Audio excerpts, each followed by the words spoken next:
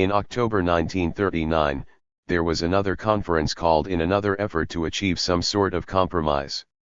This time it was organized under the auspices of the journal Pod Xenomenum Marxism by the philosophers, who had been called upon by the Presidium of the Academy of Sciences to abandon their neutrality in the struggle between the two trends in biology. Maidan attempted to drive a wedge between Lysenko and Prezant, praising the work of Lysenko, but criticizing the boundless conceit of Prezant in trying to fasten his scholasticism and bombast onto Lysenko's work. Lysenko would have none of it, however much Maidan continued to try to persuade him to preserve his practical results from the tendency toward the scholastic imposition of philosophical categories on concrete material. Lysenko continued to object and brought forward quotes from Engels to prove that the classics of Marxism were on his side. Maidan, however, undercut this line of argument by asserting that there were obsolete ideas even in the classics of Marxism, the holy of holies of our theory. At the same time, Maidan was not defending the geneticists, and he drew them into a rather strained analogy that presented views put forward in the biological debate as parallels to Menshevising idealism in the philosophical debate, and to the theories of the Trotsky-Bukharin-Pashakhani's gang and other such wreckers in the political debate. Yudin, for his part, called upon geneticists to clear up the rubbish and slag that had accumulated in their science. Nevertheless, the philosophers held back at condemning the science of genetics and backing Lysenko's theories as the one and only dialectical materialist position in biology. They appealed to both sides to be less intransigent, asking the geneticists to concede the supreme importance of agrobiology, and the Lysenkoites to suspend their efforts to suppress genetics. 99 In time, Maidan and the rest abandoned all such reserve and came in solidly behind Lysenko. So it went with Soviet biology. There remained two conflicting theories of heredity, each claiming for itself both scientific validity and philosophical superiority. Lysenko continued to move from strength to strength, while his opponents were hounded, purged, jailed, and shot. Nevertheless, neither the party nor the philosophical leadership had decisively committed itself to Lysenko's theories or to a repudiation of the science of genetics. But it was early days yet. Stalin and the philosophers. The philosophers, at this time, were inclined to be cautious about most things. They busied themselves writing textbooks, a dictionary of philosophy, a history of philosophy, and articles on philosophy for the large Soviet encyclopedia. This work was directed by the Institute of Philosophy, which had been reorganized in 1936 and brought under the Academy of Sciences upon the dissolution of the Communist Academy. Articles in Pod Xenomenum Marxism for the most part stuck very close to the classics of Marxism and current party decrees. There were still polemics, but increasingly only one side of the argument was represented on its pages, and with a harshness and stridency that directly correlated philosophical trends, such as mechanism, Menshevising idealism, and empirio-criticism with political wrecking. 1938 saw the publication of the History of the Communist Party of the Soviet Union, short course 100 prepared by a special commission set up by the Central Committee and often attributed to Stalin alone. Millions of copies came off the press, and it became the basic text for the study of Marxism in the Soviet Union. The section on dialectical and historical materialism became the preeminent philosophical work of the period. As philosophy for the masses, it was an extremely clear and concise presentation of very complex ideas. However, it cannot now be denied that it had a highly stultifying effect on philosophical creativity. Although it was schematic and derivative and reduced Marxist philosophy to its barest outlines, it was hailed as a new classic of Marxism and incessantly quoted by the philosophers as embodying the ultimate in philosophical wisdom, so that nothing else need really be said. It was presented as proof of the supremacy of Stalin in philosophy as in all other matters. As a philosopher, Stalin was most definitely not the genius his contemporaries proclaimed him to be. It must be said that he showed an interest in philosophy rare for a political leader with such monumental matters of state calling for his attention, and he did not hesitate to enlist the help of the professional philosophers in his efforts to master Marxist philosophy. It must also be said, however, that his intentions in doing so were not entirely honorable, for there is ample evidence to support the charge that he cynically and selectively manipulated the language of Marxist philosophy in the service of policies already decided on an altogether different basis. Stalin never allowed himself to be constrained by Marxism. Beneath the solemn homage to its forms lay a deep disrespect for its underlying spirit. As political expediencies changed, so did the official version of Marxist philosophy change. The exhortation to think dialectically was used to support the wildest irrationality that swept over the Soviet Union during the Great Purge. During the war, however, Stalin began to worry that entrenched habits of thinking irrationally would inhibit the rational thinking necessary to the war effort. Thus Stalin initiated the process of the rehabilitation of formal logic within the Marxist tradition. Thus, on one day, formal logic was the denial of dialectics and banned as the arm of the class enemy, and then suddenly Soviet philosophers were instructed to write textbooks on formal logic so that Soviet men may learn to think effectively. In 1941, on direct orders from Stalin, Kalman wrote the first Soviet textbook on logic to appear in many years. 101 The corresponding downgrading of Hegel, whose philosophy Stalin now categorized as an aristocratic reaction to the French Revolution, 102 had more to do with the drive to whip up Russian patriotism and anti-German feeling after the Nazi invasion of the Soviet Union than with any considered judgment on the history of philosophy. All in all, even though Stalin's intervention in relation to formal logic had positive effects, on the whole he encouraged the worst in Soviet philosophy. He knew of, condoned, and even actually incited the darkest forces that were overtaking philosophy, science and, indeed, all else at this time. Not surprisingly, Stalin has fared rather badly with the commentators. In non-Soviet sources, Stalin's philosophical legacy is almost universally rated negatively, if not contemptuously. In Soviet sources, it is today sharply criticized as having hindered the creative development of Soviet philosophy, omitted the law of the negation in expounding the laws of dialectics, emphasized the struggle of opposites without showing the unity, and having been excessively negative in evaluating the heritage of classical German philosophy. Most Soviet philosophers today reject Stalin's characterization of Hegel's philosophy. While that particular remark may have been historically inaccurate and excessively negative towards Hegel, not all Marxists would agree with these sources in holding that Stalin's de-emphasis on the Hegelian heritage of Marxism was such a bad thing. In assessing Stalin's contribution to the history of Marxist philosophy, Schaff, although caustically critical of the Stalinist legacy in virtually all other respects, considers Stalin's treatment of dialectics in the short course to be in some respects an improvement on Engels. Stalin was right, Schaff believes, to stop coquetting Hegel and to omit the negation of the negation. His acceptance of the validity of formal logic, which led him to have a text on logic published during the war and to recommend it for study by the officers of the Red Army, was a positive factor in reorienting Marxist philosophy on this question. 103.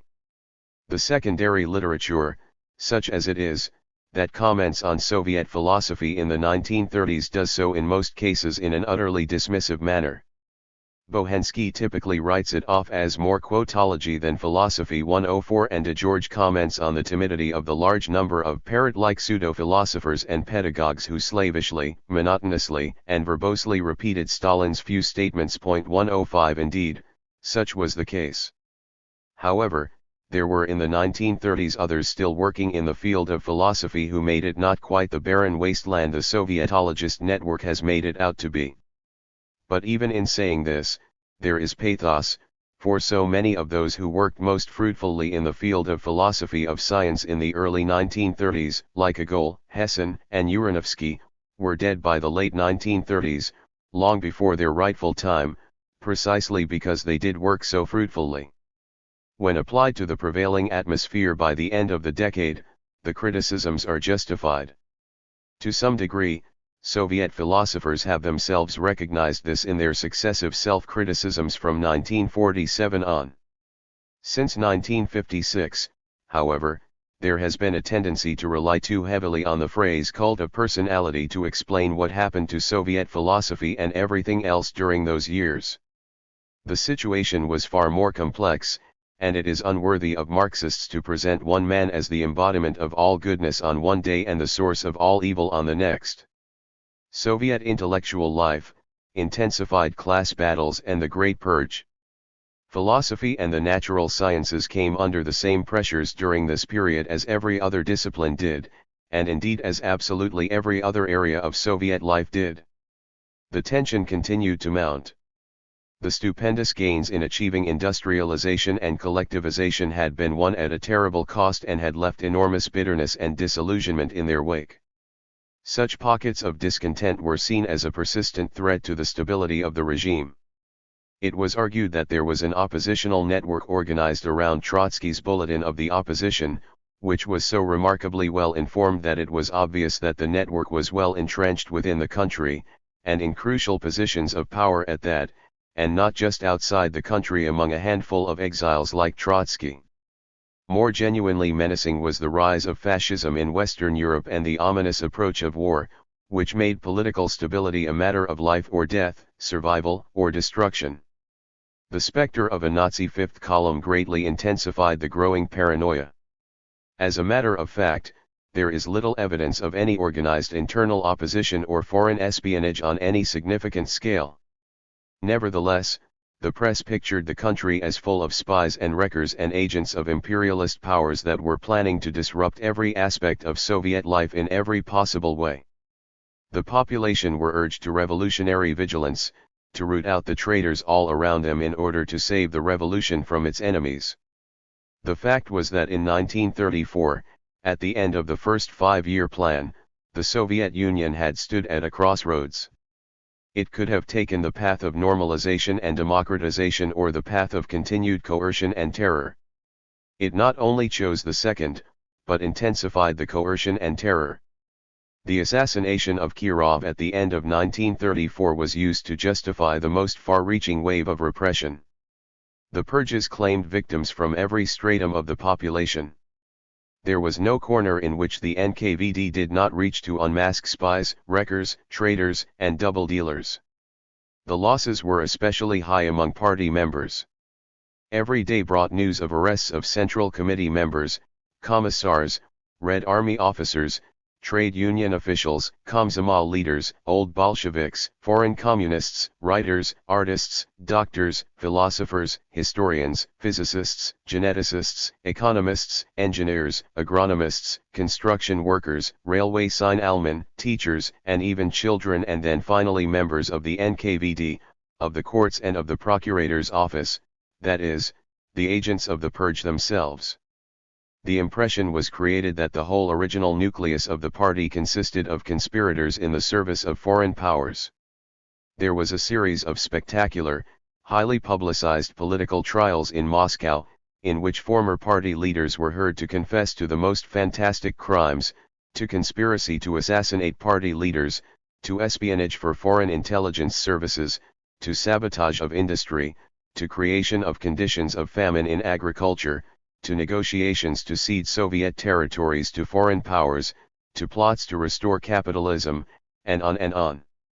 In August 1936, there was the trial of the Trotskyite Zinoviyevite United Center, at which Zinoviev, Kamina, and others were sentenced to death. This was followed in January 1937 by the trial of the Parallel Center, in which defendants such as Radek, Pyatakov, and Sokhonikov were sentenced to death or long terms of imprisonment. The testimony at the first two trials was put together to form the scenario for the third trial, that of the Right Trotskyite Center, which came in March 1938. The sentence of death was passed on Bukharin, Rykov, Krestinsky, and others, including Yagoda, who had headed the NKVD and presided over the preparation of the first two trials. Trotsky, who had long been in exile, was sentenced to death in absentia, a sentence executed in Mexico in 1940.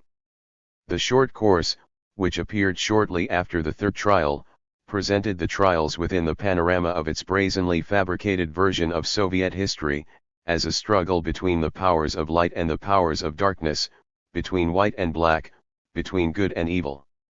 On the one side stood Lenin, Stalin, and CPSU, the Soviet people and the forces of progress. Arrayed against them were Trotsky, Zinoviev, Kamina, Bukharin, and all the forces of world reaction. These former party leaders, these enemies of the people, dregs of humanity, white guard pygmies, contemptible lackeys of the fascists, had been from the earliest days in conspiracy against Lenin, Stalin, the CPSU, and the Soviet state. They had been responsible for the shot fired at Lenin, for the murder of Kirov, and for the most unspeakable and innumerable crimes. 106 With justification has the book been described as a monstrous blend of whitewashing and mudslinging, of panegyrics and slander. 107. At the same time as history was being so blatantly falsified and reduced to a primitive and simplistic schematization, Stalin was making public denunciations of attempts to falsify, vulgarize, or oversimplify history. It may have been black humor or it may have been genuine ambivalence. More probably it was crass and manipulative cynicism. In any case, there was wholesale distortion of historical events. Certain names disappeared from the pages of Soviet history overnight, with all books making reference to such persons' historical contributions removed from library shelves. Photographs in the museums and in the new books were doctored. Documents relating to them in archives were destroyed. In 1935, V.I. Nevsky, the director of the Lenin Library, was arrested for refusing to discard specified holdings, even though he received a written order from Stalin to do so. In 1938, all major archives came under NKVD administration. It was not only political history that was falsified. So were the history of philosophy and the history of science.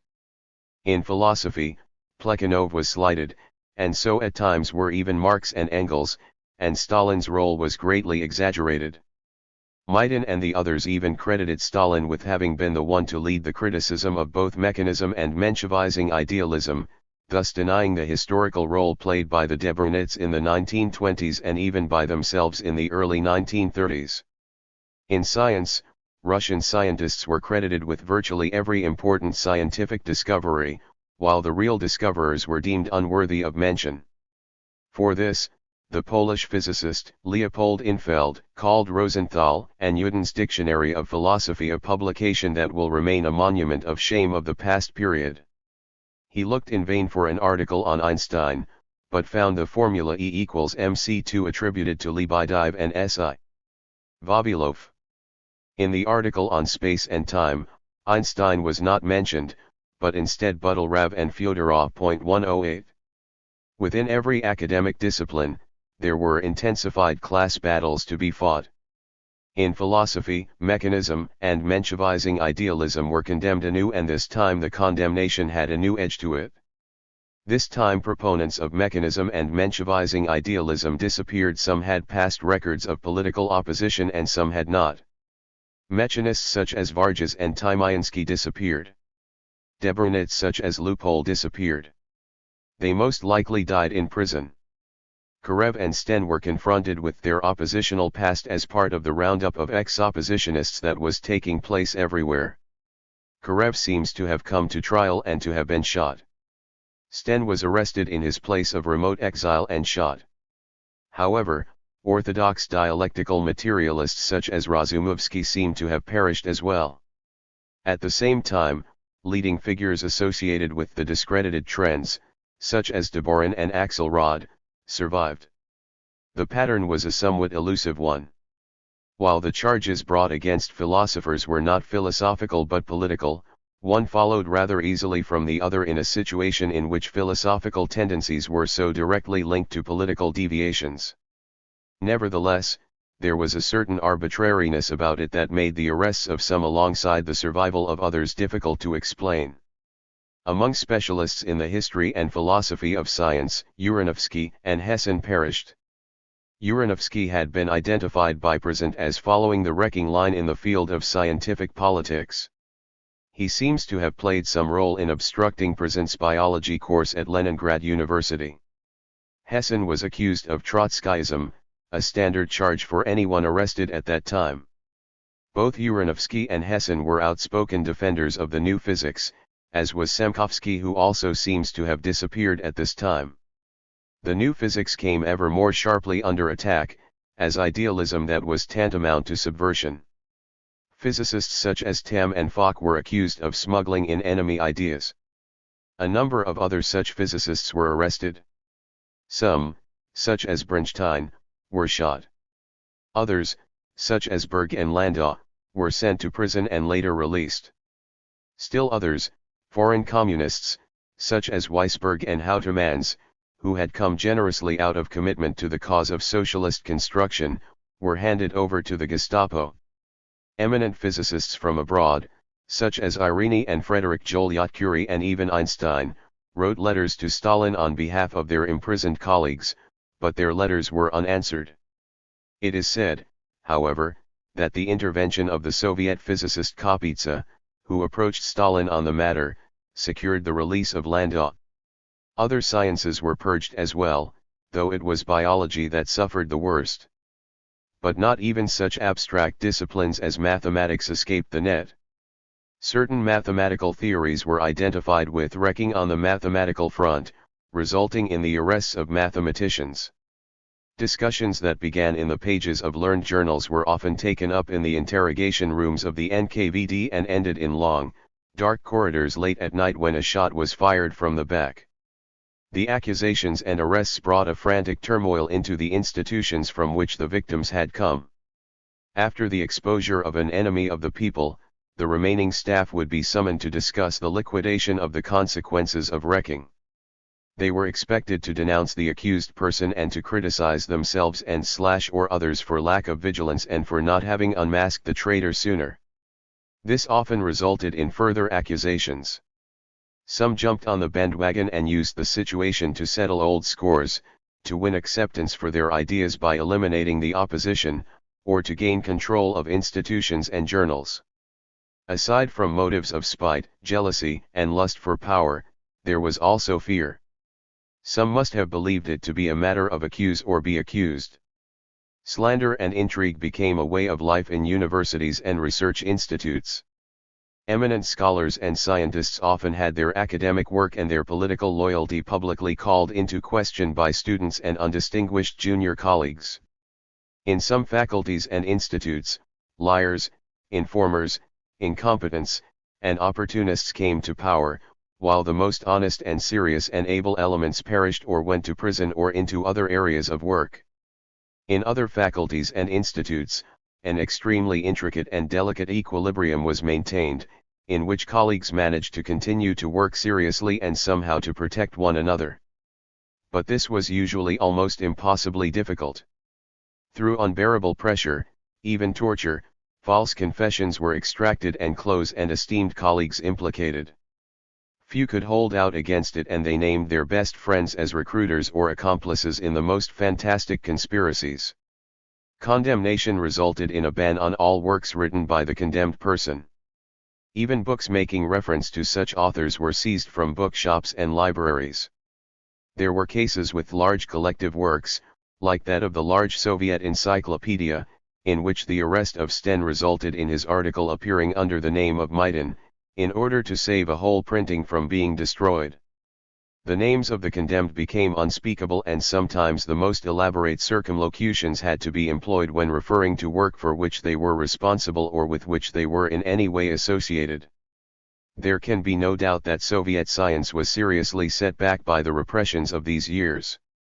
It was sharply cut off from the whole international context within which it had previously functioned, with severe restrictions on travel abroad and on access to foreign publications, and with great fear and suspicion attending any attempts even to correspond with foreign colleagues.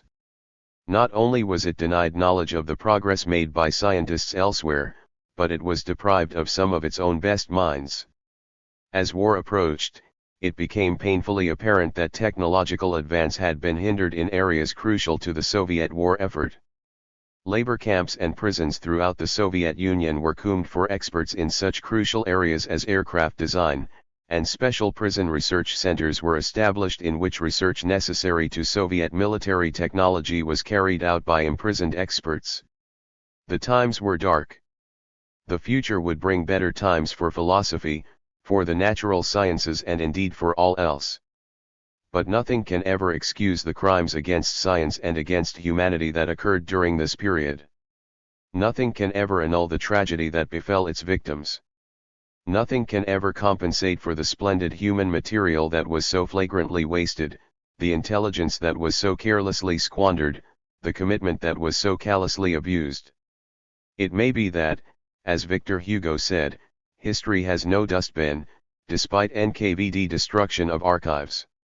It may be that the longer run is bringing the perspective denied to it in the short run, and that the martyrs of science are faring better than their accusers, bringing Vavilov to triumph at least posthumously over Lysenko. But things have not yet been set right, and it is an episode that is far from over. But why did it happen? A detailed answer must await the future and the opening of archives still closed, but there are certain things that can and must be said. On the one hand, it would seem that the overwhelmingly hostile forces surrounding the still endangered Soviet state made a certain defensiveness and suspiciousness inevitable. It would also seem that the cultural backwardness, sometimes so incongruous with such highly advanced goals, made a certain clumsiness in dealing with complex questions inevitable. But, on the other hand, the whole tragic cycle, which gave such an edge to the most ruthless and ignorant elements over the healthier and more enlightened ones, does not seem to have been inevitable. There is every reason to believe that socialism could have been built and could have defended itself against its enemies without such terrible destruction and waste that deprived socialism of so much of the knowledge and commitment it needed most. There is no reason to think that all revolutions necessarily devour their own children, though this one surely in large measure did. It cannot be explained away by the phrase cult of personality, despite Stalin's crucial part in it all. Others too had blood on their hands when they need not have. At the same time, it cannot be denied that things would have gone very differently had Lenin survived or had he been succeeded by Trotsky or Bukharin. Stalin's personality is obviously a central factor to take into account. It is a cruel fact of life that unscrupulousness confers a decided advantage in struggles for power.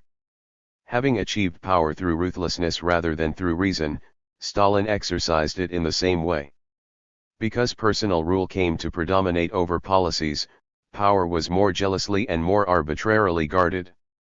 In Stalin's case, he was exceedingly vainglorious and hungry for power, indeed to the point of absolutism, to the point of aspiring to eliminate all possible contenders, not only in the present but in the past.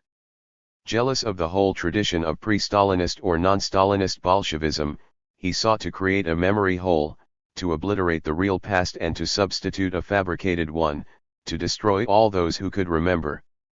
And it was not only a matter of destroying the basis of the past in terms of the record of events and the historical role of others, but in terms of all standards of rationality and morality, all norms independent of administrative fiat, that had prevailed in the past and could prevail in the present. This required not only the murder of the dead, but the corruption of the living. And it was not enough to physically destroy, to implicate in guilt, to terrorize. It was necessary in all cases to break their character, to eliminate all operative factors but the single will. The physicist Weisberg has shed light on the mechanism at work in his account of his arrest and 3-year imprisonment at the height of the terror. He describes his conversations with a fellow prisoner whom he subsequently discovered had been pressurized by the NKVD to persuade him to submit to making a false confession. Rozansky spoke of the confessions as political necessities. It was necessary for a communist, he argued, to abandon all bourgeois concepts such as truth and lies, to abandon all old ideas of honor, and to subordinate all to the final aim. When asked about what was the final aim, he replied, "We have lost sight of it at a bend in the road, but Stalin can see it. At the next bend we shall see it too."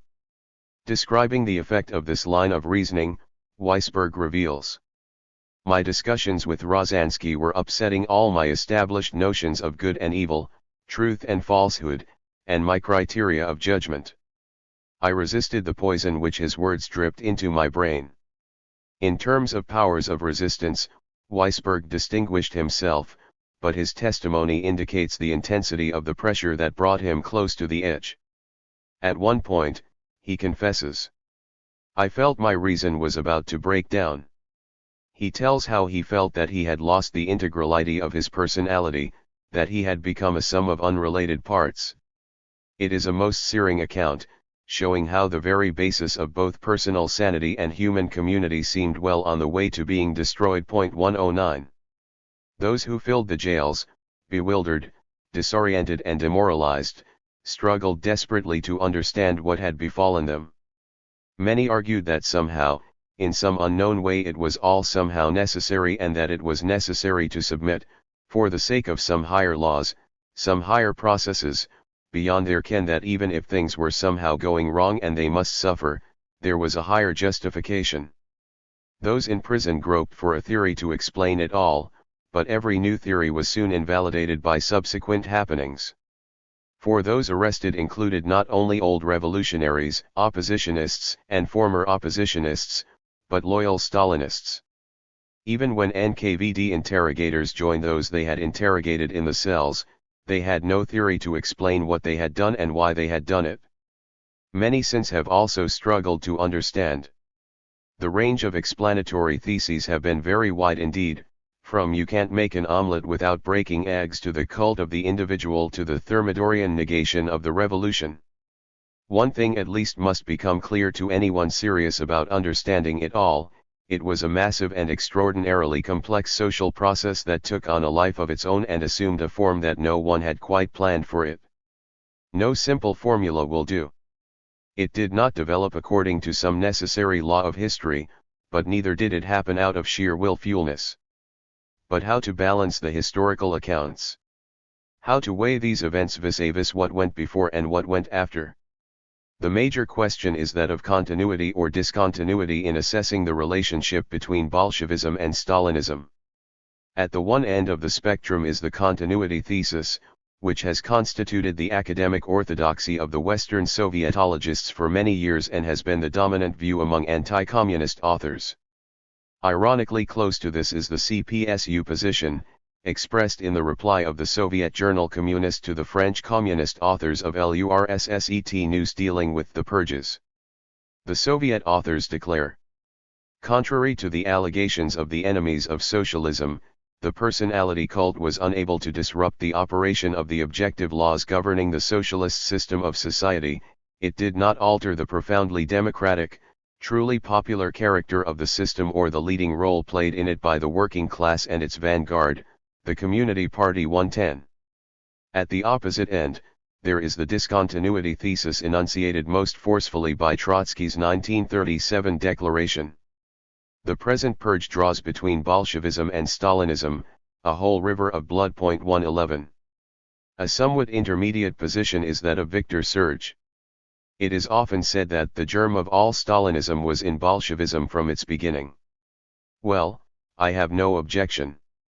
Only Bolshevism also contained many other germs, a mass of other germs, and those who lived through the enthusiasm of the first years of the first victorious revolution ought not to forget it. To judge the living man by the death germs which the autopsy reveals in a corpse and which he may have carried in him since his birth is this very sensible. 112. On this matter, Serge is probably closest to the truth, despite the shallow evasions of those who are afraid to face the full consequences of it. The discontinuity was enormous, for the most fundamental principles of the revolution had been flagrantly violated and overcome by arbitrariness, ignorance, and incomparable baseness.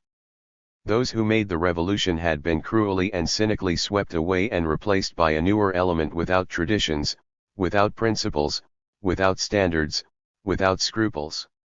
So much had been built and so much destroyed. The revolution had triumphed and brought equality and enlightenment on a vast scale, where previously there was none.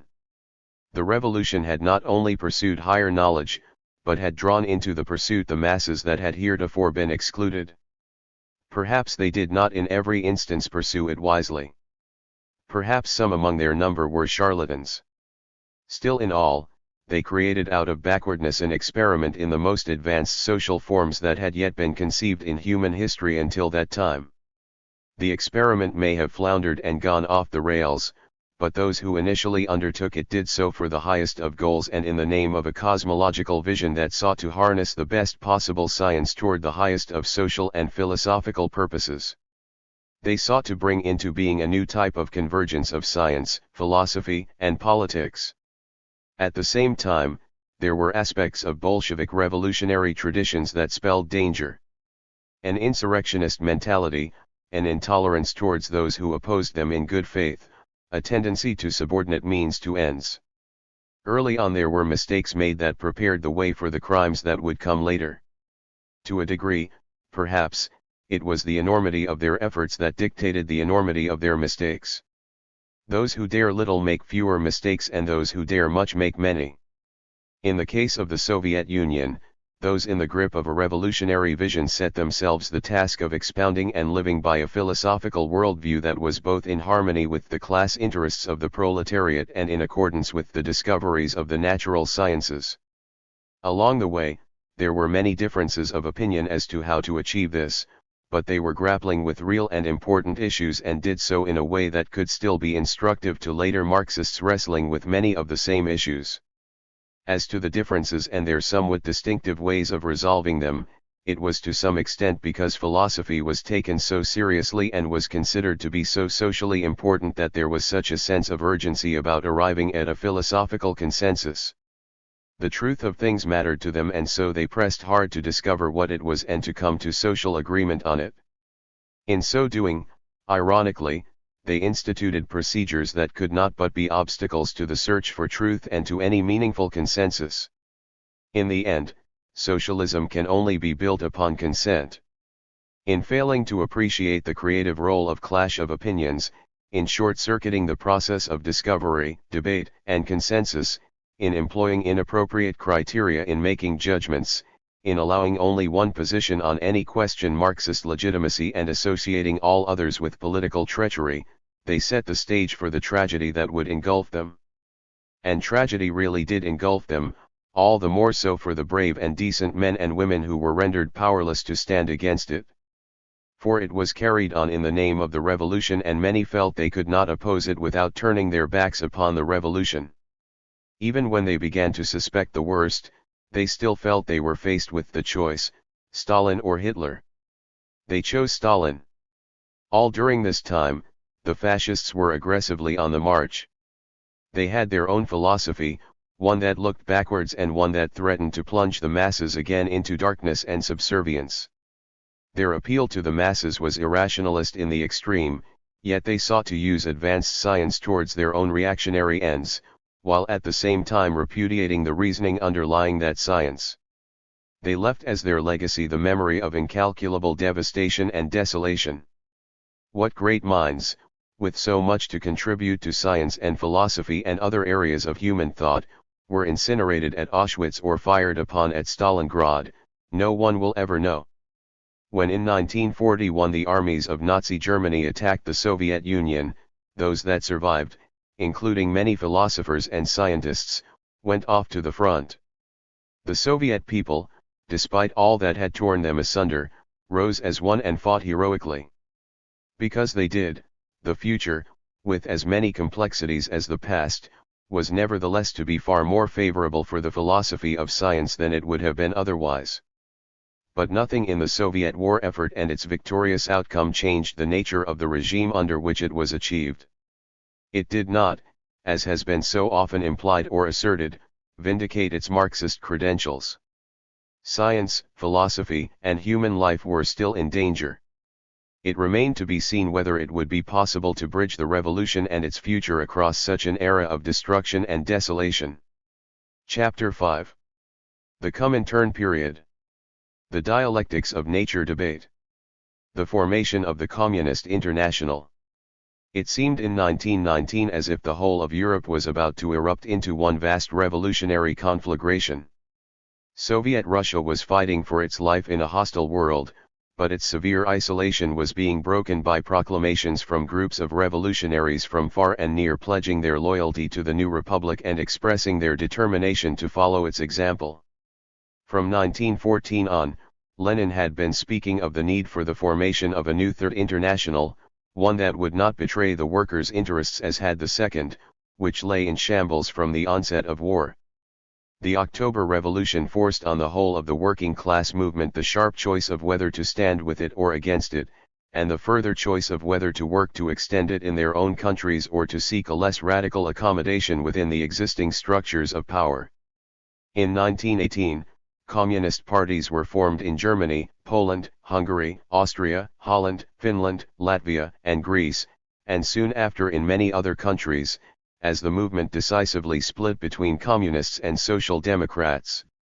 In January of 1919, the Russian Communist Party issued a manifesto calling for the creation of a new international, and in March, delegates assembled in Moscow. Despite the difficulties in communication and transportation and despite the absence of real unanimity, the Communist International was inaugurated. The Congress, which declared itself the founding Congress of the Communist International, sent forth a manifesto to the proletarians of the whole world in the hope of rallying workers everywhere to side with the cause of revolution and to break with the false promise of bourgeois democracy. Events were moving very fast. Everywhere workers inspired by the October Revolution were rising up against their oppressors, and Soviets sprang up from the Dąbrowa coal basin in Poland to Limerick and Tipperary in the faraway west of Ireland.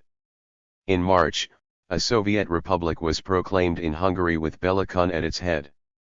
Kun had been converted to Bolshevism while a prisoner of war in Russia and, upon his return to Hungary in November 1918, had founded the Communist Party amid the fluid political situation caused by the dissolution of the Austro-Hungarian Empire.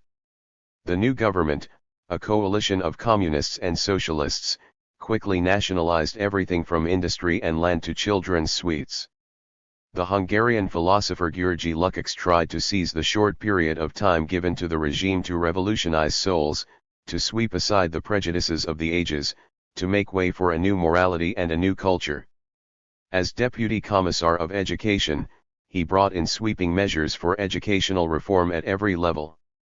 Arthur Koestler, who was a Budapest schoolboy during the days of the Hungarian Commune, recalls it as a 100-day spring, when the whole town seemed to have been turned upside down, when new teachers spoke in new voices addressing students as citizens of a strange new world, when colorful, futuristic posters transformed the streets into art galleries, when everyone was eating vanilla ice cream, and when people on the streets, who didn't expect it to last, kept saying with surprise, "It goes on and on."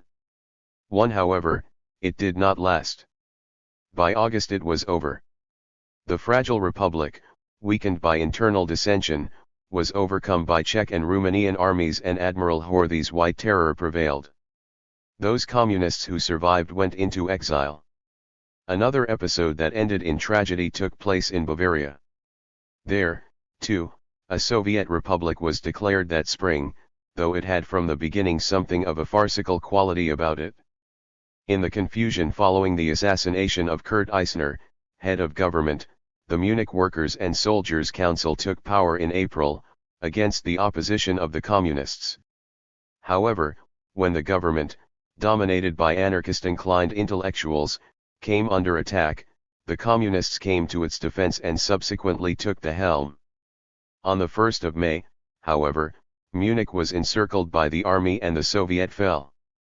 A brutal massacre followed, and the leaders, including the anarchist Gustav Landauer and the communist Eugene Levin, were killed.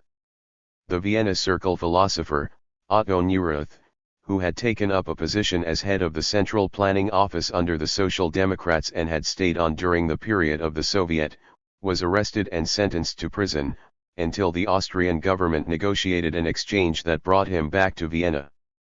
Munich subsequently became a center of reactionary opposition to Weimar republicanism.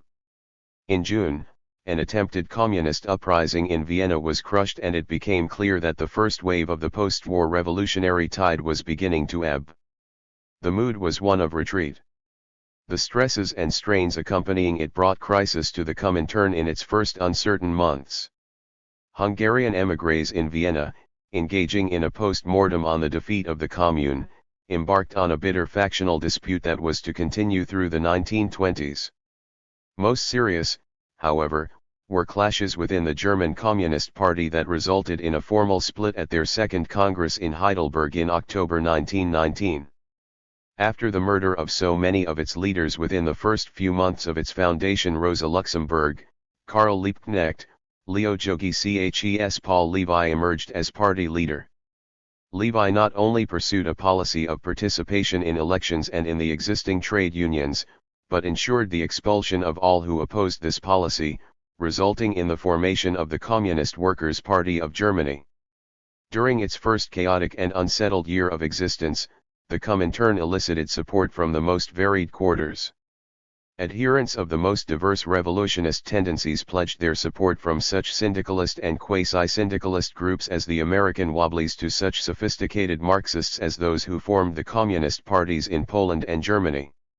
In some countries, sections of the Comintern consisted of small sectarian groups, like the Dutch Communist Party, formed for the purpose, while in others, already existing mass parties, such as the Norwegian Labour Party and the Italian Socialist Party, came over to the Comintern. At this time, Comintern leaders embraced the variety and diversity and preferred to keep their options open, negotiating in Germany, not only with the KPD, but with the KAPD and the USPD as well. However, by the time the Second World Congress took place in July 1920, it had been decided to put the house in somewhat better order. In preparation, Lenin wrote Left-Wing Communism, an infantile disorder, and the West European Bureau of the Comintern, centered in Amsterdam and controlled by the Dutch leftists, was dissolved.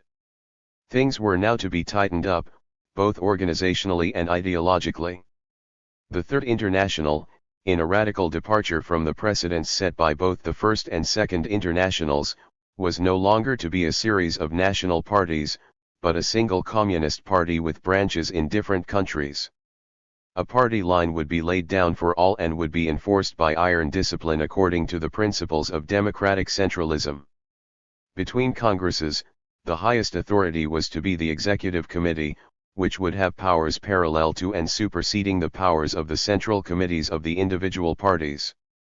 It was to be a directive center of a world revolution, a far cry from the mailbox concept that had shaped the Secretariat of the Second International.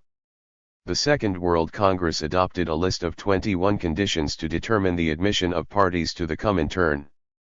Henceforth, each party was required to carry out systematic propaganda, including within the army and in the countryside, in favor of proletarian revolution, to remove reformists and centrists from all positions in the working class movement and to replace them by communists, to combine legal and illegal methods of work, to supervise the activities of its members in parliament, to denounce pacifism, to support colonial liberation movements, to secure the adherence of all sections of the labor movement to the Red Trade Union International as opposed to the Yellow Amsterdam Trade Union International, to organize on the basis of democratic centralism and to conduct periodical purges of its membership, to support all existing Soviet republics by all possible means, to revise its party program in accordance with the policies of the International, to accept all decisions of the Comintern as binding, to take the name of Communist Party, and to expel all members who voted against acceptance of the 21 conditions at a Congress called for the purpose. 2 The Congress marked a sharp breach not only between communists and social democrats,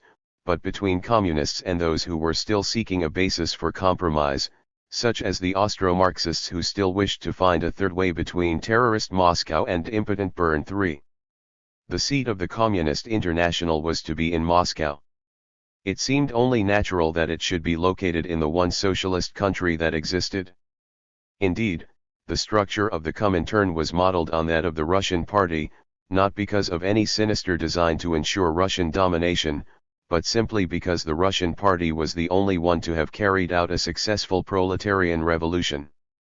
From the beginning, there had been uneasiness about this situation, particularly among the KPD leadership, and Rosa Luxemburg had early warned against the potential subjection of the international movement to the Russian model. However, it seemed possible that this danger would be circumvented. The Russians at this time fully expected that their preeminence would be superseded as soon as a proletarian revolution triumphed in an advanced industrialized society. Indeed, Bolshevik leaders were inclined to state the matter quite sharply, pointing to their own backwardness and to the necessity of a more advanced country taking the lead.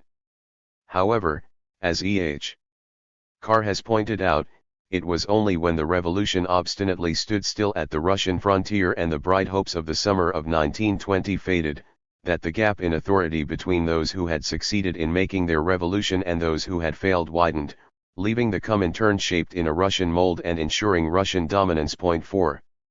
The Congress was followed by bitter debates within the parties on acceptance of the 21 conditions, and the period between the Second and Third Congresses saw a series of splits and amalgamations based on the new policies.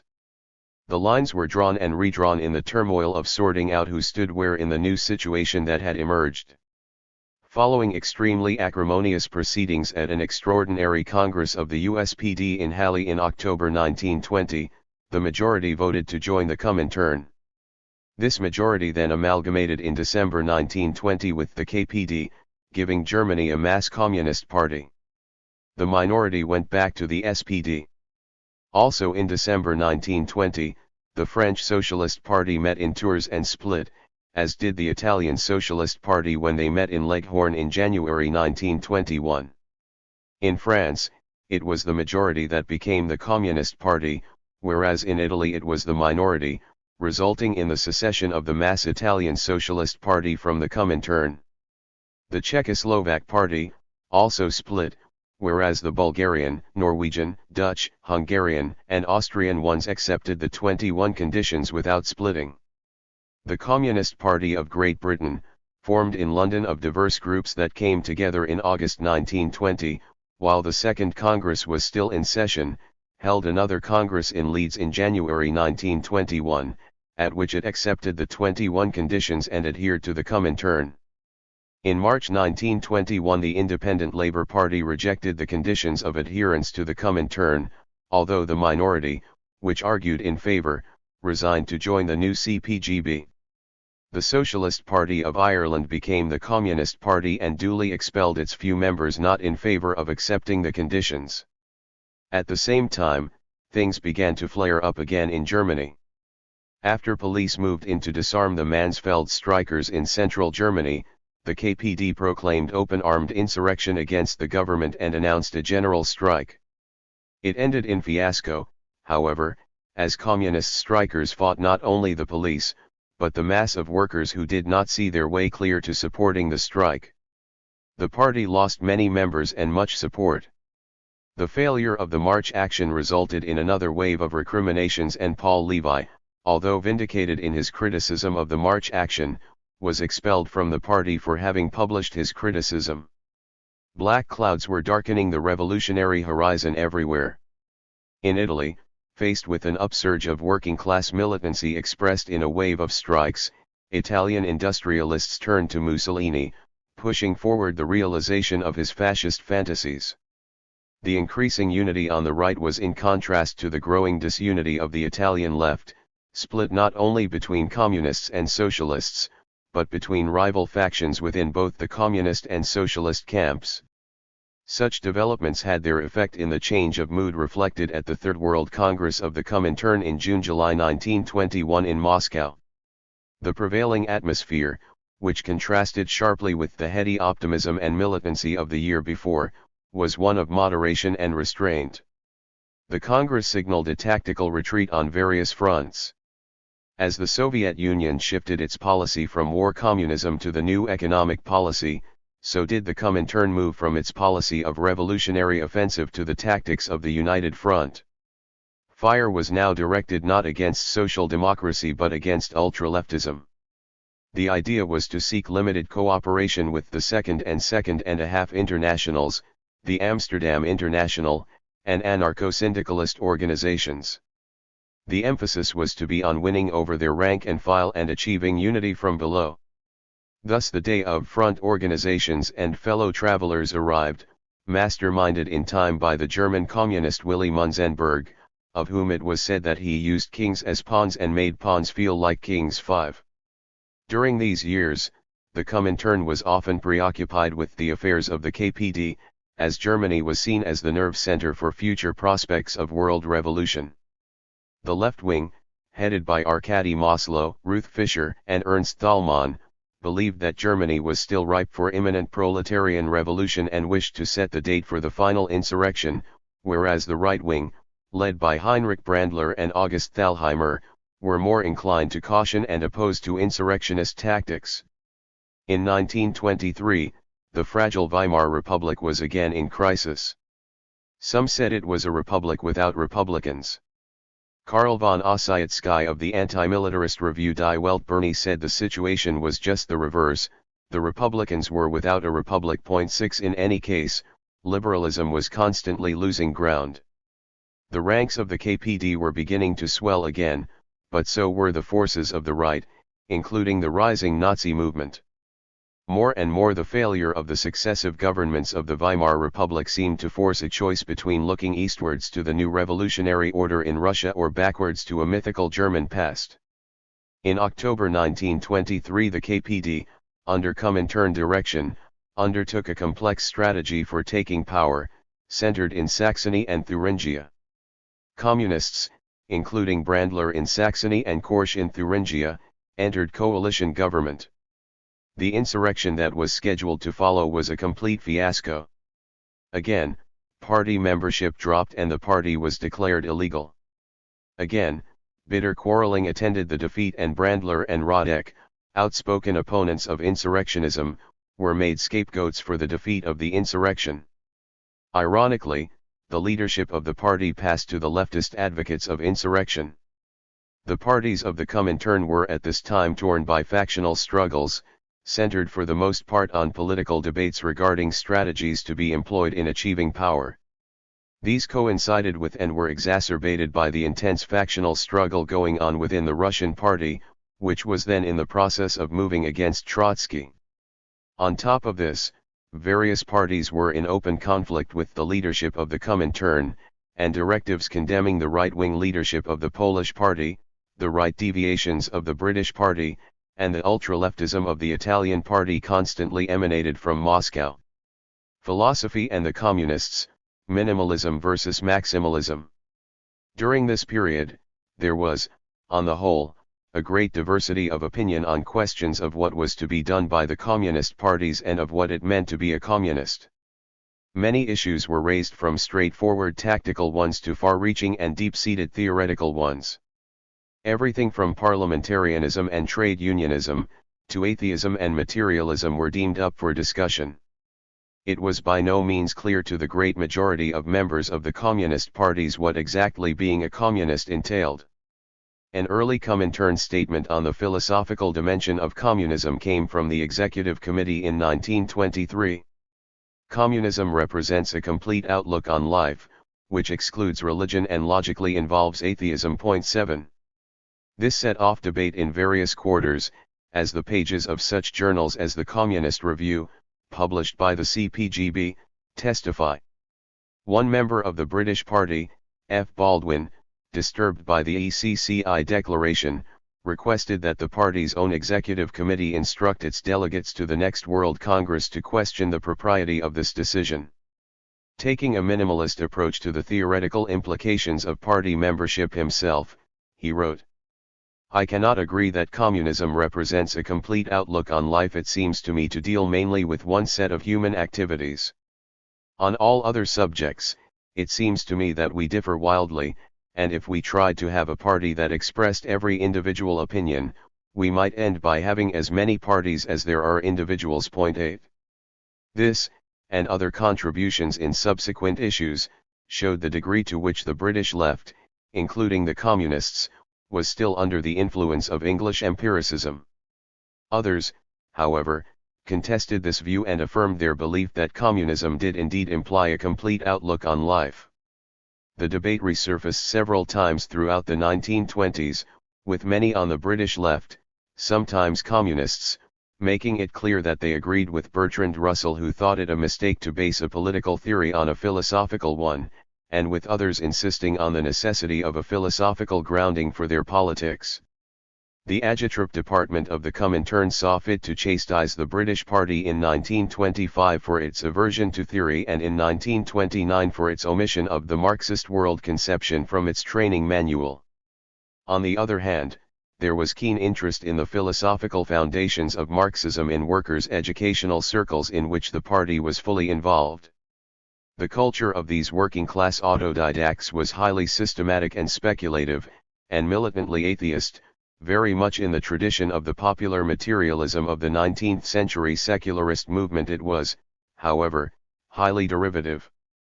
It was not until the 1930s that Britain became a center for original philosophical thinking within the Marxist tradition. 9. In the 1920s, one needed to look further to the east for the vital centers of philosophical debate. Central Europe was bursting with it.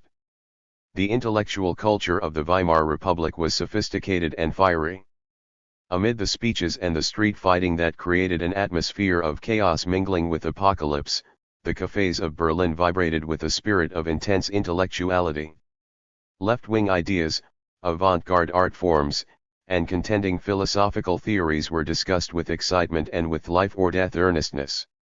Austria too was alive with it.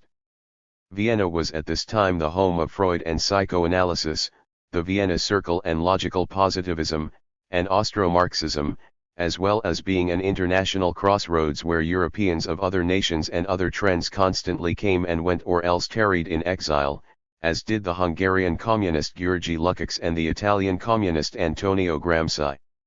A lively forum for theoretical debate within the communist movement in its formative days was Communismus, a Comintern theoretical journal published in Central Europe in 1920 to 1921, of which Lukács was an editor. German, Austrian, Polish, Dutch, Italian, and Hungarian Marxists, of a decidedly leftist tendency within the political spectrum of the time, dominated its pages. The politics of the journal was hostile to trade union and electoral activity and supportive of the primacy of workers' councils within the strategy of the revolutionary movement. In philosophy, it signaled the first notes of a neo-Hegelian revival within Marxism, accompanied by a critical approach to the legacy of Engels and an identification of it with a positivist and mechanist interpretation of Marxism. 10. In this environment, a far more maximalist approach to the theoretical implications of party membership prevailed. The sort of Marxists who gathered around Communismus firmly believed that Marxism was a complete outlook on life and put great stress on the philosophical dimension of Marxism. Ironically, though, they did so in a way that undercut their own basic intentions, for they took up philosophical positions that implied a severe restriction of the scope of Marxism and actually made it anything but a complete outlook on life. There was a growing tendency to exclude the philosophy of nature from the horizon of Marxism or to assimilate it within the concept of revolutionary praxis as to undercut any meaningful understanding of Marxism as a philosophy of science. The Dutch leftists. The major theoreticians of the Dutch party, Anton Pannekoek, Henriette Roland Holst, and Herman Gorter, represented the left communist trend against which Lenin directed his fire in left-wing communism, an infantile disorder. Responding to Lenin's criticism, Gorter wrote an open letter to Comrade Lenin in which he argued that the Comintern was neglecting the impact of bourgeois thought on the consciousness of the proletariat. The reason why crisis after crisis came and yet attempts at revolution misfired was that the proletariat were still under the spell of bourgeois ideology. This was the secret source of the power of the bourgeoisie over the proletariat. 11 From this, the Dutch leftists concluded that it was necessary to emphasize the philosophical side of Marxism. It was essential to break decisively with all premises of bourgeois thought and all bourgeois organizational forms. The group was, however, much clearer about the implications of the latter than of the former. Organizationally, their radicalism committed them to abstention from parliaments and trade unions and to the creation of workers' councils. Theoretically, it involved a determination to break away from fatalistic and positivistic conceptions of the world, leading in practice to a certain attenuation of materialism, although it must be said that they were never very clear about what their stance implied in philosophical terms.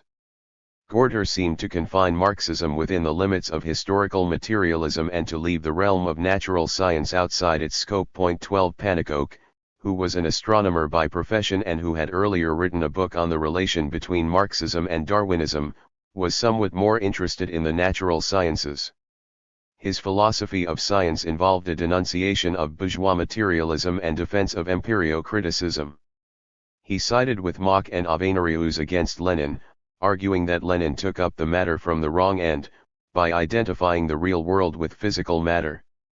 For Pannekoek, the concept of physical matter did not suffice to explain the experienced world, and there was a need for more and other concepts: energy, mind, consciousness. 13 Roland Holst, who so ardently sought within Marxism a unity of rationality and emotion, a deepening of the moral side of man, a new relation between man and nature, became disheartened at ever finding these there and turned again to religion.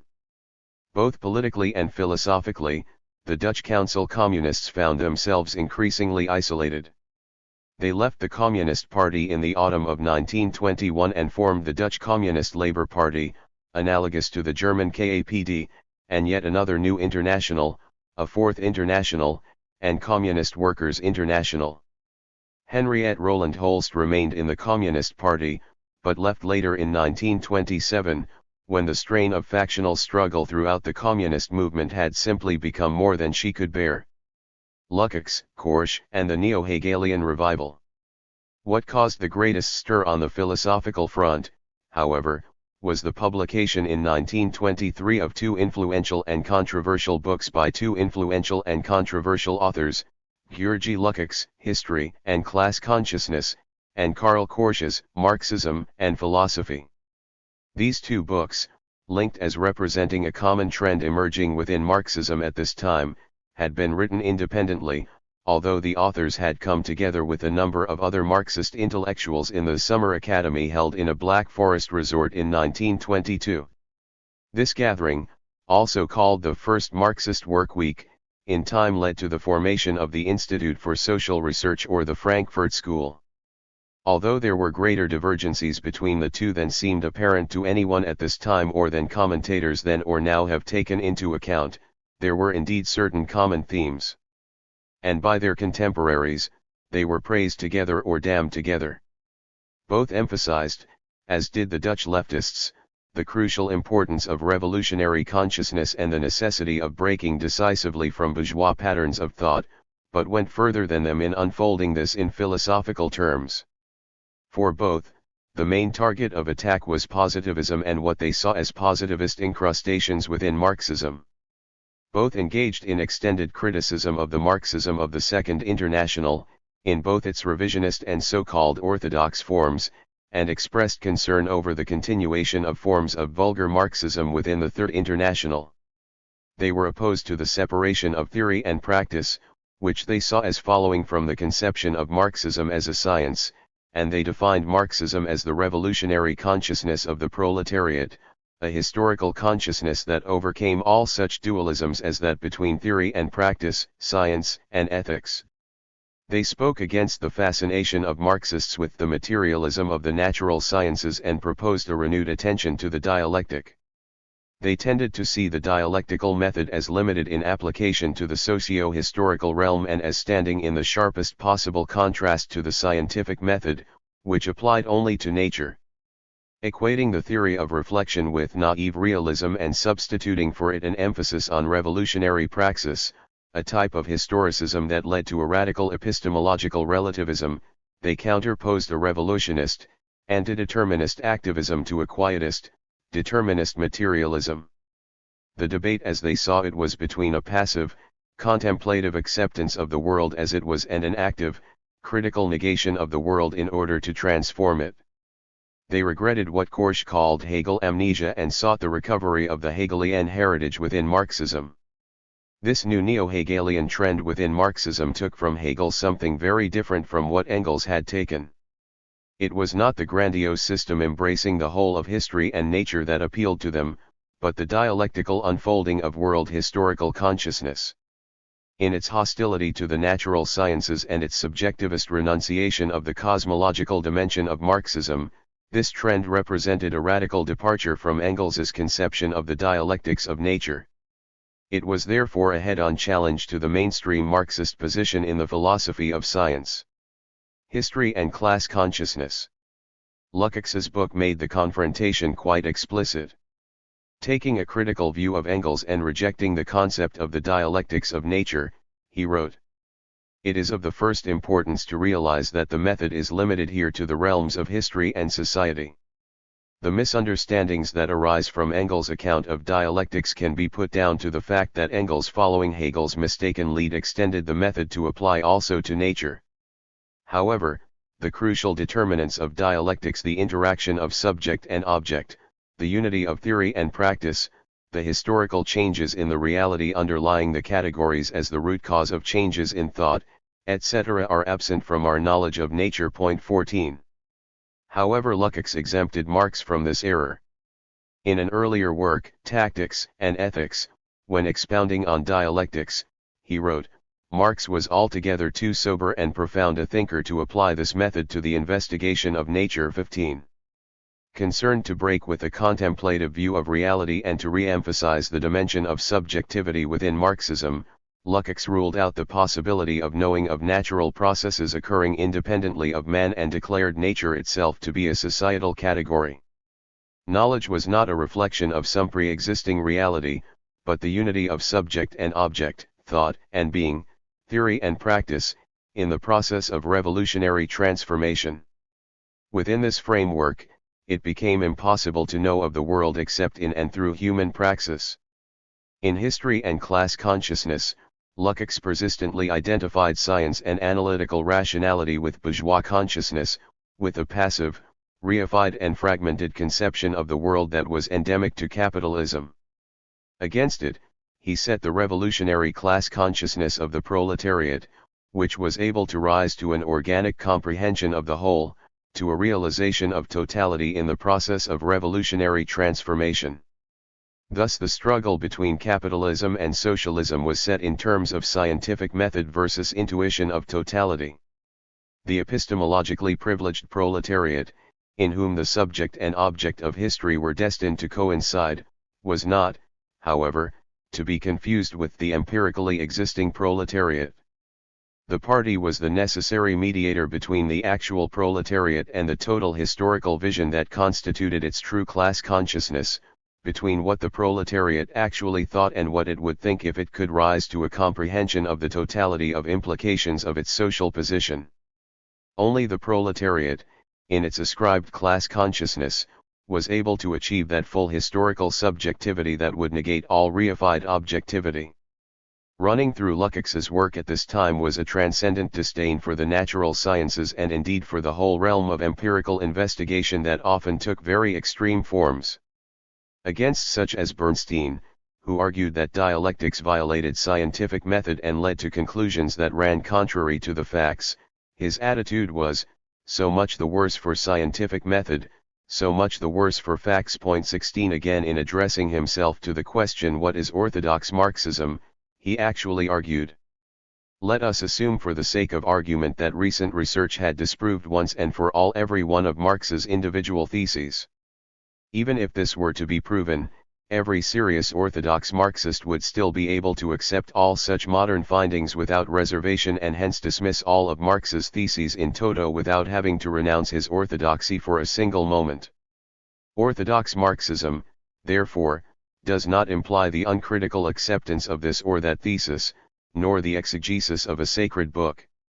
On the contrary, orthodoxy refers exclusively to method. It is the scientific conviction that dialectical materialism is the road to truth and that its methods can be developed, expanded, and deepened only along the lines laid down by its founders.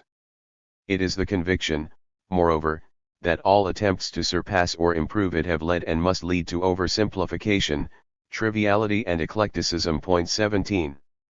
While this was a manifestation of a healthy desire to keep Marxism from rigidity and ossification, it presupposed the very separation of method and reality that Lukács proclaimed must be overcome, and it expressed the sort of cavalier disregard for the concrete facts that would most surely keep Marxism from developing.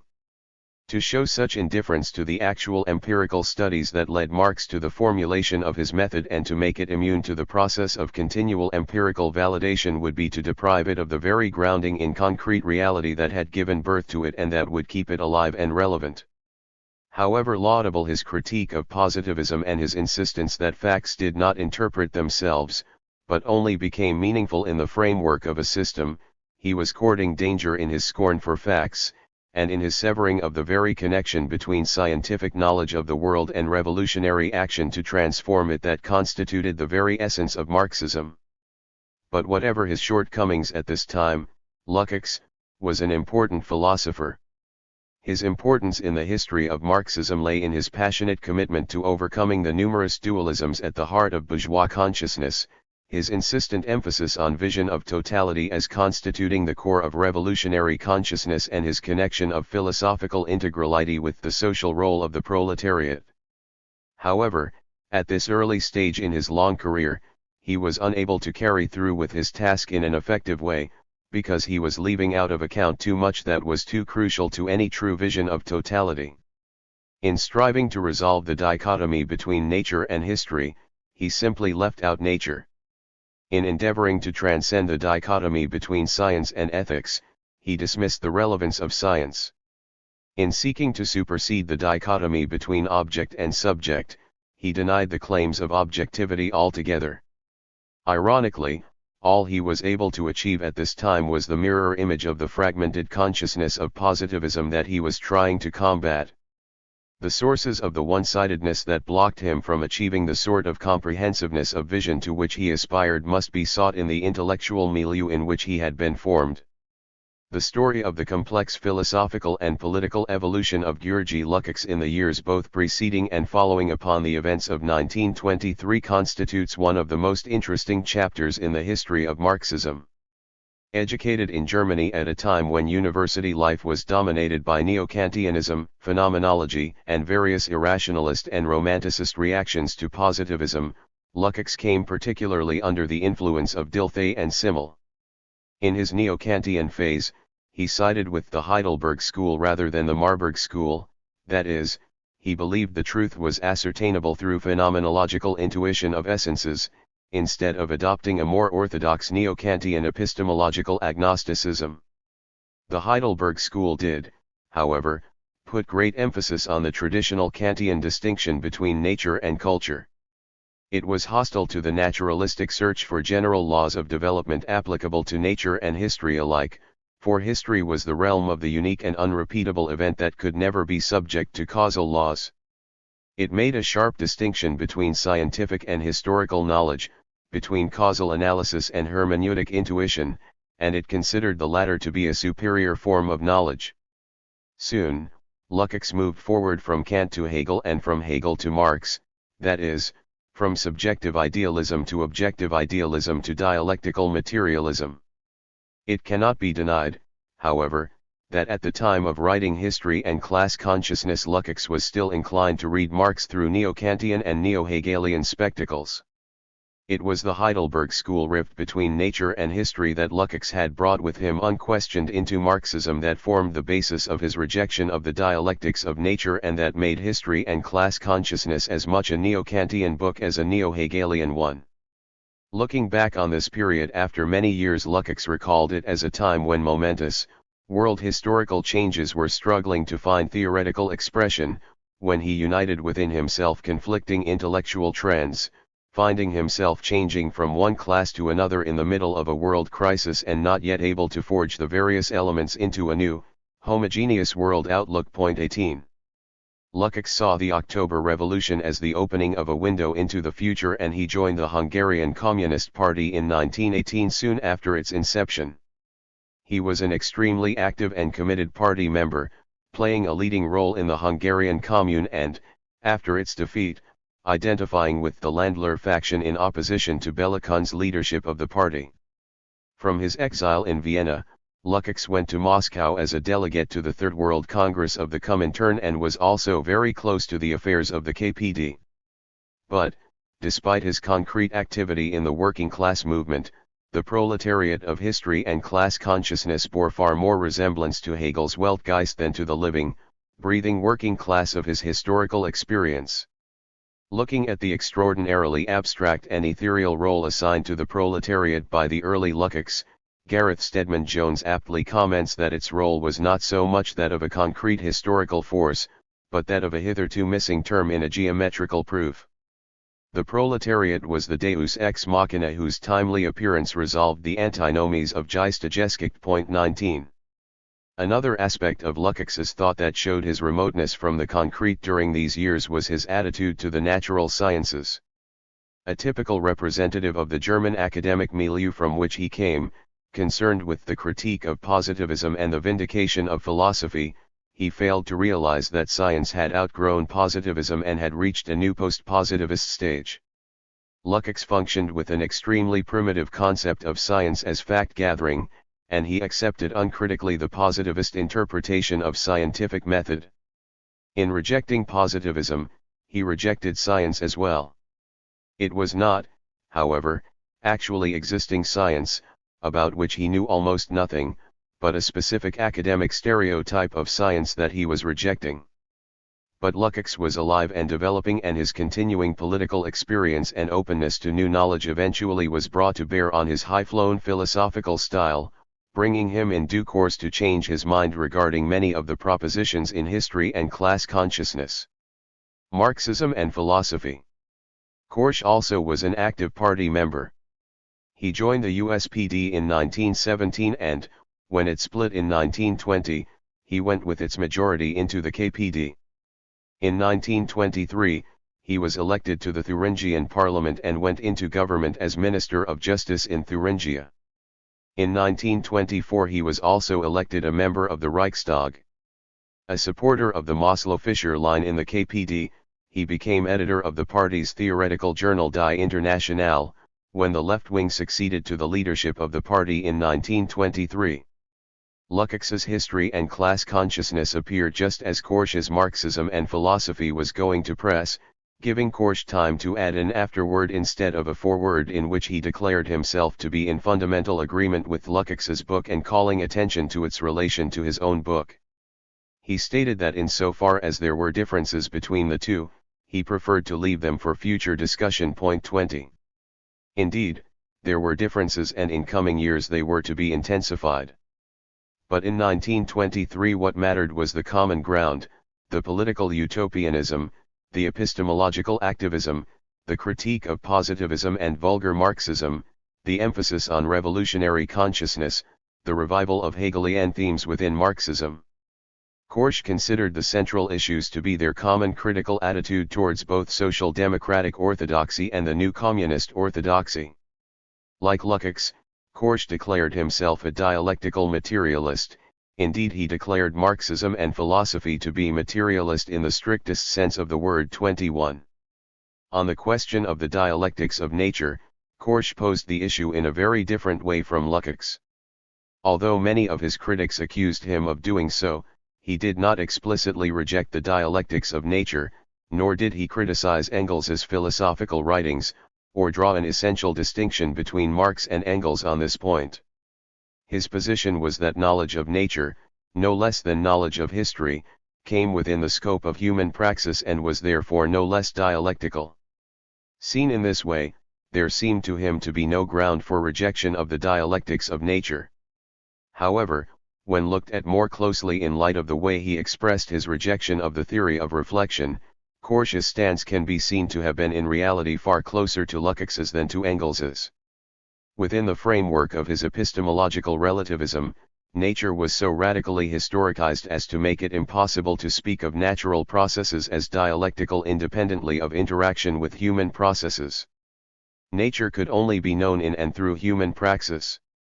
Thus, only human thought, only human historical activity, could be dialectical.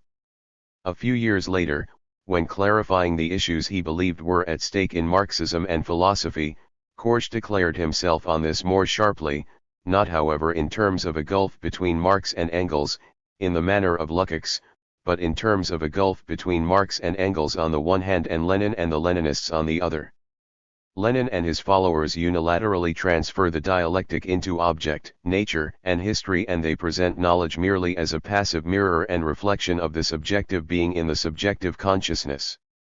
In so doing, they destroy both the dialectical interrelation between being and consciousness and, as a necessary consequence, the dialectical interrelation of theory and practice. 22. Korsch's position on dialectics was a more definitive one than that of Lukács, for knowledge of nature bridged to some extent that gap that Lukács left yawning between history and nature. However, although he did not express it so forcefully as did Lukács, there was in his work as well an aversion for the natural sciences and for the materialism of the natural sciences that was as alien to the whole spirit underlying the philosophy of Marx and Engels as to that of Lenin. The main theme of Marxism and philosophy was the status of philosophy within Marxism. His argument here was a very confused one. After castigating the Marxism of the Second International for neglect of the philosophical side of Marxism and declaring the aim of Marxism and philosophy to be re-emphasis of the philosophical side of Marxism, he turned around and proclaimed that Marxism was not a new philosophy but the abolition of philosophy. In one passage, he would say that the dialectical materialism of Marx and Engels is by its very nature a philosophy through and through 23, and in another that it was an anti-philosophy 24, the convoluted reasoning that it was an anti-philosophy that was itself philosophical, a surpassal of philosophy that retained its philosophical character, a realization of philosophy aimed at its destruction, could not annul the elementary logical contradiction that lay at the heart of this argument. This particular confusion did have some basis in the writings of Marx and Engels, however. Going even further than Marx and Engels, who unfortunately spoke of the transcendence of philosophy by the positive sciences, Korsch declared that the revolutionary process was a total attack on bourgeois society that brought the abolition not only of its philosophy but of all of its sciences. Just how the new revolutionary man, endowed with mystical proletarian class consciousness, was to come to terms with the natural world without the positive sciences and without philosophical interpretations of the results of positive sciences was something that was never quite explained. The reviews, a storm of controversy. At all events, the two books unleashed a storm of controversy. The reviews came flooding in, bringing high praise from some quarters and virulent condemnation from others. In social democratic circles the reaction was mixed. Siegfried Mark hailed Lukács's book, and in his own book, Die Dialektik in der Philosophik der Gegenwart, published a few years later, he did raise various criticisms of Lukács. He felt, for example, that Lukács's concept of proletarian class consciousness shot beyond the boundaries of historicity. He hinted that there was something dangerous in Lukács's ascription of a sort of scholastic infallibility to the dialectical method and to his mythological conception of the proletariat, and indicated that such a way of thinking could lead to Inquisition 25. Koski, on the other hand, took a dim view of it all, not surprisingly, as he was a major target of attack in both books. Reviewing Korsch's book, Koski accused him of distorting the history of Marxism and of emphasizing revolutionary consciousness to the point of forgetting that revolution is possible only under specific historical conditions. 26. Among independent Marxists, of whom there were a few, although not nearly so many as in years to come, both books were warmly received. The Hungarian Marxist Laszlo Radvanyi believed Korsch was correct in his emphasis on revolutionary consciousness. Whereas the working class movement had liberated itself from the hegemony of the bourgeois conception of the world in political and economic terms, it had not done so in philosophical terms. As Radvanyi saw it, it continued to be in the grip of the crude, natural scientific, materialist worldview of the post-revolutionary bourgeoisie.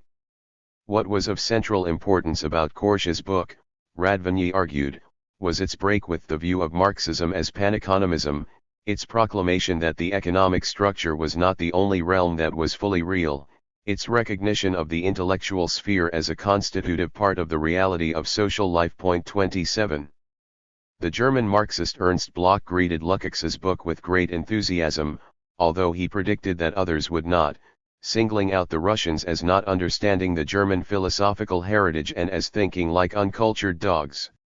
He welcomed history and class consciousness in a situation he saw as one in which the revolutionary process was advancing only with crippled strides, seeing all its ideas shooting beyond reality, bearing its endless crises without the strength to transform them. The need was to press beyond the fragmentations, beyond the specializations, beyond the separations. The need was to become whole men, not only in the process of the construction of communism, but in the very formation of the revolutionary forces to achieve it. He saw Lukács's reconstruction of the subject-object dialectic as opening the way to achieve this. He believed Lukács had liberated thought by bringing it into the socio-historical process, by breaking free of bourgeois reification. Bloch felt himself very much in tune with Lukács's utopian boldness. If anything, he thought Lukács not quite bold enough. Bloch, more oriented to the cosmological dimension than Lukács, criticized history and class consciousness for its purely sociological view of the world. 28. There was also Herbert Marcuse, who, a few years later, specifically defended Lukács in his polemic against Engels. Marcuse supported Lukács's critique of the dialectics of nature and commended him for seeing through the dualism of nature as the ahistorical object of physics, and nature as the historical environment of human activity. He was, however, critical of Lukács's concept of correct class consciousness, arguing that it amounted to a fixation outside the course of events and could be linked to history only in an artificial and abstract manner. 29. The most intensive discussion of the books took place within the Comintern. Here, too, there were sympathetic reviews, but, on the whole, the reception was overwhelmingly hostile. Most communist critics saw the books as representing a trend that was reneging on materialism, reverting instead to a combination of the subjectivist epistemology of Kant with the idealist dialectic of Hegel. Among Lukács's fellow Hungarians, there was first of all Laszlo Rudas, who had been a close associate of Lukács until this time, but after history and class consciousness would never be so again. His negative response to Lukács's book seems to have been the cause of his departure from the ranks of the Landler faction within the Hungarian party. His review was a lengthy one, carried in 3 installments of Arbiter Literatur. At the center of Rudas's critique was his rejection of Lukács's position on the dialectics of nature.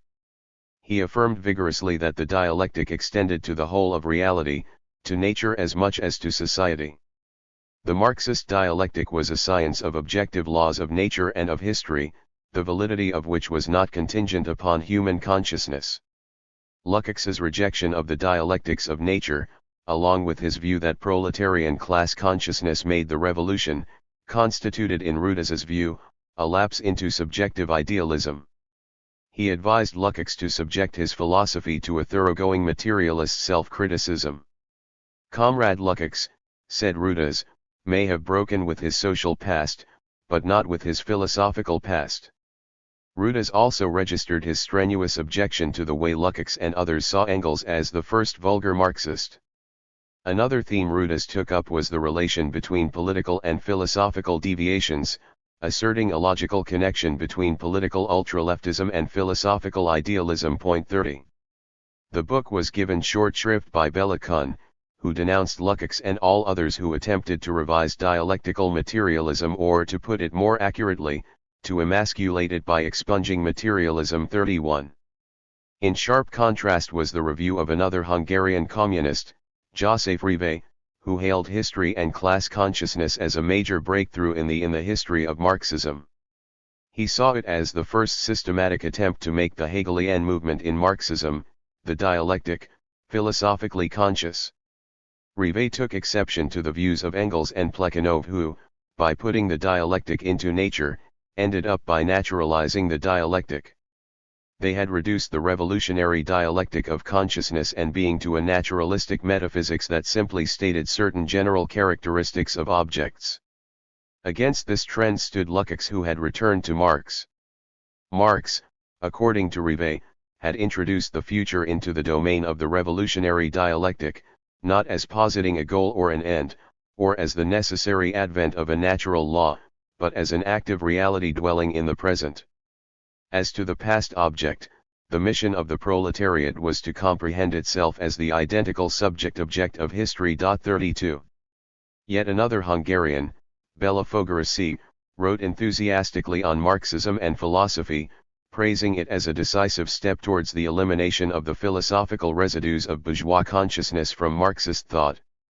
Fogarasi identified the remnants of bourgeois thought within Marxism as naive realism and mechanistic materialism, rather than idealism. He agreed with Lukács about the dialectics of nature. 33. There was also divided opinion within the ranks of the KPD. Prominent KDP theoretician August Thalheimer noted the appearance of a new edition of Hegel's logic with a remark in the pages of the newspaper Die Rotfahne about the dangers of reading Hegel without a thorough knowledge of the Marxist classics and the natural sciences. 34. A week later, in Die Rotfahne, Hermann Duncker, another prominent KPD theoretician, referred to History and Class Consciousness as a dangerous book. In his opinion, it amounted to advocacy of idealism, which could only serve to dilute the materialist essence of Marxism. 35. 2 years later, expanding on his critique of Lukács, Duncker argued against his separation of method and results in dealing with Marx, and insisted it was impermissible because the Marxian system is so homogeneously built up, all its ideas and lessons stand in such organizational connection that the withdrawal of one little stone would bring the rest of it toppling down. 36. Both Thalheimer and Duncker were very critical of the views of Korsch as well as of those of Lukács. Korsch jumped into the fray himself, using the pages of Die Internationale, the party's theoretical journal, of which he was himself the editor, to review 4 books: Lukács's History and Class Consciousness, Hegel's Logic, Bukharin's Theory of Historical Materialism, and his own Marxism and Philosophy. He made his review a reply to the critics. He remarked on Thalheimer's fear of Hegel and contrasted it with Lenin's emphasis on the importance of studying Hegel and his proposal to Marxists to form a sort of society of materialist friends of the Hegelian dialectic. The hostility shown towards Marxists who wished to return to the Hegelian dialectical core constituted a definite retreat from the revolutionary essence of Marxism. He complained that vulgar Marxism was coming to prevail in the Third International just as it had in the Second. The objections advanced against Lukács and himself were based on the empirical method of the natural sciences and the corresponding positive historical method of the social sciences, which was a bourgeois mode of thought. 37. In another article in the same issue entitled Lenin und die Komintern, Korsch expressed his opposition to the united front line of the Komintern and characterized it a surrender of the revolutionary dialectic to pragmatic expediency. He called for the erection of a protective wall against the rising flood of communist revisionism and for the assertion of the independence of European communist parties from the hegemony of Moscow. 38. In Moscow, all this was creating a stir. Even Pravda pronounced on it. The issue of July 25, 1924 declared Korsch, Lukács, Fogarasi, and Rivet to be Marxist theoreticians still in need of education in the fundamentals of Marxist theory. It recited for them the ABCs of Marxist philosophy, asserting a definition of truth as the agreement of a representation with objective reality external to it. Any denial of this was bourgeois. It also asserted the centrality of the dialectics of nature to Marxism and accused both Lukács and Korsch of repudiating it. The new deviation was described as an idealist admixture of the philosophy of identity and Marxism. 39. The Soviet academic journals also carried reviews. Somewhat ironically perhaps, it was the dialecticians and not the mechanists who were in the forefront in criticizing Lukács and Korsch. There seems to have been no trace of sympathy for them among the Deboronists. Deborin accused Lukács of going over to Hegelianism. He described Lukács's views as a colorful mishmash of ideas of orthodox Hegelianism made tasty by an admixture of ideas from Lask, Bergson, Weber, Rickert, Marx and Lenin. Deborin characterized Lukács's conception of the dialectic in terms of the identity of subject and object and renounced it as the purest idealism. It amounted, he said, to a reversion to the ideas of Mach and Bogdanov. In line with Lenin's critique of Bogdanov, Deborin held to a realist theory of knowledge. Defending both the theory of reflection and the dialectics of nature, Deborin insisted that thought reflected being, that knowledge reflected a reality existing independently of man, that nature possessed laws of its own independently of human consciousness. From the standpoint of dialectical materialism, nature was in itself dialectical. The same dialectical laws of development applied to both natural and historical reality. Reality was of one piece and the dialectic applied to it universally.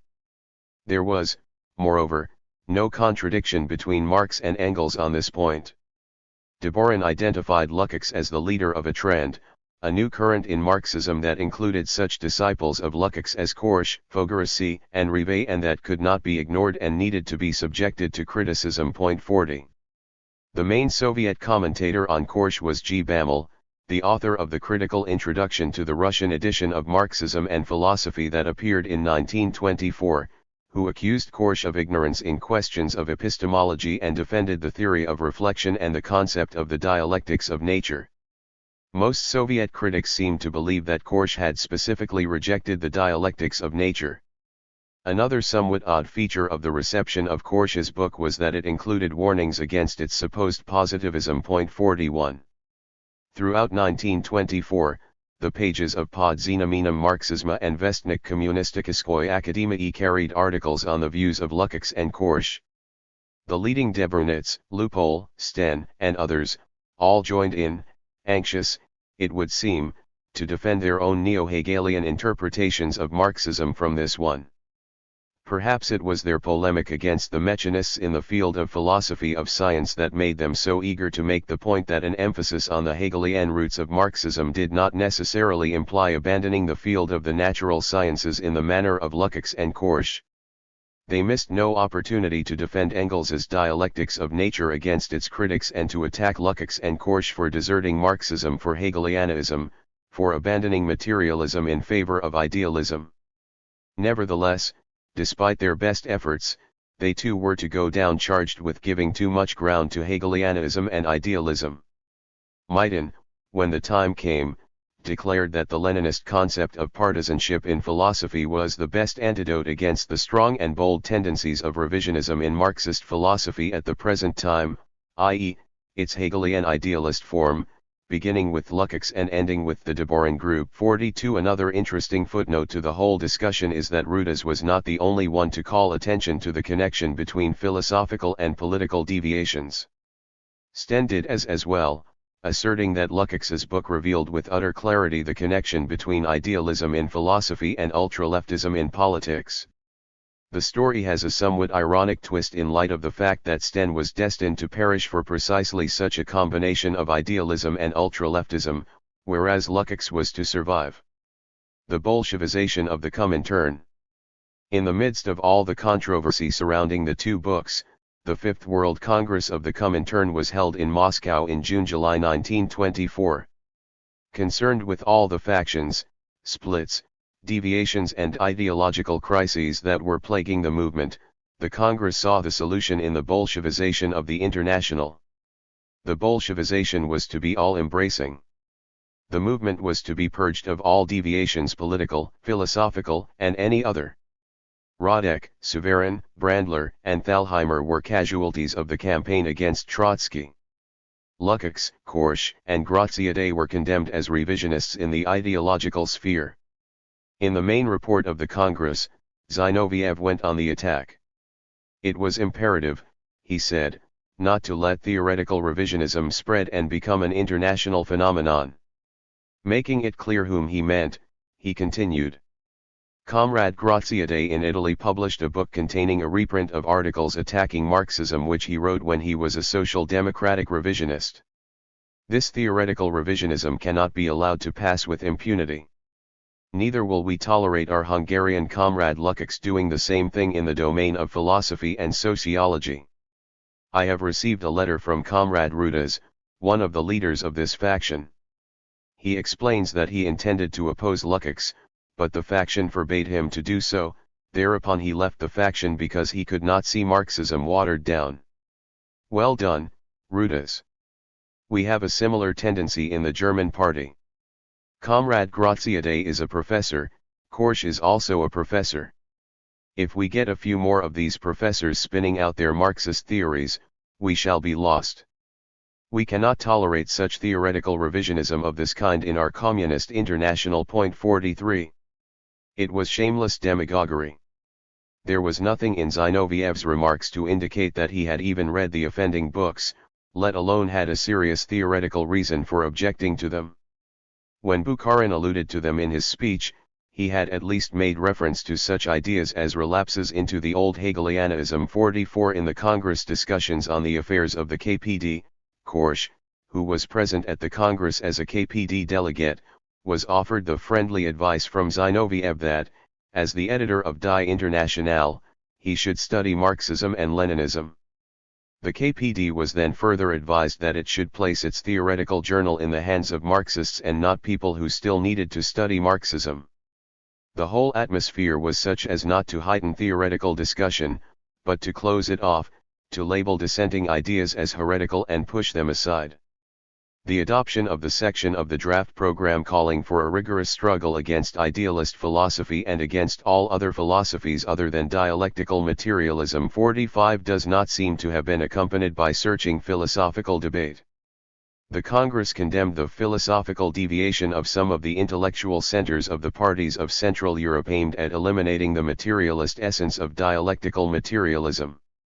A disturbing feature of it all was the stirring up of workerist anti-intellectualism implied in the derogatory way the term professor was being bandied about. Zinoviev was not ranting against the professors in the heat of the moment. In a letter to delegates before the Congress, he spoke of two time-honored tendencies within the left showing themselves within the KPD, the devoted workers who were the best hope of German communism, and the intelligentsia, some of whom were unripe elements, without Marxist training, without serious revolutionary traditions. 46 Zinoviev was hardly the prototypical honest worker himself, but, as it suited his manipulative purposes to whip up hostility to intellectuals, he did not hesitate to do so. Other Comintern leaders added their voices to his, with Clara Zetkin warning the communist parties against recruiting too many intellectuals, as they could prove inconstant allies to the workers. One Comintern leader who refused to go along with it was Bukharin, who once saw fit to remark that the worker was not always right, no matter how black were his hands. The sort of degradation of intellectuals that began to set in around this time can be seen in an incident involving the Hungarian economist, Gino Varga, who is said to have consulted Zinoviev prior to the Congress about whether he should report the temporary stabilization of capitalism or its imminent collapse. 47 There was a concerted effort in the period after the Congress to replace intellectuals with workers in positions of responsibility throughout the Comintern apparatus. At a commission set up to look into the affairs of the KPD, Stalin warned against the ideas of the petty bourgeois philosopher Korsch and remarked to the KPD leadership that their lack of theoreticians was no great unhappiness. 48 The road to revolution was full of hazards for communist intellectuals. The parting of ways.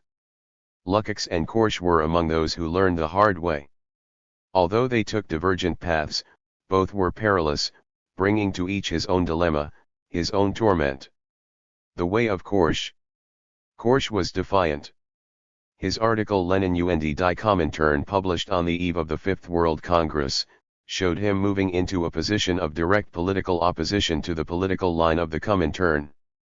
When his editorship of Die Internationale was criticized by both Zinoviev and Bukharin at the Congress, he defended his policy of keeping its pages open to varying points of view. Also at the Congress, in the course of a speech by Bukharin, he is reported to have shouted from the floor Soviet imperialism. 49 The Congress made clear his growing rift even with the left-wing Maslow-Fischer leadership of the party, which he thought to be too subservient to the Soviet leadership. After the Congress, however, Korsch continued on as editor of Die Internationale, and within its pages for a short time he sang the praises of Leninism, Stalinism, and the process of Bolshevization. But not for long. It had already been made clear that Bolshevization was not in his favor.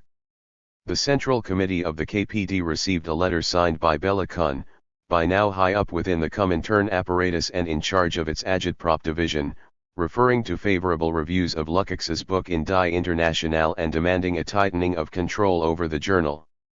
Early in 1925, Korsch was removed as editor. From this time, he openly expressed his opposition to the party leadership, an opposition that intensified with the downfall of Fischer and Maslow and the succession of Ernst Thälmann to the leadership.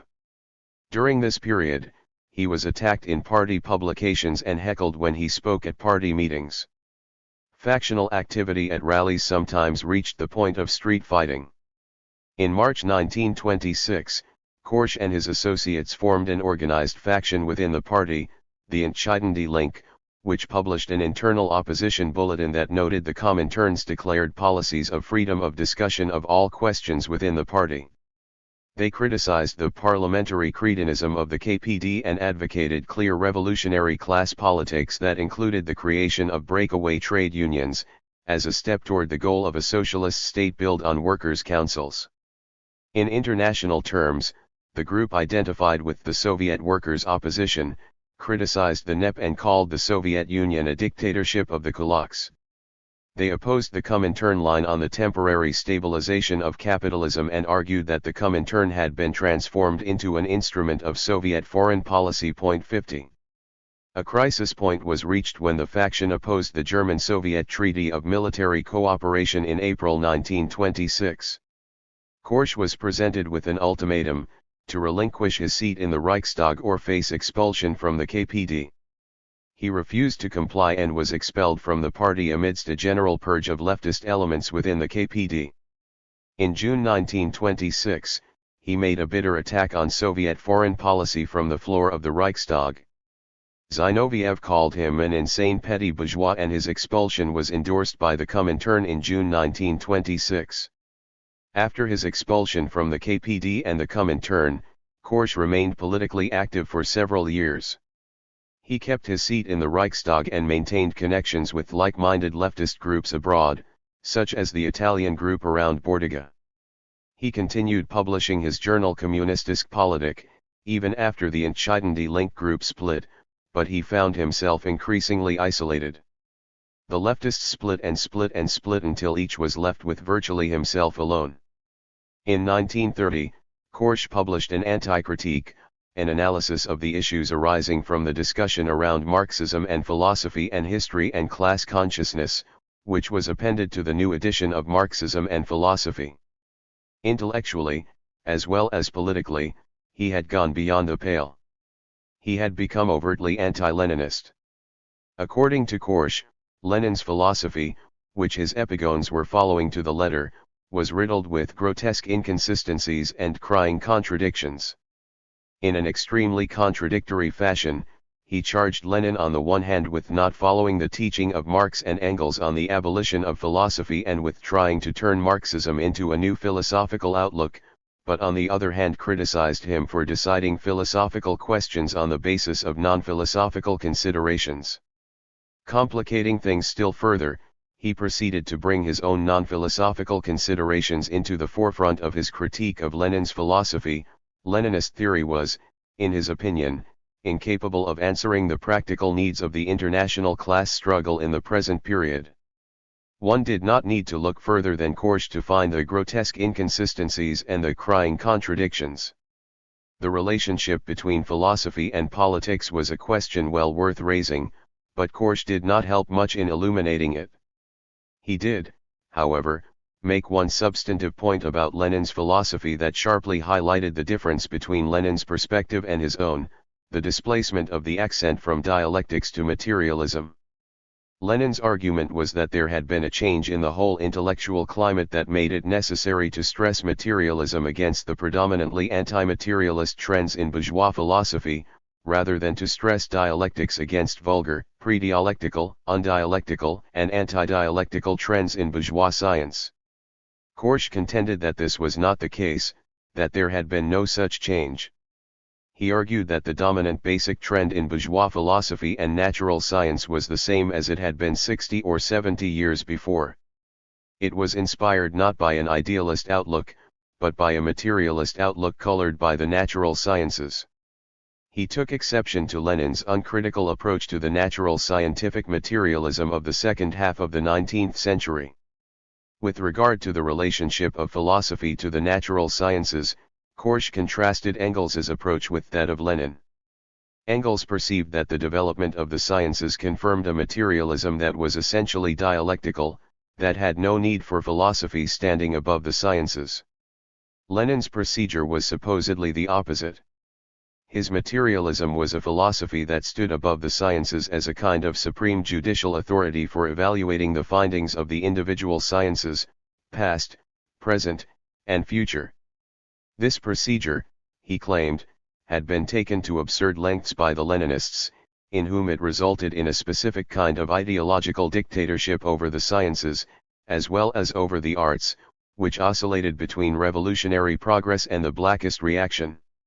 In criticizing Lenin for transferring the dialectic from thought to nature and, in so doing, destroying the dialectical interrelation of being and consciousness, theory and practice, Korsch seemed to be making the same argument as Lukács on the dialectics of nature. About the dialectics of nature, however, Korsch was still denying that he denied it and criticizing his critics who said that he had.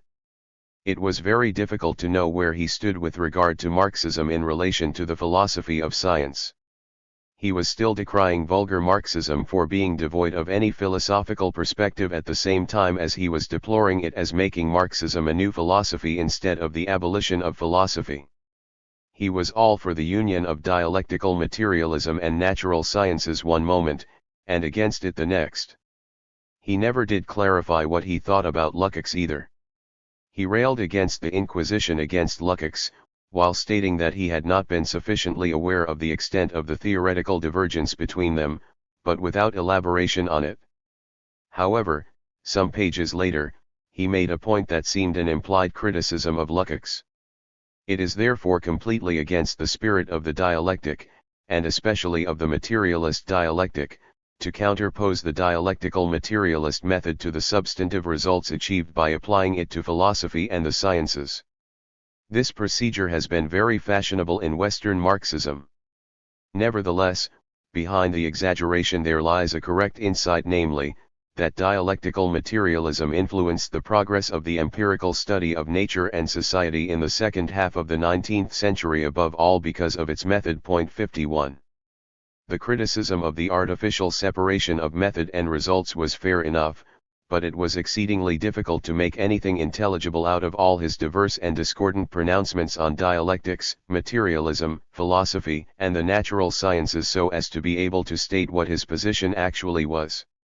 His anti-critique was extremely dismissive of his critics, scornfully declaring their criticisms of his views as not only unjustified but null and void. He simply noted the convergence of the social democratic and communist criticisms of his book and moved on self-righteously. No more than his critics was he reticent to link the philosophical disputes with the political ones. For him, it was all of one piece. The one was the echo of the other. By 1930, however, Korsch's active political life had all but come to an end. He still gave political lectures in Berlin, where one of his pupils was Bertolt Brecht, but that was about it. In 1933, even that was to end. In February, he gave his last lecture in Germany. Later that night, as the Reichstag burned, he went into exile, as did so many of his contemporaries. After spending some time in Scandinavia and Spain, he came to settle in America. In 1935, Korsch published an essay entitled Why I Am a Marxist, in which he continued his onslaught on the orthodox. He criticized the renaissance of the pseudo-philosophical dialectic, exemplified by such as Ruda's, that inflated the materialist dialectic into an external law of cosmic development. He objected to all attempts to force all experience into a monistic construction of the universe in order to build a unified system of knowledge. Coming forth with yet another confused pronouncement on the relationship of Marxism and the natural sciences, he wrote, "Marxist theory is not interested in everything, nor is it interested to the same degree in all the objects of its interests. Its only concern is with those things which have some bearing upon its objectives. Marxism, notwithstanding its unquestioned acceptance of the genetic priority of external nature to all historical and human events, is primarily interested only in the phenomena and interrelations of historical and social life. That is to say, it is only interested in what, relative to the dimensions of cosmic development, occurs within a short period of time and in whose development it can enter as a practical, influential force. The failure to see this on the part of certain orthodox Communist Party Marxists accounts for their strenuous attempts to claim the same superiority, undoubtedly possessed by Marxian theory in the field of sociology, for those rather primitive and backward opinions which to this very day are retained by Marxian theorists in the field of natural science. By these unnecessary encroachments, the Marxian theory is exposed to that well-known contempt which is bestowed on its scientific character even by those contemporary natural scientists who, as a whole, are not unfriendly to socialism. 52. He went on, somewhat obscurely, to call for a less philosophical and more progressive interpretation of the Marxist conception of the synthesis of sciences. In Why I Am a Marxist and in his book Karl Marx published in 1938, Korsch seemed to be adopting a different attitude toward science. In Karl Marx he spoke of Marxist theory as a materialist science of society as well as a practical instrument of the class struggle of the proletariat, and he stressed its empirical and logical character. Some commentators, such as Giuseppe Bidasci, have maintained that in Karl Marx, Korsch had overcome his earlier anti-materialism. This has been disputed by Sebastiano Timpanaro, who argues that Korsch never ceased to be decidedly anti-materialist. If he appeared in Karl Marx to have come to a reconciliation with science and to acknowledge a certain analogy between the method of Marxist social science and the method of the natural sciences, it was only a reconciliation with a science already neo-positivized by the prevailing anti-materialist epistemology. According to Timpanaro, the mature Korsch was only more bland. 53 His later texts would seem to bear out Timpanaro's judgment on the character of his intellectual evolution. Gone was the passion, but not the confusion. He never did achieve any clarity about what Marxism had to do with philosophy or the natural sciences. As time went on, Korsch seemed to cease to care. Until the 1940s, he wrote for such journals as Living Marxism, edited by the ex-Spartacist Paul Maddock, but eventually even this sort of involvement dropped off. In the 1950s, living in America during the Cold War years, he renounced Marxism altogether. It brought to mind the surprisingly acidic remark made by his good friend Bertolt Brecht, "Korsch is only a guest in the house of the proletariat. His bags are packed and he is always ready to leave." 54 He died in the United States in 1961, his works having fallen into relative obscurity. Only later, in the 1960s, was there something of a Korsch revival. An Italian translation of Marxism and Philosophy appeared in 1966, bringing in its wake commentaries by Italian Marxists such as Coletti, Vacca, Bidasci, Cerruti, Seppa, Timpanaro, and others. Acquaintance with the work of Korsch brought Giuseppe Vacca, who assessed it positively, to a turning point in his own intellectual development. 55 Others, such as Coletti, who have had more negative reactions to it, have criticized Korsch for not untying the Gordian knot binding Marx to Hegel and for confusing the critique of bourgeois society with the romanticist critique of science. 56 Timpanaro has seen him as fighting an anachronistic battle against a stage of bourgeois philosophy already superseded by a new stage, which Korsch, unlike Lenin, could not recognize. 57 Similarly, an English translation in 1970 brought forth much discussion of Korsch in Britain and America. Korsch's early works have been enthusiastically received by those of the new leftist review variety. Telos, sympathetic to the neo-Hegelian current within Marxism and instrumental in the revival of it, has devoted sustained attention to Korsch. Many of the articles have been of a very high scholarly standard and of great value in illuminating the intellectual history of the time, but they carry forward the same anti-materialist prejudices against the natural sciences and against the mainstream Marxist tradition as found in Korsch. 58 Despite his dissociation from Marxism, Korsch has come once again into the limelight of Marxist discussion. Korsch may not have been a great philosopher, but he nevertheless played a constructive role in the context of the 1920s in his emphasis on the importance of revolutionary consciousness in the revolutionary process and in his refusal to conform to a leveling orthodoxy, despite the various forms of intimidation that the communist movement could bring to bear on dissident intellectuals. The way of Lukács. Things went very differently for Lukács. His commitment to the proletarian cause within the communist movement was of a different sort, although the price it exacted of him was very high, higher perhaps than it had a right to ask, higher perhaps than he should have paid. The times were hard, so hard that perhaps no alternative could have been an altogether satisfactory one. The history of Lukács's subsequent intellectual development and political involvement is a complex story to unravel, with so many complexities underlying his feigned recantations, his sincere recantations, his partially feigned, partially sincere recantations, Comintern bans on his publications, his own bans on his publications, pirated republications, permitted republications, the days of honor, the days of obscurity, the days of disgrace. When history and class consciousness came under attack, Lukács did not defend it. No such anti-critique as issued by Korsch came forth from him. Unlike Korsch, it would seem that he took the criticism seriously and reflected on them, although it is doubtful that he was immediately convinced by them. He was weighing things up and he was searching. In 1924, just after Lenin's death, he published a book on Lenin entitled Lenin, a study of the unity of his thought. Lukács saw the key to Lenin's greatness as his combination of global vision and concrete analysis, his ability to focus on the nodal points where theory became practice and practice became theory. 59 Indeed, writing this seems to have helped Lukács come closer to achieving such a synthesis himself. In 1925, he wrote several reviews that showed him grappling with some of the issues raised in history and class consciousness and still in the grip of a certain prejudice against the natural sciences. This was particularly evident in his critique of Bukharin's Manual on Historical Materialism, which was based on his resistance to Bukharin's bias towards the natural sciences.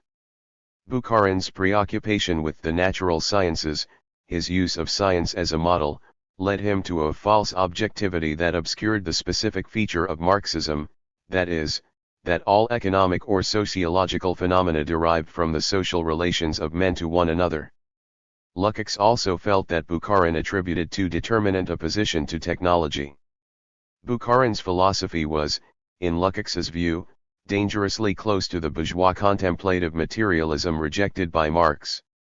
Bukharin's fault lay in the fact that, instead of making a historical materialist critique of the natural sciences and their methods, i.e., revealing them as products of capitalist development, he extends these methods to the study of society without hesitation, uncritically, unhistorically, undialectically. 60. The problem with Bukharin, supposedly, was in his attempt to make a science out of the dialectic. Lukács saw Bukharin's leanings towards the natural sciences as being in conflict with his frequently acute dialectical instinct. He made it clear that he still disagreed with Engels's conception of the dialectic as the science of the general laws of motion, both of the external world and of human thought. In another review, this time of the book by the German Marxist Karl August Wittfogel, The Science of Bourgeois Society, whom he also criticized for an uncritical attitude towards the method of the natural sciences, Lukács reiterated his contention that nature was a social category. 61 Lukács was still far from considering Marxism as a philosophy of science, but he was constantly moving his analysis onto a more concrete level.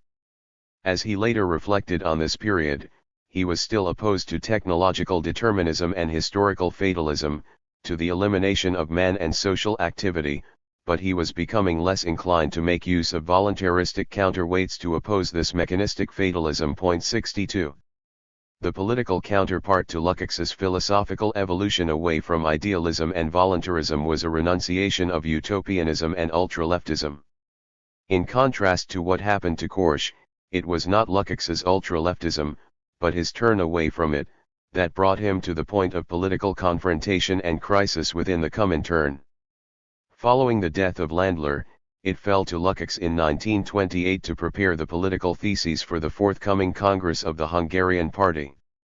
The Blum theses called for the establishment of a democratic dictatorship of the proletariat and peasantry as a transitional stage leading to the dictatorship of the proletariat. The theses were denounced as opportunist by Bellakon and his faction, who advocated a more maximalist and adventurist line. However, a new turn of events on the international scene put victory in the lap of Kun, a man most observers agreed in characterizing as intellectually inadequate, indecisive, cowardly, opportunist, authoritarian and corrupt. The Comintern's third period. The Sixth World Congress of the Comintern was held in August 1928 and marked a sharp leftward turn in the affairs of the International, corresponding with the sharp leftward turn proclaimed in the Soviet Union with the launching of the first five-year plan. Thus was inaugurated the famous third period in the history of the Comintern. The tactics of the United Front were out and revolutionary offensive was in. The severe intensification of the general crisis of capitalism and an accompanying radicalization of the masses was predicted. There was no need for alliances. It was class against class. Social democracy was branded as social fascism. There did indeed come an intensification of the general crisis of capitalism with the great crash of 1929 and the depression that followed it. Comintern propaganda contrasted the capitalist gloom and decay with the radiant socialist future. But there was not radicalization of the masses. There was no revolutionary offensive. Instead there was bitter sectarianism between communists and social democrats. May Day of 1929 saw violent clashes between the two groups on the streets of Berlin. Communists not only scorned alliances, eschewed the existing trade unions, and scoffed at parliamentary activity, but they also ruthlessly combed through their own ranks to purge right deviationists. This was the situation in which the Bloom theses came up for discussion. On top of the overwhelming criticism of Lukács that was coming from the Hungarian Party, a document from Moscow, entitled Open Letter from the Executive Committee of the Communist International to the members of the Hungarian Communist Party, that condemned the Bloom theses as right deviationist and liquidationist, arrived. These theses were resoundingly defeated. These theses not only ensured Lukács's defeat in the struggle against Bela Kun for leadership, but brought him the threat of expulsion from the party altogether. To head off this prospect, he recanted and published a self-criticism, attacking the Bloom theses as opportunist and right deviationist.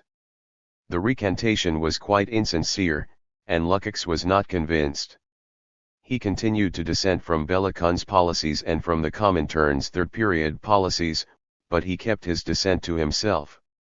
One commentator has remarked that Lukács preferred to act out the role to which the logic of history and class consciousness committed him, a logic that hypostatized the party as the institutionalized will and expression of proletarian class consciousness, endowed with a superior view of total reality.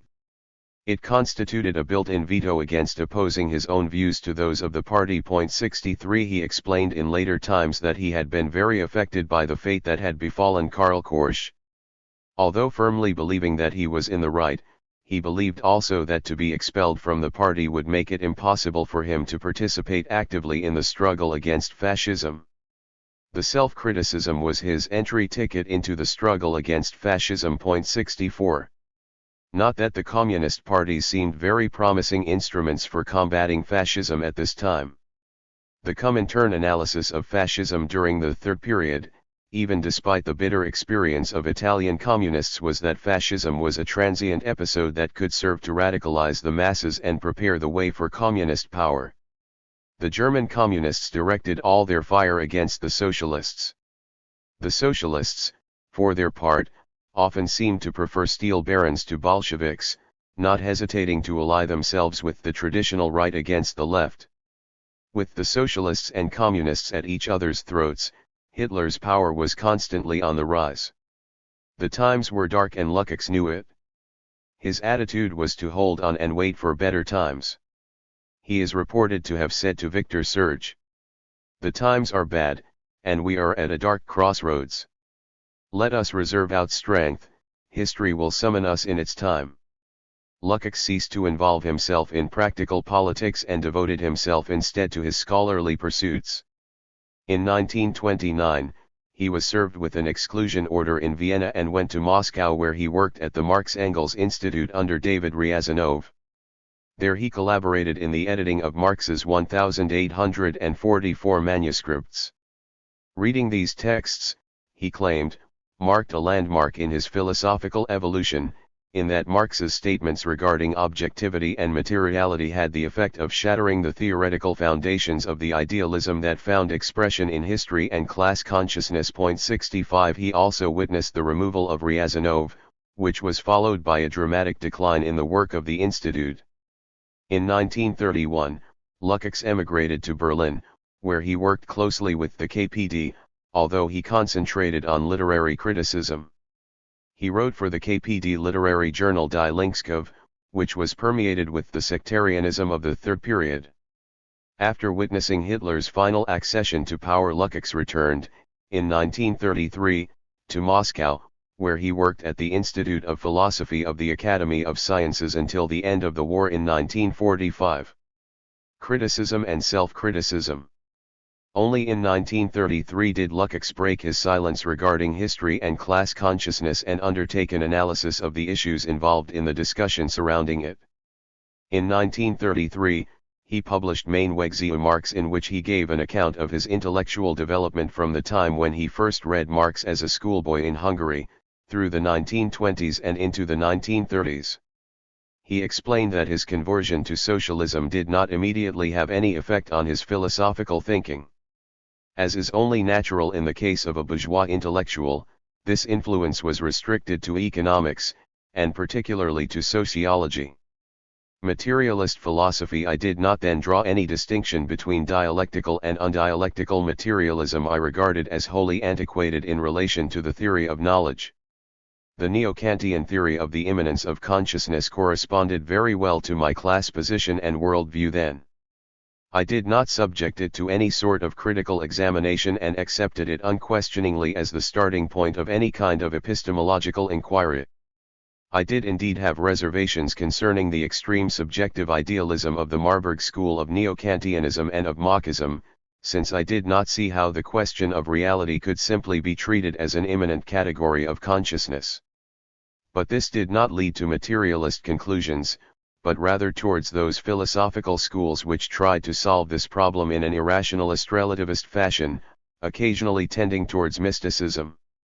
The influence of Simmel, whose pupil I then was, enabled me to integrate those elements of Marx's thought which I had assimilated during this period into such a Weltanschauung. 66.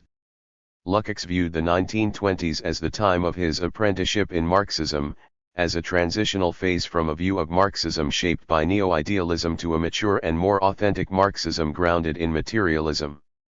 He expressed a change of heart with regard to theory of reflection and dialectics of nature.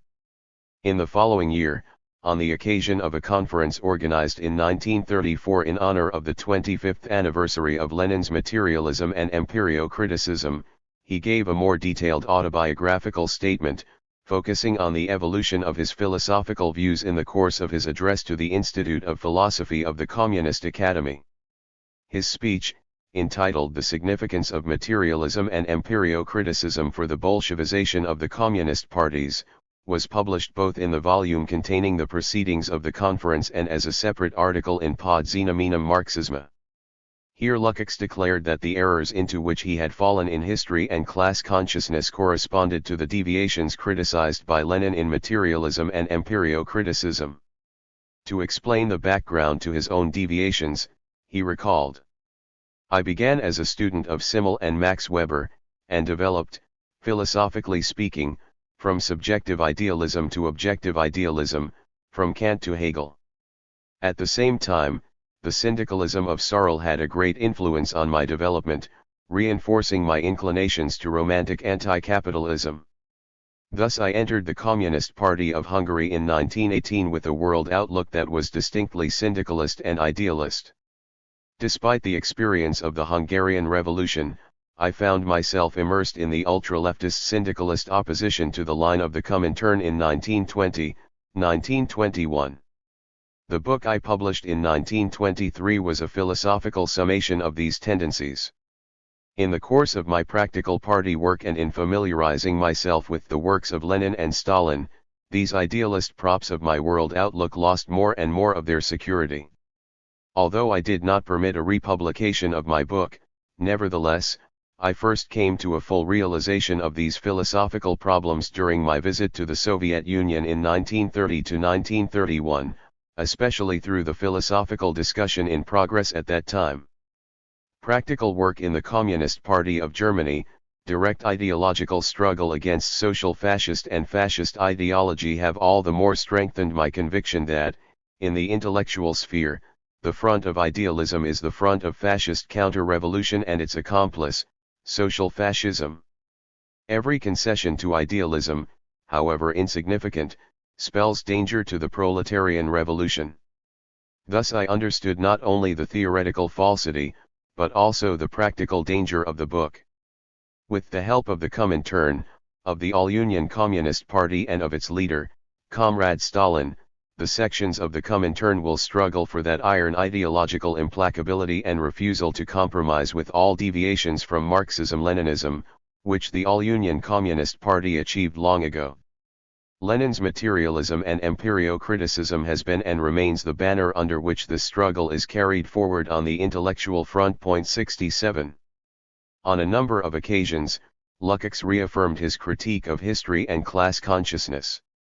In 1938, he referred to the book as reactionary by virtue of its idealism, its faulty interpretation of reflection, its denial of the dialectic of nature. 68. The repudiation of his earlier work was another entry ticket for further ideological struggle. He believed that it was necessary in order for him to carry on. This article, however, was not totally insincere, as his earlier repudiation of the Bloom theses had been. He had sincerely changed his mind on the relevant philosophical issues, as he was to reaffirm in later years in the absence of the earlier pressure. He did admit to having acted in a conformist fashion in adopting the current official jargon in the form of his self-criticism. 69. For years, Lukács did not allow the republication of his book. Officially, it was for a long time a forbidden book and had only a sort of underground existence. There were several pirate editions and spurts of renewed discussion of it, much against the wishes of Lukács, who wanted the book forgotten. Lukács responded angrily to Maurice Merleau-Ponty's efforts to resuscitate the book and revive debate on it. But it never was forgotten. It has been argued that Martin Heidegger's Senuendizeit, in 1927, and Karl Mannheim's Ideologie und Utopie, in 1929, were conceived as replies to Lukács. His early work has also been seen as a precursor of the sociology of knowledge and a seed of what developed into the Frankfurt School. In the 1960s, there was a great revival of interest in Lukács's early work and a massive secondary literature has sprung up relating to it. Lukács permitted republication, conceding that it could now be of historical interest, but at the same time objecting strenuously to the tendency to consider certain works of the 1920s as classics of heresy and to treat them as offering the answers to the current controversies. Although Lukács was to go on to become an important philosopher in the post-war period, later Lukácsians continued to find inspiration in the work of the early Lukács, whatever he said about it himself. This was the approach of Merleau-Ponty and Lucien Goldman, of the Budapest School group of Agnes Heller and Mihaly Vajda 70 and of the New Left of the 1960s and 1970s. Paul Picon refers to the prevailing view that there are two Lukácses, the one revolutionary dynamite and the other a hack. Many articles devoted to the young Lukács have appeared in Telos, New Left Review, and many other such journals. The Telos articles have been for the most part enthusiastically favorable, following the tone set by Merleau-Ponty and Goldman, who regarded history and class consciousness as a rebirth of dialectical thought after a half-century of eclipse. The new leftists find attractive the critique of science and its identification with bourgeoisification and the activist emphasis on consciousness and subjectivity. Such qualities have made Lukács's early work the grand central station of present-day Marxism in Picon's opinion. 71. A Marxist of the opposite tendency has also had words of praise for the early Lukács. The anti-Hegelian Coletti, at a far extreme from the neo-Hegelian Telos, although seeing Lukács as the major defender of an immediate continuity between Hegel and Marx, nevertheless saw History and Class Consciousness as of great value as the first Marxist book after Marx in which philosophical Marxism ceases to be a cosmological romance and, thus, as a surrogate religion for the lower classes. 72. Seeing no redeeming features in the work of the early Lukács, Hoffmann writes off history and class consciousness as a product of praxical fervor that was empty of any real Marxist content.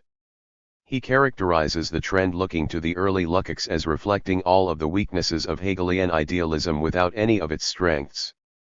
Taking the opposite view of the dialectics of nature, he takes Lukács to task for having reverted to a pre-Darwinian conception of nature, for himself adhering to positivist assumptions, seeing nature as something passive, wholly external to man and without its own dialectical movement. Such an abstract division between the world of nature and the world of man is the one basis for science and another for life which was rejected by Marx 73.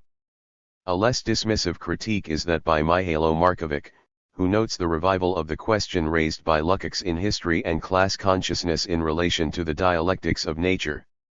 Lukács's position, he points out, was not clear or consistent, there being two different views expressed in the book, the dialectic as a method of understanding society, which was not to be extended to nature, and various types of dialectic to be concretely expounded, with both a dialectic of natural processes and a dialectic of history. The first view, however, was the dominant one, as Lukács was inclined to draw a sharp distinction between the methodology of the natural sciences and that of the social sciences. The social sciences, if based on the dialectic, were revolutionary. The natural sciences were condemned to being non-dialectical, bourgeois, contemplative, quantitative, ahistorical, partial, and fragmentary. This view of the dialectic as only a method of understanding society, Markovic argues, contains a series of insurmountable difficulties. The question arises of whether the general philosophical conception of overall being is to be renounced or whether the dialectic of society is compatible with a non-dialectical method of cognition of nature. In the case of the former, it leads to a lack of methodological coherence that is obviously inadmissible. If the latter be the case, then there are two alternatives. Marxist philosophy is oriented to knowledge of being as a whole, but there are different, even opposite, methods for different spheres of being, or Marxist philosophy is exclusively a social theory, in which case the cognition of nature is or is not a part of social history. If it is possible to speak of dialectics of nature. If it is not, then cognition of nature remains outside history. This indeed was the position of Lukács, who reproached Hegel and Engels for extending the dialectical method to the cognition of nature. But, Markovic asks, with regard to Lukács's stated intentions, how can a philosophy deal with totality while parts of that totality remain outside philosophy?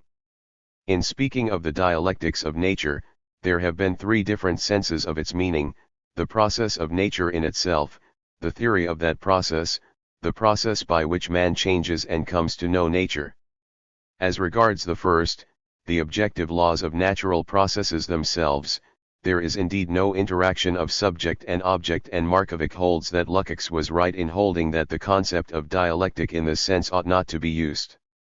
As regards the second, the cognition of nature and the application of the dialectical method to nature, Lukács' argument was mistaken, for there are only differences in degree between the natural and social sciences.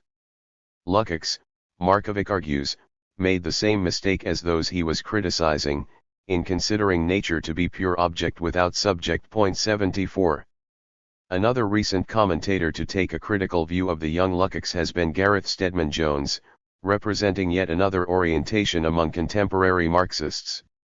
Stedman Jones has classified history and class consciousness as the first major eruption of the romantic anti-scientific tradition of bourgeois thought into Marxist theory.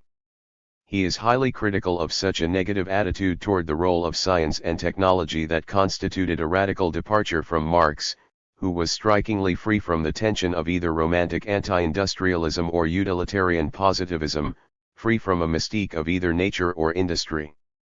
The attack upon the analytic rationality of modern science, according to Stedman Jones, formed the theoretical core of the whole book and determined all its political errors. The contempt for the concrete facts deriving from it accounted for the disembodied scenario set out in the work and its surreal logic that reduced economics to a shadowy substratum, nearly etherealized out of existence, and contracted the superstructure to a few wooden leitmotifs. Even history itself played a purely spectral role in history and class consciousness, with the proletariat coming in as a sort of shadowy demiurge. There are, in his view, two main dangers that Marxism must avoid: Romanticism and positivism.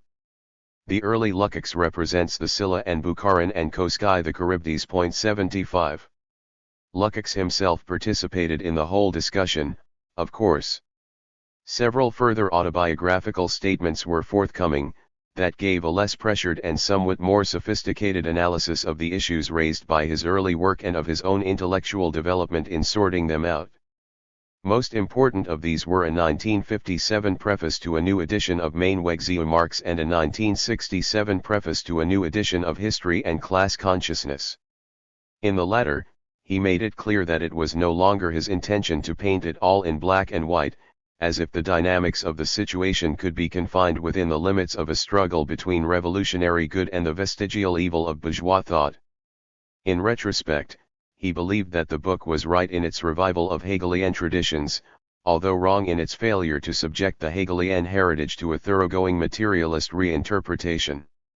He thought that a great achievement of the book was its reinstatement of the category of totality, as well as its attention to the problem of alienation.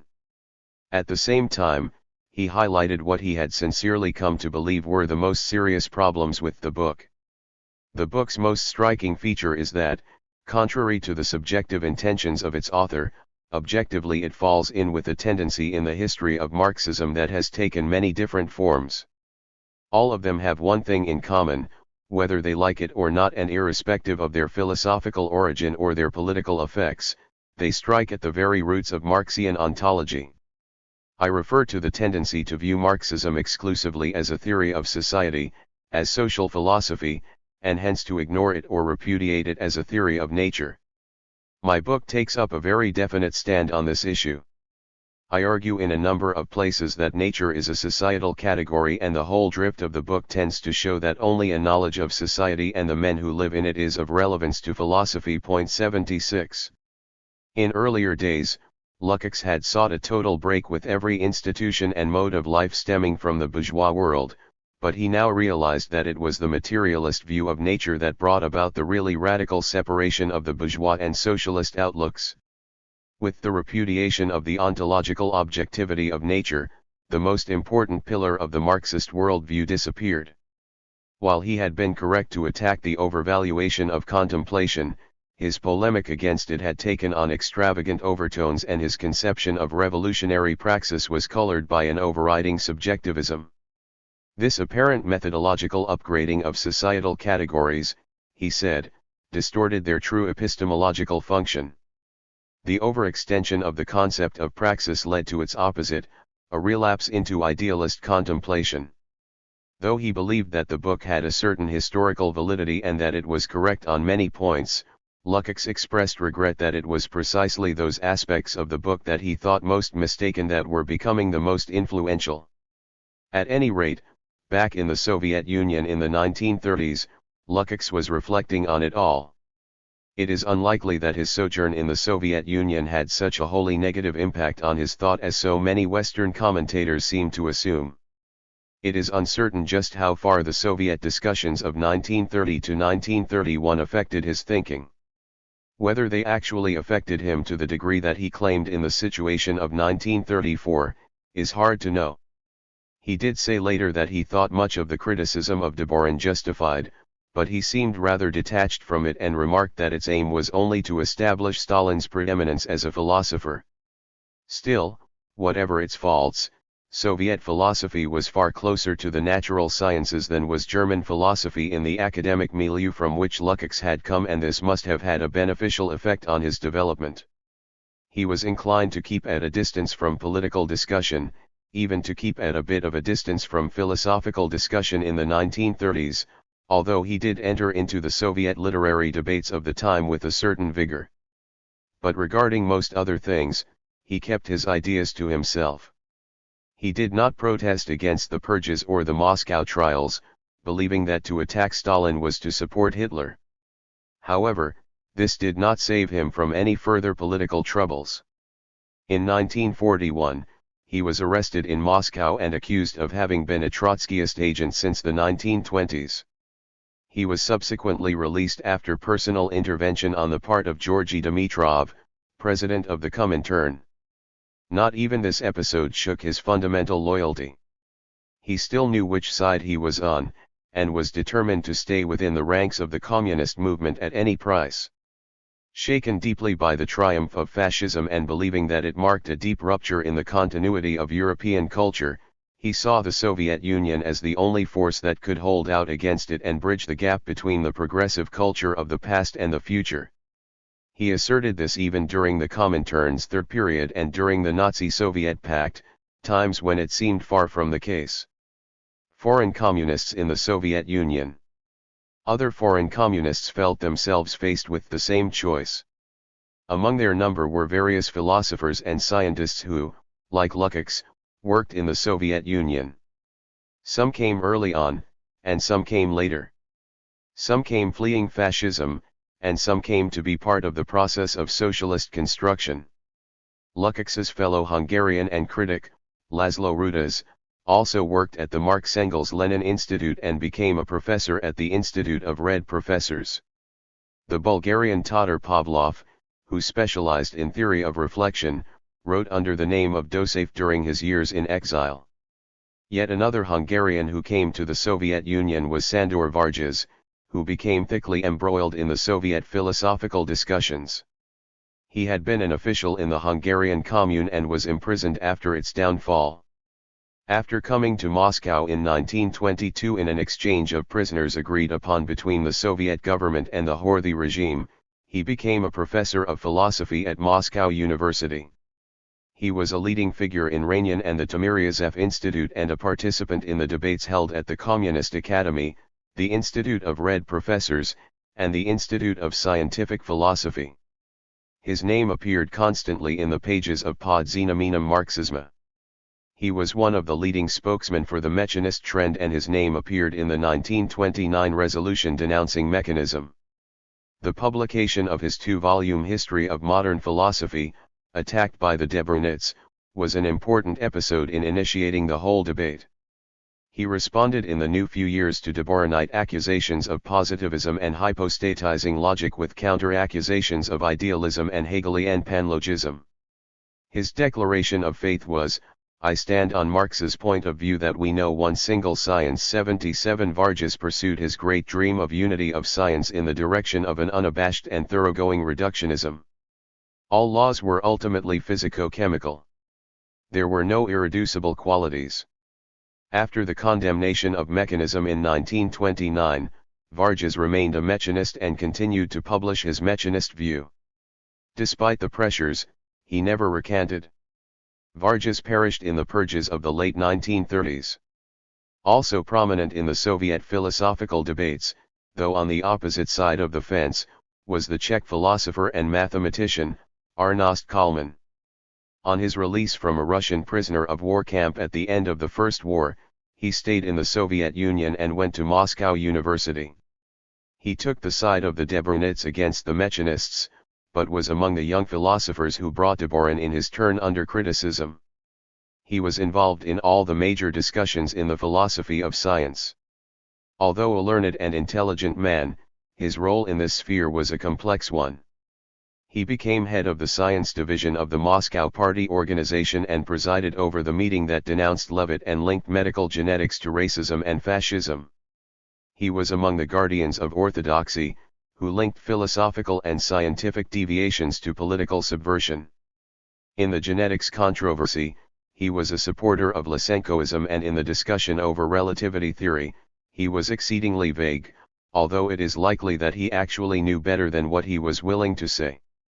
Whatever he may have thought of his fellow delegates to the International Congress of the History of Science and Technology in London in 1931, he was not dealing with them very kindly in 1937.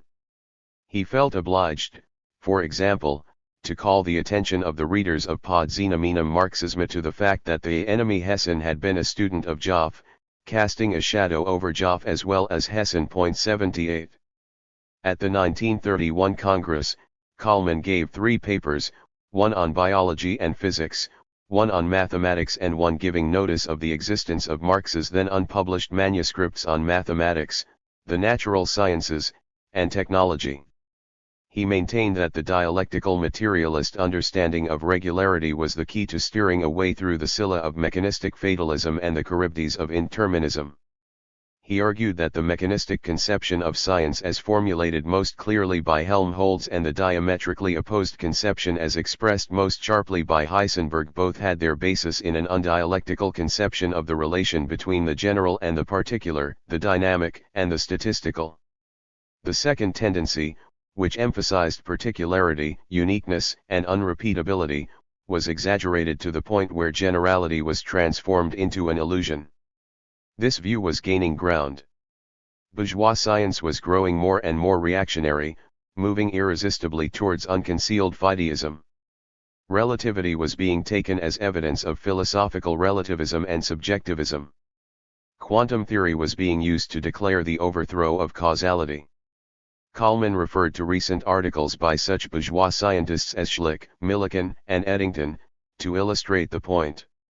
The way beyond the crisis, beyond the extremes of fatalism and indeterminism in physics, beyond mechanism and vitalism in biology, beyond theories absolutizing either continuity or discontinuity in mathematics, was Marxism.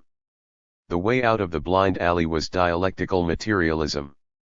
This was the experience of the new generation of proletarian investigators of nature giving rise to a new liberated science. Labor and science were joining to give birth to dialectical materialism. The midwife was history itself, the revolution. 79. The influence of Soviet Marxism abroad.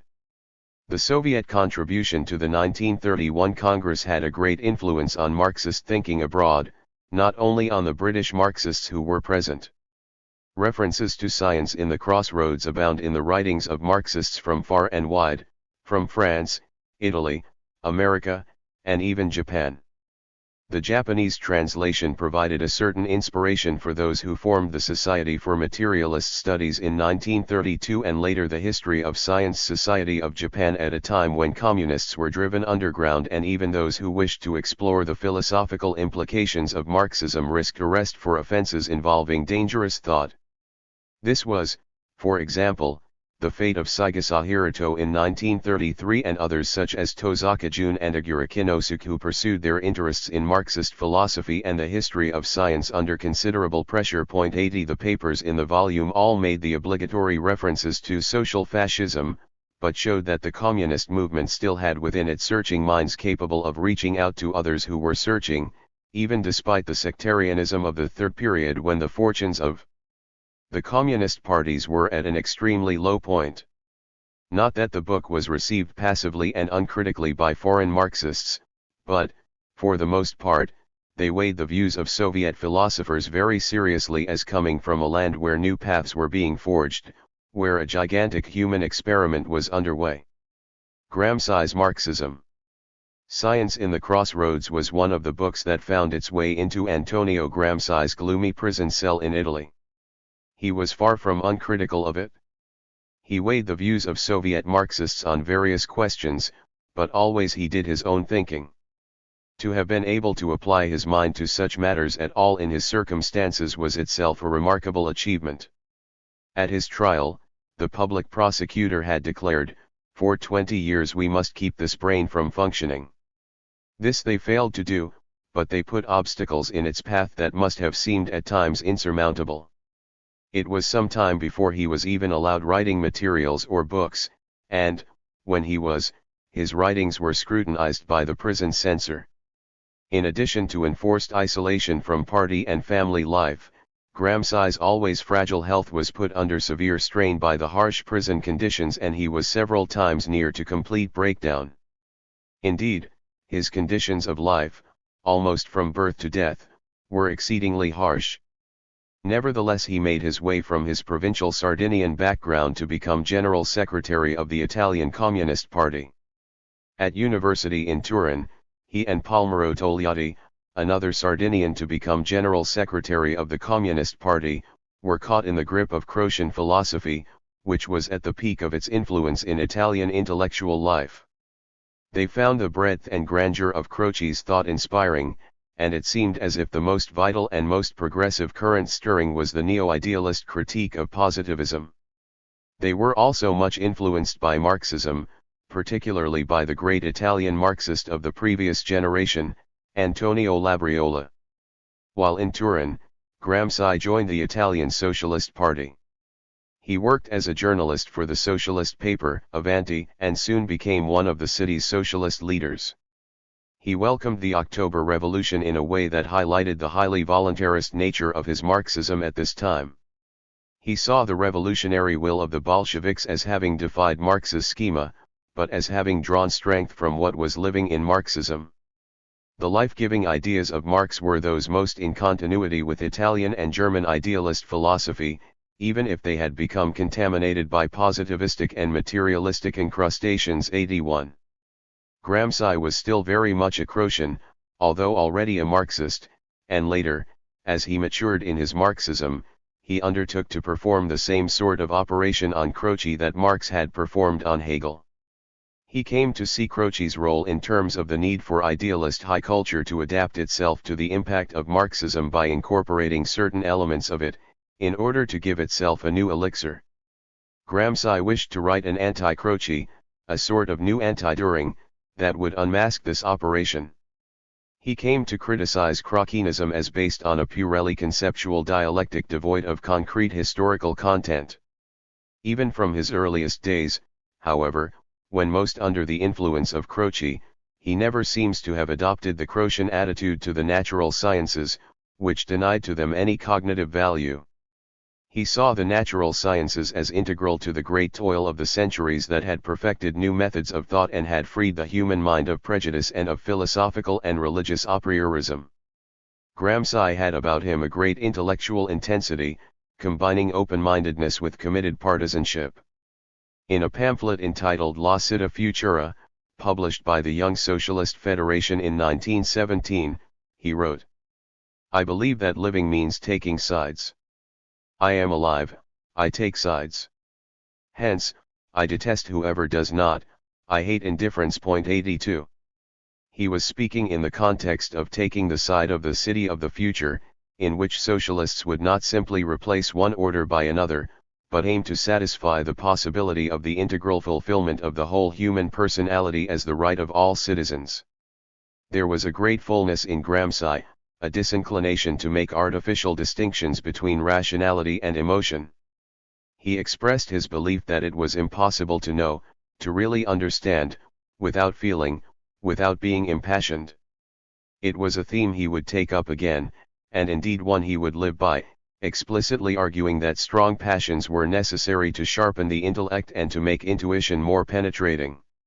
He continued to despise the shallowness of those who claimed to be impartial and insisted that only the man who willed strongly could rightly identify the elements necessary to the realization of his will. At the end of the war, Italy erupted in a series of revolutionary strikes and entered a crisis that shook Italian society to its foundations. Gramsci became a leader of the Factory Council movement in Turin and in 1919 began to publish, along with Togliatti and others, L'Ordine Nuovo, a weekly socialist review that saw the councils as a new form of social organization and as the matrix of a new proletarian culture. Gramsci's revolutionary temperament was aptly expressed in the motto that appeared on every edition of L'Ordine Nuovo: pessimism of the intellect, optimism of the will. In 1921, L'Ordine Nuovo became a communist daily, following the split in the Socialist Party, in which its editors ranked among the founders of the new Communist Party. Gramsci was a member of its Central Committee, although in the first years the party was dominated by the ultra-leftist and anti-intellectual Amadeo Bordiga. In 1922, the year of Mussolini's march on Rome, Gramsci was sent to Moscow as the party's representative on the Comintern, and there he participated in the Fourth World Congress of the Comintern. At the end of 1923, he was sent to Vienna and in 1924 he was recalled to Italy. Having been elected a member of parliament, he had for a time immunity from arrest. In the Italian party, torn by factual strife, he had emerged as representative of a centrist position against the leftists, who believed that fascism was simply one more form of bourgeois rule and held a maximalist position of no transition between fascism and dictatorship of the proletariat, and the rightists, who took a minimalist approach of limitation of aims to the struggle for bourgeois democracy. The whole of the Comintern was torn by the factional struggle in the Soviet Party, and Gramsci expressed some disquiet about it all. Under his leadership, the Italian party sided with Stalin and Bukharin against the united opposition of Trotsky and Zinoviev, believing the position of the latter endangered the worker-peasant alliance. Gramsci's letters conveying this position also expressed the view that party unity should be the result of conviction and not coercion, of persuasion and not expulsion. Togliatti, having taken Gramsci's place in Moscow, did not wish to convey these qualifications to the Soviet Party. Civil liberties were being eroded by the hour in Mussolini's Italy. Even as a member of parliament, Gramsci led a semi-clandestine life in Rome. A new wave of repression came in October 1926. Although the party had made arrangements for him to go into exile, Gramsci decided to stay and to participate in the debate on the new emergency laws designed to suppress political opposition altogether. In November, he was arrested on his way to Parliament. At the travesty of a trial before the Special Tribunal for the Defense of the State, he was sentenced to 20 years. He was sent to a prison in Turi and never again saw his wife or son. His second son, born after his arrest, he was never to see at all. As if the hardships brought by Italian fascism were not enough, there were also the strains brought by the course taken by the Comintern and by Italian communism.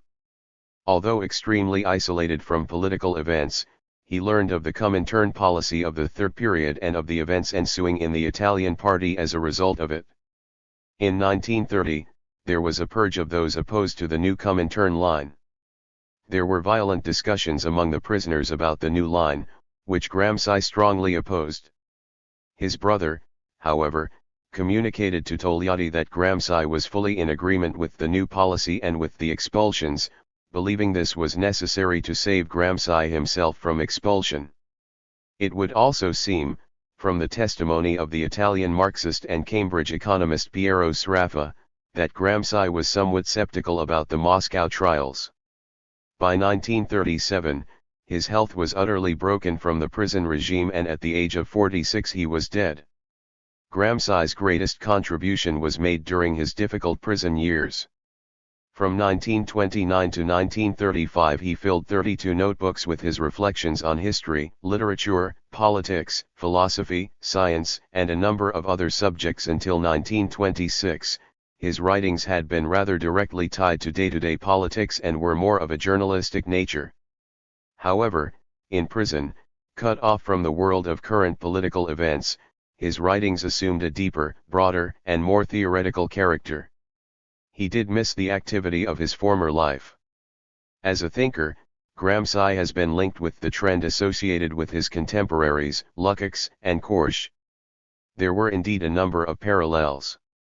Common themes included the unity of theory and practice, the notion of totality, renewed interest in the Hegelian origins of Marxism, a strong emphasis on revolutionary consciousness, and on the role of ideas and of will in human history, as well as a great stress on the critique of positivism and on positivist incrustations within Marxism. Gramsci, however, dealt with these matters far more astutely and more concretely, although on some issues not altogether satisfactorily. He too left some loose ends hanging, though nowhere near so many as Lukács and Korsch. His vision was far more far-reaching and more concretely grounded than theirs came anywhere near to being. Gramsci's view of the role of revolutionary consciousness was of a more popular and organic nature than that of the others, and in his political perspective he managed to transcend the extremes of putschism and spontaneism. The experience of the Russian Revolution, in his view, could never be repeated in an advanced industrialized society. The Tsarist state was not founded upon consensus and its civil society was primordial and gelatinous. However, the nature of bourgeois rule under advanced capitalism was such that its strength was not based on its coercive state apparatus alone, but on its worldview having become common sense. This made the crucial task of the party the construction of a new proletarian worldview to replace the bourgeois one and the struggle to win consent for its new ways of thinking and living, its new culture and new morality. This was the meaning of his concept of hegemony, for which he has now become so renowned and which lies at the heart of his originality and importance as a Marxist thinker, his insistence that Marxists must seek to gain intellectual and moral ascendancy within the institutions of civil society, building the new within the shell of the old, rather than concentrating simply on the seizure of state power. It was necessary for communists to achieve cultural hegemony before taking political power. Only in this way could the liberal consensus really be broken. Only in this way, with revolutionary transformation embracing the whole of life and the result of active popular consent, could socialism really be built. This way of thinking implied the ascription of a rather important role to intellectuals in the revolutionary process. He followed the logic of this and devoted quite a lot of attention to an analysis of the role of intellectuals. Gramsci believed it was of central importance for the communist movement to overcome both the elitism and political isolation of intellectuals and the anti-intellectualism of sections of the working class. In one sense, everyone was an intellectual. In terms of social function, intellectuals were those who brought a new degree of critical elaboration to the intellectual activity existing in everyone. Of these, there were two main types: the traditional intellectuals, whose position in the interstices of society made them seem autonomous and independent of class, but whose position was derived ultimately from past and present class relations, and the organic intellectuals, whose function was to be the articulating and organizing force of the consciousness of a particular social class. The working class was creating its own intelligentsia, a new intelligentsia arising organically out of the working class and remaining closely tied to it, working out and making coherent the principles and problems raised by its historical movement and striving to win over the traditional intelligentsia.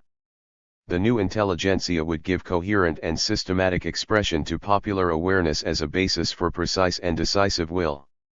The culmination of this process could be the emergence of a great individual philosopher.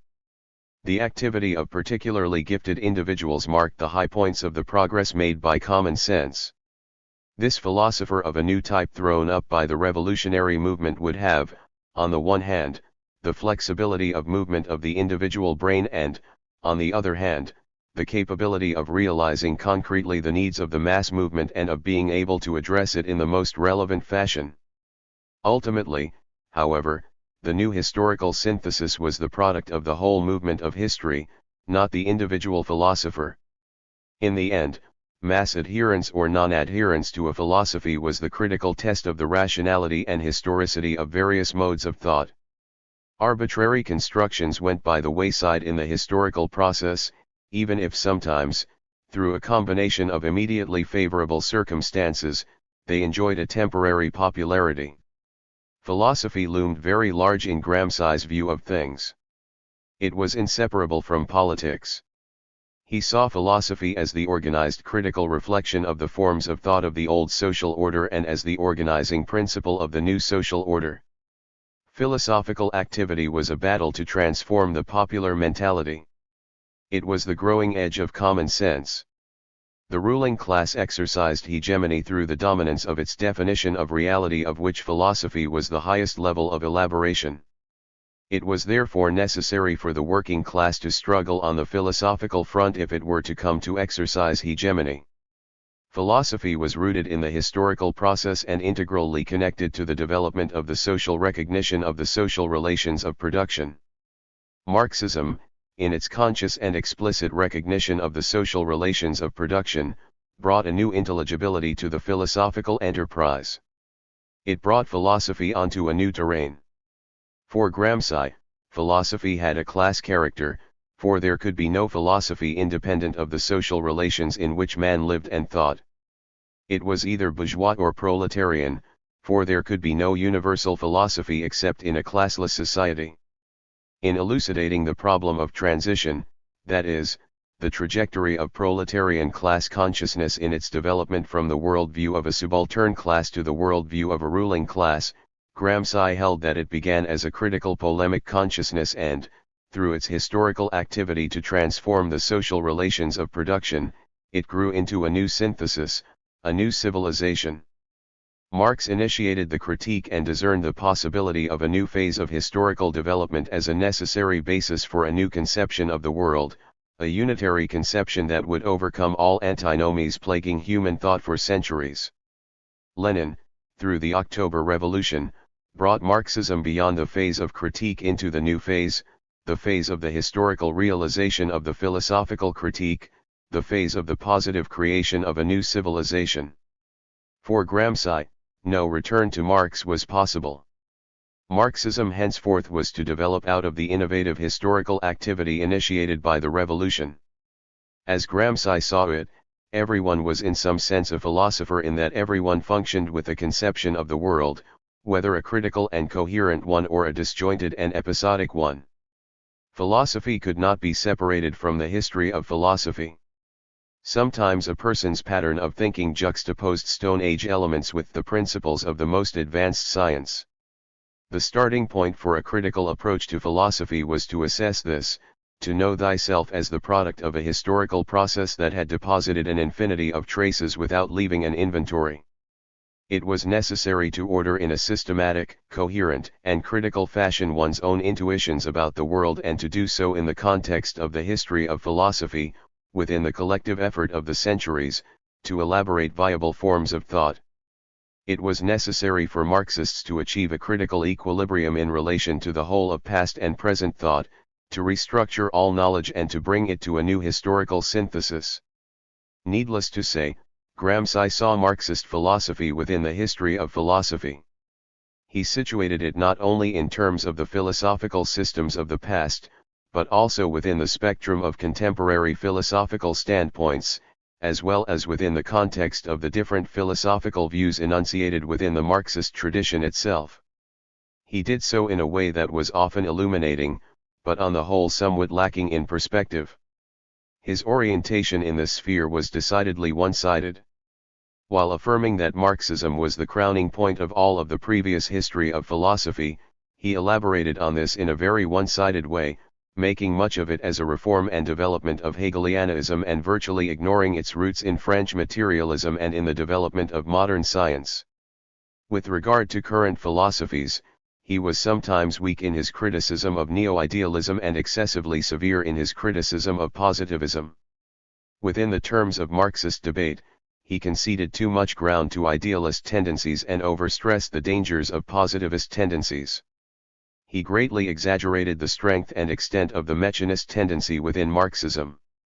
Moreover, he left a yawning gap in his analysis of the state of the question by not really addressing himself at all to the mainstream current in Marxist philosophy. For example, while he considered himself a Leninist and discussed Lenin's views on many topics, he never commented on Lenin's philosophical work.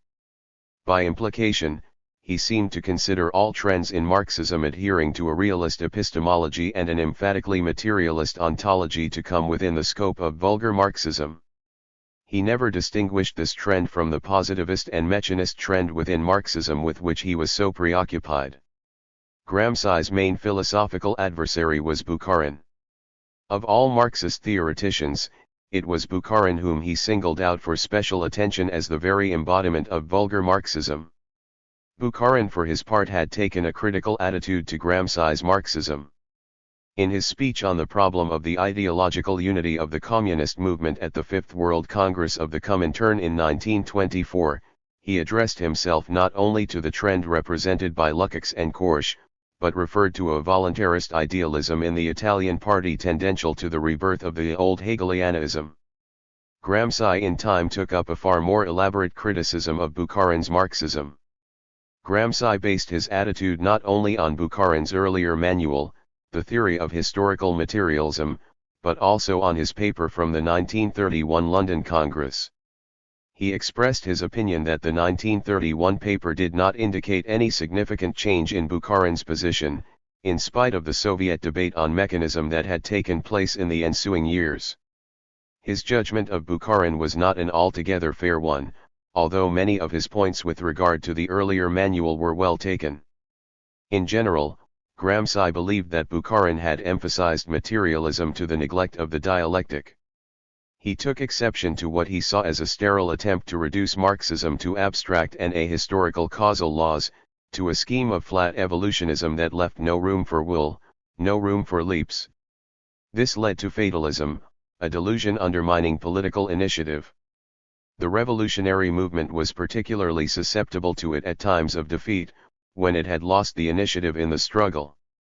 Mechanistic determinism could lull the movement into a false sense of security with the belief that, despite temporary defeat, the tide of history was flowing inexorably towards its goals in the long term. It was a form of arid mysticism that became a cause of passivity and idiotic self-sufficiency. Fatalism was the clothing worn by active will when in a weak position. For Gramsci, the experience on which Marxism was based, that is, historicity in all its infinite variety and multiplicity, could not be schematized in the fashion of Bukharin. Historical events could not be described and classified according to criteria appropriate to the phenomena studied by the natural sciences. The so-called sociological laws resulting from this type of procedure were almost always tautologies and paralogisms with no causal value. They amounted to no more than duplicates of the observed facts themselves. The only novelty was in the collective name given to a series of petty facts. An excessive reliance on statistics favored mental laziness and superficiality. Perhaps the most fertile contribution of Marxism, said Gramsci, was its way of connecting quality to quantity, which Bukharin had reduced to mere wordplay about water changing its state, a mechanical process determined by external agents. Gramsci's own approach to the Marxist theory of historical materialism was that its canons were only of value post factum. With regard to the present and the future, it was necessary to engage in the most detailed analysis of specific factors. Opposed to the linear derivation of superstructure from structure, to the causal explanation of the complex and multiple aspects of historical processes by simple reference to the economic base, he exhorted Marxists to take note of the concreteness and specificity of historical events, the field of possibilities, the multiplicity of factors coming into play, the contrasts, the countervailing forces. Nevertheless, however firm in his critique of economism and his insistence on the complexity of historical processes, he still held to the predominance of the economic in the overall process. The identification of the cathartic moment, the form of the transition from the economic to the political, was the starting point for Marxism. Gramsci thought that Bukharin had conceived of the relationship between Marxism and the natural sciences in the wrong way. Bukharin, he said, had failed to give Marxism its proper scientific autonomy and the proper position due to it in relation to natural sciences. Modern atomic theory was a scientific hypothesis that could conceivably be superseded in the historical process of the development of science. Natural science was a form of historical activity. For Marxism, then, it was not atomic theory that explained human history, but human history that explained atomic theory. Although Gramsci opposed what he considered to be a near fetishism with regard to the position of the natural sciences within Marxism, there was in him no trace of the hostility toward the natural sciences that was to be found in Lukács or Korsch. His attitude to the natural sciences was generally a positive one, although at times somewhat ambiguous. His random remarks on physics and relativity theory were exceedingly obscure, revealing his remoteness from the world of the natural sciences and his lack of awareness of the actual state of discussion of scientific theory. Nevertheless, he saw science as necessary to man in order to discern order in the world. He believed that scientific experiment had inaugurated a new form of active union between man and nature, a new type of dialectical mediation between the human and the natural. The problem of the relation between the socio-historical world and the natural world was a theme Gramsci raised a number of times. He objected to the reductionist application of the methods of the natural sciences to the realm of the social sciences, but affirmed an underlying continuity. This was the basis of his criticism of Lukács. It would appear that Lukács maintains that one can speak of the dialectic only for the history of men and not for nature. He might be right and he might be wrong. If his assertion presupposes a dualism between nature and man, he is wrong, because he is falling into a conception of man proper to religion and to Greco-Christian philosophy and also to idealism, which does not in reality succeed in unifying and relating man and nature to each other except verbally.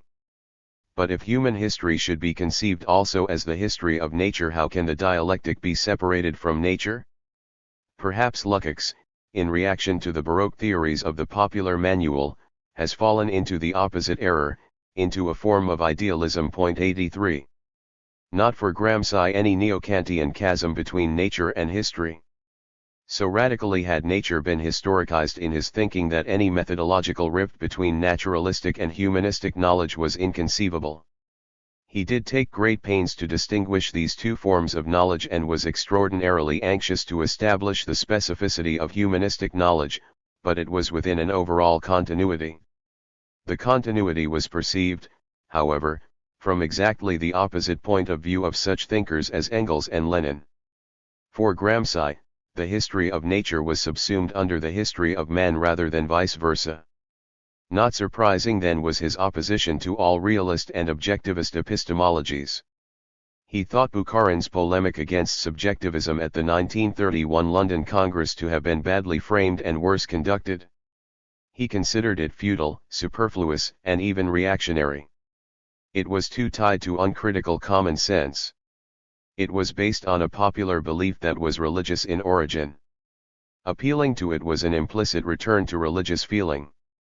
The fact that the masses found the subjectivist conception fit only for mockery was a reflection of the distance between science and life, between intellectuals and the masses.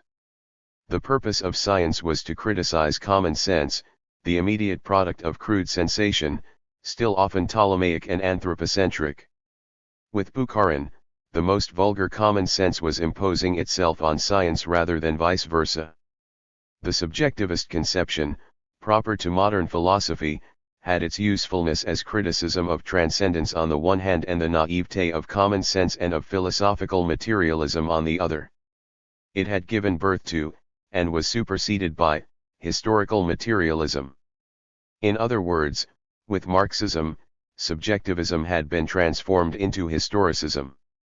What this actually meant in terms of a theory of knowledge was not altogether clear. Gramsci wished to distinguish his position from solipsism, scepticism, or relativism. On the question of the objectivity of the external world, he tended to skirt the issue or to make contradictory assertions about it. He criticized Bukharin for accepting this belief in its most trivial and uncritical sense and in such a mechanical way. Proceeding from this, he went on. It might seem that there can exist an extra-historical and extra-human objectivity. But who can judge of such objectivity? Who is able to put himself in this kind of standpoint of the cosmos in itself, and what could such a standpoint mean? It can indeed be maintained that here we are dealing with a hangover of the concept of God, precisely in its mystic form of an unknown God. Engels's formulation that the unity of the world consists in its materiality, demonstrated by the long and laborious development of philosophy and natural science, contains the germ of the correct conception in that it has recourse to history and to man in order to demonstrate objective reality. Objective always means humanly objective, which can be held to correspond exactly to historically subjective. In other words, objective would mean universal subjective. 84.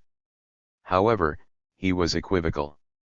On the one hand, he asserted that to speak of a reality existing apart from man was to fall into a form of mysticism.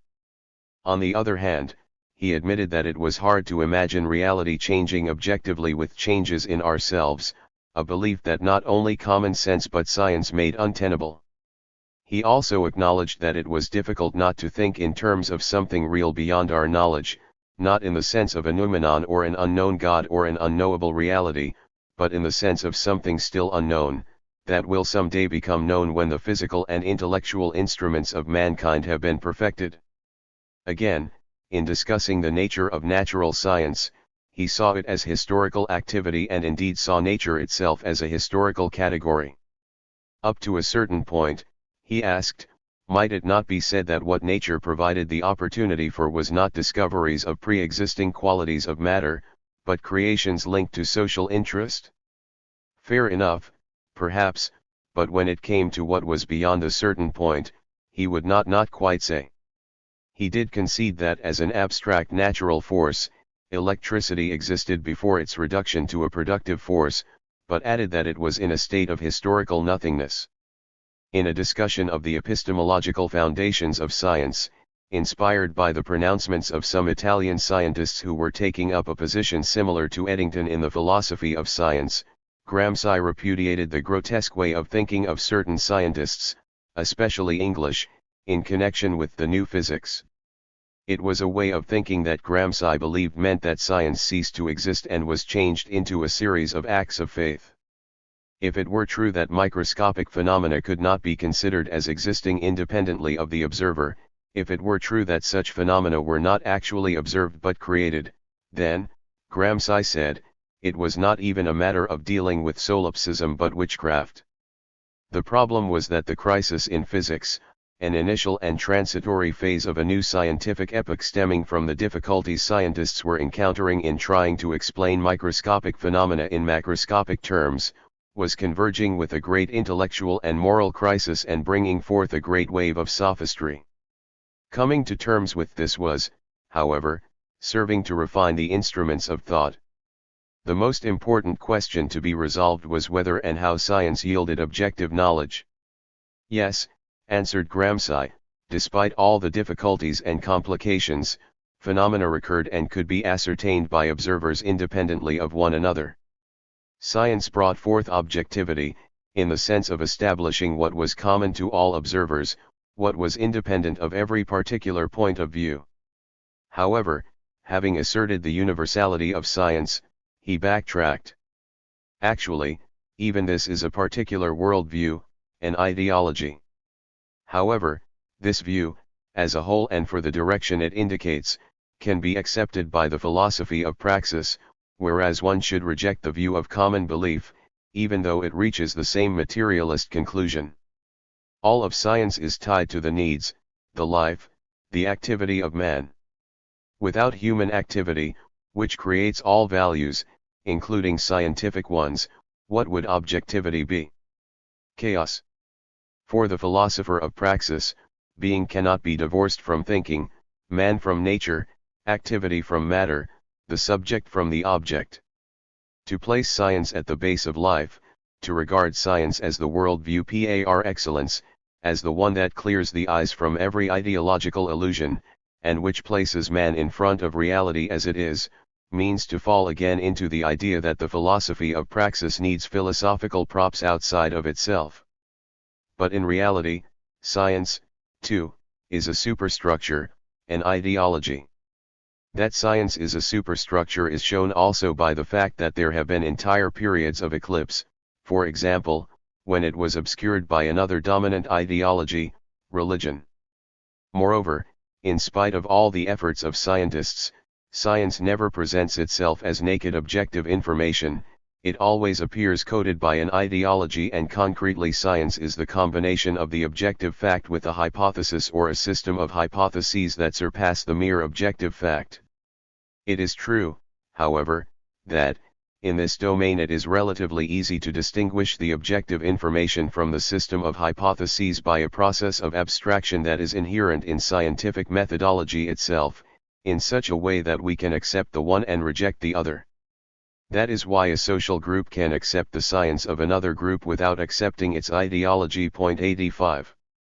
One feels Gramsci was groping in the right direction, but such a passage is so riddled with conceptual ambiguity as to serve only to muddy the waters. One is left wondering, is there or is there not any distinction between science and ideology? Is science to be taken up as integral to Marxism, or is it an extraneous element threatening its integrity? Is objectivity reducible to collectivist subjectivity, or is it not? It is impossible to state firmly any clear position held by Gramsci on such issues, so often did he shift premises and use the same terms equivocally. Gramsci was also somewhat equivocal when it came to materialism, using the term in different ways in different contexts. Most often he used it in a negative way. He preferred to see Marxism, not in terms of materialism versus idealism, but in terms of immanence versus transcendence. It was a way of explaining the world from within the world on the basis of the world itself, without recourse to any power outside it to justify the power within it. Marxism was a new form of immanence. It was immanence become historicism, immanence brought onto the concrete terrain of history. Marxism, he insisted, superseded both materialism and idealism, while retaining the vital elements of both. These traditional philosophies were expressions of past societies. It was wrong to consider Marxist philosophy in subordination to other philosophies, as this obscured its originality. It was a new synthesis, embodying a new dialectic, opening up a new road, renewing from head to toe the whole way of conceiving philosophy itself. Unfortunately, the dialectical unity achieved by Marx had been destroyed by his successors, who had regressed either to philosophical materialism or to philosophical idealism. Gramsci's term for Marxism was the philosophy of praxis. Commentators invariably explain that he called it thus to evade the prison censor. Undoubtedly this was so, but the choice of term was by no means arbitrary, for it was well suited to his radically historicist conception of philosophy. As he defined the new conception, the philosophy of praxis is absolute historicism, the absolute secularization and earthiness of thought, an absolute humanism of history. 86. It was a monism, not of materialism or idealism, but of the dialectic embodied in the concrete historical process. The dialectic was not a pre-constituted framework for philosophy, but the very marrow of historiography. It was the logic of connections and mediations, in which all spheres, the philosophical, the economic, the political, were interwoven into an organic unity. In Gramsci's view, Marxism had about it an integrity and coherence that made it unnecessary to supplement it with any other philosophy. It stood on its own without extraneous additions. He specified tendencies with which Marxism should not enter into combinations. He was hostile to all attempts within the Second International to combine Marxism with such philosophies as Neo-Kantianism, and he criticized the philosophical variations in Bernstein and in Max Adler. He took strong exception to Otto Bauer's assertion of the compatibility of Marxist economics with Thomist epistemology. He particularly warned against the reabsorption of Marxism within the framework of traditional culture or the re-emergence within Marxism of tendencies over which it had already triumphed. At the same time, Marxism had a unique capacity to assimilate all that was of value in all other systems of thought, to weave all such elements together in a new synthesis. It was an organic absorption to be sharply distinguished from an eclectic borrowing. Marxism matured and developed always to a higher level through this continuous interaction with other philosophies. It was an ongoing process. Even with philosophies already assimilated within Marxism, Gramsci held this was not a process finished once and for all. Gramsci believed that the Hegelian element in Marxism in particular had not been fully subsumed or resolved into it and retained a vitality of its own. Marxism grew and developed as a historical process still unfolding, in which the necessity for a philosophical cultural synthesis was constantly renewed. But its integrity and coherence involved more than not adding on anything extraneous. Even more importantly, it meant not leaving out anything essential. Its constituent parts were so interwoven that none could be negated without destroying its organic unity. For Gramsci, Marxism was an all-embracing Weltanschauung that left nothing vital outside its scope. The natural sciences were part of the totality, a part of the structure that could not be omitted without doing violence to the rest.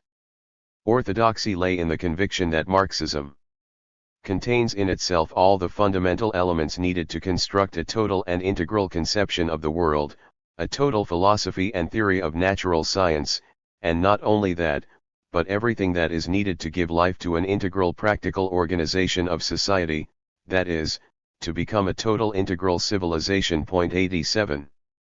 It was this sense of the wholeness of Marxism, the fullness of it as well as the concreteness of it, that more than anything set him off from his contemporaries, Lukács and Korsch.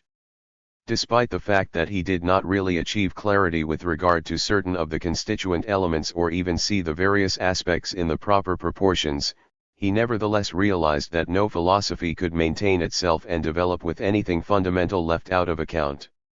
Nothing vital could be outside the scope of Marxism. Despite Gramsci's limitations and ambiguities and blind spots, he was still among the greatest Marxists of his age for his affirmation of the all-embracing character of Marxism and for his highly original and spirited way of highlighting various aspects that were being neglected. Not until after the war did his prison notebooks become known, and not until the 1960s did they become known outside of Italy. Since this time, the secondary literature has mushroomed. Today congresses are held to discuss his views. The list of books and articles about him is enormous and ever-growing. And it is not only in Italy. The interpretative literature differs vastly, particularly when it comes to his views on philosophical questions. This is not altogether surprising in light of the fragmentary character of his prison writings, the obscurity of his utterances on materialism, the natural sciences, realism, objectivity, and other such pivotal concepts, as well as the radical differences in orientation among the commentators themselves. Predictably, for example, the Althusserian school has criticized him for historicism, and the Delle Volpian school has taken issue with him for neo-Hegelianism. The English-speaking New Left has tended to read its new leftist prejudices into him and to embrace him warmly. The Italian New Left has tended to read their antipathy to the Italian Communist Party into him and to have rejected him in disdain. Despite his own wishes, commentators have read him as either materialist or idealist. Those who argue the former are somewhat nearer the mark than the latter, but the argument on both sides is often weak and evasive, ignoring many inconvenient passages. It is, however, generally correct to contend that Gramsci was not so anti-materialist as various passages taken out of context might indicate. To some degree the problem is a terminological one, in that he had an obvious hostility to the term materialism, but clearly operated with certain basically materialist assumptions. For Gramsci, the world was to be explained in and through the world itself with no resort to any force outside the world. On this, he was absolutely firm. Moreover, with all his emphasis on consciousness, it was never discussed in a disembodied and disconnected way. Always it was infused with living, concrete historicity. On the other hand, he did undoubtedly give too much ground to idealism, in overstressing the historical roots of Marxism in idealism, in being overzealous in his critique of positivism, and indeed of much that was in reality not positivism at all, and in equivocating in the sphere of epistemology. His philosophical orientation was decidedly one-sided, giving prominence to those features of Marxism that were in continuity with the idealist tradition in the history of philosophy and underplaying those features that were in continuity with the materialist tradition. He could not quite bring himself to acknowledge fully what Timpanaro calls the element of passivity in knowledge, the fact that there is an element in knowledge that is irreducible to praxis, thus conceding too much to idealism and remaining in some respects an unconscious Crotian. 88. There was moreover the factor that Gramsci's views on the natural sciences within Marxism, so crucial to the historical development of the materialist emphasis in Marxism, were definitely underdeveloped, as his actual knowledge of the natural sciences was not so highly developed as his knowledge of other fields. If he criticized Bukharin for a neglect of the dialectic and of history in favor of concentration on materialism and emphasis on the natural sciences, Gramsci could be criticized for the contrary, a neglect of the natural sciences and of the elements underlying the materialist emphasis in the Marxist tradition in favor of his stress on the dialectic of historical activity. Nevertheless, it cannot be overstressed, in light of the tendentious reading of Gramsci by writers themselves hostile to the natural sciences, that Gramsci's critique of positivism was not a critique of the natural sciences. Paolo Rossi is correct to emphasize the importance of the fact that Gramsci did not identify positivism with scientific method. He never denied the cognitive value of science and, in fact, saw in science, or in a philosophy connected with science, a central element in a Weltanschauung capable of overcoming religious superstition. The scientific revolution was part of the heritage of the proletariat. 89. Although Gramsci did not contribute to the development of Marxist philosophy of science in the sense of elaborating more fully the philosophical implications of the results of the natural sciences, he was nevertheless important to the history of the development of Marxism in relation to the philosophy of science in his way of conceiving the science-philosophy-politics nexus within Marxism. He affirmed against those who denied it the importance of the natural sciences to Marxist philosophy and to socialist politics, seeing it as playing a central and crucial role in the process of the revolutionary transformation of society. His greatness was in drawing attention to the fullness of the revolutionary process, including in it philosophy, science, psychology, and culture, and in analyzing the vital role of these vis-a-vis the struggle for state power. Within this framework, he generated many provocative ideas and proposed many fruitful avenues of approach to many important questions, such as the integrality of Marxist philosophy and its relation to other philosophies, the political character of philosophy, the fusion of rationality and emotion. Gramsci's Marxism may have been in some respects an instrument with rough edges, but it penetrated very deeply. The Red Decade, Britain and France in the 1930s. Meanwhile, others were coming along who would take up the development of Marxism in relation to the philosophy of science in a new way. The early 1930s saw a revival of interest in Marxism and the birth of a new left-wing intelligentsia in Western Europe that would leave its own distinctive mark on the theory it came to embrace.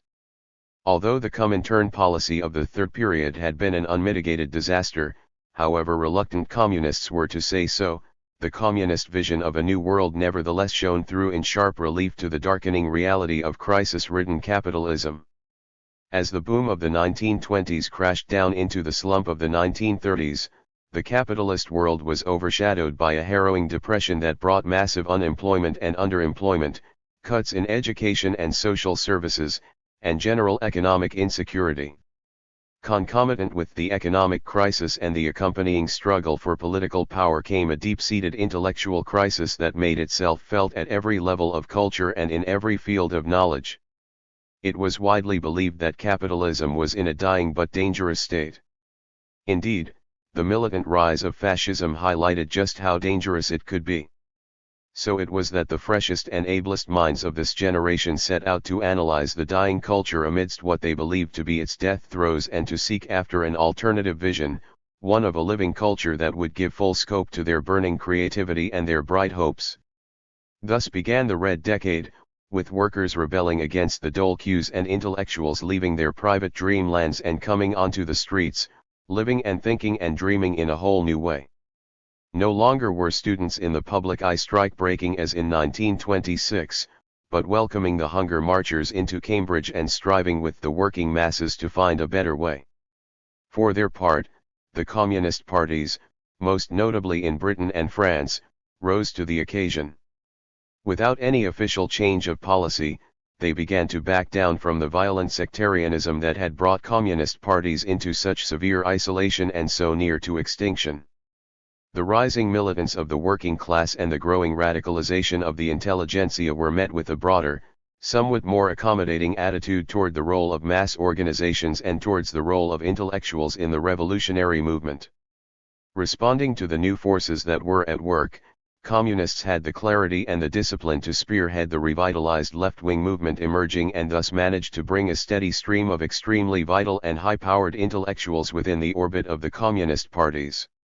In France, the surrealist writers Louis Aragon and Paul Eluard came into the Communist Party. Among scientists, the young physicist Jacques Solomon joined the party, while the most eminent physicists of the day, Paul Langevin and Frédéric Joliot-Curie, drew ever nearer to the party and eventually joined it.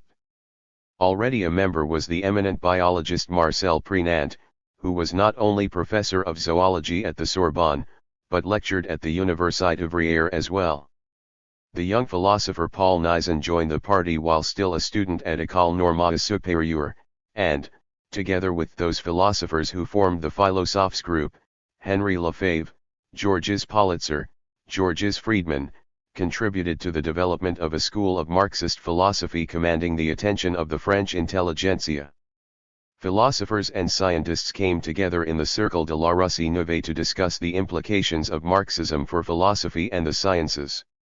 Philosophers such as Auguste Cornu and scientists such as the psychologist Henry Wallin and the astronomer Henry Miner discussed the many contending intellectual trends of the day in the light of dialectical materialism. They all participated in the various conferences at the Maisons de la Culture that drew an increasing number of intellectuals, including philosophers and natural scientists, under communist influence. In Britain, a Marxist intellectual culture emerged for the first time, and the Communist Party poised itself to play a central role in it. For the first decade of its existence, the British Party had been much affected by the traditionally pragmatic trade unionism, and even overt anti-intellectualism, of the British labour movement. The movement had not only been negligent with regard to underlying theory, but its leaders were even prone to boast that it had no philosophy.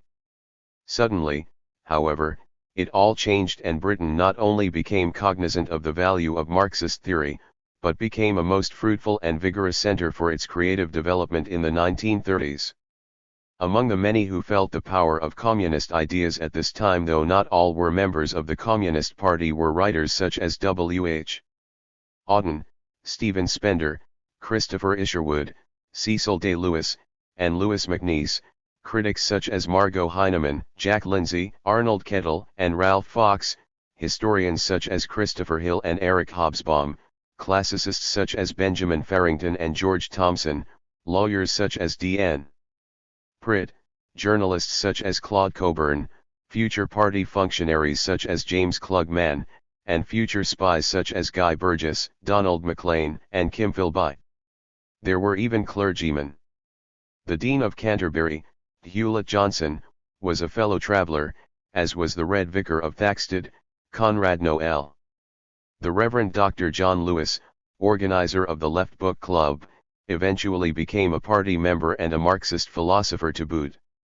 Among philosophers, Maurice Cornforth and David Guest, who were among the privileged circle who sat at Wittgenstein's feet at Cambridge, turned to Marxism and to the Communist Party.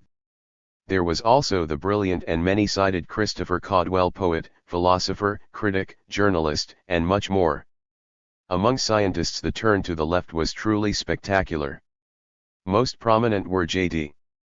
Bernal and J.B.S. Haldane, both fellows of the Royal Society, who became communists and looked to Marxism in matters of philosophy of science. Others who formed a part of the radical science movement of the 1930s were P.M.S. Blackett, E.H.S. Burhop, J.G. Crowther, Hyman Levy, Sam Lilly, Joseph Needham, N.W. Peary, C.H. Waddington, W.A. Worcester, and Lancelot Hogben.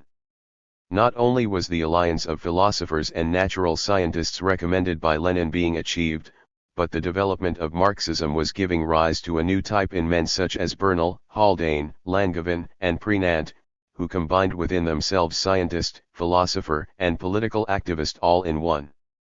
The shifting nexus of science, philosophy, and politics was brought to a new level as such men, who were among the outstanding scientists of their day and on the cutting edge of their disciplines, began to proclaim that only in dialectical materialism could their science find an adequate philosophical grounding, and that only under socialism could science achieve its full social potential.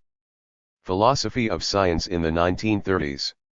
In turning to socialism, scientists were most definitely going against the grain, particularly those in Britain, living and working among colleagues who thought it most unseemly for scientists to involve themselves in philosophy and in politics, most of all in Marxist philosophy and in communist politics. But reality was pressing hard at scientists who did not wish to consider the implications of their science beyond the details of their laboratory results. Science was pushing ahead dramatically. Cambridge was buzzing with news of the neutron, the positron, and the splitting of the atom. Still unsettled were the controversies over the meaning of quantum theory and relativity theory. The world wanted to know what it all meant, and there was no shortage of theologians or chancers leaping in to fill the gap and tell it. The widespread discussion of the methodological implications of quantum mechanics and of relativity were not confined to the groves of academe. These discoveries had set off the wildest speculations in the mass media, and in the 1930s the air was still alive with it. Much of it was centered around Heisenberg's principle of uncertainty, which stated that it was impossible to determine simultaneously with total accuracy both the position and the velocity of a particle. This principle was founded on a hypothetical experiment involving the gamma-ray microscope, in which the very act of observing a particle drove it from the position it would have occupied unobserved.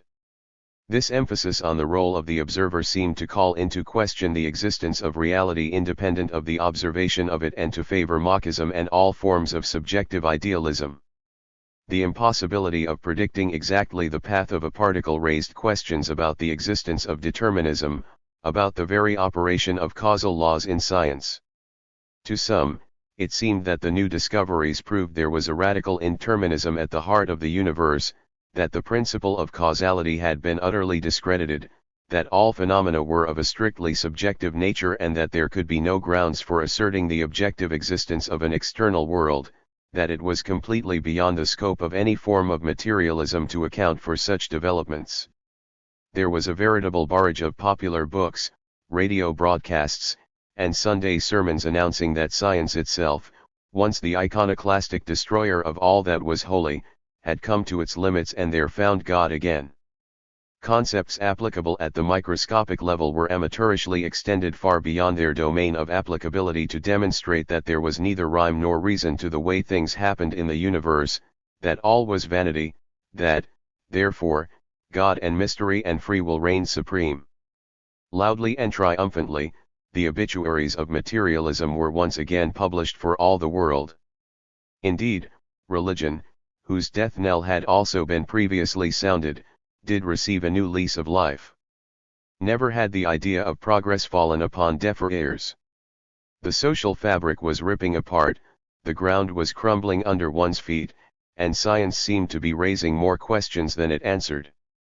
To make matters worse, there were influential scientists joining the chorus, lending credence to those who were seizing upon the crisis in physics to justify their own philosophical prejudices and suggesting that natural processes must once again seek their explanation in supernatural ones. Arthur Eddington boldly declared, "Something unknown is doing, we don't know what that is, what our theory amounts to," and argued from there that religion had therefore become acceptable to the scientific mind. The scientific world was built simply out of mathematical symbols drawn from the human mind. The inference from this was the existence of a universal mind or logos. 90 Sir James Jeans was on much the same tack. Science no longer rested on causality and determinism, but on free will and the mind of a mathematical God. 91 It was the sure way to a bestseller.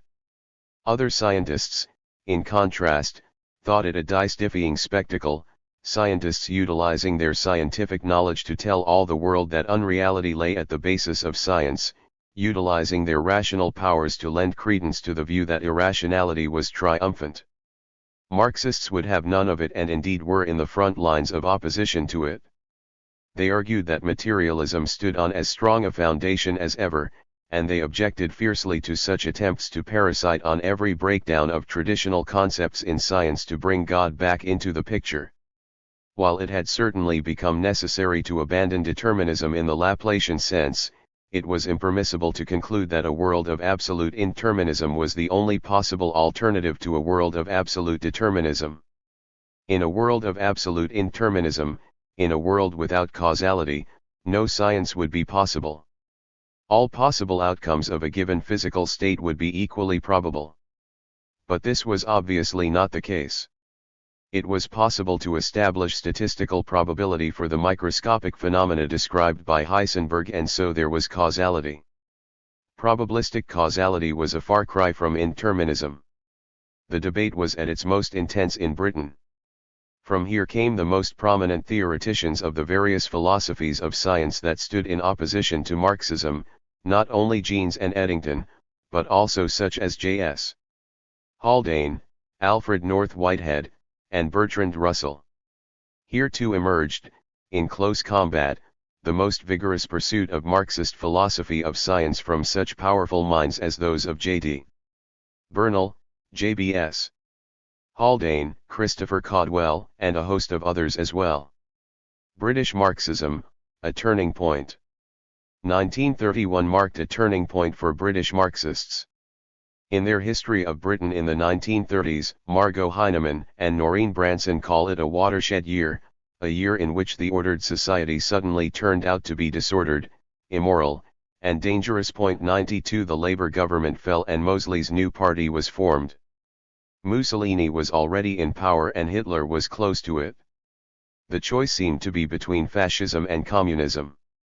The middle ground was slipping away by the hour.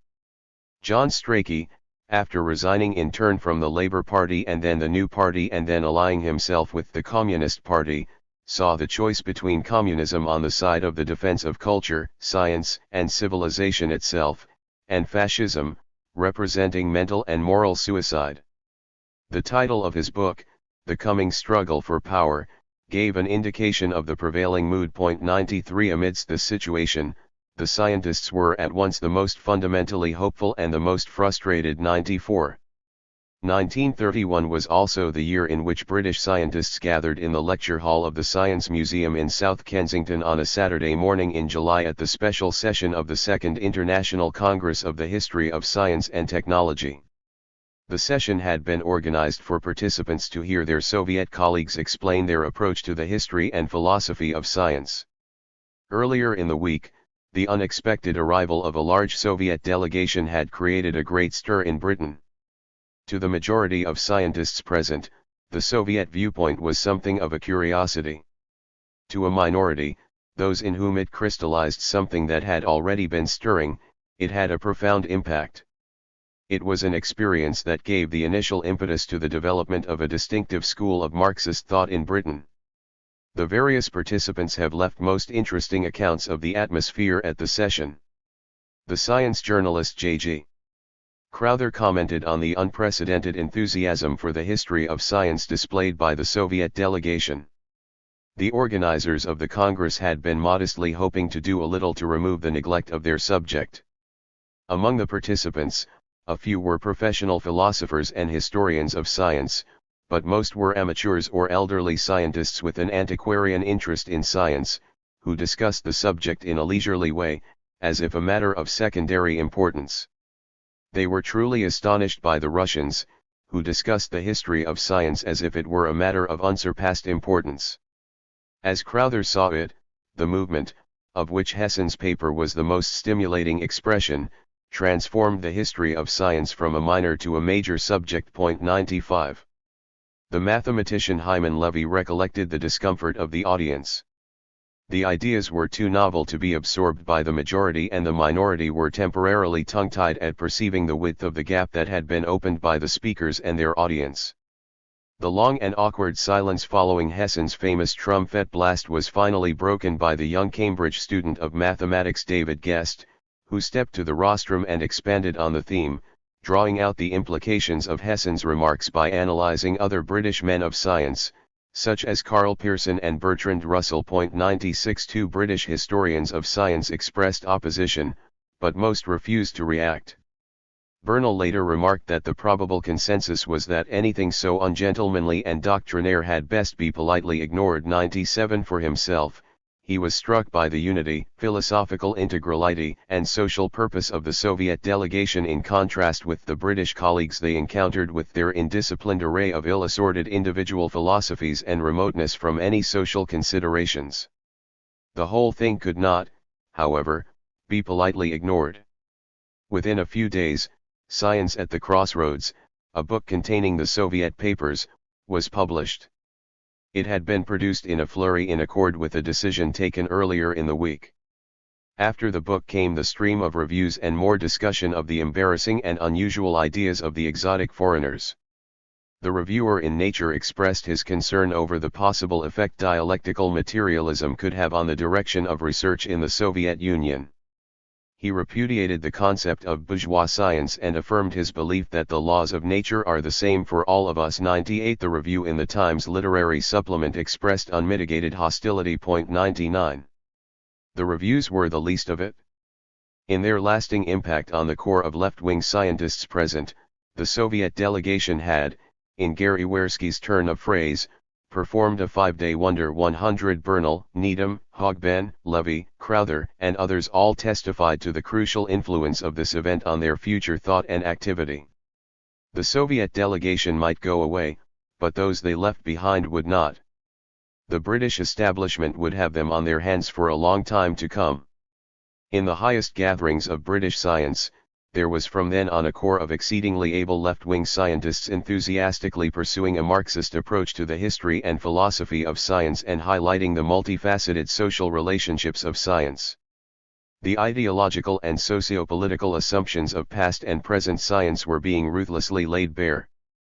The very raising of such questions aroused considerable discomfort, for, as Bernal realized, the secret of the strength of the spirit of bourgeois science lay in its avoidance of explicit statement. Nor did the new phenomenon in British science confine itself to the level of discussion and discomfort, for these men were not the sort to be lecturing on navigation while the ship is going down 101. Around them emerged a vigorous movement for the defense of science against all forces threatening it and for social responsibility in all areas of scientific endeavor.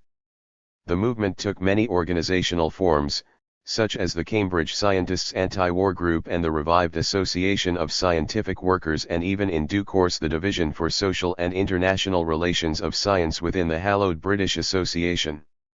It was a broad front in which there was room for a very wide spectrum of opinion and for varying degrees of commitment. Not everyone who participated embraced all the tenets of what became known as Bernalism, but they did know they stood with the movement for social responsibility in science and not with the movement that sprang up in opposition to it.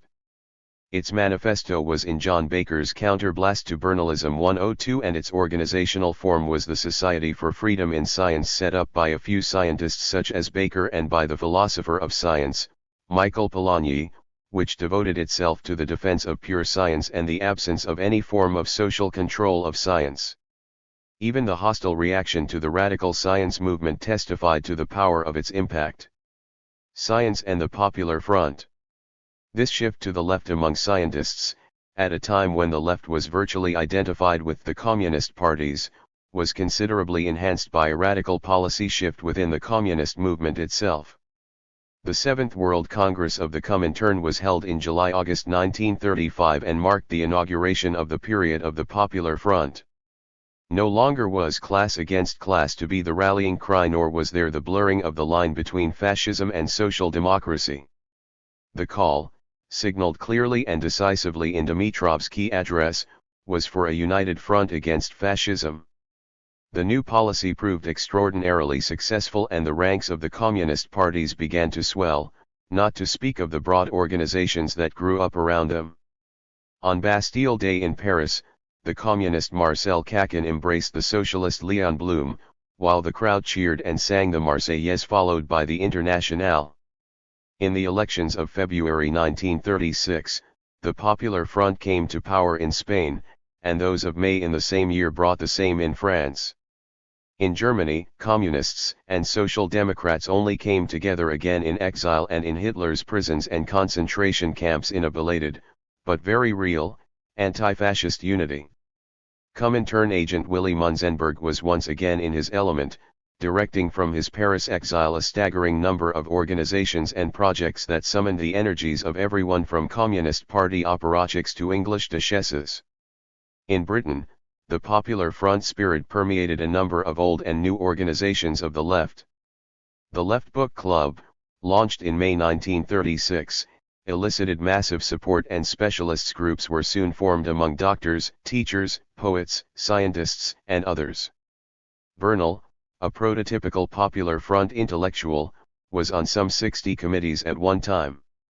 He, in accord with many other left-wing scientists, pointed to the Popular Front as the most powerful force for the defense of science. The movement among left-wing scientists had the dual effect of bringing scientists to the left and bringing the left to science. Nowhere, at least nowhere outside the Soviet Union, did the left so thoroughly integrate science into its political perspective as in Britain. The right wing of British science might balk at the steady drift to Bernalism, but the CPGB did not. Rajni Palmatud, in his report to the 16th National Congress of the party in 1943, clearly stated, "The Communist Party stands with modern science 103." Although the party was not totally immune from the workerism of the British labour movement, the party only intermittently indulged it.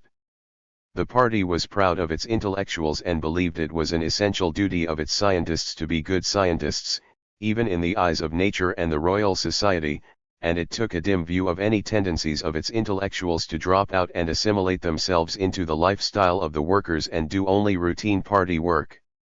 While many of the party intellectuals were extremely energetic on the ground in all aspects of party work, they were reminded of the crucial importance of their distinctive work of bringing Marxism to bear in their own special fields. Bernal. At the center of the new movement was John Desmond Bernal. His contemporaries of diverse shades of opinion spoke of him in the most glowing terms, coming forth with superlatives not characteristic of the English. Julian Huxley thought him the wisest man in Britain, and most who knew him concurred in thinking him very wise. Indeed, the name by which his friends called him was Sage. A fascinating fictional portrait of him was drawn by C.P. Snow in his early novel The Search, in which Bernal figured as the unusual young scientist Constantine, the bearer of a sort of dazzling and global brilliance. 104 Snow's non-fictional portrait of Bernal, written many years later, is even more fascinating. For Snow, he was perhaps the last of whom it could be said, with meaning, that he knew science. 105 Joseph Needham describes him as one of the best minds of their generation. 106 By the mid-1930s, Bernal was already a Fellow of the Royal Society and Professor of Physics at Birkbeck College of the University of London, with important work in X-ray crystallography already behind him at Cambridge's famous Cavendish Laboratory. By the late 1920s, he had become a militant atheist and a communist. He had come a long way from Tipperary. Born in Ireland and Jesuit educated, he had, as a schoolboy, combined piety and defiance in an adolescent mixture, organizing a society for perpetual adoration and fervently supporting the Easter Rising. He had from first to last an intensely philosophical frame of mind and an extraordinary sensitive social conscience. It was his voluminous knowledge, his breadth of vision, and his conscientious activism that most singled him out, rather than his laboratory results. At the level of experiment, he had a tendency to generate seminal ideas and to leave to others the opportunity to pursue the detailed further research. Bernal did pioneering work, not only in such sciences as X-ray crystallography and molecular biology. He was founder of an altogether new discipline, the science of science. His book, The Social Function of Science, quickly came to be regarded as a classic in this field. Based on a detailed analysis of science, both under capitalism and under socialism, and comparing in particular the state of British science with that of Soviet science, Bernal's dominant theme was that the frustration of science was an inescapable feature of the capitalist mode of production and that science could achieve its full potential only under a new, socialist order. According to Bernal, science was a powerful force in human history, and was destined to become more powerful still. Formidable obstacles were obstructing it, however, in the fulfillment of its destiny. It was outgrowing capitalism. Capitalism was losing its ability to cope with it. British science was severely underfinanced, particularly under the impact of economic crisis. German science had been overcome by barbarity. As the bourgeoisie was losing its ability to use science as it had during its rise and as it lost its ability to rule in the old way, it was inclined to turn on science. Rather than admit the cause of social disorder to be the capitalist system, the ruling class generated a distrust of science that in its most extreme form turned into rebellion against scientific rationality itself. Even in the most unlikely quarters, notably the British Association for the Advancement of Science, voices were being raised calling for the suppression of science. Science itself was in danger and its only hope was in socialism. The cause of science was, for Bernal, inextricably intertwined with the cause of socialism. As he put it in an autobiographical essay, from an early age he saw science as holding the key to the future and the forces of socialism alone as gathering to turn it. 107 By the time he wrote The Social Function of Science, he had come to believe that, in its endeavor, science is communism. 108 Needless to say, Bernal saw science as a social activity, integrally tied to the whole spectrum of other social activities, economic, social and political. Science was absolutely central both to Bernal's social thinking and to his philosophical thinking. The scientific method encompassed the whole of life. In considering the relationship between Marxist philosophy and scientific method, Bernal thought that it could not be described simply as scientific method. Nor could it be said to be in any sense an alternative method. It was an extension of scientific method. On the basis of current science, it gave a comprehensive and ordered account of the whole range of phenomena, from nebulae to human society. In Bernal's view, Marxism transforms science and gives it greater scope and significance. 109 As Bernal conceived the relation between philosophy and science, science was the starting point for philosophy, it was the very basis of philosophy. Marxist social theory emerged within this process. There was no sharp distinction between the natural sciences and the social sciences for Bernal, and the scientific analysis of society was an enterprise continuous with the scientific analysis of nature. For Bernal, there was no philosophy, no social theory, no knowledge independent of science. Science was the foundation of it all. As Wersky has recently remarked of Bernal, never had Friedrich Engels' famous notion of scientific socialism been treated so literally. 110 For Bernal, the humanistic and the scientific dimensions were one. His vision of the sort of future that science could make possible for mankind was in total contrast to that of Aldous Huxley's Brave New World. Full automation, nuclear energy, and cybernetics could bring a fuller realization of human potential.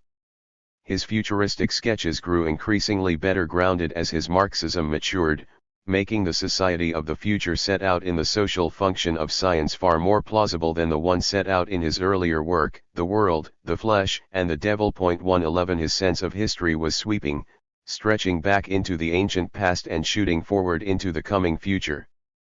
As Bernal saw the transition to the future, scientific and socialist philosophical thinking played a key role.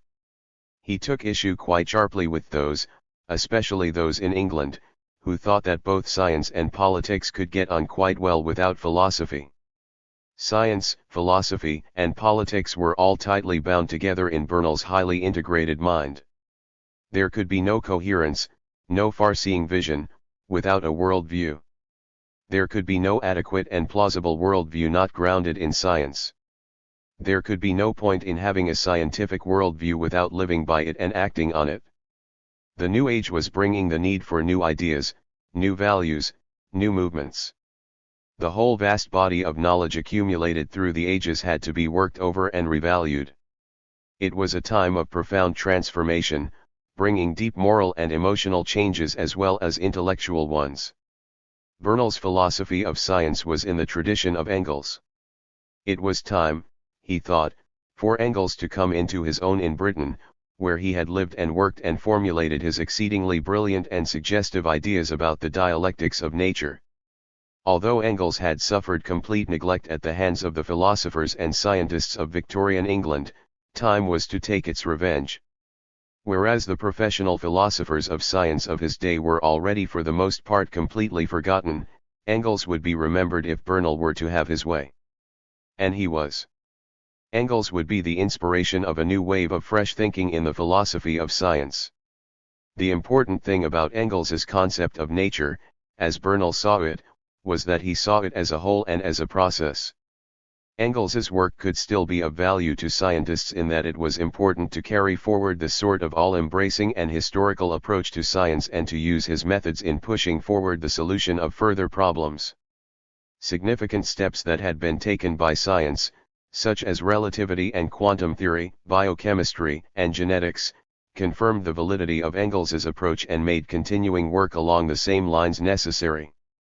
Engels was a radical thinker. His way of questioning fundamentals was the kind that many years later led to the formulation of quantum theory and relativity theory. In fact, in Bernal's opinion, if Engels's philosophy of science had been more widely known in the scientific world, these theories would probably have been discovered sooner and would be free from the idealistic confusions under which they were still suffering. Engels was in every way a compelling figure for someone like Bernal, who saw him as scientist, philosopher, and revolutionary, all in 1.112. For Bernal, dialectical materialism was the most powerful intellectual current of the time. It provided the basis not only for a revolutionary social movement, but also for the enhancement of science. It was a philosophy derived from science that brought order and perspective to science and illuminated the onward path of science. It was no substitute for science. It was no royal road to knowledge. Induction and proof remained what they were, and the hard work still had to be done. It was not a dogma imposed on the findings of science from without, but a method of coordinating the experimental results of science and of pointing the way to new experiments, a method that had been developed in and through the development of science itself. Its role was to clarify and to unify the different branches of science in relation to one another and to other human activities, and to suggest directions of thought that were likely to yield further results in the future. It was a science of the sciences. It was a means of overcoming over-specialization and of achieving the unity of science. It placed science within the context of the whole of human and cosmic evolution. Its starting point was the material universe, its central idea was the process of transformation, and its scope was the whole range of human experience. A resolute monist, Bernal saw the unity of science as grounded in the unity of the universe itself. He affirmed the unity of the universe, not in a hollowly reductionist way, but in a way that recognized the intricacy and complexity of matter that had evolved in such a way that new qualities emerged at higher levels of organization. The origin of the new, however, had to be seen against the ongoing process, so as to avoid the two extremes in which the immediate apprehension of quality was made the basis of mystical speculation on the one hand or mechanically denied altogether on the other. Bernal's position on the dialectics of nature was quite definite. Any sort of dualism between nature and history was quite foreign to him, as was any tendency to radically historicize nature. There were in the external world processes involving oppositions of actual forces that were constantly giving rise to new and higher syntheses. Dialectical development was not confined to human society or even to living things, but occurred at all stages of the organization of matter, completely independent of human thought. His position here, inspired by Engels, had precisely the same flaws as that of Engels, a huge gap yawning between particular examples of dialectical processes and the assertion of the universality of dialectics, a tendency to use the word dialectical equivocally, sometimes simply as synonymous with developmental and other times as development through contradictions. Close to the very latest developments in the natural sciences, Bernal saw that science itself was providing the most effective refutation of positivism. Although the work of such writers as Lukács, Korsch, and Gramsci were not known in Britain before the war, Bernal would have been quite unsympathetic to their tendencies either to equate science with positivism or to be so preoccupied with the critique of a discredited positivism as not to see that science itself was under attack. The defense of science and the full incorporation of the history of science into the history of Marxism were of the very essence to Bernal. Nor was he inclined to put such heavy stress on the Hegelian origins of Marxism. He was not anti-Hegelian, and he did acknowledge the role that Hegel had played for Marx and Engels, but he was more inclined to emphasize the continuity of Marxism with the whole development of scientific and historical knowledge. The emergence of Marxism laid the foundations for a whole new way of understanding and changing the universe. Marx was seeking the origins of origins, and the new philosophy was inspired less by Hegelianism than by such dramatic developments of time as Darwinism, developments that were giving a new sort of account of the origins of the world and all phenomena in it. With regard to the sources of Marxism, Bernal argued. True, Marx studied Hegel, but the dialectic of Marx, which neither Hegel nor the Hegelians would accept for a moment, is derived far more from his wide knowledge of the universe, and comes directly from the concrete experience of the economic and political struggles of the 19th century than from the philosophy of his youth. 113. Such remarks, to be sure, reveal far more about Bernal than about Marx. Although historically inaccurate with regard to Marx, it was a legitimate enough position for later Marxists. This did not, incidentally, keep Bernal from being attacked as overly Hegelian and unscientific. The Oxford philosopher, E.F. Carrot, associated dialectical materialism with the imposition of triadic patterns as a priori laws of nature. Hegelian pedantry, he said, did not become more digestible when it was called dialectical matter rather than dialectical idea. The mind tended to feign symmetrical patterns in nature, whose works were often singular.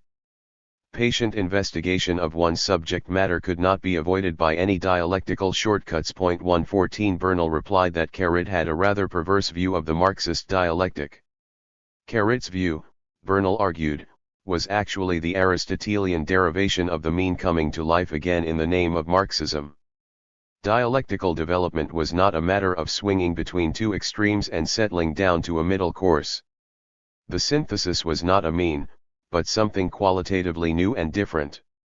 Marxists imposed no patterns on nature, but discerned them there. 115. While Bernal did not explicitly take on the neo-Hegelian trend within Marxism, he did address himself to some of the trends outside of Marxism that inspired it. He thought the various irrationalist and intuitionist currents of the late 19th and early 20th century represented the backwaters and dead ends of human knowledge. He considered the revolt against reason, embodied in such writers as Searle and Bergson, to be deeply reactionary. He objected most, however, to those who were scientists and were seeking to bring irrationality into the structure of science itself. Scientists such as Jeans, Eddington, Whitehead, and J.S. Haldane were making science into a modern ally of ancient superstition and trying to create a new scientific mystical religion. Gone were the days filled with talk of the warfare between science and religion. Now, the Archbishop of Canterbury benignly presided over Royal Society dinners, for science had become suave, more respectable, and less materialistic. Jeans and Eddington had assured the bishops and everyone else that real science and real religion were the same thing.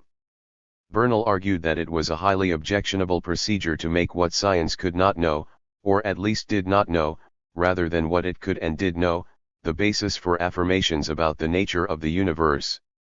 The fact that the new physics was supposed to have destroyed the older materialism was taken as an excuse for holding any opinion whatsoever. Their technique was to conclude from the fact that science had not demonstrated how the universe had come to be, that it must have been made by an intelligent creator, to go from the circumstance that science had not synthesized life to the assertion that the origin of life was a miracle, to make the uncertainty relation in quantum mechanics into an argument for human free will. Such books as Jeans's The Mysterious Universe, ostensibly based on science, were negations of science. Jeans's world was a mythological abstraction from science, an arbitrary reduction of all the concrete universe to a number of abstract categories. Bernal did realize that such anti-scientific philosophies did not spring up out of sheer perversity or willfulness on the part of their exponents, but were symptomatic of a widespread and pervasive confusion. Science was in deep crisis, not only because of external events, such as the economic slump, the rise of fascism, wars, and preparation for wars, but because of the impact of internal forces as well, for many of the traditional assumptions of the scientific enterprise were being undermined from within. Materialism had grown so rapidly that it was temporarily losing its language, but it was acquiring a new one through the connecting of the biophysics of sensation with the ultimate wave mechanics picture of the universe. These new discoveries called for fresh thinking, and it seemed to Bernal that only Marxists were doing it in a way that made sense, for only dialectical materialism had the capacity to encompass them without betraying science itself. The Marxist approach to the philosophy of science was seen by Bernal as still being in the process of being formulated. Marx and Engels and Lenin had only sketched the outlines of it. It was being further developed in the Soviet Union in a lively and sometimes violent process. He was aware of the main outlines of the Soviet debates and saw Soviet science as finding its philosophy in the very course of its revolutionary development. But it was, he remarked, complicated at times by the fact that the older scientists were often hostile to new philosophical ideas, while the younger ones, who were most receptive, often lacked sufficient scientific knowledge. He knew of the clash between Vavilov and Lysenko, but did not seem to realize the gravity of what was taking place in this sphere, seeing it in 1939 as a difference in emphasis rather than a revival of the Weimann-Lamarck controversy, as he far too sanguinely characterized the debate. Geneticists were criticized for attributing inherited characters to specific unitary factors in the chromosome, and neglecting cytoplastic and environmental factors, whose importance was probably exaggerated by their critics. 116. Bernal himself was firmly committed to the science of genetics and was conducting experiments aimed at discerning the molecular structure of the gene. He was, on the whole, extraordinarily impressed by Soviet science and philosophy of science, at times more so than the situation warranted. When he had first visited the Soviet Union in 1931, he was struck by the overriding sense of purpose there and found the country grim but great. 117. As time went on, Bernal discovered things that must have disturbed him deeply, particularly things relating to the fate of scientific colleagues in the Soviet Union. He is known to have interceded with the Soviet ambassador in London, Ivan Maysky, in relation to the arrests of the physicists Weisberg and Houtemans. But in public he said nothing. The great failing of Bernal was in his reluctance to take a critical attitude to the tradition he embraced. Haldane. In 1928, another of Britain's eminent scientists, John Burton Sanderson Haldane, had also gone to the Soviet Union. There he encountered Marxist philosophy of science for the first time, although it would be several years yet before he would come to embrace it as his own. As he put it himself, it was hardly love at first sight. 118. In his earliest excursions into the realm of the philosophy of science, Haldane had held that Kantian idealism was the most appropriate philosophy for the science of the Einsteinian era, just as materialism had been for the Newtonian era.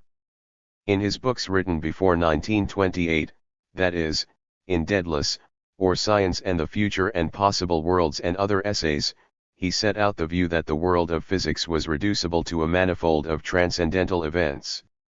Its laws were merely the forms of human perception. The data of modern science was more easily reconcilable with Kant's thought than with any other philosophy.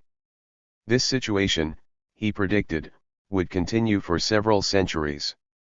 Possibly after another 2 centuries or so of scientific research, the data of science would support one rather than another of several post-Kantian systems.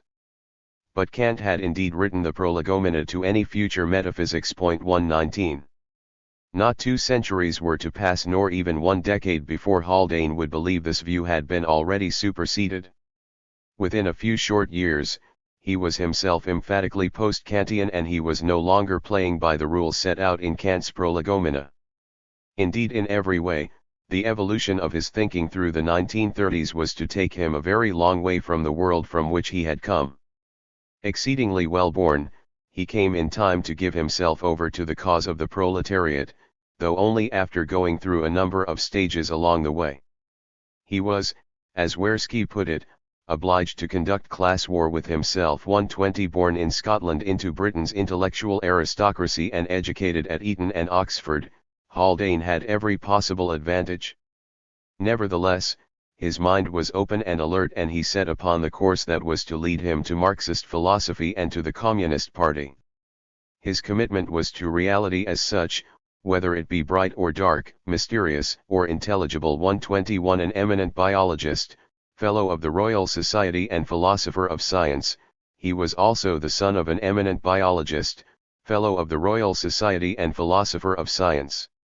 His father, John Scott Haldane, devoted himself increasingly to philosophical speculation on the natural sciences. Proceeding on somewhat Hegelian lines, he sought to undermine materialism as a philosophy of science. 122. His son, in taking the further step from Hegel to Marx, saw his work as a continuation of his father's, but there was no getting away from the fact that he was accepting and carrying forward the very philosophy his father had sought to combat. But if he could see some strand of continuity with his father, who was a scientist, a philosopher, and a liberal, this was impossible with his mother, who was an ardent Tory who had enlisted him as a child in her activities on behalf of such organizations as Children of the Empire. Haldane was an extravagant, adventurous, and somewhat larger-than-life character, who was prepared to address himself to almost any subject under the sun to almost any audience. His colorful and futuristic popularizations of science won him a huge following among those open to advanced views.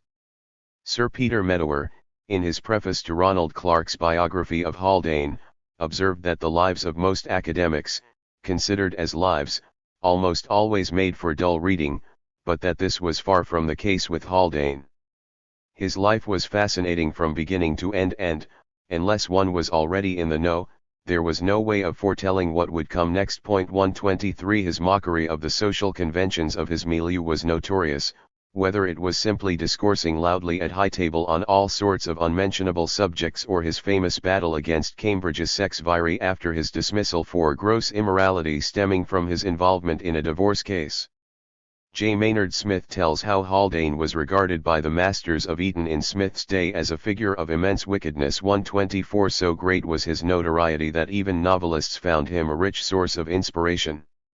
It is said that both the physiologist Shearwater in Aldous Huxley's Antiquae and the corrupter of youth, Mr. Codling, in Ronald Fraser's The Flying Draper were modelled on Haldane. 125 He was also well known for fearlessly experimenting on himself. But, despite his wilder exploits, Haldane was a very serious man. As a scientist, his work was outstanding and broke new ground. He undertook to refound Darwinism upon the concepts of Mendelian genetics and thus to eliminate the seeming contradictions between heredity and evolution. He was the first to estimate the mutation rate in man. In 1929, his investigations into the origin of life had produced a theory giving a materialist explanation for the emergence of living organisms from the inorganic world. His work proceeded parallel to, but independent of, the work of the Soviet biochemist, A.I. Oparin. The connection between the Oparin-Haldane hypothesis and Marxist philosophy has been the subject of controversy among historians of science. It was set off by C.H. Waddington, who remarked in the course of a book review. In the late 20s and early 30s the basic thinking was done which led to the view that saw life as a natural and perhaps inevitable development from the non-living physical world. Future students of the history of ideas are likely to note that this new view, which amounts to nothing less than a great revolution in man's philosophical outlook on his own position in the natural world, was first developed by communists. 126. Disputing this, David Jorovsky has maintained that chemical hypotheses concerning the origin of life were in no way the product of Marxist philosophy, as neither Haldane nor Oparin were Marxists at the time of their discoveries. 127 Lauren Graham has responded quite differently. He argues that both were already under the influence of Marxist philosophy at the time and underwent an intellectual development in which Marxism played its part. Both subsequently became dialectical materialists and explicitly declared that Marxism was an important influence on their biological thought. Graham maintains that the acknowledgement of some form of connection between Marxism and research into the origin of life is a healthy corrective to the tendency to think of the history of the connection between Marxism and biology only in terms of Lysenko. Wishing to set things in perspective, he claims. This tendency to explain an acknowledged calamity in science as a result of Marxist philosophy while assuming that a brilliant page in the history of biology had nothing to do with Marxism is a reflection, at least in part, of the biases and historical selectivity of anti-Marxist journalists and historians. 128.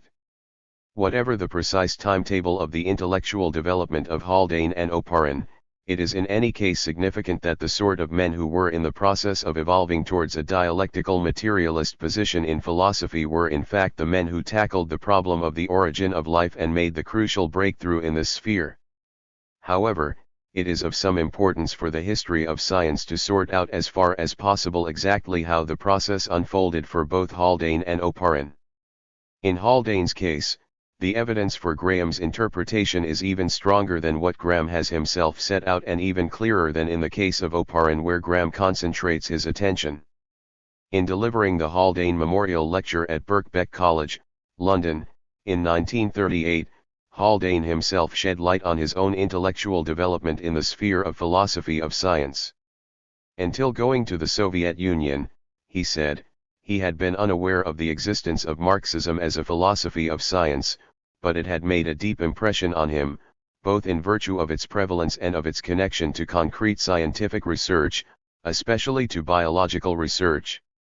Until then, he had no idea that an astronomer, chemist, or biologist might find Marxist principles to be an aid to research.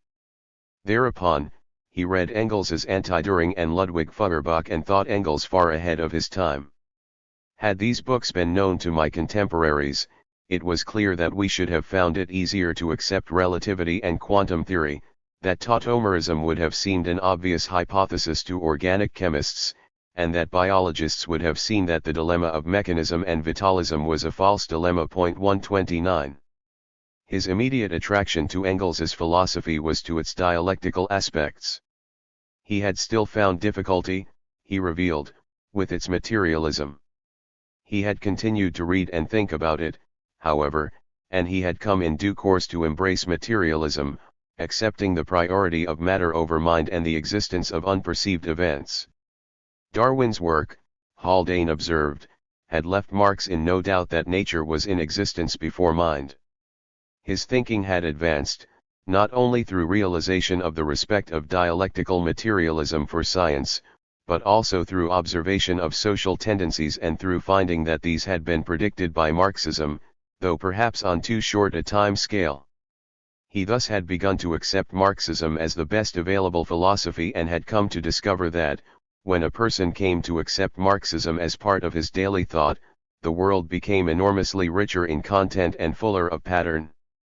Not until he began to apply dialectical materialism to concrete problems, however, did he realize its power, he claimed, and then explicitly declared, "I have found Marxism of great value in the planning of biological research." 130. Haldane further elaborated on this thought process in his 1940 essay Why I Am a Materialist. Here he said that 15 years before, that is, in 1925, he had been a materialist in practice but not in theory.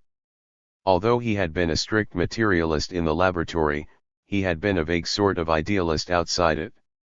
He could not at that time see how knowledge or thought were possible on a materialist basis. He had therefore been compelled to fall back on some kind of idealist explanation, according to which mind, or something like mind, was really prior to matter, and what was called matter was really of the nature of mind, or at least of sensation. He had been, however, too painfully conscious of the weakness in every existing idealist philosophy to fully embrace any of them. His difficulties had been resolved, he claimed, both by reading Engels and Lenin and by the actual progress of science over the previous 15 years. 131. As to the relation of Haldane's philosophical evolution to the formulation of his hypothesis regarding the origin of life, that cannot be pinned down precisely. However, certain points are clear. It is true that he said in his 1929 essay, The Origin of Life, setting forth his discovery, that the hypothesis was compatible not only with materialism but with other philosophical tenets, even with the view that pre-existent mind or spirit could associate itself with certain kinds of matter, but it was clear that he did not share this view. Knowing that his hypothesis would cause a stir, as it did, he only wished to circumvent such critics as would consider it sufficient refutation of his position to say that it was materialist. 132. It is also true that in his January 1938 Muirhead lecture in Birmingham, published in his book The Marxist Philosophy and the Sciences, the best-known philosophical text of Haldane, he said that he had only been a Marxist for about 1 year. 133. At the same time, the other texts cited do make it possible to pinpoint the time at which he came under the influence of Marxism, that is, his trip to the Soviet Union in 1928, and testify to the fact that he had been reflecting seriously on Marxist philosophy in relation to the natural sciences, and especially to biology, from 1928 on.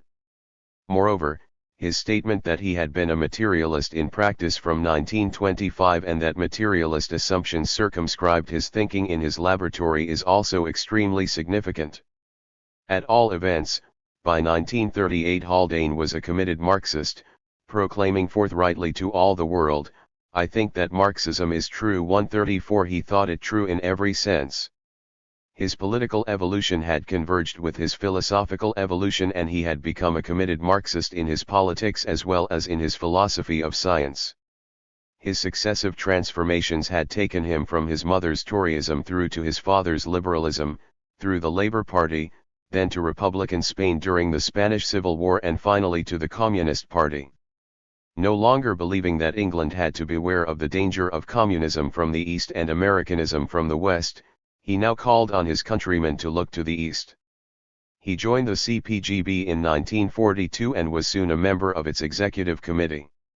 Haldane, like Bernal, had a highly integrated mind and was intrigued by the interrelations between politics and philosophy, science and politics, philosophy and science. The interrelations were pursued both in his academic work and in his outside political activities. He was not one to confine himself to academic circles, especially during such times of upheaval. As German scientists began to seek exile in England as a result of the rise of fascism, Haldane commented, "I began to realize that, even if the professors leave politics alone, politics won't leave the professors alone." 135 Equally critical of scientists and philosophers who looked on the realm of politics with disdain and political activists who regarded science and philosophy as unimportant, he was disturbed, and even baffled, by the existence of Marxists who were indifferent to philosophy of science. To him, philosophy of science was absolutely vital, and it was central to his commitment to Marxism. His Muirhead lectures show him in the grip of an enormous enthusiasm for what Marxism meant as a philosophy of science. Reviewing the book in which the lectures were published, Andrew Rothstein gave a marvelous characterization of Haldane's mood. Like anyone on his first acquaintance with the Marxist method, thunderstruck at the new worlds which that touchstone opens in seemingly familiar things, Haldane hastens to run over the whole range of his knowledge, calling open sesame with great profit to himself and his audience. 136. Unfortunately, Rothstein proceeded to contrast this wonderful freshness of a man who came to Marxism an eminent scientist already, seeing all his scientific knowledge in and through it, with the somewhat truncated philosophical statement of Stalin in the newly publicized short course, and to do so unfavorably criticizing Haldane for elaborating dialectical principles more from Hegel than from Marx, and advising him to recast his work with Stalin's example in mind. The problem with Haldane's approach to Marxist philosophy was that he became somewhat overwhelmed by it and was not able to view it critically. Indeed, like Bernal, he accepted wholly the current Soviet interpretation of it, and within a year he was himself praising the section on philosophy in the short course and calling another Marxist scientist to task for not measuring up to it. 137 This did not necessarily mean that his approach or that of Bernal was a dogmatic or unthinking one. Far from it. Both had undergone a genuine philosophical development and had come to dialectical materialism freely and intelligently. It simply satisfied their minds, especially in the first flush of enthusiasm for it, and they were unable at this time to feel the lack of anything within it or the force of any alternative to it. While they were unable to transcend its framework, they were nevertheless highly creative within it. It was a way of thinking they had genuinely made their own, and they brought it to bear on new problems, analyzing new scientific discoveries in light of it, using arguments that were always intelligent and plausible, and modes of expression that were often rich, novel, and colorful, and in Haldane's case, sometimes quite humorous as well. Actually, Medawar's evaluation of Haldane is extremely astute, at least in relation to Haldane's measure as a philosopher at this time. Describing Haldane as the cleverest man he ever knew, especially in his power to connect things in unexpected ways, Medawar judges that he was still not a profoundly original thinker. His genius was to enrich the soil, not bring new land to cultivation. 138 Clever he surely was, and enrich the soil he surely did. Dialectical materialism, for Haldane, was an all-encompassing Weltanschauung. It was not merely a philosophy of history, but a philosophy which illuminates all events, whatever from the falling of a stone to a poet's imaginings. 139 Its pivotal insight was in seeing reality as processes and not things, and in putting particular emphasis on the interconnection of all processes and the artificial character of the distinctions men have drawn. Great was its value for science. Haldane never tired of saying, for it helped to achieve both concreteness and elasticity of thought. It encouraged a scientific approach to all problems without in any serious way limiting the kinds of explanation open to the scientist. He did not, however, want to give a false impression nor to arouse exaggerated expectations. He warned that, in discerning the relation of Marxism to science, it was important to proceed with the greatest caution. At best, Marxism would only tell a scientist what to look for. It would rarely, if ever, tell him what he was going to find. Marxism, in his opinion, had a twofold bearing on science. It was relevant in illuminating the social relations of science as well as in handling problems of pure science. It shed light on the history of science by studying science as a human activity, and on the philosophy of science by analyzing the most general patterns of development permeating nature, society, and human thought. Marxism proved of the greatest value to science in highlighting the process of the development of science and the relationship of the different sciences to one another. Haldane laid great stress on dialectics, which he elaborated, in the manner of Engels, as the science of the most general laws of change in society, in consciousness, and in the external world, and he made much of the three principles of dialectics that had by this time become formalized in textbooks of dialectical materialism. The principle of the unity of opposites meant that matter was something much richer and more complicated than mechanistic materialists ever dreamed. It was exemplified in quantum mechanics, in which the electron displayed properties both of waves and of particles, in metabolism, in which living substance was a unity of anabolism and catabolism, in pulsating stars as the result of a conflict between nuclear and gravitational forces. Progress occurred through conflict.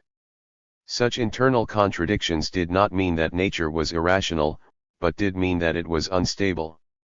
The more man studied nature, the more was it found that what was apparently stable turned out to be a battlefield of opposing tendencies.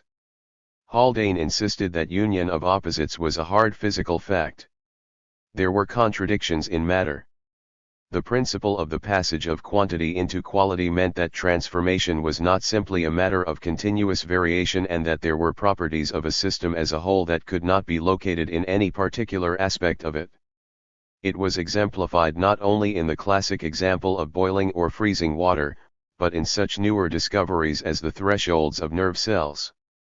The principle of the negation of negation meant the sudden emergence of novelty, exemplified in geology in the formation of mountain ranges, in biology in the dependence of evolution on variation and selection, in psychology in the need to pass through guilt, the negation of innocence, in order to aspire to virtue. 140. With regard to the debate over dialectics of nature, although he did not refer to Lukács and the controversy surrounding his views, indeed may not have known about it, Haldane nevertheless had a very definite position on the question. Nature was dialectical. Looking back on the history of philosophy, he argued that it had long been realized that matter as a whole behaved intelligibly, conforming to the laws of logic and arithmetic. The question that arose was whether reason mirrored the behavior of matter or whether matter mirrored the behavior of mind. Kant's view was something intermediate. Hegel's was that logical categories existed eternally. Feuerbach, Marx, and Engels, however, held that these categories were exemplified in nature before they governed thought.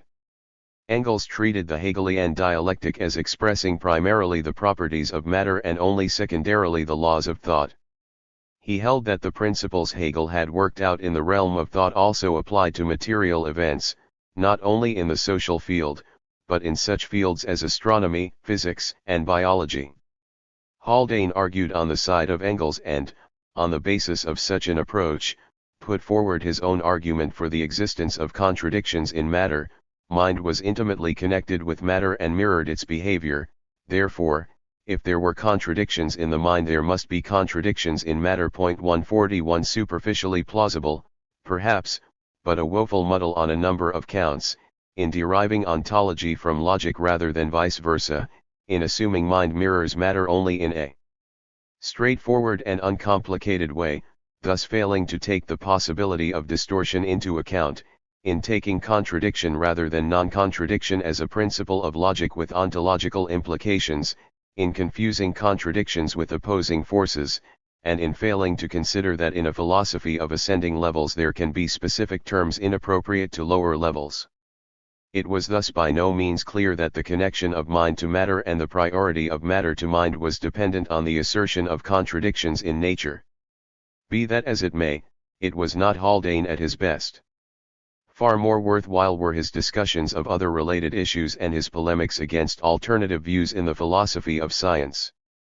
In his discussion of the concept of laws of nature, for example, he set himself against both of the two contradictory views then in vogue, the extreme positivist view enunciated by Wegener, that it was only possible to say that phenomena occurred as if certain laws held, and the older view that natural law was absolute, even if inaccurately formulated. His epistemology, as it came through in this context, was neither relativist nor instrumentalist nor naive realist. He saw no reason for saying there were no regularities in nature to which statements about laws of nature corresponded. At the same time, influenced by Milne's principle of cosmological relativity, he believed there was no favored point or center in the universe. He also realized that a situation was altered by human knowledge of it. Moreover, he added, the laws of nature were not the same for all time, the laws of nature were changing. But there was nothing arbitrary or haphazard about such change. So far from being laid down by the arbitrary word of a creator, they might prove to be a system as intimately and rationally knit together as the propositions of geometry and yet changing and evolving with time like the forms of plants and animals. 142. Haldane was an atheist and wished to do his part to clear the many layers of confusion that occasioned human recourse to a god, from the common belief that materialism implied the belief that a good dinner is better than a good deed to the new philosophies of science being put forward by Jeans and Eddington. One technique he used was to historicize religious beliefs, sometimes employing ironic metaphor to do so. If Aurelian had reigned as many years as Constantine, he hypothesized, Britain would now be having numerous discussions of Mitraism and its critics. His views on religious liberty were unfolded in the form of a parable about the Republic of Krasnia in which the official doctrine of the state was dialectical materialism, its president was formally anointed as the chief materialist and its national anthem was There is no God in Krasnia 143. As to the new philosophies of science, Haldane insisted that both relativity theory and quantum mechanics were comprehensible in materialist terms, indeed more so than in idealist terms. Quantum mechanics, he argued, raised more difficulties for Jeans and Eddington in their defense of the ism than it solved. Quantum mechanics had furnished a great deal of new knowledge not possible before. What it took with one hand, it gave back with the other. It was vital to understand the principle of uncertainty properly. Although it was impossible to predict with certainty the future movement of a given electron, it was possible to predict the distribution of a number of electrons with an accuracy that was very great indeed. Relativity theory, in Haldane's view, became intelligible from a dialectical and materialist point of view once the world was regarded as consisting, not of things, but of processes or events. The classical theory of space and time had to be rejected as postulating something beyond matter, namely an abstract space and time that had properties apart from those of events going on in them. Relativistic space-time therefore reinforced materialism as far as he was concerned. 144. Haldane's interpretations of contemporary biology, from a Marxist point of view, focused for the most part on a dialectical account of evolution, brought him into conflict with A.P. Lerner of the London School of Economics. Lerner took exception to an article Haldane published on this subject in Science and Society, written incidentally from behind the lines in Madrid in 1937. Haldane was trying to pin the dialectic onto biology from outside it, Lerner asserted, but it was purely gratuitous. Replying, Haldane insisted that the dialectic was indeed an aid both to the understanding of known biological facts and to the discovery of new ones. He did not go so far as to claim that the results of his research could not have been achieved without a study of Engels and the philosophy of dialectical materialism, but nevertheless thought it significant that they were not achieved without such a study. 145. But Lerner was the least of his problems in defending the relevance of Marxism to biology.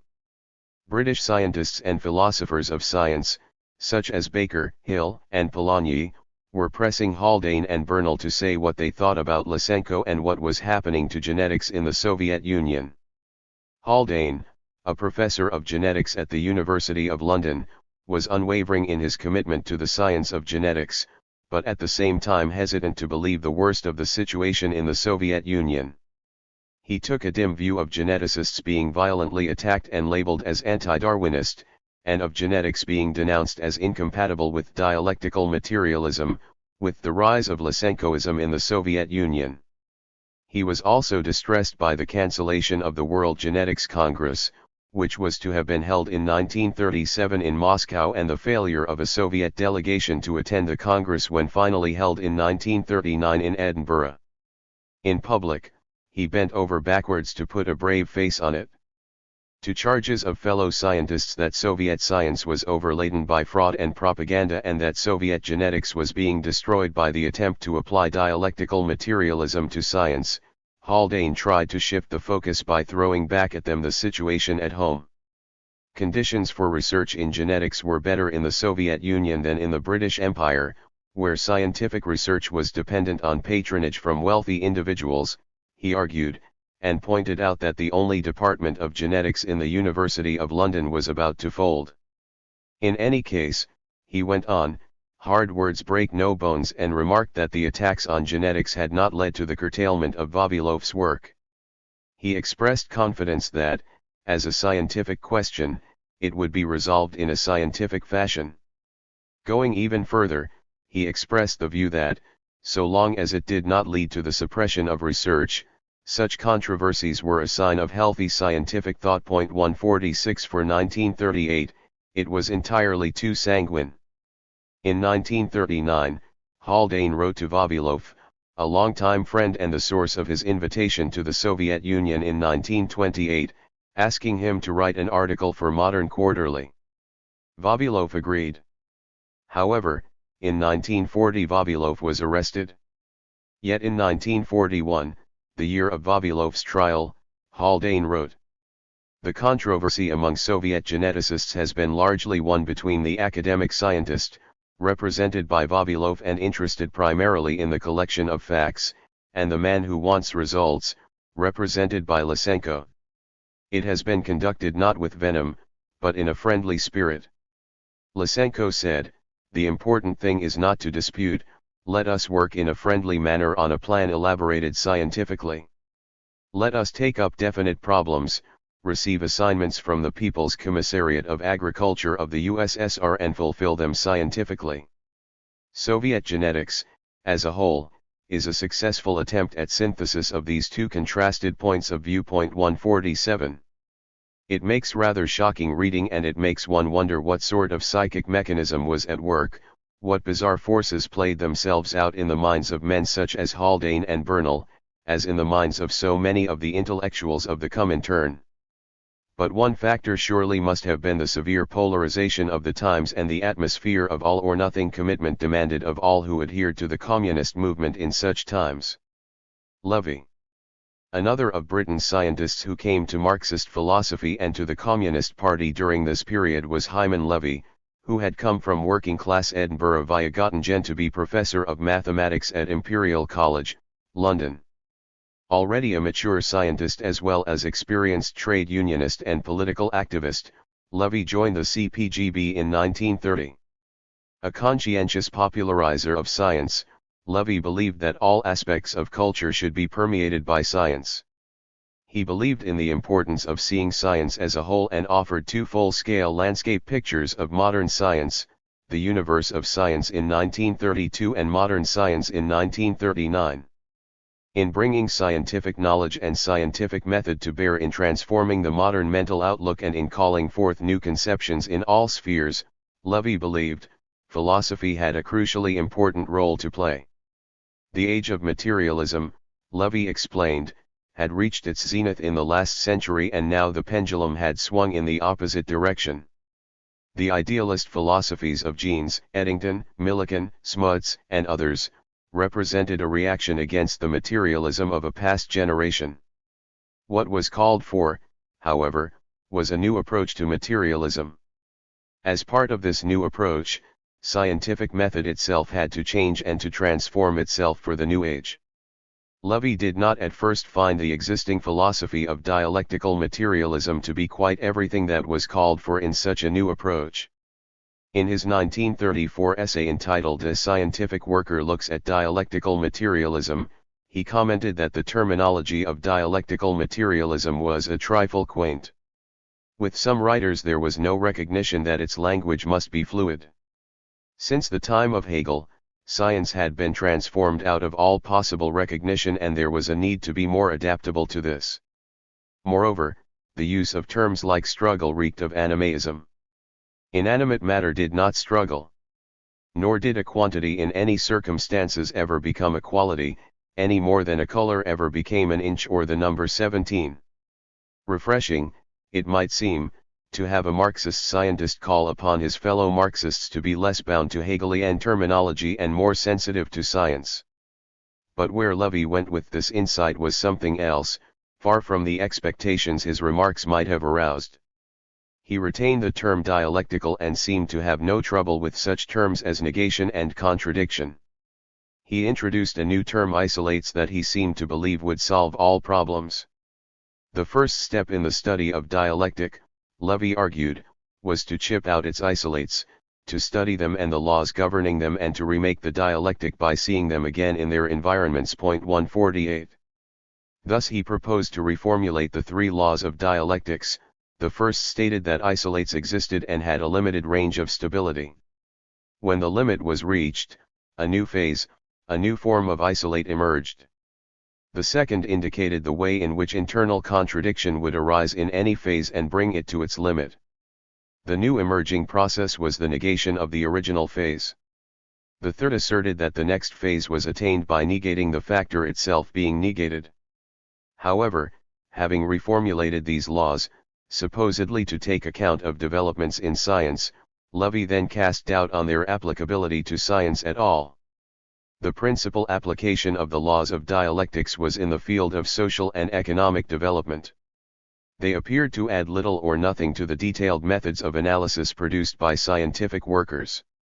In a sense, they could not be expected to add anything to these, as such laws profess to stand above science. Dialectical materialism was primarily an interpretative method, rather than a method of detailed investigation. The reader was left perplexed on many counts, from asking what counted as science, with social and economic development evidently left outside its range, to wondering what did dialectical materialism amount to as an interpretative method after all. Levy's major excursion into the philosophical arena was a philosophy for a modern man, widely discussed, as it was a Left Book Club choice in 1938. Still his own man, he continued with much the same sort of approach, although he was more confident about the applicability of his method to science. He did not explicitly characterize his philosophy for a modern man as dialectical materialism.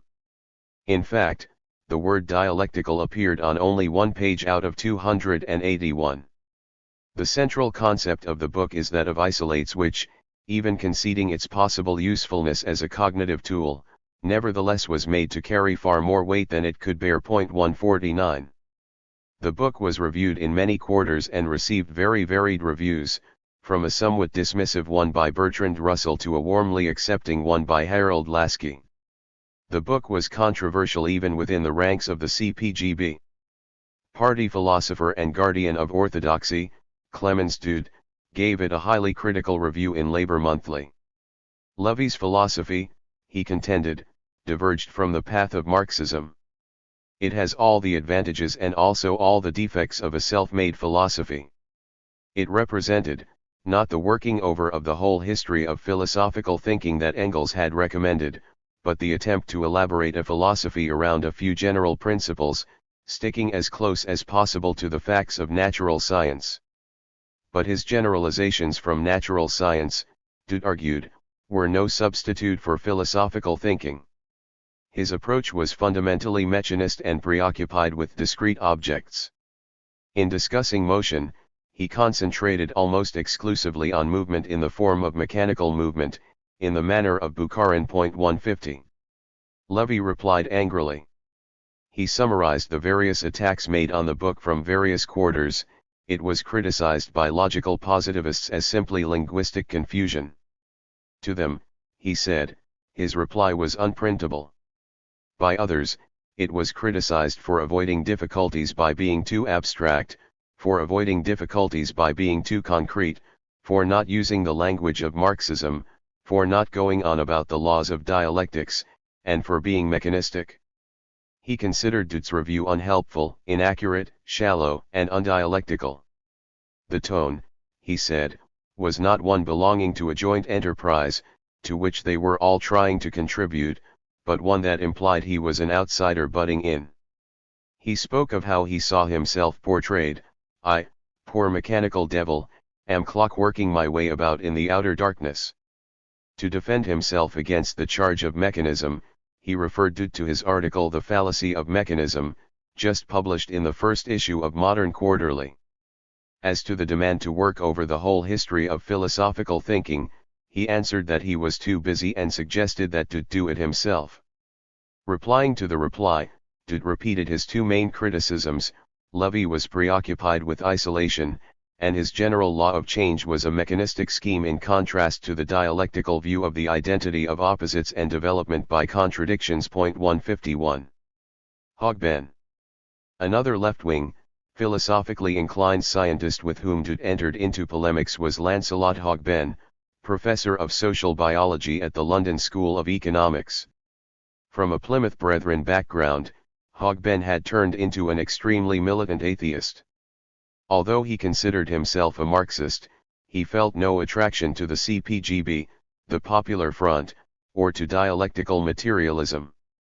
Although he had felt some sympathy for the Communist Party of South Africa when he held a chair at Cape Town in the 1920s, his disillusionment with the communist movement developed with the inauguration of the Five-Year Plan, which he felt revived the discredited ideology of industrial capitalism, and reached its peak with the execution of Bukharin and the purges of the late 1930s.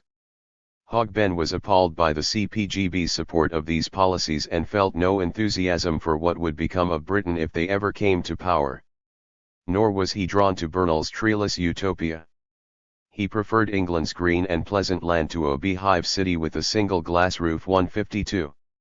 In philosophy of science, Hogben thought dialectical materialism to be obscurantist rubbish. 153 and wished to disassociate the Marxist conception of historical development through class conflict from the Russians' mania for dialectical laws, from the peculiarities of verbiage and historical associations which make it well nigh impossible for an Englishman with a materialistic bias to extract any germs of intelligible meaning from the available writings of communist philosophers. 154.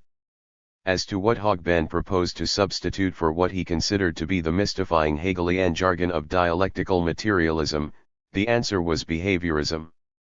The antinomy of mind and matter was resolved in the concept of behavior, he argued in his major philosophical statement, The Nature of Living Matter, published in 1930. The book was directed mainly against the God-building philosophies of science of his day, particularly against Eddington, Jeans, Smuts, Whitehead, and J.S. Haldane. These, in Hogben's opinion, represented assaults on the mechanistic materialist approach that constituted the only sound basis for scientific advance. Science, and its reductionist principles, was the bulwark against the forces of darkness and obscurantism. It was all too cozy, he said, to find a formula to provide a compromise for the conflicting claims of magic and science. Hogben most emphatically would have none of it, even if the alternative was the defiant stoicism of Bertrand Russell. It was necessary to have the courage to face the austere neutrality of a universe that mocked human self-importance and to face the ruthlessness of death and decay. Another feature of Hogben's approach was its publicism, the necessity of drawing a sharp distinction between the private world of individuals and the public world of social knowledge. Science belonged to the latter, and yielded knowledge that was consensual, communicable, verifiable, and ethically neutral. The new philosophers of science, in his view, were trying to collapse the public world of science into the private one of their choice. 155 It left one with the feeling of much left out and many loose ends hanging, about which there was more to be said than an exhortation to face the worst. A polemic ensued between Hogben and Dude, as a result of Dude's review of the book in Labour Monthly. Dude thought Hogben's publicism to be in essence a machist evasion of the basic philosophical issue of materialism versus idealism, and protested against his reduction of matter, life, and consciousness to the framework of external behavior. Both Marxism and behaviorism were corrupt philosophies of science, Dude contended, and they reflected the decay and crisis of the capitalist world. It was the duty of Marxists to fight for the purity of Marxist theory against mechanist distortions and concessions to idealism, to show the class nature of the groupings and tendencies in philosophy and natural science, and to evaluate the positive achievements of bourgeois science on the basis of dialectical materialism. Dialectical materialism represented the scientific outcome of philosophy and indicated a way out of the morass of bewildered conclusions and idealist and religious explanations. Dude insisted that Hogben was wrong to contend that dialectical materialism was not yet sufficiently developed for its adherents to contribute much to contemporary problems. Dude characterized it as, not a finished system, but a developing system expressing the interconnectedness of knowledge at a given stage of development of scientific inquiry. It was a system and not merely a method, Dude emphasized. Dialectics was not a mere form of thinking, but something objectively occurring in nature. The theoretical thinking that reflected the dialectical character of natural processes must itself be subject to the same dialectic. 156 Dude's reply, to be sure, brought back in much of what Hogben left out, though perhaps somewhat too easily. Needham, a scientist who conceived of the relevance of Marxism to biology in a very different way from Hogben, was another Fellow of the Royal Society, the Cambridge biochemist Joseph Needham.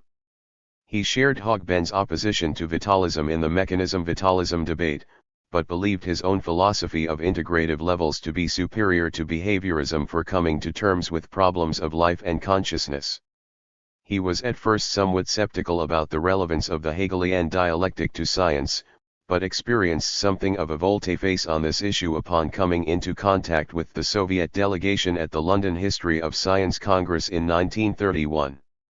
What had the greatest impact on him was the striking parallel between the philosophy outlined in Zavadovsky's paper and the philosophy he had himself been developing. As he recollected in the course of giving the Herbert Spencer lecture at Oxford in 1937, he had discovered that in Russia, under the guidance of an elaborate philosophy at that time almost unknown here, a new organicism had been growing up. 157 Like Zavadovsky, Needham had come to hold that biological phenomena were in continuity with but not reducible to physico-chemical or mechanical phenomena. From an Anglo-Catholic background which he never repudiated, Needham nevertheless turned to socialism in his politics and to dialectical materialism in his philosophy of science.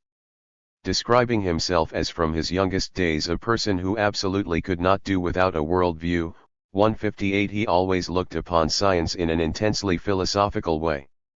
His philosophical interests made him something of a rarity among biochemists of the era, who thought that scientists should spend their time outside the laboratory in such innocent occupations as golf or fishing, rather than with dubious studies of the history and philosophy of science. His encyclopedism also singled him out, and on one occasion the journal Brighter Biochemistry teasingly carried a notice of a new book by Needham entitled Eggs, From Aristotle to the Present. 159. In politics, he passed from being on the wrong side in the general strike of 1926 to participation in the various activities of the scientific left, such as the CSOG and the ASCW, to support for the Soviet Union and the Popular Front. He did not, however, join the Communist Party, nor did he subscribe to all the tenets of Bernalism. The basic difference was that he did not believe that scientific method could or should encompass the whole of life. It was one thing to hold that science could only come to its true fulfillment under socialism, and Needham did hold that science and capitalism were irreconcilable, but it was another to believe that a socialist society should be completely circumscribed by the forms of scientific rationality. Needham's Marxism was obviously of a very distinctive sort. He sought an all-encompassing vision, and Marxism found its place within, but Marxism was not itself all-encompassing for him, as it was for Bernal and Haldane. Of a mystical bent, Needham was never inclined to atheism and always retained his sense of the holy. His faith was in the tradition of Otto's The Idea of the Holy, a fideist view of religion based on the experience of the numinous, that spurned proofs of the existence of God and the whole tradition of theological rationalism. He did not, however, allow his God to interfere with his science, his philosophy of science, or his politics. He warned specifically of the dangers of scientists carrying their religion into the laboratory, and of philosophers responding to the breakdown of traditional scientific conceptions by calling upon God to solve problems of philosophy of science. His position, as he set it out in the 1930s, was that each of the great forms of human experience, that is, science, philosophy, religion, history, and art, was equally valid. Each seemed to lead to a characteristic worldview, incompatible with and sometimes even contradictory to those of the others. The proper appreciation of the world by man could not arise from the pursuit of any one by itself, but only in the experience of them all, with little hope of uniting them into a coherent view of the universe. The harmonious man was one to whom science and religion, though always antagonistic, were equally necessary methods of attaining contact with what lay at the core of the world. 160. By the early 1940s, Needham had modified his position somewhat. Earlier, he had characterized science as abstract, quantitative, deterministic, mechanical, analytic, impersonal, ethically and aesthetically neutral, and religion as concrete, qualitative, paradoxical, illogical and irrational, and normative. Looking back, he considered such a description of science to be too narrow and such a description of religion to be too Neoplatonic. The Achilles heel of his former position had been ethics, which he could never assimilate into one or the other forms of experience. As politics more and more forced itself on his attention, he came to see that his fundamental limitation had been to envisage the experiencing being as a solitary unit. Ethics and politics had proved to be the cement necessary for the unification of the divergent forms of experience. As soon as one began to consider man under his social aspect, the germs of a unified worldview began to appear. Ethics and politics corresponded to the valency bonds. He considered that the dividing process had been succeeded by a uniting one and that an integrated worldview had emerged from the differentiations he had made. In analyzing this process, he mentioned the creativeness of contradictions giving rise to higher syntheses. This was where Marxism came in for Needham. Marx and Engels, building on both the dialectical process in idealist philosophy and on the new understanding of evolution that was then dawning on men, influenced by both Hegel and Darwin, took the revolutionary step of placing the resolution of contradiction within the historical and prehistorical process itself. Contradictions were not to be resolved in heaven, but right here on earth. This was the meaning of the dialectical materialist way of expounding cosmic development, biological evolution, and social evolution.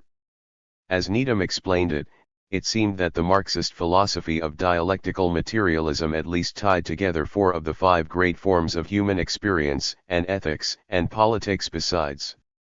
We cannot consider nature otherwise than as a series of dialectical syntheses.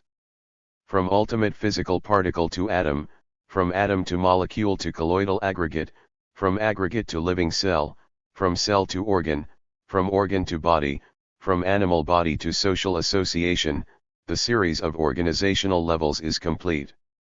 Nothing but energy and the levels of organization at different levels have been required for the building of our world. The consequences of this point of view are boundless. Social evolution is continuous with biological evolution, and the higher stages of social organization, embodied in advanced ethics and in socialism, are not a pious hope based on optimistic ideas about human nature, but the necessary consequence of all foregoing evolution. 161. As to the place of ethics in the new synthesis, which had previously caused him problems, his evolutionary morality has been aptly characterized by Wersky as an unblushing example of the naturalistic fallacy. 162. Needham saw dialectical materialism as the solution to the most vexing problems in the history and philosophy of science. He spoke of it as the quintessence of scientific method, 163 as the natural methodology of science itself. 164 The concept of the dialectics of nature was crucial to his understanding of scientific method.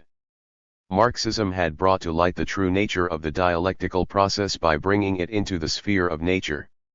Marx and Engels were bold enough to assert that it happens in evolving nature itself, and the undoubted fact that it happens in our thought about nature is because we and our thought are a part of nature. 165. The facts spoke for themselves, Needham insisted, for nothing was more dialectical than nature. The existence of dialectical tension of opposites explained a lot for Needham. The presence of chaos in nature was necessary for the development of scientific order. The essence of dialectical materialism, for Needham, was its insistence on successive dialectical levels in nature within the framework of emergent evolution. The higher forms of the organization of nature, such as life, consciousness, and human society, were continuous with, but not reducible to, the lower forms. In these successive forms of being in the scale of complexity and organization, it was precisely the complexity and organization at each level that constituted its special quality. This way of thinking was of inestimable value in dealing with the concrete problems of biology. Most importantly, it solved the problem issuing in the long-debated controversy between mechanism and vitalism. In earlier days, because of ignorance of other forms of materialism, he had veered towards neo-mechanism, but in time he conceived of the controversy as a dialectical deadlock that was resolved by a judicious organicism. Mechanists had been wrong in being overly enamored of oversimplified physico-chemical explanations of biological processes, but right in opposing hypotheses of vital forces, entelechies, and so on. Vitalists had been right in their eagerness to safeguard complexity, in their attention to the phenomena of organization, in their insistence that living phenomena would always escape total physico-chemical analysis, but wrong in confusing the organizing relations of a given system with its supposed anima. Life constituted a new level of the organization of matter, not inscrutable, but not to be forced into the framework of laws operative at lower levels.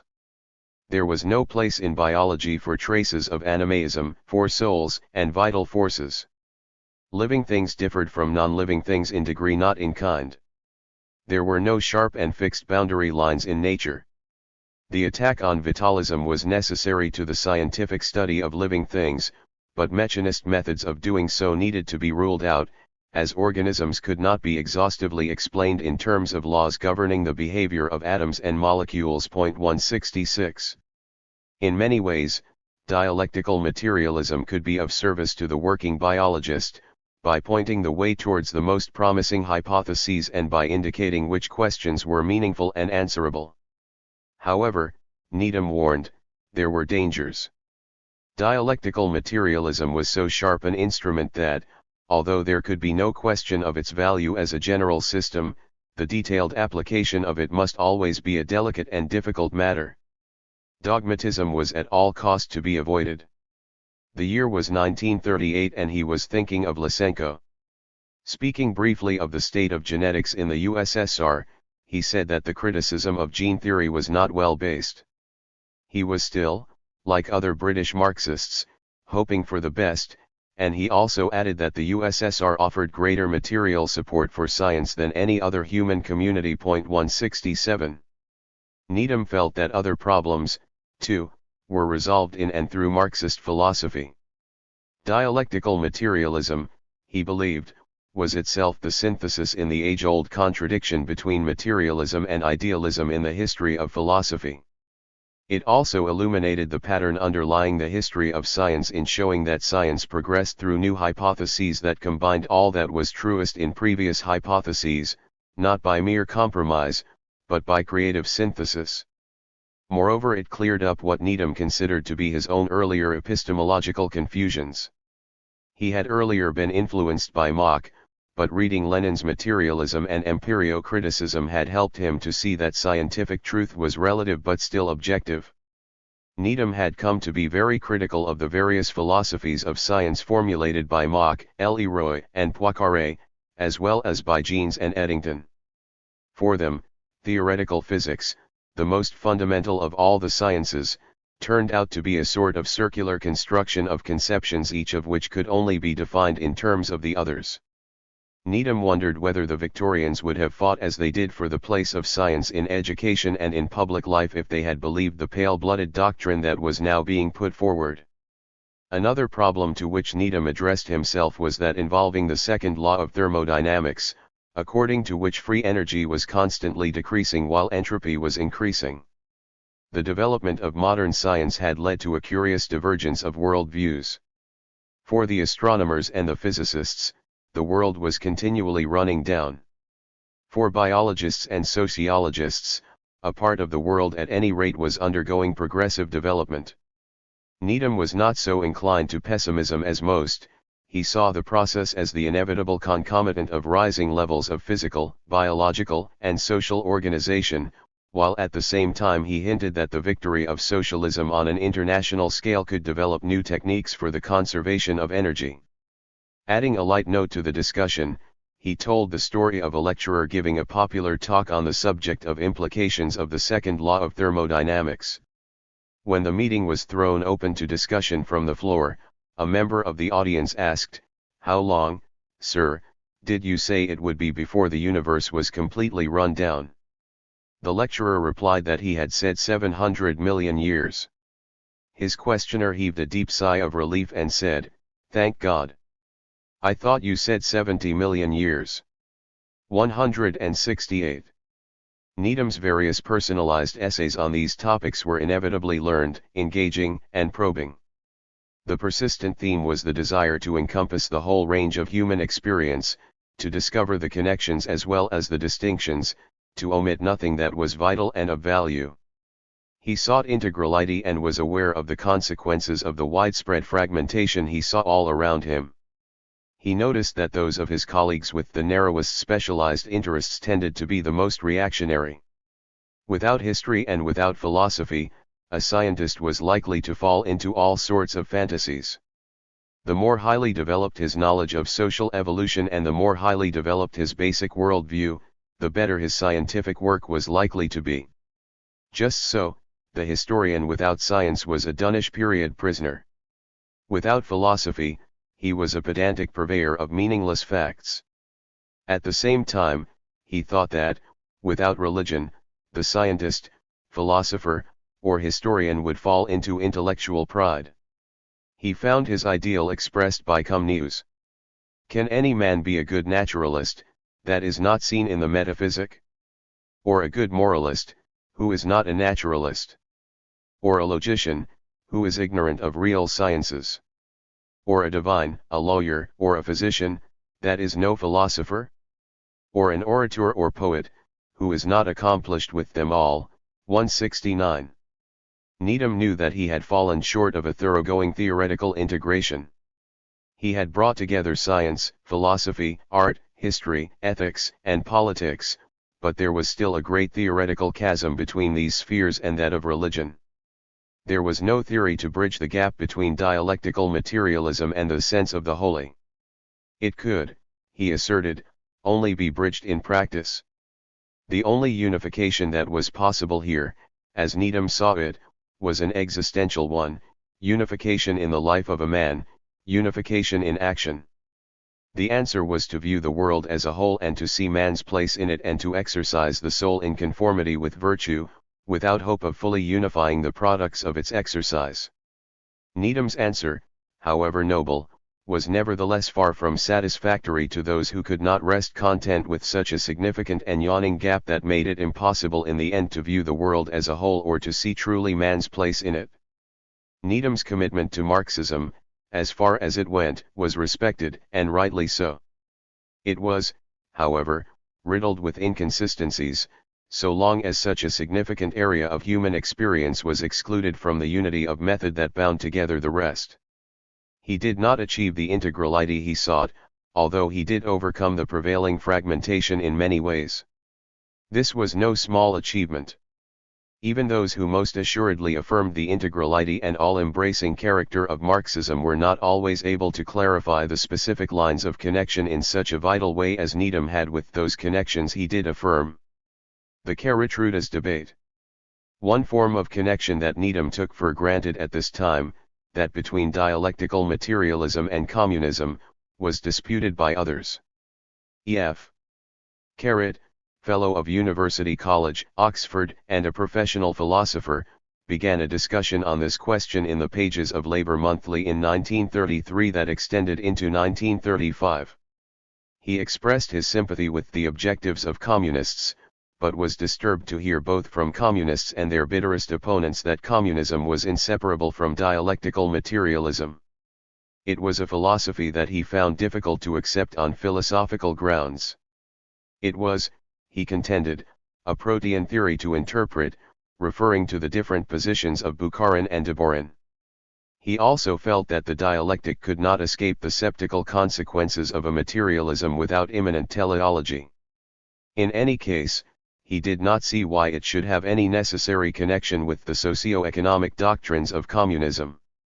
What Engels's views on motion, heat, light, electricity, and evolution of species had to do with communism, he could not understand. 170. There was a whole series of replies, nearly all arguing for a necessary connection between dialectical materialism and communism. J.M. Hay argued that it was matter of an indissoluble connection of the theoretical whole with one of its parts. T.A. Jackson contended that it was impossible to be a communist without being a dialectical materialist, and that it was impossible to hold to dialectical materialism with alternative views of social development and political practice with logical consistency. From faraway Moscow, Rudas came into the discussion and insisted that it was impossible to be a dialectical materialist without being a communist, for one could not ignore the consequences of one's philosophy. Going further, he actually stated that outside the Communist Party it was impossible to be a communist, a dialectical materialist, or a Marxist. Only a revolutionary could revolutionize his thought. Only those who took part in the struggle to change the world could rightly understand the theory of the world's dialectical development. Communism was a revolutionary movement that arose and grew up on the basis of certain laws of development. Dialectical materialism was the consciousness of these laws of development. It was, Rudas explained, the relation of objective dialectics to subjective dialectics, the consciousness of it in the heads of its adherents. The dialectics of society was only a special case of the general dialectics of the world. Whoever did not recognize the dialectics of nature could not, without illogicality, recognize the dialectics of society either. It was impossible to act correctly with an incorrect consciousness. Without dialectics, both scientists and revolutionaries were lost. The sciences were condemned to grope in the dark, as was the proletarian struggle. In science, according to Rudas, all correct results were dialectical results, even if their discoverers did not know it. Nevertheless, they would arrive at much more correct results if they consciously applied dialectical methods. In one of his articles in the protracted controversy, Rudas had referred to Edwardkins, who came into the discussion and mentioned that dialectical materialism in the Soviet Union had every possible facility at its disposal, including protection from rival philosophical schools through administrative measures and the police. Rudas's reply was both abusive and evasive. 171. The discussion brought to the surface a serious and important issue, that of the relation of philosophy to politics, but the heavy-handedness and sectarianism of Rudas, who dominated the discussion, did not help much in sorting it out. It did show, however, where British communists stood on the question of dialectics of nature. In the dialectics of nature debate as it unfolded in Britain, members of the CPGB who addressed themselves to the question seemed to be on the same side, whereas those who held that Marxist socio-economic tenets were compatible with philosophical trends other than dialectical materialism were outside the party. There had come to be a very great emphasis on dialectical materialism in the party, and there was no longer significant support in the party for the minimalist approach to what it meant to be a communist that had been there in the 1920s. British Marxism and the Soviet Union.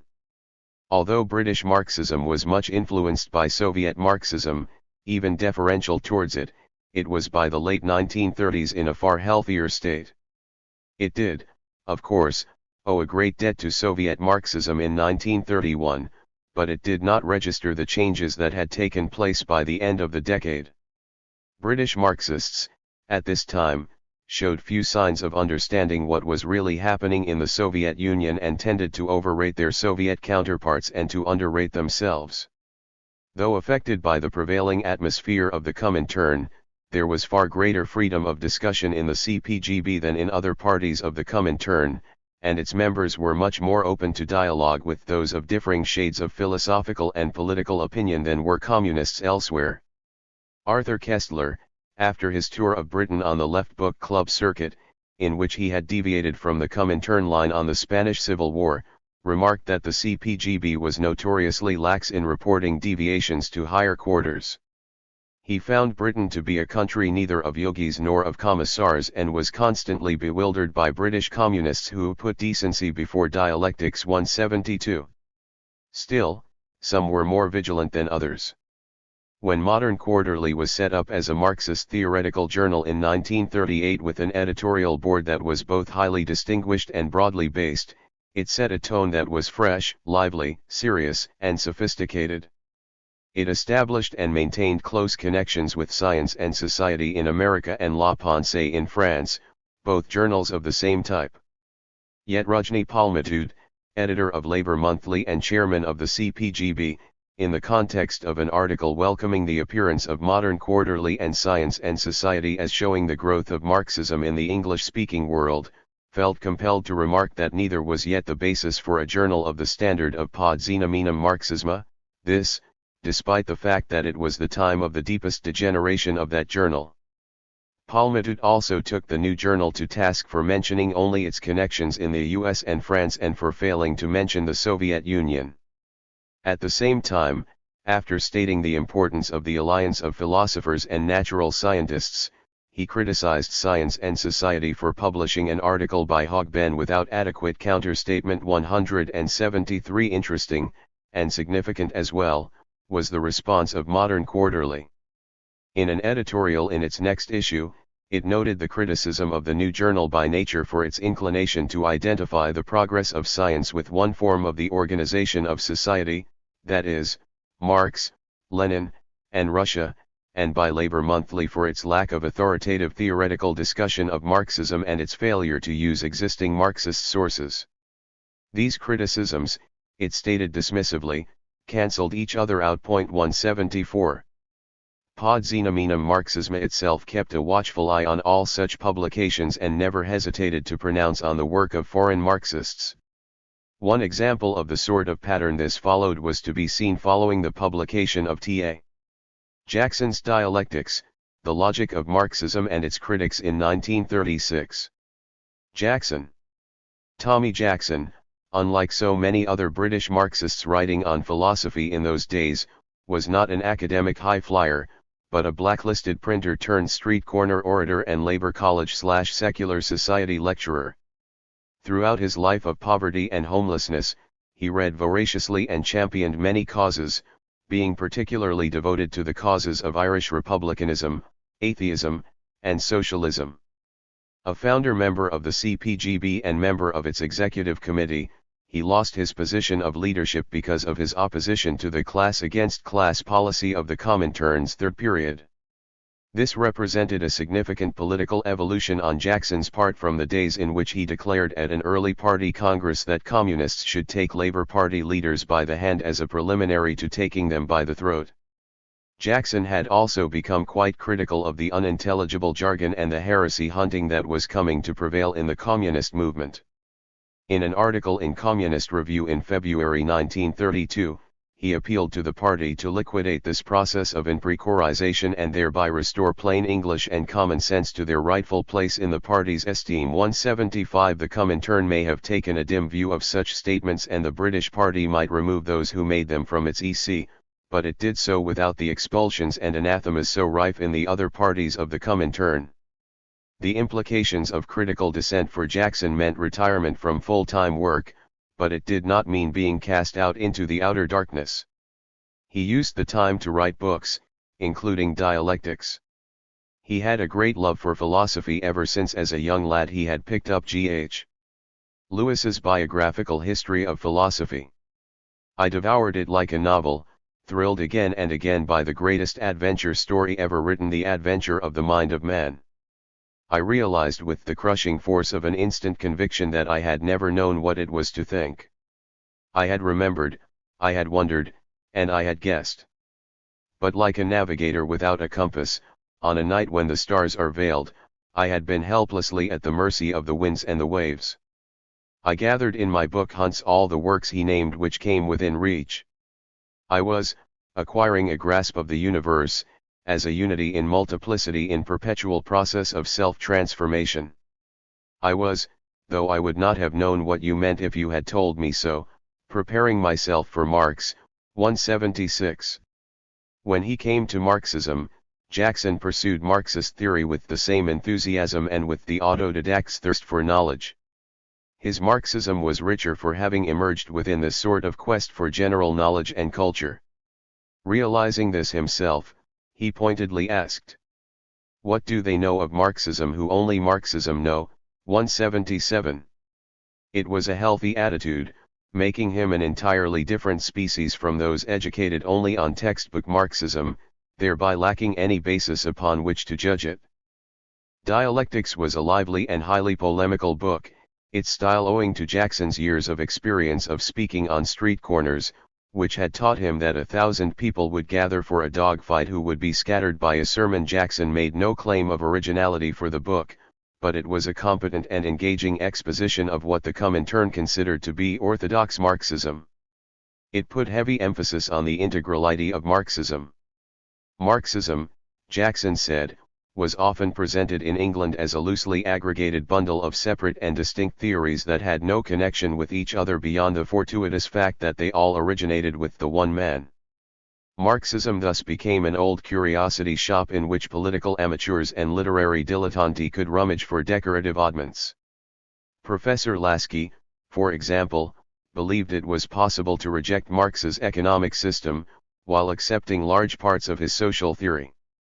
It wasn't logically possible, any more than it was to reject dialectical materialism, while accepting Marxist socio-economic theory.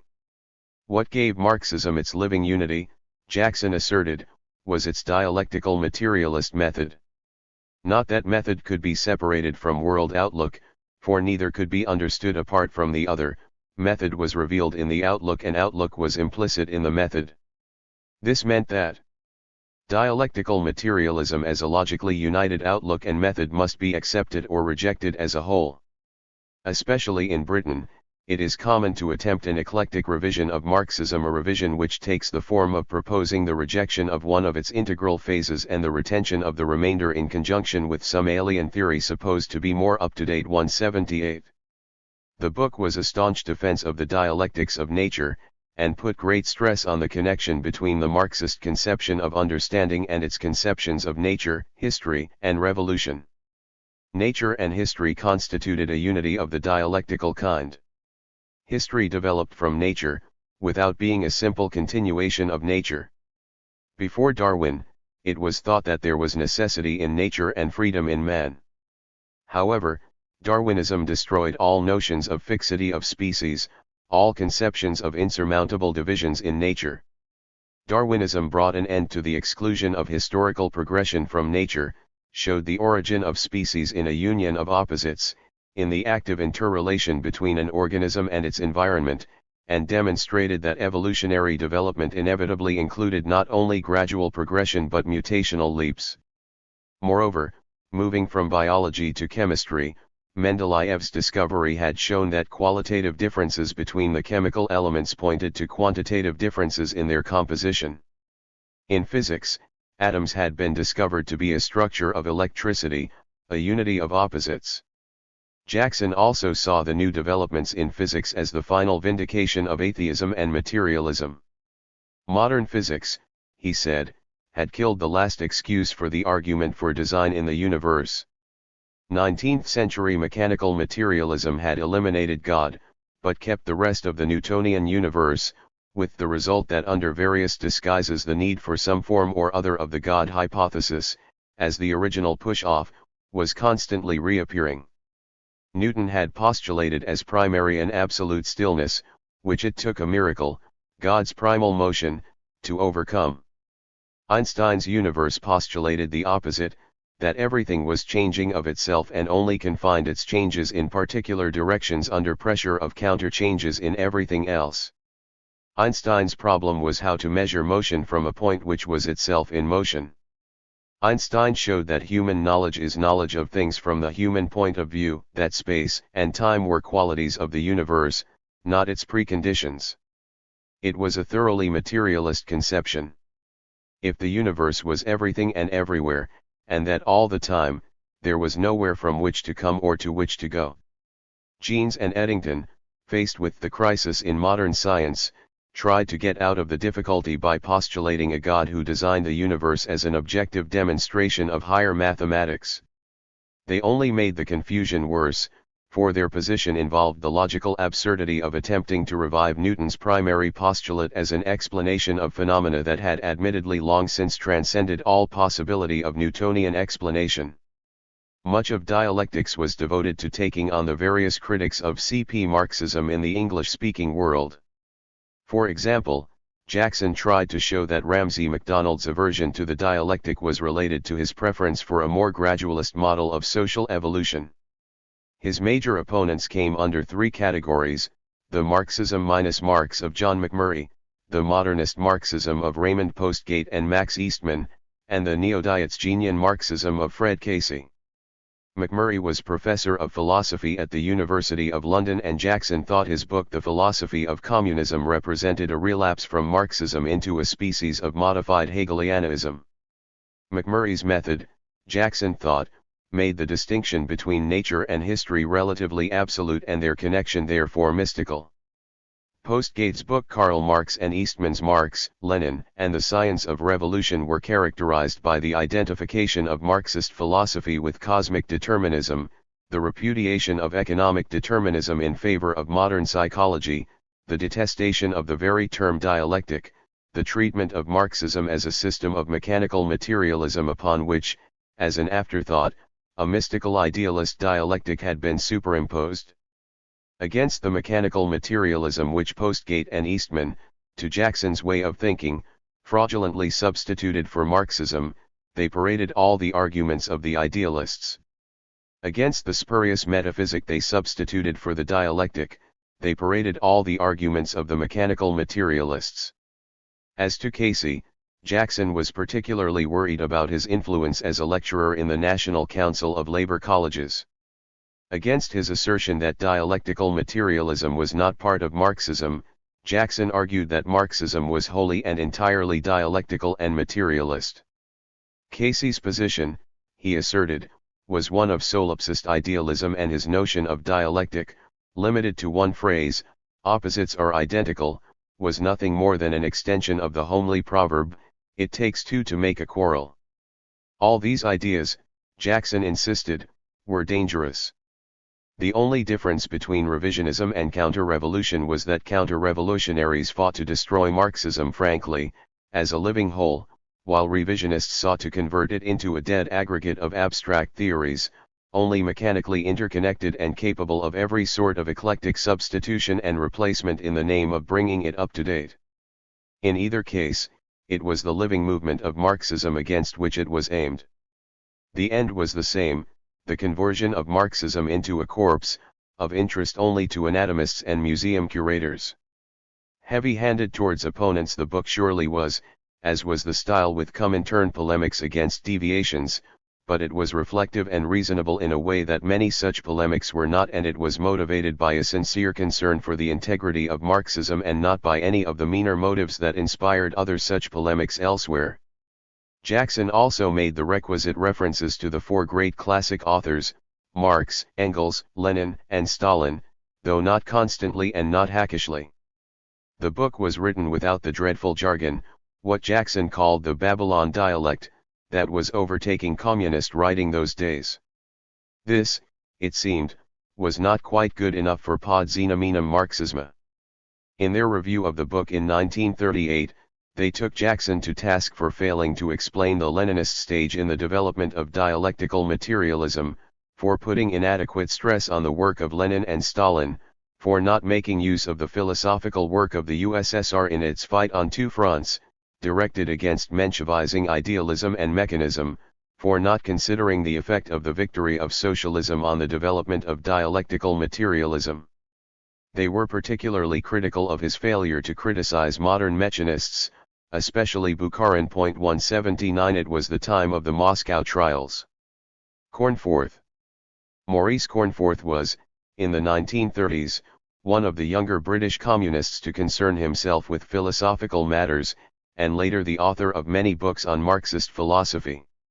Looking back on these years, he commented that they all at that time had an unquestioning attitude to the Marxist classics and to the Soviet Union. The communist parties affiliated to the Comintern claimed proprietary rights over Marxist theory, with the final say-so in theoretical matters vested in the CPSU. 180 In the pre-war period, British communists were not inclined to break from this, though within this framework they were still creative and they still thought for themselves. Cornforth, as remembered from his 1920s school days by his schoolmate, the poet Stephen Spender, dominated school debates and covered reams of paper with his plays, poems, and letters. He was a vegetarian, taken with Buddhism, walked 30 to 40 miles a day. He was tousle-headed and had a tousle-headed dog. 181 School days over, he went on to the University of London and then to Cambridge to study philosophy. Along with David Guest, Cornforth was among the circle that gathered at the feet of Ludwig Wittgenstein upon his arrival at Cambridge in 1929. They argued furiously with Wittgenstein and with each other. On one occasion, Cornforth wrote a paper expounding various idealist notions, and Guest, already left-wing and atheist, responded with uproarious laughter. In 1930, Guest went off to Göttingen to study mathematics, but found himself studying fascism as well, and in 1931 he came back to Cambridge as a communist. He erupted into a meeting of the Moral Science Club with a copy of Materialism and Empirio-Criticism, bubbling over with enthusiasm about it and reading out passages about the class basis of philosophy. Some thought he had gone crazy. Cornforth did not. The scene had made a great impression on him. He went home, read the book and decided to join the CPGB. Together in 1931, Cornforth and Guest formed the first communist cells in Cambridge, first one in the university, and then another in the town. The communist cell in Cambridge would be enduringly famous for the galaxy of eminent scholars, as well as eminent spies, associated with it in those heady days. Cornforth and Guest sold the Daily Worker, threw themselves into their political work, and managed to finish with first-class degrees as well. 182. Cornforth believed that his tutors in philosophy had sought clarity without finding it and that their philosophy was irrelevant to social problems. He saw Marxist philosophy as providing that clarity and as illuminating the most pressing social questions. Although in the pre-war years, he went to work as a district organizer for the CPGB, rather than as a professional philosopher, Cornforth's Marxist philosophy was nevertheless crucial to his commitment as a communist. He seems to have given much thought to settling his accounts with the philosophy in which he had been educated. On occasion, he tried to bridge the gap between the CPGB and the world of professional philosophers. In 1934, he participated in a symposium with Max Black and John Wisdom on the topic, "Is Analysis a Useful Method in Philosophy?" with the paper afterwards published in the Proceedings of the Aristotelian Society. Cornforth's paper was a Marxist critique of analytical philosophy in which he set out to show the historical significance of analytical philosophy in light of the theory of historical materialism and to examine the theoretical weakness of the analytic method from the point of view of dialectical materialism. He began by asserting the importance of history and of epistemology over against the attitudes of analytical philosophers who were indifferent to the historical significance of their theories and unconcerned with the theory of knowledge. This history of philosophy, Cornforth argued, as part of the history of society, was a history of class struggle. Idealism held to the creation and governing of the world by forces that were spiritual, whereas materialism held that the material world was primary and uncreated, existing and changing by its own laws. The bourgeoisie, as a ruling class, found itself in an increasingly contradictory position. As a dominant class, it clung to idealist theories as instruments of class oppression, but needed science, which supported materialism. For 200 years, many philosophical solutions to this contradiction had been attempted, the most satisfactory being that worked out by Berkeley. It accepted science, but said it was not about what it seemed to be about. If science were actually about predicting the order of human sensations and nothing more, then it couldn't contradict religion. It provided a way in which the bourgeoisie could assimilate science without forfeiting idealism. Variations on such a position were to be found in Mill, Mach, Avenarius, Wenger, Husserl, Russell, Poincaré, Wittgenstein, and Carnap. In the end, it meant that philosophical questions demanded extra scientific answers, as witnessed, for example, in Wittgenstein's mystical conclusion to the Tractatus. The logico-analytical method was the most highly developed form of the philosophy of the bourgeoisie. This did not mean, Cornforth hastened to point out, that analytical philosophers had deliberately set out to rehabilitate religion and reconcile it with science. It meant that the method came as the culmination of a philosophical development whose objective historical role has been to interpret science in such a way that it did not clash with religion. Nor did it imply that such philosophers themselves drew theistic conclusions, even if the objective historical role of their method had been to offset the danger of atheism.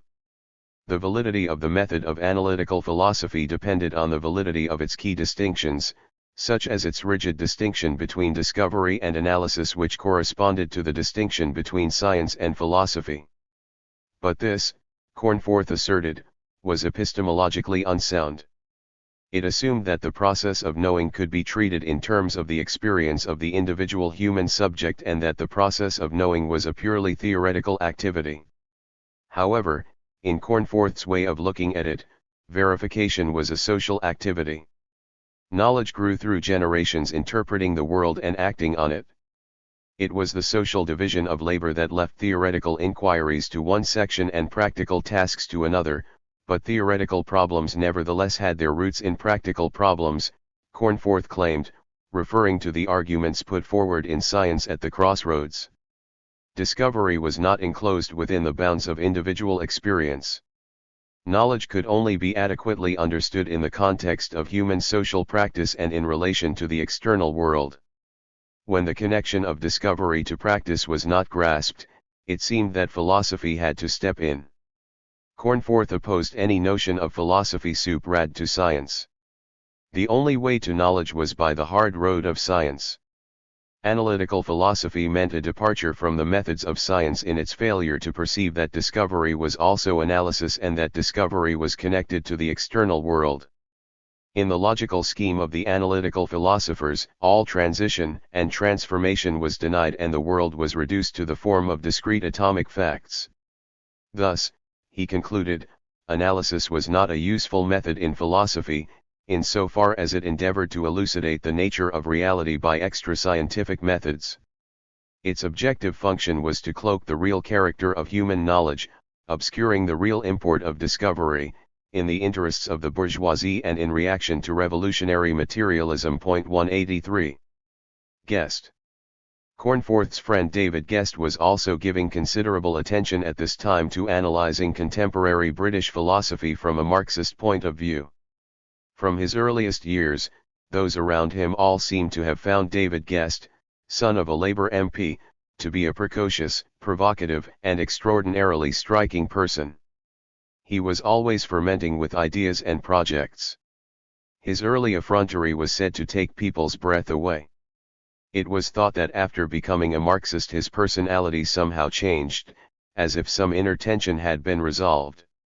After his various experiences in Göttingen, where he not only studied mathematics and witnessed the rise of fascism, but spent a fortnight in prison, and after his further experiences in Cambridge, where he studied philosophy and mathematics and played such a vital part in the left-wing ferment that was to sweep over Cambridge in the 1930s. Guest went off to Moscow in 1933. There he taught physics and mathematics in a Moscow school for a year and wrote an article in Pod-Zenomenum Marxism on modern British philosophy. Upon his return to Britain, he threw himself into lecturing, organizing, and library cataloguing at Marx House, founded in 1933, running a people's bookshop in Battersea, activity in the Young Communist League, as well as research at the University of London. Guest was enormously enthusiastic about the philosophy of dialectical materialism, which harmonized with all his intellectual and political interests. Harry Pollitt, General Secretary of the CPGB, spoke of the life of David Guest during these years as an irrefutable answer to the charge leveled at communism that it was rigid and inflexible and had a deadening effect on those who came to embrace it. Speaking of the effect Marxism had on Guest, Pollitt wrote, "It stimulated manifold energies and brought them into a synthesis that kept him from frittering away his gifts. This firm grounding in the principles of communism unleashed new creative thoughts, brought out his qualities of leadership, and enabled him to express his personality to the full. His was a living Marxism, permeating all his work and thought, not artificially grafted onto it. His restless inquiring mind, never satisfied, made him determined to test out his ideas and put his ideals into practice. It is very significant that it is not the embittered failures, not the careerists and reckless political adventurers, but the flower of youth who turn to communism and make the best communists." 184. In 1937, Guest was appointed lecturer in mathematics at University College, Southampton, but left after 2 terms to go off to Spain to volunteer for the International Brigade. Harry Pollitt saw him during Easter week 1938, and Guest took him through the olive groves to brigade headquarters. Across the Ebro, on the sides of the mountains, the campfires of the Moorish troops could be seen, and their strange songs came over with the wind, intermittent with the roar of heavy guns. Pollitt last saw him against the full moon walking back through the fields to join his comrades. A few months later, while writing him a letter, his mother was interrupted to answer the telephone. It was Reuters inquiring whether her son was the David Guest who had been shot through the heart on the Ebro front. Guest's high-voltage personality and his searching mind had left a deep impression on all who knew him. The intensity of his intellectual enthusiasms can be seen in his letters, written at various periods of his life. 185. From school to Oundle. If truth and happiness were incompatible, I should choose truth out of sheer inner necessity. From Göttingen. My head is going round in a whirl of politics, philosophy, and mathematics. At the moment, I am absolutely tormented by a desire to express my views and to clarify them. The desire for truth is my strongest impulse. From Spain. I have never felt so much the value of abstract things, of theory seen in its proper relation with practice, than just now. I think I can see things in their proper proportions. I have myself a lively and intense desire to explore whole fields of theoretical work, mathematical, physical, logical, and far beyond these, when the conditions for this will become again possible. It would never be. Dead at 27, only his youthful writings, indicating only his promise, would survive the gunfire of Spain. Guest's notes from his lectures at Marx House, edited by T.A. Jackson, were published as a textbook of dialectical materialism in 1939. His vision of Marxism was expounded as a comprehensive worldview, consistent, many-sided, scientific. Guest had felt that without a general view of the world, rooted in the facts of science, socialism was without adequate grounding. The present crisis had shaken the English indifference to theory, the preference for rule-of-thumb methods, the widespread mental inertia. Thus, the growing popularity of all kinds of philosophy, psychology, and pseudoscience, that presented the danger of lapsing into the opposite extreme of embracing any kind of fantasy. Guest was anxious to distinguish the philosophy of dialectical materialism from other contenders in this situation by which those who were seeking could be sidetracked. He especially set it against what he characterized as the new varieties of philosophical idealism, with roots in theology, but supported by arguments of a logico-methodological character. In these philosophies, materialism was made to seem a dogmatic belief in the outer world that would not stand the test of critical thinking. Thus, the transition was made to the philosopher in his study doubting the existence of his writing table, to the philosophizing bishop who rejected the dogma of matter only to substitute the dogmas of religion. Modern idealism adopted a special attitude to science, one of obscurantist misdescription. It recommended itself as the only truly scientific method, yet it was destructive of all science. It denied the existing world, only to replace it with the arbitrary fantasies of the philosopher. As Guest had seen it, it was an epoch of theoretical confusion, in which fragments of the old conception of the world were mixed up with the new. The need was to dialectically master the new results of the special sciences and so bring them to a unified whole, to show the most general features of process common to all fields as aspects of a single world process. The task of dialectical materialism was to show the way to a complete reconstruction of science, to break down the barriers between the sciences and to pave the way for a unified picture of the world to replace the series of mutually conflicting pictures. To do so required a fight on two fronts, against rigidity and against relativism.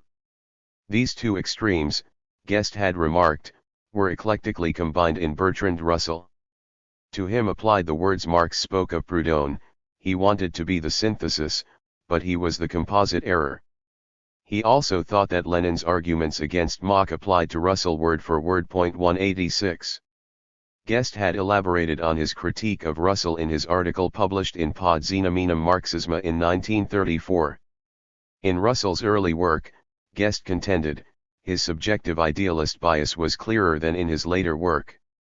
His self-confessed aim had been to render solipsism scientifically satisfactory, and he had said that it would give him the greatest satisfaction to dispense with other people's minds and thus to re-establish physics on a solipsistic basis. He had noted, however, that for the majority human affections were stronger than the desire for logical economy. Later, in his analysis of matter, Russell had come to hold that matter was less material and mind less mental than commonly supposed. To gain a hearing among scientists, Russell had been forced to adopt a more materialist language, and had admitted that a causal theory of perception, in contrast to phenomenalism, was necessary to science. However, he had done this with typical agnostic half-heartedness and with British love of compromise. Solipsism, being an impossible doctrine to maintain, was often the antechamber to fideism. If Russell's philosophy had never been directly used as a prop for religion, Guest remarked, the dull witness of the clergymen of the Church of England could be the only reason. Russell himself, of course, would have none of it, as Guest conceded. He considered the high points in Russell's work came when he was aroused to anger by some priestly impertinence or by some particularly clumsy attempt to reconcile science with religion. Russell argued against Eddington, who deduced religion from the premise that atoms did not obey the laws of mathematics, and against Jeans, who deduced religion from the premise that they did, while both were accepted with equal enthusiasm by the theologians. Still, Russell insisted he was not a materialist, even though he considered himself still further from idealism. Russell's sceptical essays, Guest went on, reflected the growth of intellectual discouragement among the bourgeois intelligentsia, their inability to bridge the gulf between theory and practice, the intolerable contradiction between the theoretical confusion of modern science with the growth of its practical achievements. In the same article, Guest had also addressed himself to the views of Ramsay, Wittgenstein, and Whitehead. Ramsay's subjectivism pictured the world all out of proportion. As to his former teacher Wittgenstein, his extreme subjectivism led to its own reductio ad absurdum. His anti-historicism, his contemptuous dismissal of all past and present philosophy led to irrationalist consequences. After pushing philosophy in its rational form out the door, Wittgenstein felt constrained to admit it again in an ultra-mystical shape through the window.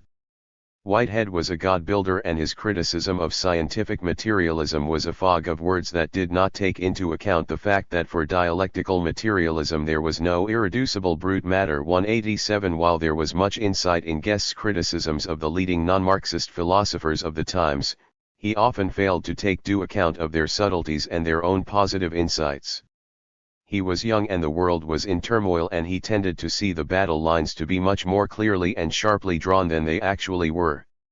In another article from 1935, inspired by the Rudas-Carrot controversy, Guest had taken on the commonplace complaint against Marxism, the accusation of Hegelianism, the charge that it applied a priori reasoning to the real world, that it sought to fit the movement of history into arbitrary, prearranged dialectical forms. Dialectics, Guest had answered, by no means enabled anyone to dispense with the empirical facts or to deduce the facts from a logical scheme. Its role was to help to deal with the facts when discovered and to suggest where facts might be found and which might be of importance. The transitions in Hegel's logic were often quite arbitrary, sometimes affected by mere puns and verbal tricks. 188. Highly trained in mathematics and logic, Guest had not been one to dismiss the claims of formal logic, as were many Soviet Marxists in the late 1930s, however aware he had been of its limitations. Formal logic was necessary for dealing with abstractions formed in the first stage of thinking. The principles of identity and non-contradiction were essential. Nevertheless, Guest had said, the spirit of dialectics was breaking through the hard shell of formal logic. Guest had been very concerned with the crisis in mathematics and the struggle between intuitionism and formalism, and had commented that vast realms of thought still awaited dialectical understanding. 189. It would have to be left to others. The cause of Republican Spain, the democratically elected Popular Front fighting for its life against Franco's fascist forces, captured the imagination of the most promising, the most gifted, the most generous young men of Guest's generation. Many of them went off to Spain to fight for democracy, where it was most under siege, to fight their way to where the fire burned fiercest. The international brigades were full of workers, poets, philosophers, scientists, historians, teachers, dreamers, even some professional soldiers. The stakes were high and so were the losses. Not only was Spain lost, but so too were many of the finest minds of this generation. British Marxists suffered exceedingly heavy losses, losing not only David Guest, but John Cornford, Ralph Fox, and the most creative of British Marxists, Christopher Caudwell. Christopher Caudwell was the pen name of Christopher St. John Sprigg, London-born, professional writer, from an English Catholic and journalistic background. He left school, the Benedictine Priory in Ealing, and began his working life as a journalist at the age of 15. He worked first as a cub reporter at the Yorkshire Observer, where his father was literary editor, and then as editor of British Malaya. Upon returning to London, he also ran an aeronautics publishing company with his brother, edited one of its technical journals, and designed gears for motor cars. In addition, he wrote reams of poetry, plays, short stories, detective novels, and aeronautics textbooks. He even edited a volume of ghost stories.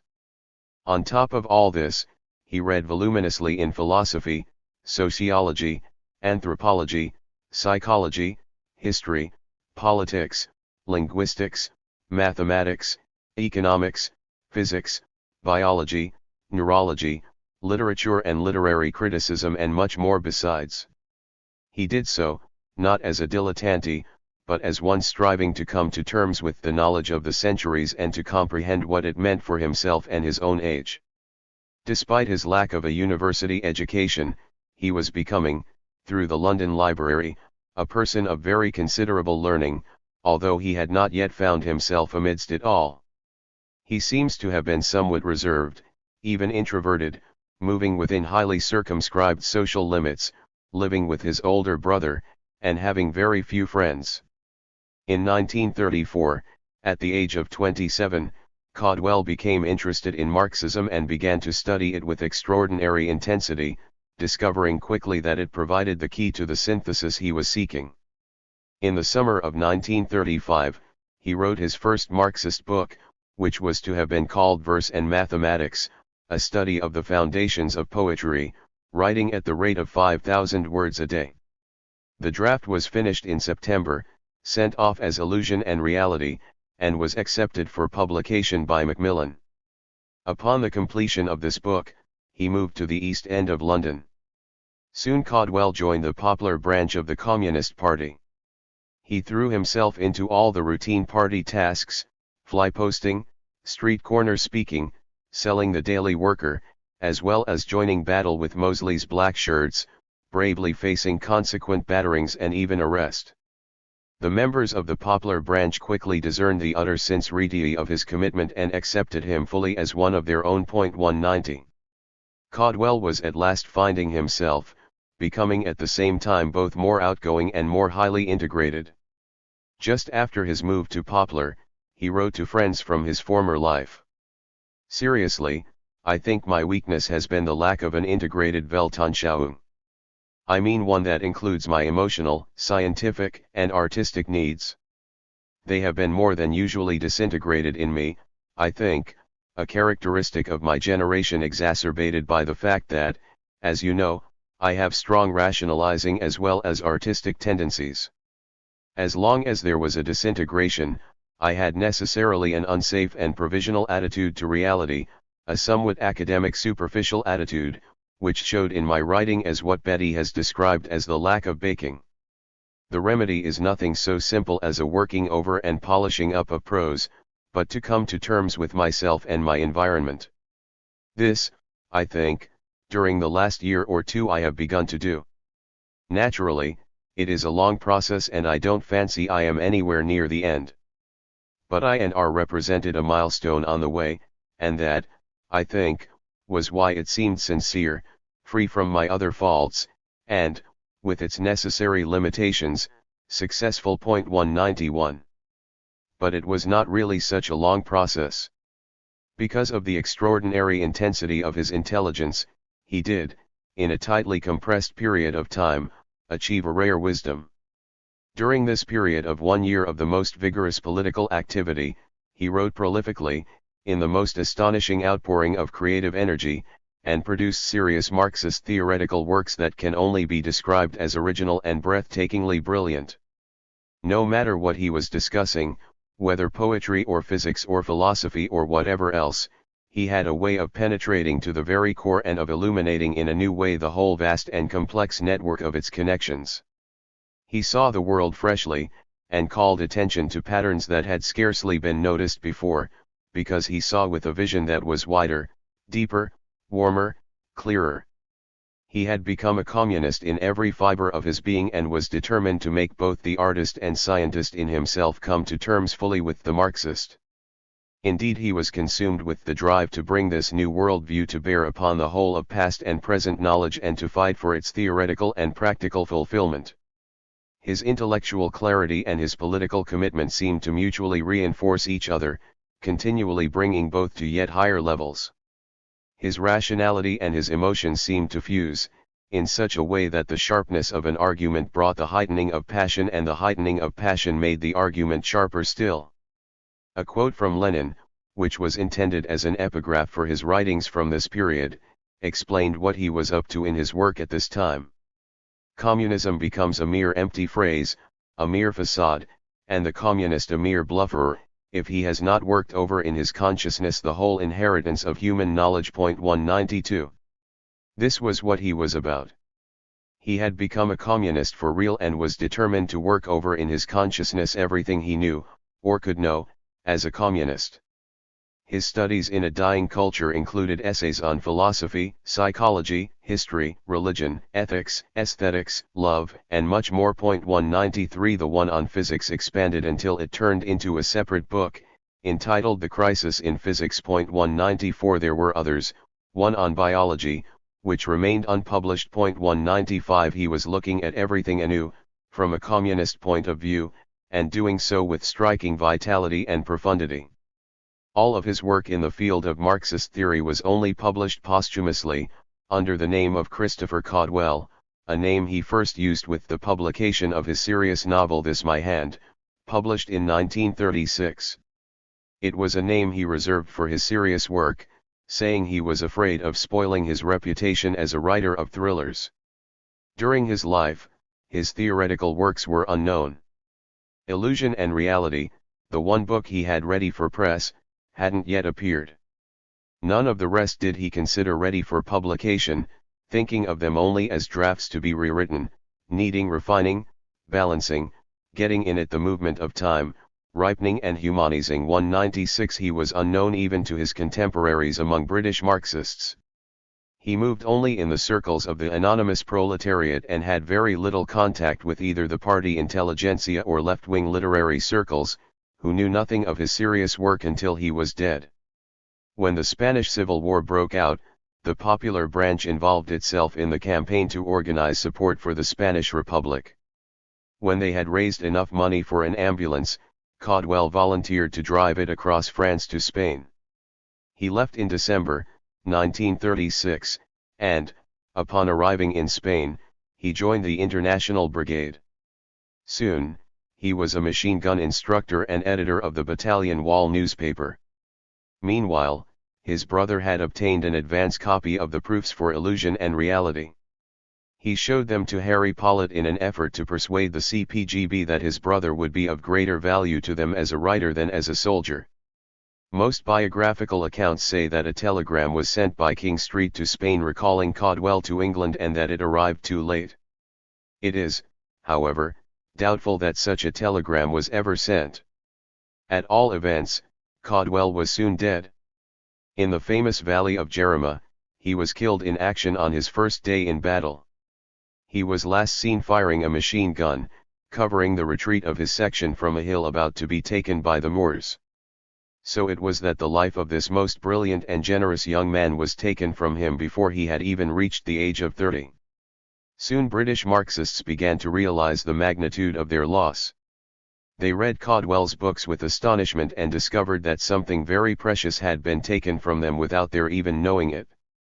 Hyman Levy, who edited and wrote the introduction to the Crisis in Physics in 1939, hoped that when the nightmare had passed man would count the cost of his ignorance in terms of the human suffering and social sacrifice it had brought, in the destruction of such men of promise, even amounting to genius. Caudwell, he said, had combined a social and scientific understanding that would have been rare in a scientist of mature experience. But, remarked Levy, to find them in this young man was almost phenomenal. 197. Reviewing the book, Haldane wrote that it was impossible to read it without realizing the immense loss the world had sustained through its author's death. Caudwell had explained the ways in which physical theories were shadows of economic realities and had done so with brilliant success. He had written about science as a poet and had something to say about science, something very important indeed, although he had only half said it. Haldane took into consideration, of course, the fact that the book had been left unfinished and that the drafts of the later chapters had been very rough indeed. While making his criticisms of the book, Haldane nevertheless called it a quarry of ideas for generations to come. He also said he knew of no writer in his time whose analysis of the problem of freedom went deeper. 198. John Strachey was amazed by the flood of works produced by this young man possessed of such creative energy. In his introduction to Studies in a Dying Culture, he remarked that here was a young man who not only warmed his hands at the fire of life, but gave it great hearty pokes, a young man who was so interested in everything, from aviation, to poetry, to detective stories, to quantum mechanics, to Hegel's philosophy, to love, to psychoanalysis, that he felt he simply had to say something about them all. That, in Strachey's view, was what a man in his 20s ought to be like. After a wandering decade, he had been, at 29, finding himself, gaining in precision, in capacity to focus, and then the Moors came. He had embodied an exquisite unity of theory and practice, Strachey noted. He had moreover possessed qualities tragically rare in the British working class movement, width of perception, generosity of sympathy, understanding of human motivation. 199. The left-wing literary circle gathered around Left Review were puzzled to learn of the existence of such a person unknown to them. Its editor at the time, Egil Rickword, later wrote the preface to Further Studies in a Dying Culture, and saw Caudwell as a man of insatiable intellectual curiosity, consumed by a Faustian ambition to master all the sciences.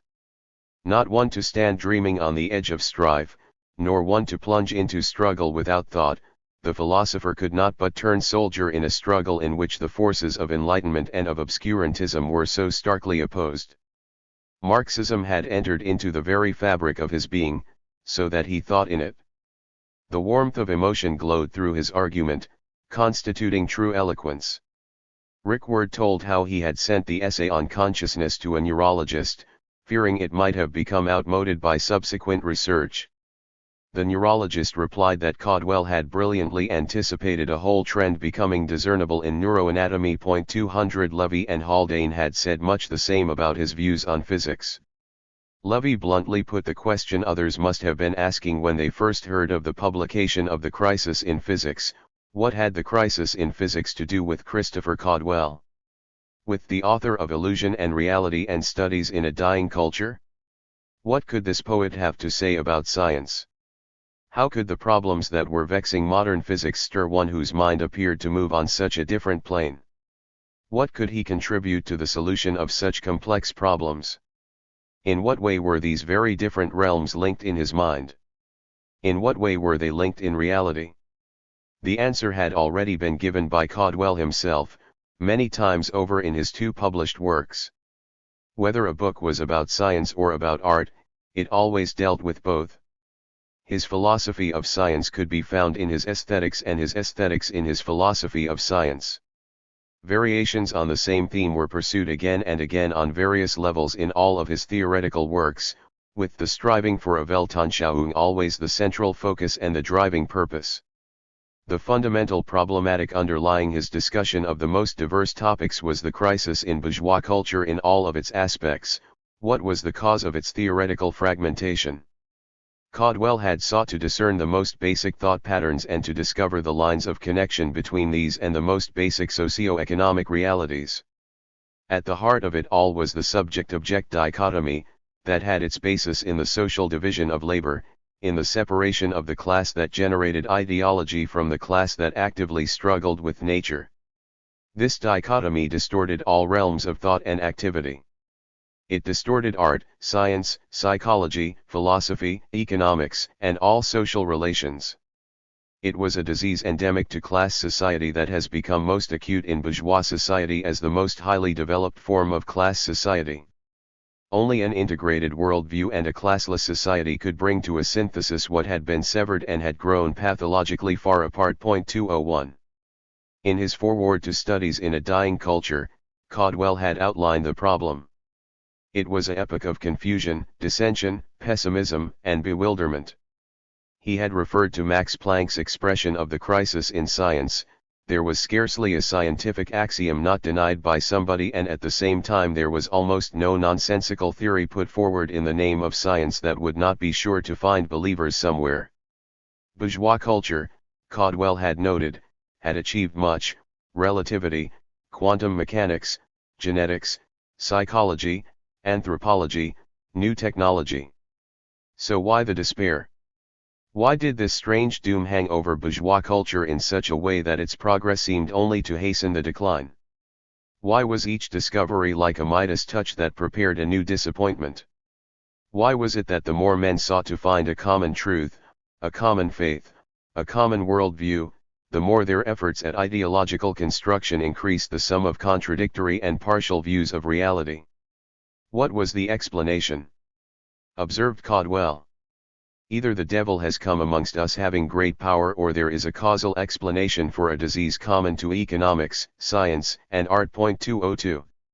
He had believed it to be the latter which evoked the further question: why then had not all the psychoanalysts, philosophers, historians, economists, scientists, and bishops who had surveyed the scene not located the source of infection? His answer was that the Freuds, the Eddingtons, the Spenglers, and the Keynes were not the doctors, they were the disease. It was for Marxists to perform the necessary tasks both analytic and synthetic, to analyze the causes that made every discovery go bad upon its inventor's hands, to separate real empirical discoveries from the ideological confusion and to synthesize them into an integral worldview.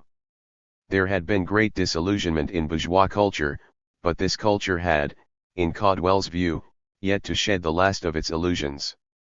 It had shed all secondary illusions of God and religion, of teleology and metaphysics. But it had not yet rid itself of the basic bourgeois illusion, that man was born free, but was crippled through social organization.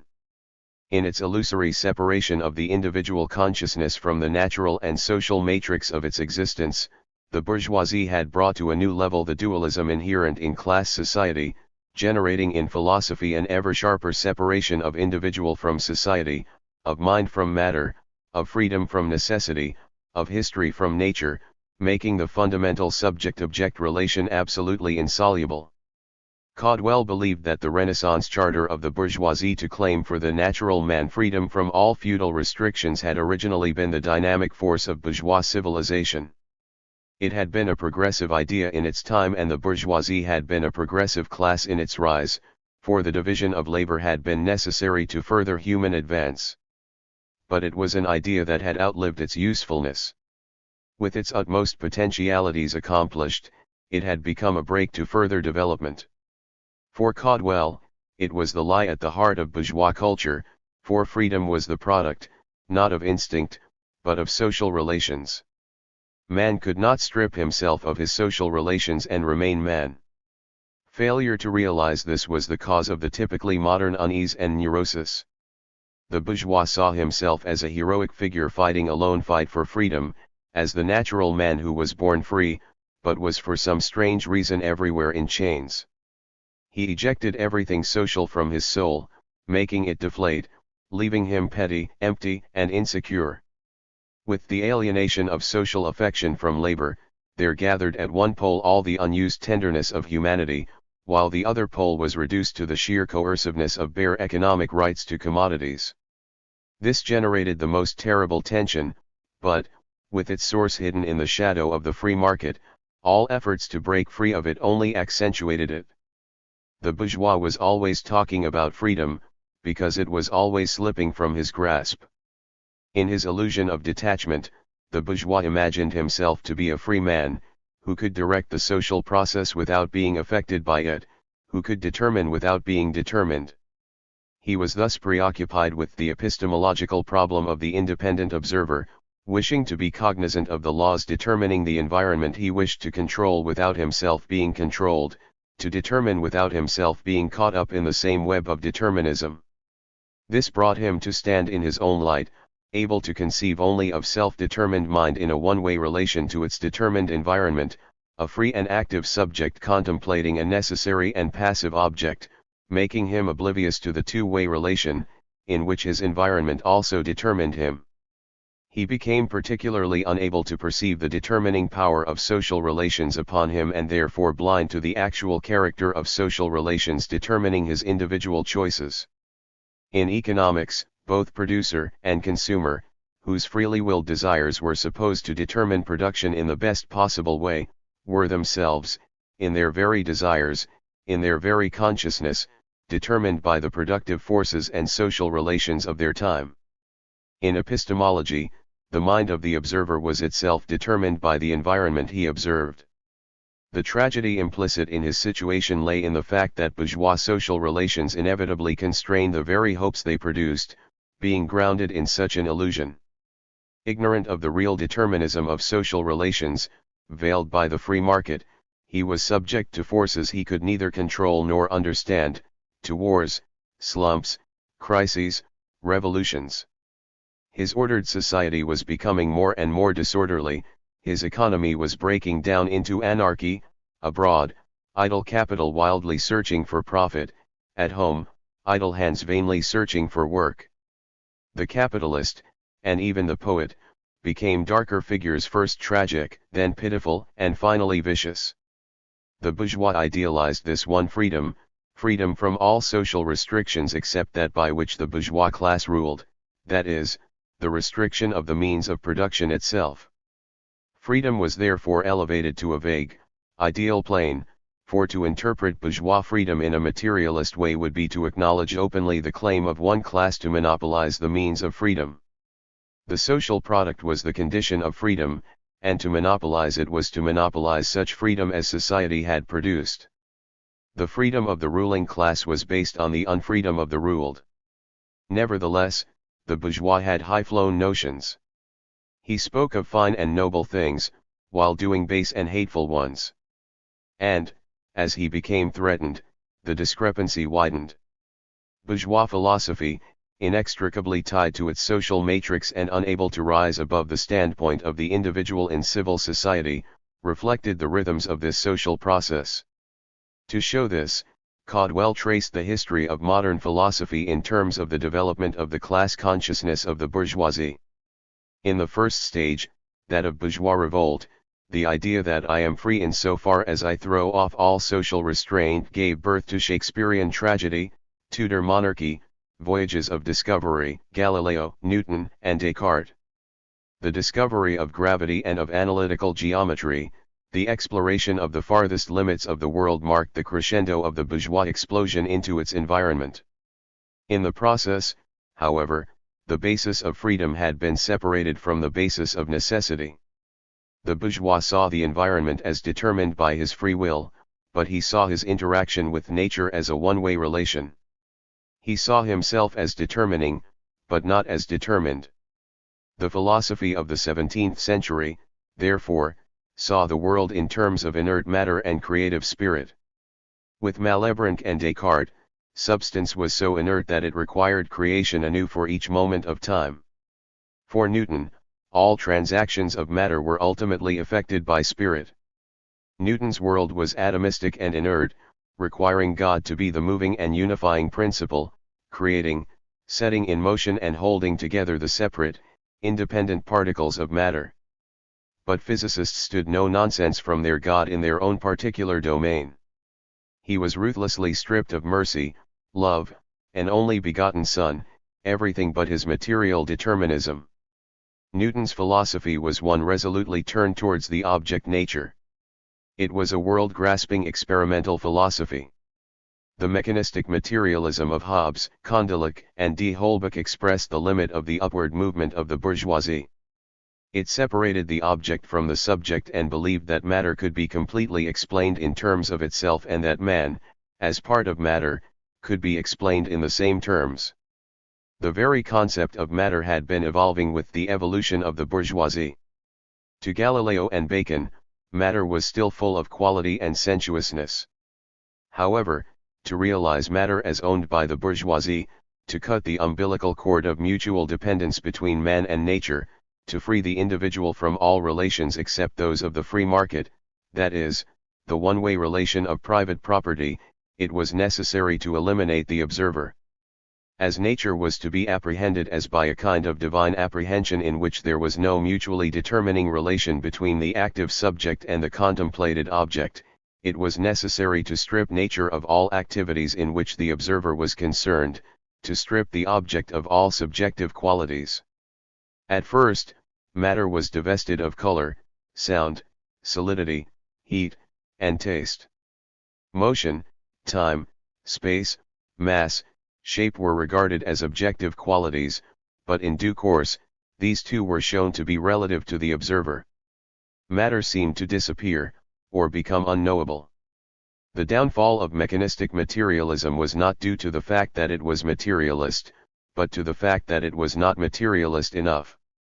By excluding its qualities from the reality of matter, it contradicted the basis of itself. At the apogee of the first stage of capitalism, its materialism turned into its opposite, mentalism, as the bourgeoisie passed from its extroverted, dominating, exploring period into its introverted, analytical period. Its philosophy turned away from the object toward the subject, for the object was beginning to slip from its grasp. Hence, Berkeley, Hume and Kant and finally Hegel. The same dualism of subject and object was reproduced, only now calling the opposite parity into existence, without realizing its source. The rebirth of idealism came as the philosophy of a ruling class whose environment seemed to obey its free will and whose distance from its environment was increasing with the growing differentiation of labor. Mind became correspondingly dissociated from matter. Thus was mind stripped in the same way as matter had been before it, and the subject was by stages progressively cut loose from the object. Thus, active, sensuous subjectivity was to be divested of all qualities that tied it to objectivity, making it active, but active upon a nothing, until finally subjectivity had been stripped of the subject man and began to strangle itself. This development reached its climax in Hegel, for whom mind was dissolved into ideas independent of the subject. Nevertheless, it still bore the impress of material reality. By comparing its formal and unanchored qualities among themselves, it was possible in a confused way to extract the most general patterns of activity and change, just as by comparing the categories of objectivity among themselves, it was possible to get the confused but general physical laws of mechanism. The Hegelian dialectic represented the high point of bourgeois subjectivity, but, for all its logical rigor and world-embracing grandeur, it was subjectivity active upon nothing and therefore became mere mystical mumbo-jumbo. Philosophy had become severely impoverished. Giving expression to his sense of its history, not only as a philosopher but also as a poet, Caudwell wrote his hymn to philosophy. I saw your figure in a Grecian mode. A stripling with the quiet wings of death. Touching with your long fingers a marble lyre. I was impressed by your immortal age. I was seduced by your adventurous strength. I was relieved by your polite reserve. A winged idea down the rainbow sliding. With steady steps treading the smoky air. All ranks you visit, courteous swamp fowl. The world's great engines pound asthmatically. Fed through time's recurrences. Man walks to man across a trembling swamp. The scientific sportsman lifts his gun. The second barrel blasts your blue pin feathers. And you fall spluttering, a specific bird. I see your stuffed breast and boot button eyes. Preserved in cases for posterity. And lean on my umbrella thoughtfully. I have caressed your sword, I must confess. But give me beauty, beauty that must end. And rots upon the taxidermist's hands. 203. Philosophy for Caudwell had become empty and lifeless with the development of class society and with the sources of vitality drained from it. Most disastrous for philosophy, in Caudwell's view, was its conflict with science. Philosophy had flown apart from physics, as subjectivity had drifted from objectivity, with capitalism at this stage maintaining two conflicting ideologies, mechanism for the scientists and idealism for the philosophers. Subjectivity became the province of philosophy, while objectivity was the province of science. The philosopher was no longer interested in matter. The physicist was no longer interested in mind. Hegelianism could not be a physicist's creed, for it denied the need for physics. Whereas Hegelianism reflected the rapid evolutionary expansion of capitalism, the next stage in the development of bourgeois philosophy, phenomenalism, was coincident with its decline. Positivism marked the passing of the bourgeoisie from a progressive class to a reactionary one. The world of physics had become so bare of quality, the object of science had become so stripped of all sensuous reality, that it seemed to become only a ghostly dance of equations. Physics was thrown back upon philosophy. Scientists were thrown back upon those qualities they had banished from objectivity and abandoned to subjectivity and came to seek in the laws of thought a certitude that they could not find in the laws of matter, only to find that the subject of science had also been stripped bare. Thought too had become ghostly. Only phenomena were left. Whereas mechanism had sacrificed the subject to the object and idealism had sacrificed the object to the subject, positivism sacrificed both. The process in which matter had become so stripped of all material qualities as to evaporate into mind, and mind had become so stripped of all mental qualities that it solidified into matter, duly brought forth Mach, Russell, Jeans, and Eddington. Phenomenalism was a bastard compromise. It attempted to solve the problem of the subject-object relation by making the relation alone real. The problem was that in positivism all phenomena had equal validity, allowing no means of distinguishing between hallucination and real perception, scientific theory, and barbarous logic. The world no longer possessed a unity due to its materiality, nor any unity at all. There was no causality, only sensations. Matter was unknowable and elusive. So too was man. The physicist could go round and round in circles without ever knowing if he encountered anything real and without ever knowing what to expect next. But in fact the positivist would not face up to his premises, and was constantly smuggling in some coordinating principle to organize the system and give it a standard of validity. He presupposed the existence of the very things he insisted could not be presupposed, shifting from one premise to another without realizing it, weaving a mesh of non sequiturs and excluded middles. He could not reconcile the dualism of subject and object, but always brought either subject or object back in again through the back door. In Mach, the subject was brought back as the most economical laws of thought, and finally in Jeans and Eddington as a mathematical god. The parallel in aesthetics was art for art's sake, which then went and smuggled in emotivism. In every way, theory was drifting away from practice. Art was flying away from experience. Philosophy, even philosophy of science, was becoming increasingly remote from science. Positivism, in the name of science, was a philosophy alien to the realm of scientific experiment, and science without the appeal to experiment was pure scholasticism and Alexandrian futility. A theory of science drifting further and further from scientific practice gave rise to more problems than it solved. Thus the crisis in physics. It was a part of the general crisis in science, which in turn was part of the overall crisis in culture. Caudwell saw a causal connection between the crisis in physics and that in biology, psychology, economics, morality, politics, art and, indeed, life as a whole. In a society in which consciousness had become so separated from its environment, because the thinking class had become so separated from the working class, there was growing intellectual fragmentation and cultural disorientation. Consciousness tended to gather at one pole and activity at the other, causing distortion of both. Theory and practice were sundered in consciousness, because they were divided in social reality. Theory, which had emerged historically out of practice, vested in the same individual, broke apart, as thinking became the prerogative of the exploiting class with the division of the labor process, creating a class that passively and blindly labored and a class that directed those labors. Bourgeois ideology, increasingly remote from the world of social labor, became increasingly detached from its foundations, and the bourgeois class became more and more parasitic, more and more idealist. Physics was the extreme case, as it was the realm seemingly most remote from potential ideological distortion. But the disease permeating bourgeois ideology was spreading, and even physics was now infected. It was sometimes supposed, Caudwell observed, that the cause of the crisis in physics was the discrepancy between macroscopic or relativity physics on the one hand and quantum or atomic physics on the other. This was an aspect of it, to be sure, but the fundamental cause of the crisis lay deeper. The problem was the metaphysics of physics, a metaphysics not so much generated by physics as physics had been generated by it, not in a self-contained way, but in interaction with the rest of reality.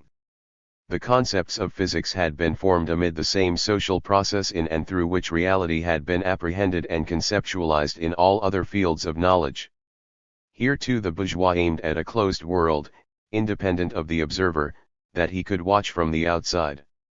Relativity was a magnificent attempt to solve the problem by recreating the closed world of physics in a subtler form, making it four-dimensional, by the complicated method of tensors, the common invariant element in the functions of coordinates. In the end, this too failed, and physics turned in on itself in mentalism and self-contradiction. Physics was rent by the same dualisms as all other disciplines, though in each specific discipline these dualisms played themselves out in specific ways. Physics too was plagued by the flying apart of theory and practice, practice becoming specialized, restricted, narrow, and empirical, with theory becoming abstract, uncoordinated, remote, and diffuse. The pursuit of physics, insofar as it was advancing along the practical front of experiment, was generating a growing body of knowledge that could not be fit into its existing theoretical framework. There was an explosive struggle of content with form, with increasing anarchy and disharmony both within and between the different domains of physics. It was the same with all the other sciences. Bourgeois culture was proving increasingly unable to control the forces it generated and to assimilate the good things it produced. It was unable to contain the discoveries it made. Relativity, quantum mechanics, experimental psychology, evolution, genetics, sociology, anthropology, comparative religion were all disruptive forces in bourgeois culture that gave rise to semi-dialectical philosophies and incomplete attempts at synthesis within the anarchy of bourgeois thought. But none of these could succeed. It was necessary to go to the heart of the matter, to expose the dualism at the heart of bourgeois culture that tore every science apart within itself, as well as isolating it from every other science and from the living whole of reality in which it needed to find its place. What it came down to was the lack of an integrated worldview that could encompass all the sciences with their dramatically expanding experimental results and do so within the context of the whole, living, blood-warm reality necessary to their vitality and healthy growth. Because there was no such philosophy within which they could be integrated, science gathered itself around its most practical fronts in detached and isolated sciences. Science decomposed into a chaos of highly specialized, mutually repellent sciences, whose growing separation increasingly impoverished each of them and contributed to the overall fragmentation of human thought. Ironically, the very development of each of the sciences in this situation accentuated the general disorientation. Every science was a closed world unto itself. With the separation of biology from physics, for example, the world of biology seemed to have all quality, all change, all development cooped up within itself, seeing outside it only the Sahara of the closed world of physics, quantitative, changeless, and bare. A biology unanchored in physics inevitably began looking for an uncaused first cause, an ent leche, an état vital, or some such explanation of itself. Within the framework of bourgeois philosophy, the sciences could not be conceived of except as either confusing or dominating each other. Either the fundamental categories of each of the sciences were held to be exclusive, with nothing resulting from their combination except a mishmash, or, alternatively, the categories of one science excluded and suppressed the categories of the other. Thus, in behaviorism, the categories of biology suppressed those proper to psychology. In mechanistic materialism, the categories of physics were allowed to usurp those of all other sciences. Either each sphere was utterly distinct or they were all the same. That was the dilemma in which bourgeois science found itself. Science began to despair of the possibility of a general theory of science, falling back on eclecticism, reductionism, positivism, and even mysticism. Without a worldview in which to fit his empirical discoveries, the scientist was left with two fundamental choices: either he regarded his discoveries as limited to his particular sphere, adopting an eclectic attitude to reality as a whole, or alternatively, he erected a complete ideology on the basis of his own discoveries, inevitably leaving much out of account. What was left unaccounted for was either forcibly reduced to the level of the facts that were accounted for, or mystical explanations were sought for the phenomena left unexplained and inexplicable by such a limited ideology. In psychology, for example, Freud proceeded according to the reductive method, whereas Jung tended to the more mystical approach. In any case, each of the alternatives in its own way only intensified the crisis. The internal contradictions within and between the various disciplines could not be solved within the confines of the separate disciplines. They could only be resolved in a larger synthesis that encompassed them all. As to the situation in physics, the solution of the contradictions within mechanics raised by relativity, those within wave physics raised by electromagnetism, and those within atomic physics raised by quantum theory, had only led to greater contradictions among the three domains. Moreover, the integrations were becoming increasingly unstable. As a result, the field of physics was being occupied by opposing armies. Einstein and Planck were clinging to the categories of mechanism. Jeans and Eddington were attempting to find substitutes in subjectivism. Dirac and Heisenberg were trying to dispense with categories altogether. Essentially, the situation was that physics had not as yet found any substitute for the categories its own research had revolutionized. The new categories required could not be formed within the bounds of physics alone, however. No real solution was possible unless the most basic and fundamental categories common to all domains were to be radically refashioned. What physics needed was a new philosophy. Einstein and Planck were the last physicists adhering to the old metaphysics of physics, whereas Jeans and Eddington represented the most extreme swing in the opposite direction, the most extreme tendency for physical theory to fly away from physical experiment. Einstein stood out as a larger figure than the rest in his aspiration to an all-embracing philosophy. Although he did manage to bring together a wide domain of physics, he was still unable to encompass the whole complexity of modern physics. Nor was anyone else able. With the breakdown of traditional categories and no new ones to take their place, physicists were becoming inclined to call God back in again to sanction the physicist's belief in unity, to assure him of a worthwhile end to his labors. But it was a God from the other side. Unlike Newton's God who was matter, this God was mind, a mind remarkably like that of the physicist's own. All such introjections of the physicist's mind behind phenomena to take the place of a deleted matter represented a certain falling off and disorientation as compared with earlier physicists' more robust viewpoint. The state of physics amid all the confusion was disturbing, not only to the physicists, but to the general public as well. Taking up the various problems perplexing to the popular consciousness in relation to physics, Caudwell first examined the problem of the relation of physics to perception. The world of physics seemed to be deviating further and further from the world of perception. The world of relativity physics seemed to be taking physics further and further from reality as directly experienced. In answer to the question of whether the world of physics could be restored to the world of experience, his answer was yes, that it must, for physics was built up and validated from the results of perception, even relativity physics. The discrepancy between Newton and Einstein was settled after all on the basis of the Michelson-Morley experiment. The perceived world, Caudwell insisted, was primary and gave status to only certain of the various self-consistent possible worlds. An even stickier question in physics was that surrounding the status of concepts of causality and determinism that had become particularly problematic with the development of quantum physics and had brought many physicists to deny causality and to assert a radical indeterminism in nature. Responding particularly to the conclusions being drawn by Jeans and Eddington from Heisenberg's principle of uncertainty, to the effect that causality and determinism were no longer principles of physics and that it was therefore possible to guarantee the freedom of the human will, Caudwell analyzed the issue on a number of levels. Basically, his argument was that the fundamental bourgeois illusion, in its false notion of the nature of freedom, had penetrated even into physics.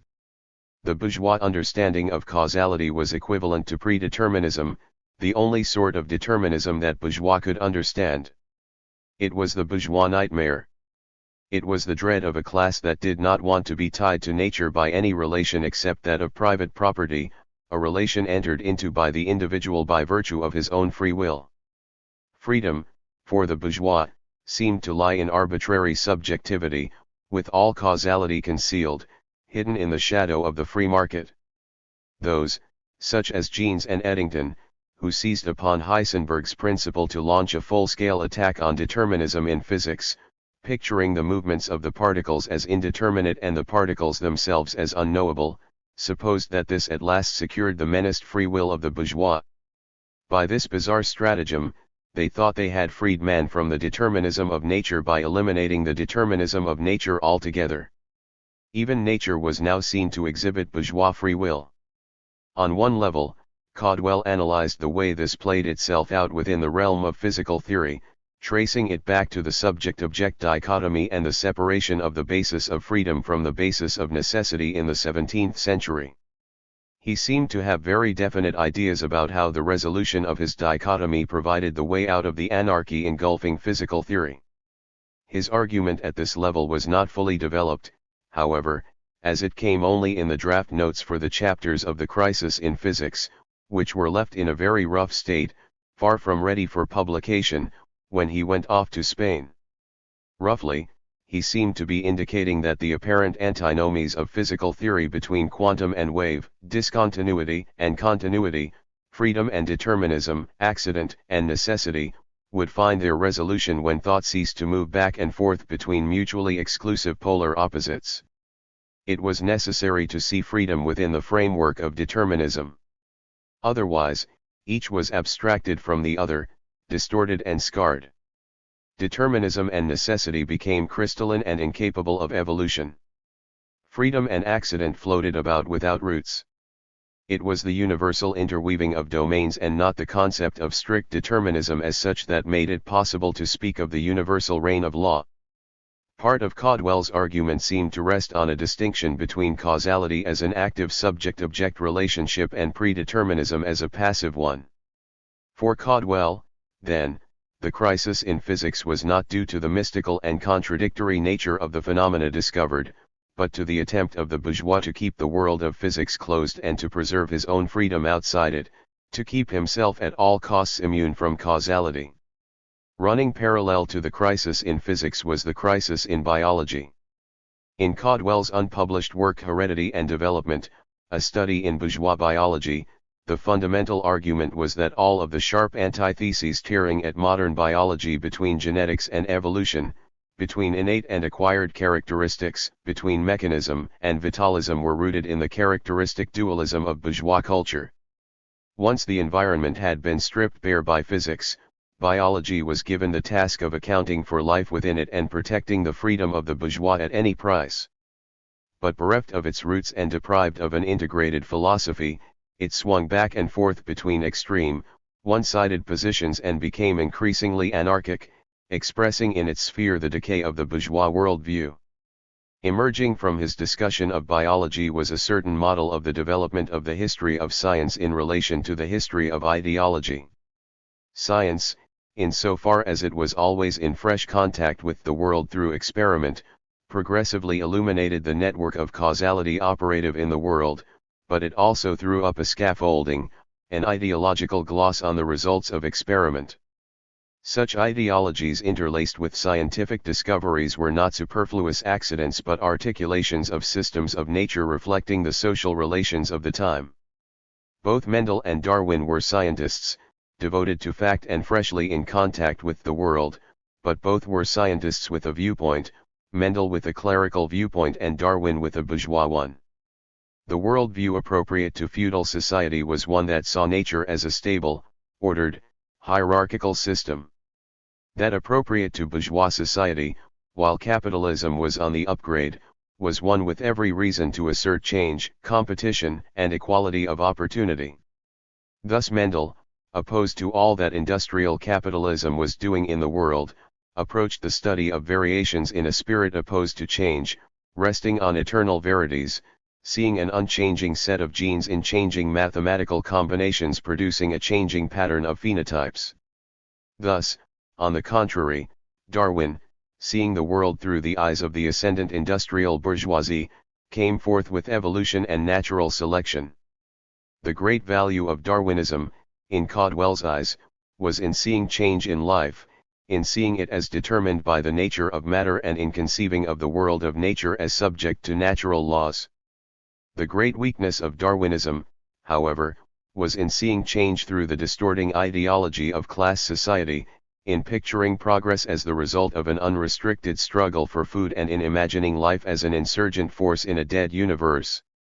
Darwinism was therefore unable to explain the emergence of new qualities, the change of environment, the existence of variations, the origin of species. Looking at Darwinism from a perspective other than Darwin's own perspective, from an ideology other than bourgeois ideology, Caldwell thought that something survived that was irreducible to bourgeois ideology. Even though both evolution and natural selection coincided with the class consciousness of the ascendant bourgeoisie, he wanted to affirm evolution and to reject natural selection. Evolution was a matter of natural law. Natural selection was bourgeois property extended down to hell and usque ad caelum. It was scientifically superfluous, as transformation was a result of the structure of matter, not of capitalist survival of the fittest, nor of the efforts of an active organism in a passive environment. Thus Caudwell showed that the worldview of an era was far more than the mere sum of the scientific discoveries of individuals. Scientific discoveries received their form and pressure from the social relations of the age. This was shown in the fate of Mendel's ideas vis-a-vis Darwin's. Darwin's theory was in harmony with the spirit of the times. Mendel's conception, Caudwell said, could only come into its own, in the form of Weimann's germplasm theory, when strict Darwinism had given rise to the opposite. The development of genetics was exposing the contradictions of the bourgeois standpoint and bringing a continual transformation of fundamental concepts as a result. However, all such transformations took place within the circle of bourgeois categories, producing not the unity of science, but its disintegration into specialized spheres, each of which represented a specific compromise between bourgeois ideology and a specific group of discoveries. Without breaking through the fundamental dualism at the heart of the whole process, the cycle would continue to reproduce itself, with the same antitheses recurring in new forms all the time, clouding the development of science and diverting it along unproductive paths. The controversy over inheritance of acquired characteristics demonstrated this. Caudwell argued, in an implicit but clear repudiation of Lysenkoism, that the whole controversy was misconceived. Both positions rested on a false antithesis between organism and environment, holding them to be mutually exclusive opposites, rather than mutually determining aspects within the integral web of becoming. Both artificially separated organism from environment, making the one active and changing and the other inert and changeless. In reality, Caudwell contended, it was impossible to distinguish between innate and acquired characteristics, for all characters were a result of a germinal response to a given environment. Every organism as it has actually existed was a synthesis between internal and external forces. A change in external forces could produce a change in character, but only if the organism had a germinal aptitude for responding to that kind of external force in that kind of way. The emergence of new qualities came in the interaction between organism and environment. To attach it exclusively to either term was to reproduce the old dilemmas. Interestingly, Caudwell saw the science of genetics itself as posing the alternative, claiming that the research of Morgan had itself revealed the inconsistencies of all formulations built upon a dichotomy between organism and environment.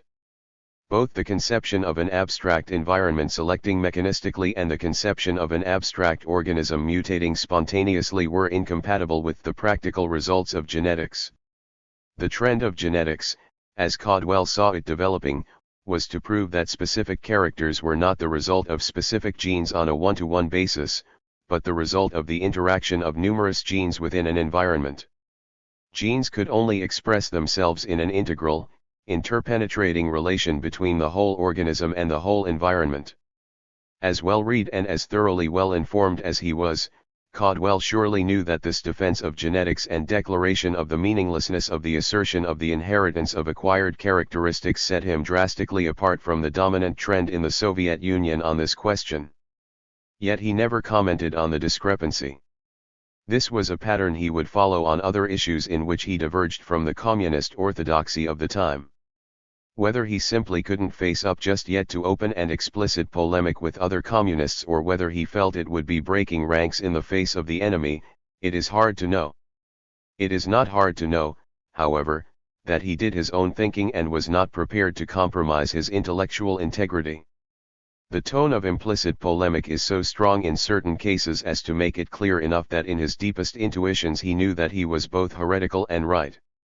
In other cases, his unorthodoxy seems to have passed unnoticed, but in the case of heredity and development, it was unmistakable, even without any explicit mention of Lysenko, and it is no wonder that this work went unpublished. The conclusion Caudwell drew from his analysis of the state of biology, poles apart from Lysenko's locating the problem within the science of genetics, was that the problem was not to be located within science, but in the crippling of science by bourgeois social relations. The synthesis could not emerge simply within biology, For it was just the posing of biology as a closed world disconnected from the worlds of physics on the one hand and psychology on the other that was at the root of the trouble.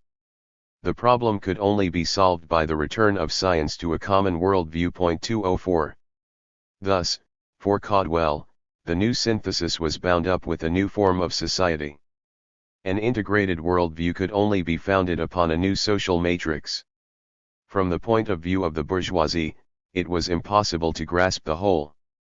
Because the very mode of its existence as a class was based on the contradiction between private ownership of the means of production and the social organization of labor, between spontaneous desire and laws of nature, between subject and object, its ideology became increasingly detached from its foundations. The bourgeois ceased to have a dominating worldview, because he ceased to dominate nature through labor. He was no longer in control of the process of production, but it was in control of him. Active control of the whole process was now incompatible with private ownership of the means of production, and therefore incompatible with the existence of the bourgeoisie as a class. Because he could not see his way into the future, the bourgeois increasingly looked to the past, not to the real past, but to an idealized past, a past that need not have led to the present, deluding himself into believing he could roll history backwards and return to an age when private property was not the means of exploitation, when tools were undeveloped enough and scattered enough to be owned by the man who worked them. But history could only move forward, never backward.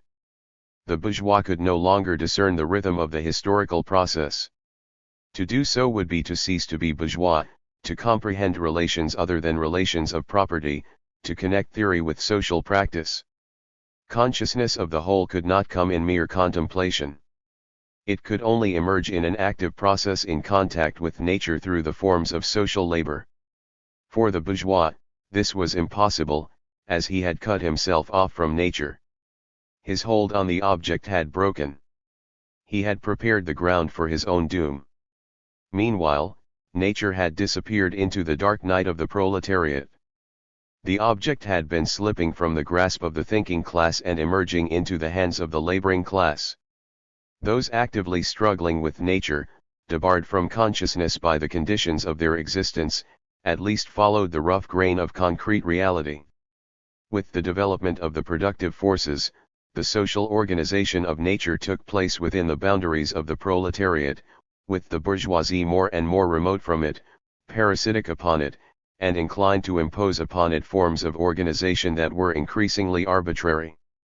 The proletariat, even within its acceptance of the bourgeois worldview, could not accept the bourgeois concept of freedom, for its strength was in its forms of social organization, in trade unions. Its freedom was only socially achieved and socially realized.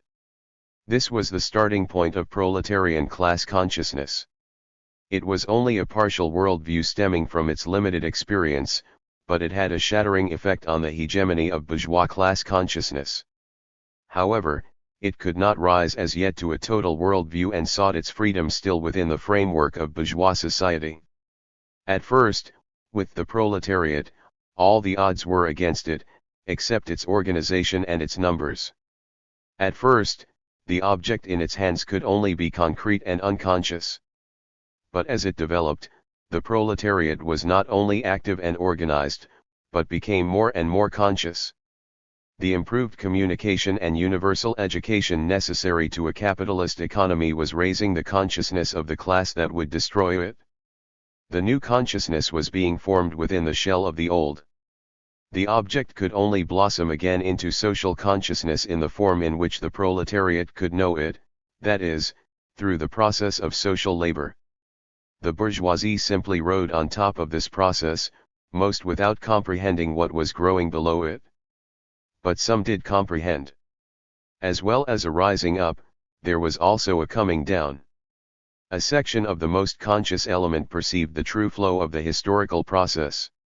As the class struggle advanced, it cut itself off and came over to the side of the proletariat. As a result, a new consciousness was formed, a revolutionary consciousness, a fusion of the most highly developed consciousness produced by the bourgeoisie with the consciousness built on the life experience of the proletariat. Marxism was this new synthesis.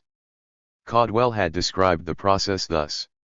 Hence when bourgeois subjectivity in the shape of its most advanced development, dialectics, is driven by material conditions into the bosom of the proletariat, it once more encounters the object, and the object is now, as a result of technological advance, in its most highly humanized form. It must not be thought that this is a kind of marriage of long separate twin souls who suddenly embrace. It is not a case, for example, of bourgeois mechanism being fused with bourgeois idealism. For mechanism loses the object ultimately without developing the subject, and dialectics ultimately loses the subject without developing the object. But this new consciousness is not one in which active subject is parted from contemplated object, and the real activity of society sinks into the night of an unconscious class. In dialectical materialism, subject is restored to object, because in the society which generates it, consciousness is restored to activity and theory to practice. 205. This new consciousness was formed by a sort of tunneling in from both sides, from the movement of disaffected bourgeois consciousness struggling to transcend itself on the one hand, and the movement of organized labor struggling to transcend itself on the other. In the meeting of the two, both were changed. Once the synthesis emerged, it blossomed and filled out and attracted to itself all the genuine dispersed elements of bourgeois consciousness and integrated into itself such advances in knowledge and technique as had been achieved in bourgeois culture. As the revolutionary movement actively expanded and brought into it the most conscious and most progressive artists, scientists, and philosophers, its worldview gathered into itself all that was best in art, in science, in philosophy, transforming each of these spheres and transforming itself in doing so. But the synthesis of the most healthy elements of bourgeois consciousness with the life experience of the proletariat had to take place from the standpoint of the proletariat, for it was the most healthy, energetic element in society, organized as it was around the process of social labor. All previous knowledge had to be analyzed and reconstructed, broken up and formed into a new pattern, along altogether new lines, along the lines of force opened by the emergence of proletarian class consciousness, as the only class that could end the division of society into classes and aspire to a vision of totality. However, in the process, proletarian class consciousness transcended itself, it became a revolutionary consciousness and in due course a socialist consciousness, and it in turn became no longer a consciousness grounded in a limited experience, but one that drew upon the fullness of social experience and came thus to encompass the whole. Such a revolution in consciousness was bound up, of course, with a revolution in the social relations of production. The expropriators had to be expropriated, ending the enslavement of the have-nots to the haves and the enslavement of both to wars, slumps, depression, superstition, and disintegration.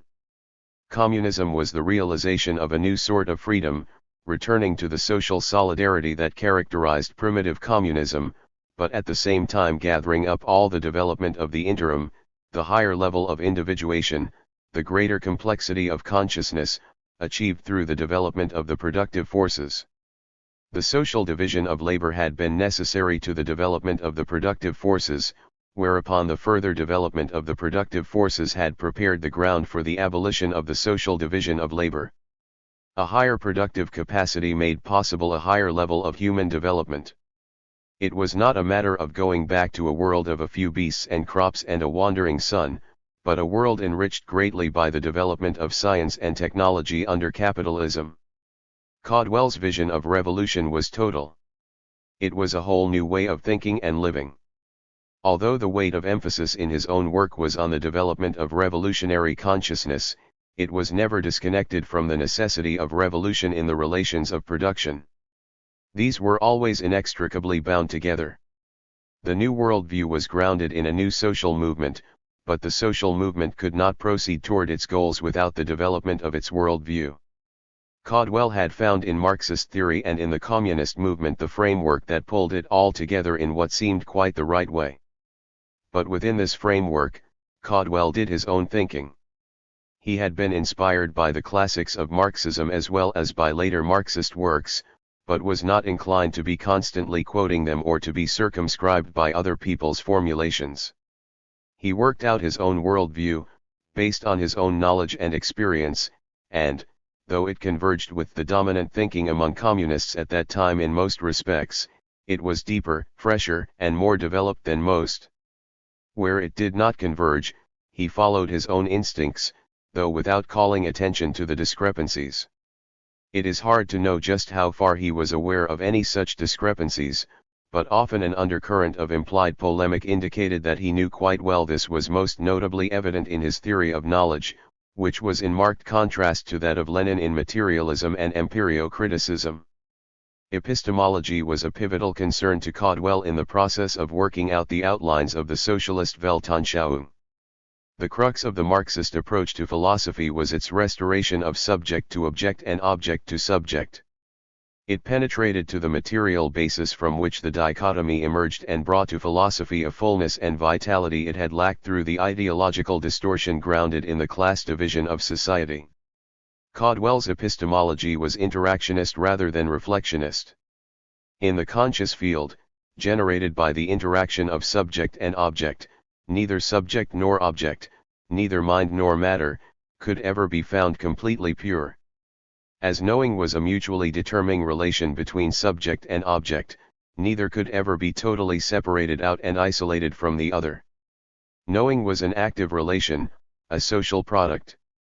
It was the outcome of the labor process past and present. Truth was realized in action. It came, not so much as an end, but as the color of an act. Feeling tone could never be completely separated from the object in experience. Both object and thought, both response and situation, were given in one conscious glow. Consciousness was not, however, a mere iridescence, but real, determining, and determined. It was vital for Marxists not to fall back into the subject-object dichotomy. The uniqueness of Marxism was that it overcame this dichotomy, not by denying one or the other or both, but by embracing both. Both were real, however inseparable within the conscious field. Each was a constituent of the other. Always the subject was tied to the object as the object was to the subject. Knowledge bore always the impress of both. Arguing against epistemological objectivism, Caudwell stressed the role of active subjectivity and the importance of breaking with the illusion of the detached observer. It was impossible for the mind to stand outside the universe, to know it without disturbing it or being disturbed by it. Truth might seem to be in the environment, to be objective, independent of the subject, and yet all attempts to extract a completely non-subjective truth from experience produced only metrics. Objectivism could not be sustained and turned into its opposite. Complete objectivity brought one back to complete subjectivity and vice versa. The act of knowing transformed what was known.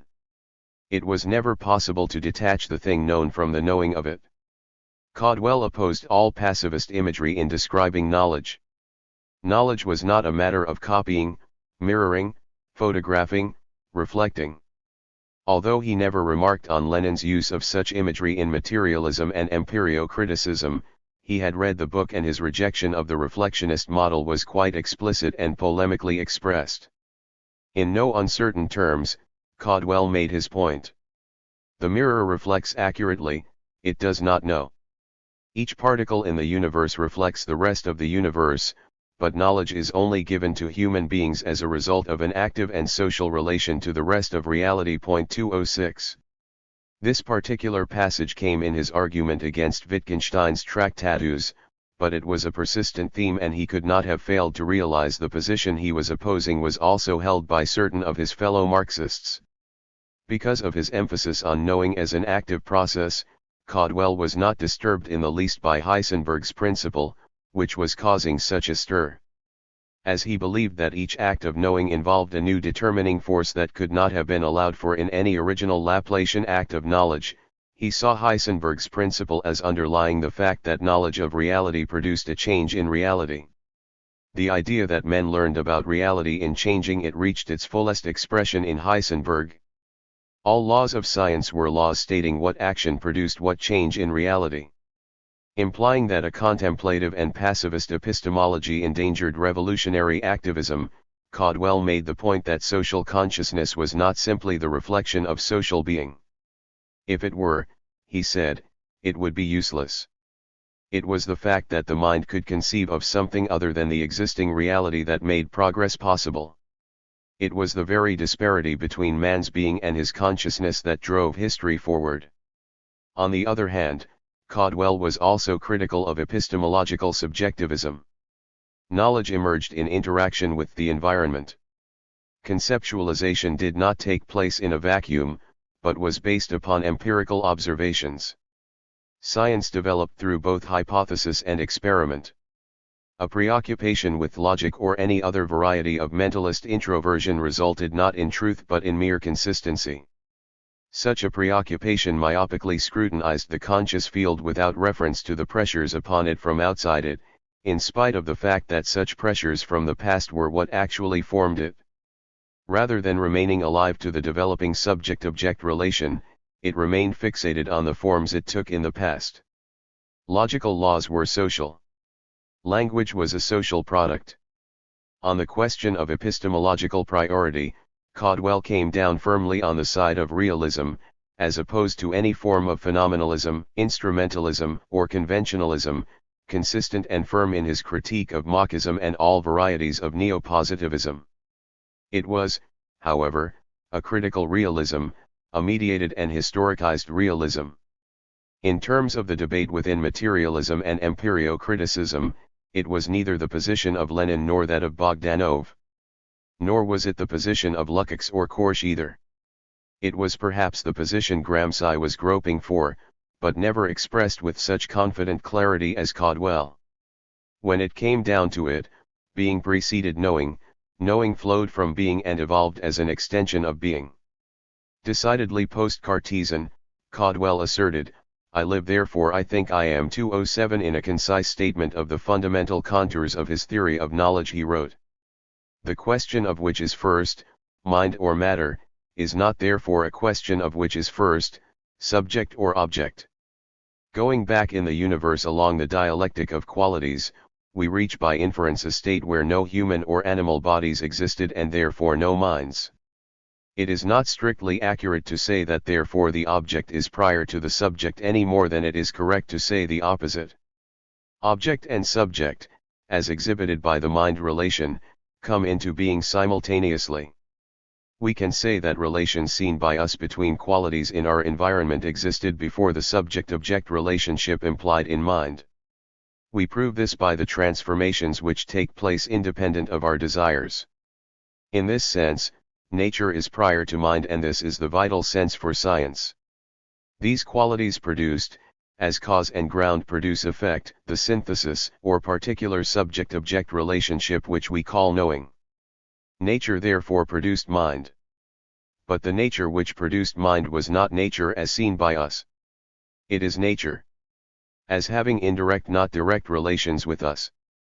Such a view reconciles the endless dualism of mentalism and objectivism. It is the universe of dialectical materialism. Unlike previous philosophies, it includes all reality. It includes not only the world of physics, but it includes smells, tastes, colors, the touch of a loved hand, hopes, desires, beauties, death and life, truth and error. 208. Only such an epistemology, which could hold together these different strands without giving way to either naive realism or total relativism, could encompass the whole. Caudwell held to it with utter consistency. It was essential to the underlying unity of his thought, and it accounted for the distinctiveness of his position on various issues. It had implications, for example, for his position on the dialectics of nature. There is no evidence that he knew of the Comintern debate on dialectics of nature centering around Lukács, but he was obviously acquainted with the standard communist formulations of this time to the effect that the subjective dialectics of the mind reflected the objective dialectics of nature. Although he did not specifically criticize any Marxist authors holding this position, it was clear that he disagreed with it. For Caudwell, what was dialectical was neither subject nor object, neither man or nature, but the interaction between subject and object, the interaction between man and nature.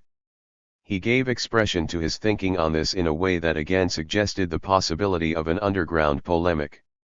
The external world does not impose dialectic on thought, nor does thought impose it on the external world.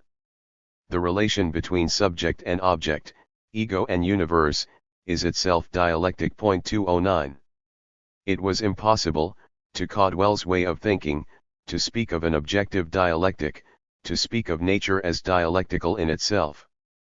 The dialectic emerged in the relation and not in the object or subject in itself.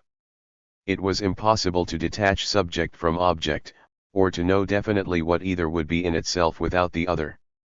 All that man could say about nature was generated by his interaction with it.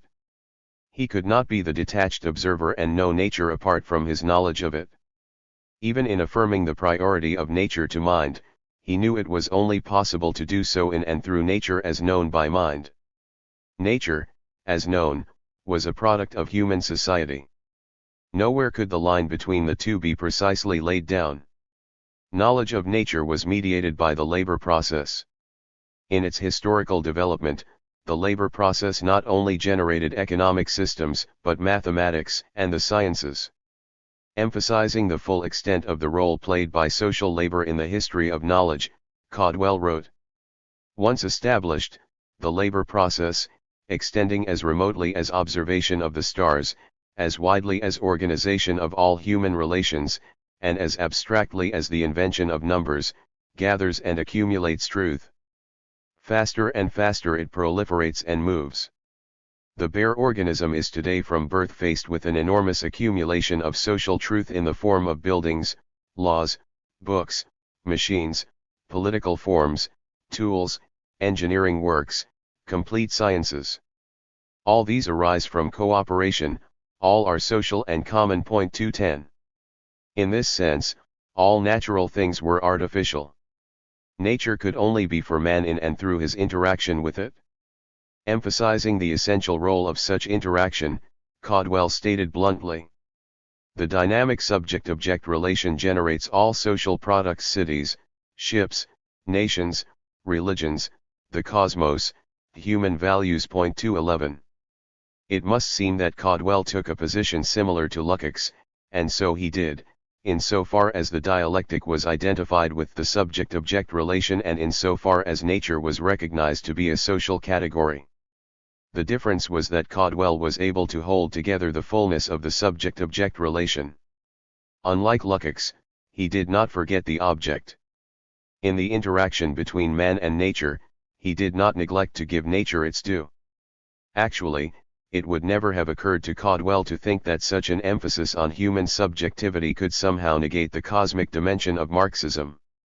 He continued to affirm what had been most crucial to Marxists in the name of dialectics of nature. Although Caldwell located the realm of the dialectic in the sphere of human interaction with nature and not in nature itself, he realized that what came in the interaction bore the impress of nature and yielded reliable knowledge of nature. He believed, like the rest, that nature developed, not only gradually and in a straight line, but proceeded also by jumps, and that genuine novelty emerged. He believed that the universe was one, that everything was related to everything else.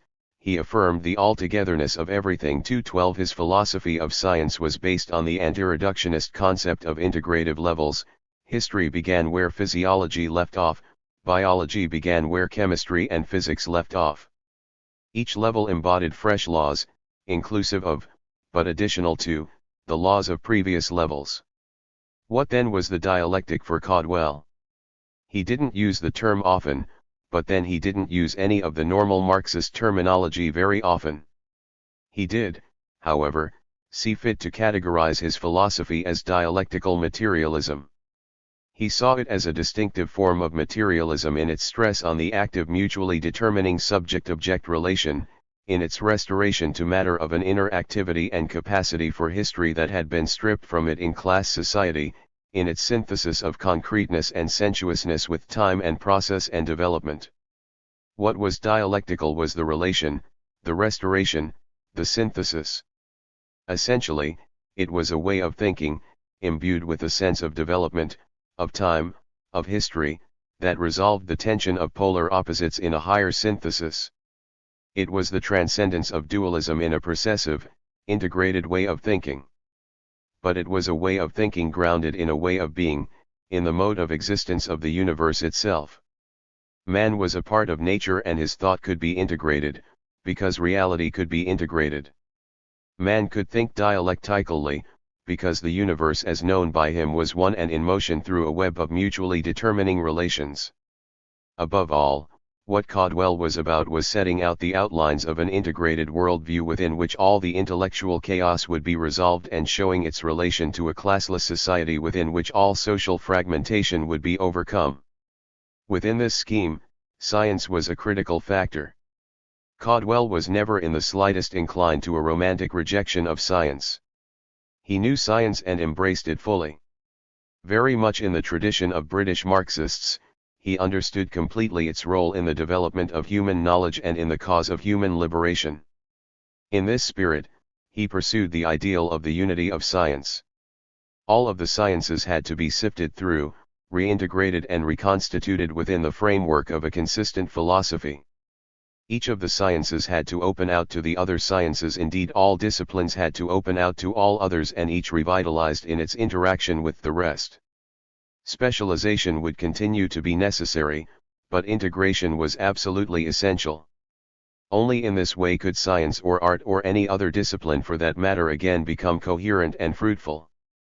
Here Caldwell brought the notion of proletarian science into play, running parallel to his discussion of the notion of proletarian art. In class society, argued Caldwell, every discipline in its implicit assumptions was colored by class consciousness. There was no neutral world of science or of art, free from categories or determining causes. Both science and art were in this sense social activities. Class society had in its time enriched both science and art by drawing each to one pole to intensify its development, but at the price of severing it from the other pole, with which it now had to be reunited to develop further. Due to the conditions under which they emerged, bourgeois science and bourgeois art were one-sided, produced in a culture in which a yawning gap had opened between theory and practice, between consciousness and social labor.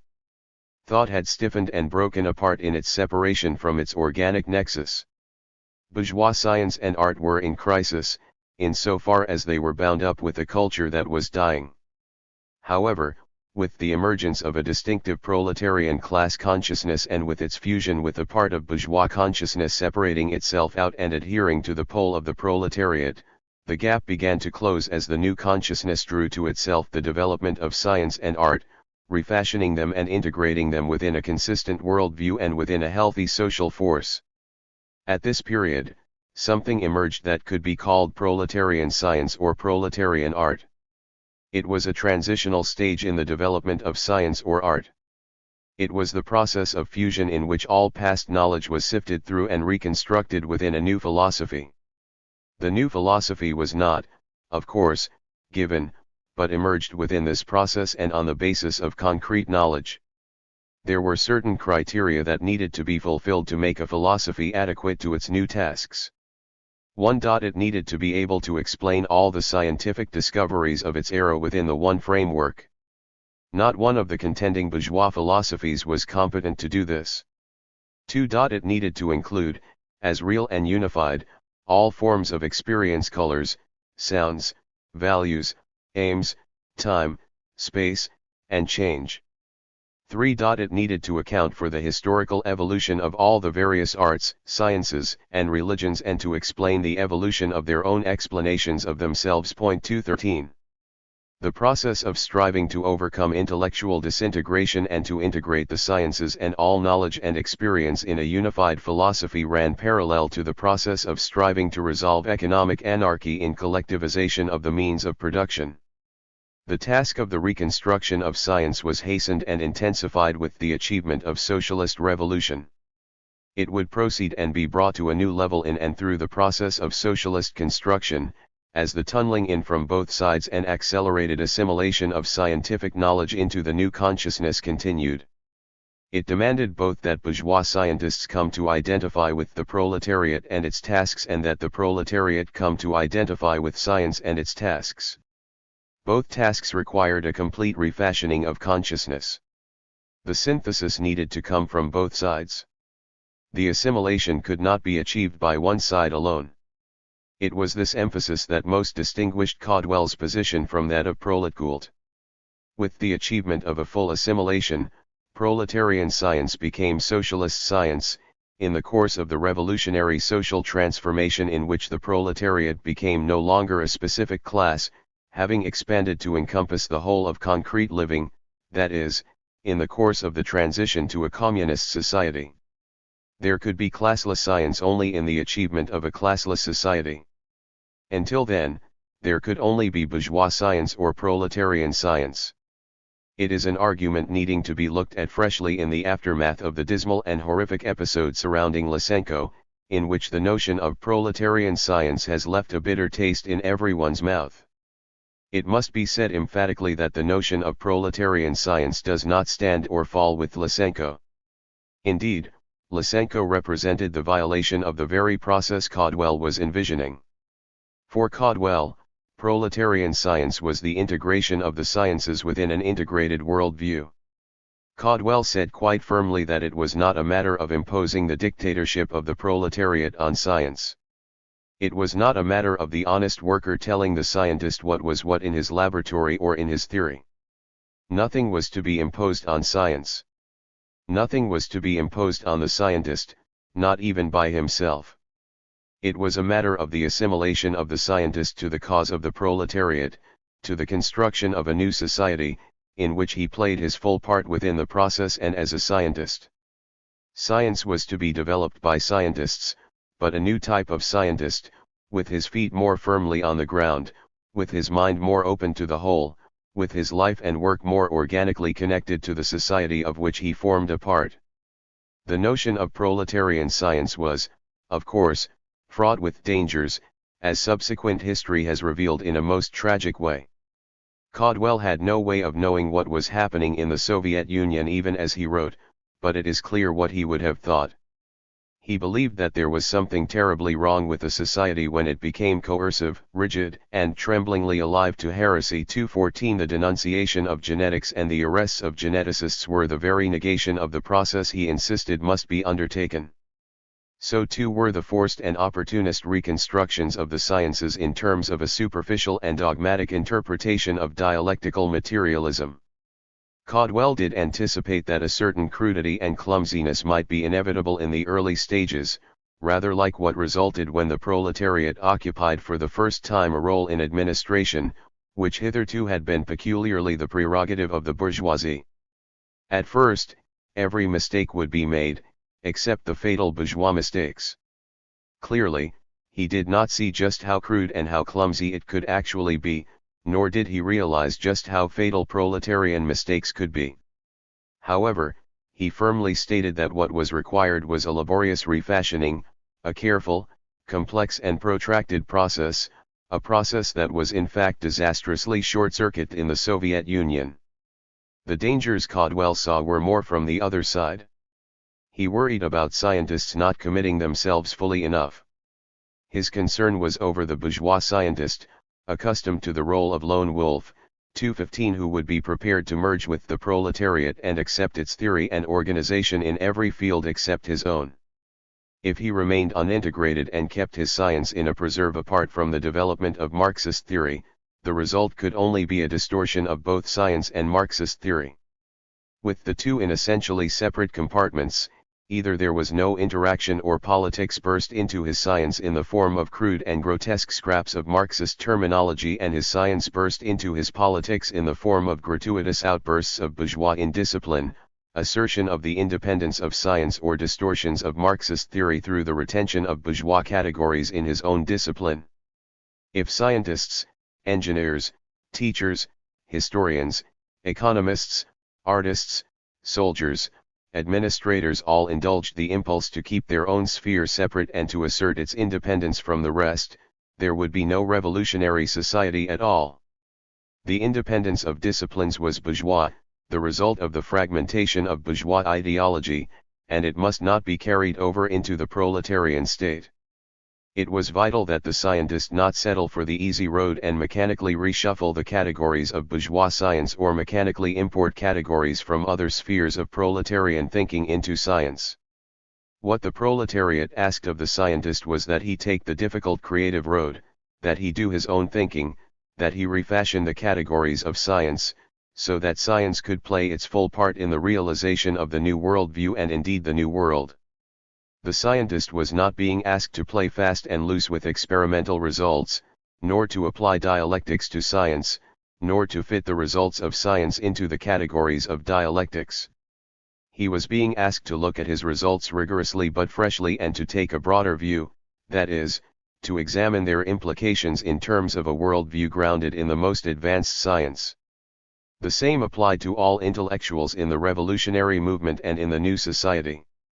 Caldwell, much like Gramsci, envisioned the emergence of a new type of intelligentsia, an active intelligentsia, no longer remote from production, from labor, from the whole vast social process.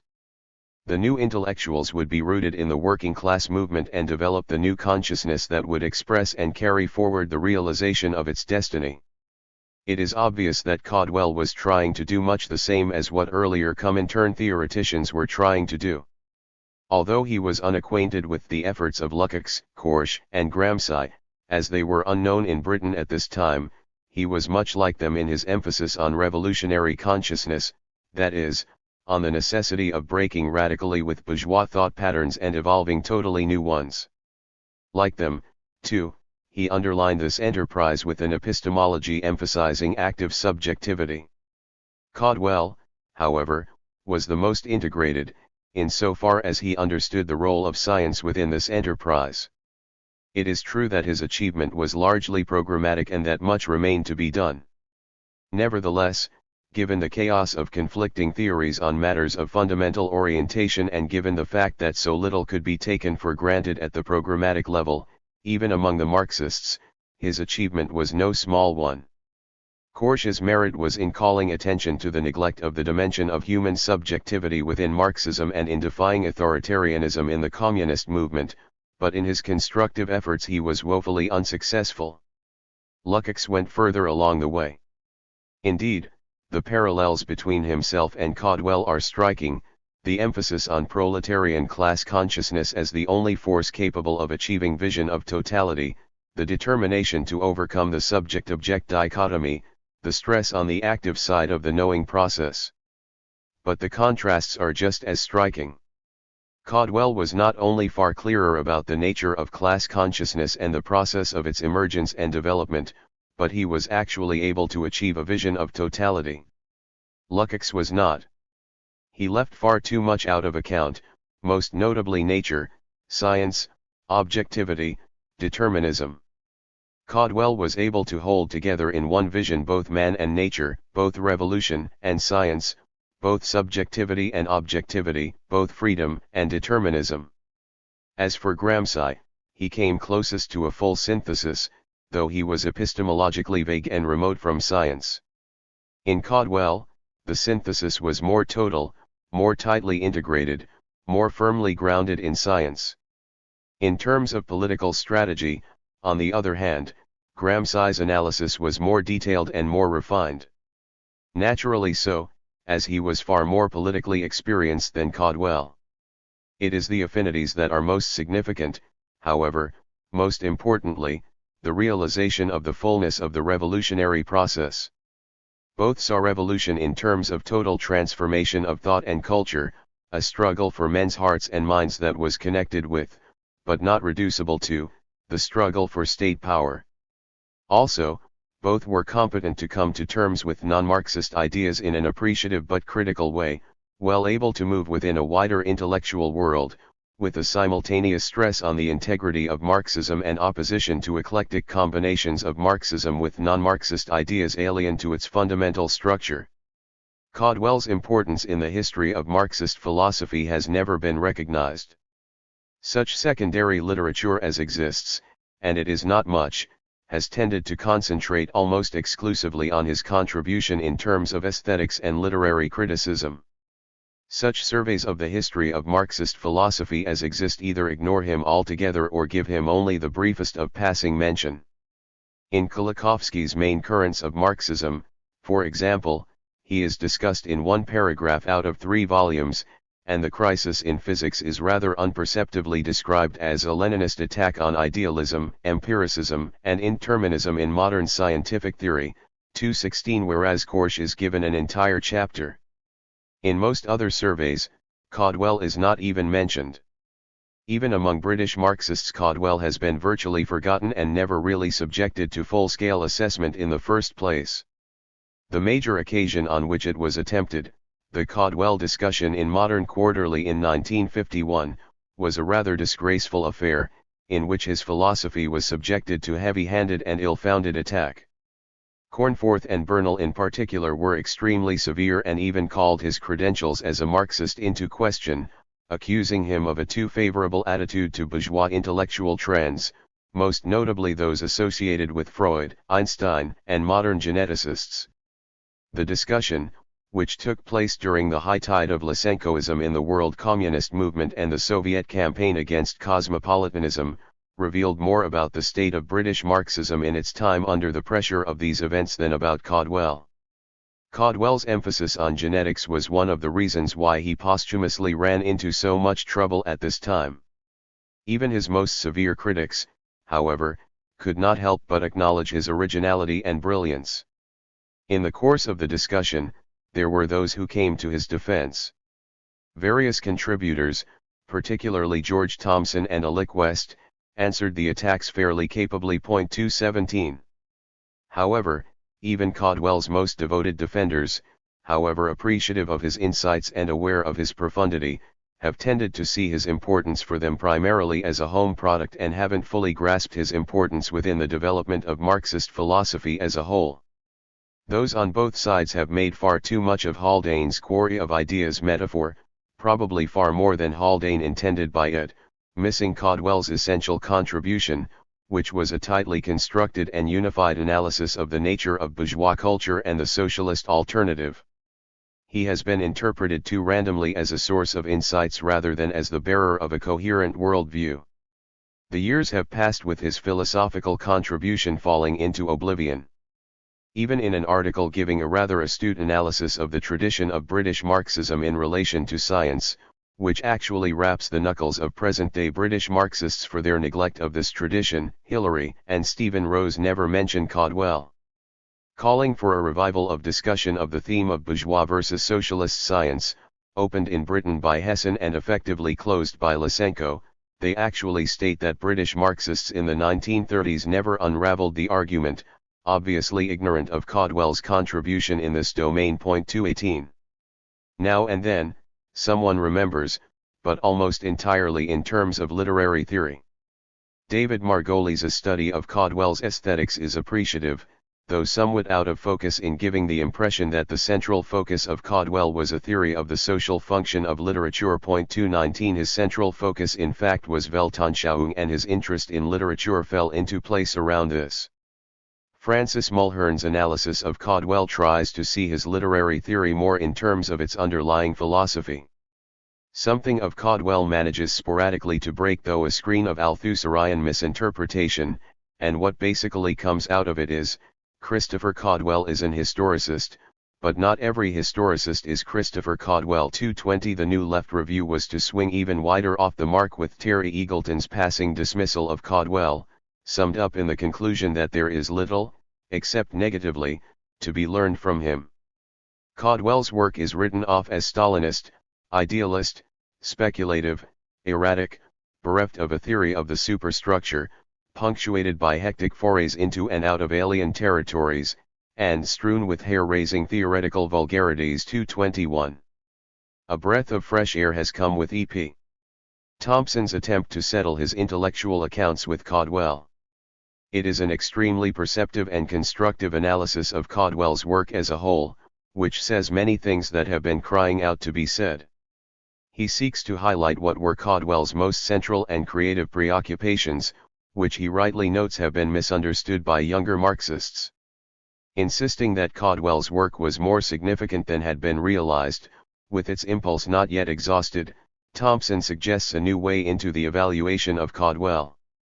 He proposes seeing Caudwell as an anatomist of ideologies, as brilliantly laying bare the deep structure of the characteristic illusions of the epoch, as analyzing the generation of modes of intellectual self-mystification. It was, Thompson asserts, a brave, even Promethean, venture, to effect a rupture with a whole received worldview. It was the most heroic effort of any British Marxist to think his own intellectual time. Caudwell was walking abroad in his world, encountering the largest ideas and issues and not retreating into the introverted security where Marxists existed in a universe of self-validating texts. What resulted from his efforts was, in Thompson's opinion, a body of thought that was more interesting, more complex, and more heretical than has been supposed. In refusing the orthodox closures offered by reflection theory and the base/superstructure model, Caudwell was opening the door to a more creative tradition.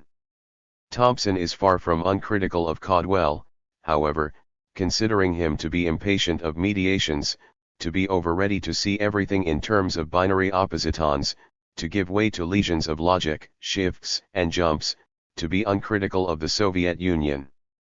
While these criticisms are not without some basis, Thompson perhaps exaggerates their extent and significance, which brings him to draw conclusions out of harmony with the overall tone of his analysis. In the end, he says, nothing in Caudwell's work was of a maturity or consistency to merit consideration as a classic, and perhaps 90% of Caudwell's work must be set aside. He does admit that there is a residue of 10% that is of such extraordinary vitality and relevance that it presents itself for a renewed interrogation among today's Marxists. 222. To appreciate Caudwell's full stature as a Marxist thinker, he should not be seen simply as a source for random insights, but as a philosopher who made an original and highly integrated contribution to the development of Marxist philosophy that has yet to be grasped and assimilated by other Marxist philosophers. In terms of the problematic of this book, that is, the conjuncture of science, philosophy, and politics within Marxism, Caudwell offered a most highly developed position illuminating the interrelations. His was a most tightly constructed and plausible argument, analyzing the variety of ways these spheres have converged historically, focusing on the chaos of the later bourgeois period and on the new integration that must be effected by Marxists. This is not to deny his faults. He was sometimes in too much of a rush and settled for neat antitheses that were a bit off the mark, but these were not such as to distort his overall argument ordered around his most basic underlying themes. Most of the problems emerging from Caudwell's work have to do with the fact that there has been much water under the bridge since. Caudwell, as did his contemporaries of the 1930s left, saw capitalism as undergoing its final crisis and the bourgeoisie as convulsing in its death throes. Events have proved this wrong, calling for a more complex analysis and a more protracted time scale. Subsequent events in the history of Marxism, particularly in the Soviet Union, have also complicated matters in a way that Caudwell could not foresee. His view of Soviet society seems euphoric now and, as Thompson rightly says, it leaves a dusty taste in our mouths today. 223. British Marxism and its successors, discontinuity with the past. It is not only Caudwell's work that has fallen into neglect, however much his constitutes the most striking case, but the whole tradition of pre-war British Marxism. Present-day British Marxists, particularly those gathered around New Left Review, never tire of saying that there is no native British Marxist tradition and that it has been necessary to look abroad for sources of a creative development of Marxism, to the Frankfurt School, to Lukács, Gramsci, Coletti, and Althusser. Perry Anderson seems to let no occasion go by without remarking that there has never been a Marxist culture in Britain, or stating that Britain has not produced a single major Marxist theorist in the 20th century. Ordinarily not considering such Marxists as Bernal, Haldane, Needham, or Caudwell worthy of mention, when he does bother to cast a passing glance at British Marxism in the 1930s, it is only to dismiss it with a condescending reference to the fantasies of Bernal. 224. David McClelland's Marxism after Marx includes a chapter entitled British Marxism that comes to a grand total of 3 pages, with only one short paragraph to bridge the gap between Sylvia Pankhurst and Raymond Williams. There is little to be learned from it, except that the Left Book Club came after the Social Democratic Federation and before New Left Review. There is no trace of Bernal, Haldane, Needham, Jackson, Cornforth, Guest or many others. 225. Not much better can be expected from the rest of the world by way of recognition when British Marxism is treated thus in Britain. Among foreigners, there is Kulikovsky, who has even gone to settle in Britain. He also seems to consider it negligible. In 3 volumes, there is not a single mention of Bernal, and Haldane gets only passing reference as endeavoring to prove the affinity of Marxism with modern science. For Haldane, as well as for the American Marxist H.J. Muller, Kulikovsky asserts, Marxism figured in aspects that were not specifically Marxist. In biology it appeared chiefly in the form of a general opposition to vitalism and finalism. 226. But there have been occasional voices piercing the forgetfulness. Hillary and Stephen Rose have expressed regret that the concerns of earlier British Marxists with science have found no echo among the present generation, and they have set a certain value on the contribution of such as Bernal, Haldane, and Needham. Not that they have been uncritical. For example, they have expressed their regret that earlier Marxist scientists did not adequately take up Hessen's challenge and indeed spent their time and theoretical strength in a relatively fruitless endeavor to demonstrate the negation of the negation, the interpenetration of opposites and the transformation of quantity into quality in a variety of scientific developments. 227. Gary Wersky has made the most elaborate attempt to assess the contribution of earlier British Marxists. His book The Visible College is a collective biography of Bernal, Haldane, Needham, Levy, and Hogben. Although it is well researched and full of interesting incidents and observations, it suffers from Wersky's failure to understand properly the role philosophy played for his subjects. Observing that today's left has never heard of Bernal, Wersky makes the point that earlier British Marxists were the authors of a large and distinctive body of socialist thought. In developing a Marxist cultural tradition in Britain, they not only fashioned their own novel, coherent, and contrasting interpretations of Marxism, but closely linked their theoretical perspectives to a set of highly effective political practices as well. 228. This represented something of a modification in Wersky's judgments on the earlier generation. A few years before, he took the position that the 30s movement took its stand on a stultifying, scientistic variant of Marxism, allied to an uncritical defense of Stalinism, which he blames on the reformist and opportunist policies of the CPGB and the Popular Front. What Marxism remained in the scientists' movement was either harmless in respect of British politics, natural philosophy, or propaganda for Soviet science. And in the quest for new adherents, the older radicalized scientists therefore began to grow less sensitive politically and intellectually to the full-blown emergence of Stalinism in Russia. They failed to see that the very concepts they were borrowing from the Russians were, in the Soviet context itself, being used to rationalize the power of Stalin, the naturalistic worldview of dialectical materialism, which introduced into Soviet Marxism determinism in thought-making for dogmatism in action, the criterion of practice, which meant that Stalin had the right to arbitrate on all policy disputes, and the program of proletarianizing science which allowed Stalin to replace dangerous bourgeois henchmen with unquestioningly loyal peasants and proletarians. 229. While they may have been blind, perhaps to some degree willfully so, to what was happening in the Soviet Union, Wersky is perhaps just as blind to the nature of the CPGB and the Popular Front. The severity of his judgment is also based on a severe failure to understand the philosophical issues at stake, that is, in asserting a necessary identification of the concept of determinism with political passivity and of the notion of proletarian science with Lysenkoism. Such identification arbitrarily rules many alternative possibilities out, namely the very possibilities that Caudwell so eloquently set out. Moreover, his rejection of their philosophy of science as scientism proposes no alternative relation of science to Marxist philosophy. The severity of Wersky's judgment had been moderated somewhat by the time his collective biography was finished. While the book is not so full of acidic remarks about the CPGB and the Popular Front, and Wersky is more appreciative of some of the Marxist scientists' ways of connecting science to Marxism, as representing a novel extension of Marxism, he still is lacking in sympathy for his subjects in varying degrees. He has particularly serious reservations about Bernalism. Bernal's Marxism, he insists, was always in danger of becoming like that of his Soviet counterparts' history with the people left out. He argues that the concept of science occupied a pivotal position in the expositions of dialectical materialism from this period because persons and classes did not. The general laws of motion were substituted for the working class. Wersky also believes that the concept of dialectics of nature or a Marxist approach to biology is peripheral to their real thinking. Their philosophy of science, their excursions into dialectics, according to Wersky, remained external to their scientific research.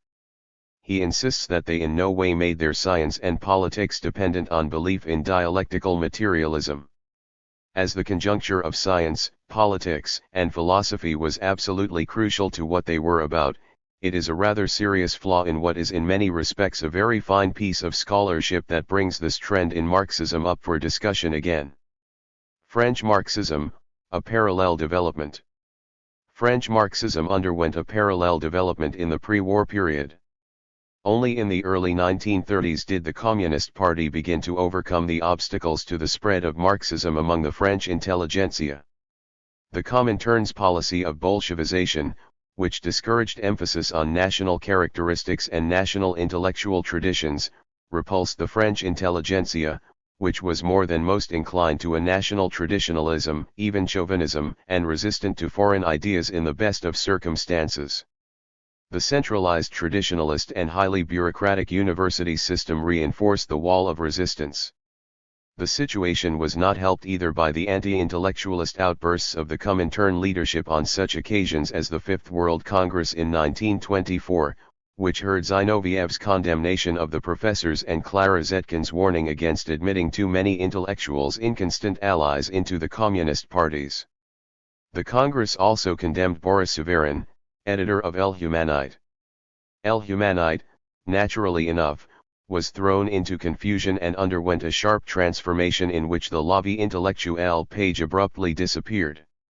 The onset of the third period saw the party rocked by violent purges. The succession of Maurice Thorez to the party leadership in 1930 coincided with something of a restoration of equilibrium. Thorez was one of the earliest in the communist movement to call for a united front, reaching out to anti-fascist intellectuals in a common cause. From then on, intellectuals were actively recruited by the party and encouraged to think through the problems of their own disciplines in the light of Marxism. The first generation of communist intellectuals, which had been for the most part lost in the convulsive sectarianism of the 1920s, began to be replaced by a new generation. The Philosophies Group. In the 1920s, a group of younger philosophers, the Philosophies Group, made their way into the party via their own serious study of Marxism. At first, under the influence of such trends as surrealism and psychoanalysis, they turned to Marxism as best able to restore the sense of being capitalism had destroyed in modern man. Philosophy they asserted to be fully a part of the revolutionary process. Politzer. Georges Politzer, Hungarian-born agrege in philosophy at the Sorbonne, concerned himself with many issues. His interests included not only philosophy, but psychology, physics, and politics. At first determined to introduce Freudian psychology into French academic life, he came to criticize its false psychologism. Upon his conversion to Marxism, he wrote a critique of the foundations of psychology and strove to set psychology upon new foundations that underline the social character of human personality. Politzer devoted himself to polemics, not only against Freudianism, but against a variety of other intellectual trends vying with Marxism at the time, particularly Bergsonism. He fully identified Marxism with modern rationalism, characterizing it as the only vehicle capable of carrying forward the best of French intellectual traditions and the surest bulwark against the threat of all forms of modern irrationalism. In addition to his wide range of activities, such as creating and directing the Center of Documentation of the French Communist Party and writing a column in El Humanite, Politzer also taught the extremely popular course on dialectical materialism at the Workers' University in Paris. In this course, Politzer stressed that Marxism must not be presented only as a political doctrine, for it embodied a general conception, not only of society, but of the universe itself. He stressed the intimate relationship between dialectical materialism and modern science. Philosophical questions concerning matter were to be answered by science. Philosophy was dependent on science and the state of empirical knowledge at any given time. Dialectical materialism had developed, not only on the basis of the results of science, but under the influence of the spirit of science. As science had achieved a more profound knowledge of nature, the interconnections of the sciences had come to be seen with greater clarity. Dialectics, with its understanding of change, reciprocal interaction, contradiction, and progress by leaps, represented a new spirit of science. 230. Lefebvre. Henry Lefebvre, another of the philosophies group, also held in the 1930s to this interpretation of Marxism, aspects of which he was to repudiate later. Explaining his position vis-a-vis the dialectics of nature, he wrote, "The dialectical analysis is valid for any context. By incorporating the experimental sciences and using them to verify itself, it can therefore discover, even in nature, quality and quantity, quantity turning into quality, reciprocal actions, polarities and discontinuities, the complex but still analyzable becoming. The laws of the human reality cannot be entirely different from the laws of nature." Capital shows how, in Marxian thought, the concrete dialectical materialism is made universal and acquires the full dimensions of a philosophy. It becomes a general conception of the world. 231. The book was unusual for its time in its attention to Marx's 1844 manuscripts and its emphasis on the concept of alienation. Although at this juncture, the weight given to the concept of alienation did not seem to him to entail rejection of the concept of the dialectics of nature, Lefebvre's stress on Hegel and on the importance of Hegel for Marx set him even at this time within the neo-Hegelian trend within Marxism. He was to evolve and expand his views on all these matters and to produce a formidable and insightful body of work in the post-war period. Neison. Another young philosopher to come forward in the same period was Paul Neison, a Normalian agrege in philosophy, who called for the development of a purely proletarian philosophy, one that would see the history of philosophy as involving far more than simply the development of ideas. The blindness of bourgeois philosophy caused it to work against the great universal aims it claimed to pursue. 232. Friedman. Among the philosophies group was one who early became disillusioned with the state of Marxist philosophy. After 3 trips to the Soviet Union, Georges Friedman denounced in 1938 what he diagnosed there as an atmosphere of sterilizing polemic that drowned science in merciless partisan struggle and indulged a lazy taste for facile formulas. 233. Cercle de la Russie Neuve.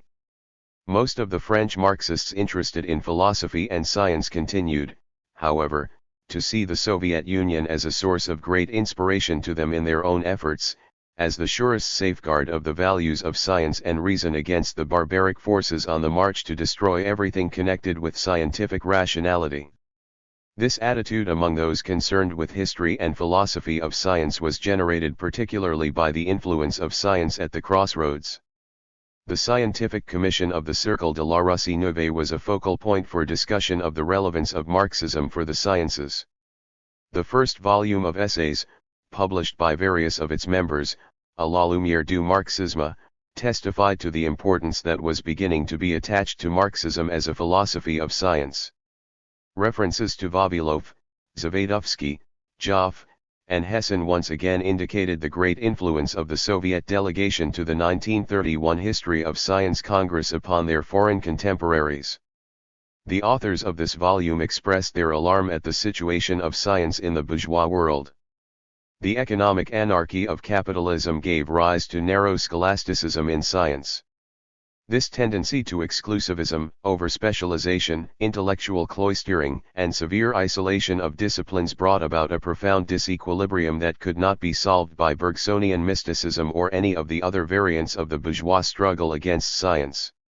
It was only dialectical materialism that showed the way out of the various crises in the bourgeois world. The authors interpreted the various crises in terms of class. The wave of materialism in the 19th century, associated with French anti-clericalism, represented the final struggle waged by the capitalist class against the last remnants of feudalism. The rebirth of idealism represented the philosophical peace desired by the middle class, which had gained their objectives against the older class and had begun to feel the first signs of their own decay with a new class on the rise. The class presently in power, they believed, had reason to dread the subversive conclusions of a synthetic science. 234. There was quite an impressive array of eminent scientists drawn to Marxism, both because of its politics and its philosophy of science, and entering into such discussions. Among these were the biologist Marcel Prenant, the astronomer Henry Mineur, the psychologist Henry Wallin, the physicists Paul Langevin and Jacques Solomon. Among the various vehicles for extending the influence of Marxism among French scientists during this period were the houses of culture. A 1939 conference on revolution and the sciences attracted wide attention, with the various prominent Marxist scientists present maintaining that the philosophy of dialectical materialism aided them in various and significant ways in coming to terms with their particular sciences. Langevin. The eminent physicist, Paul Langevin, was particularly influential within this movement.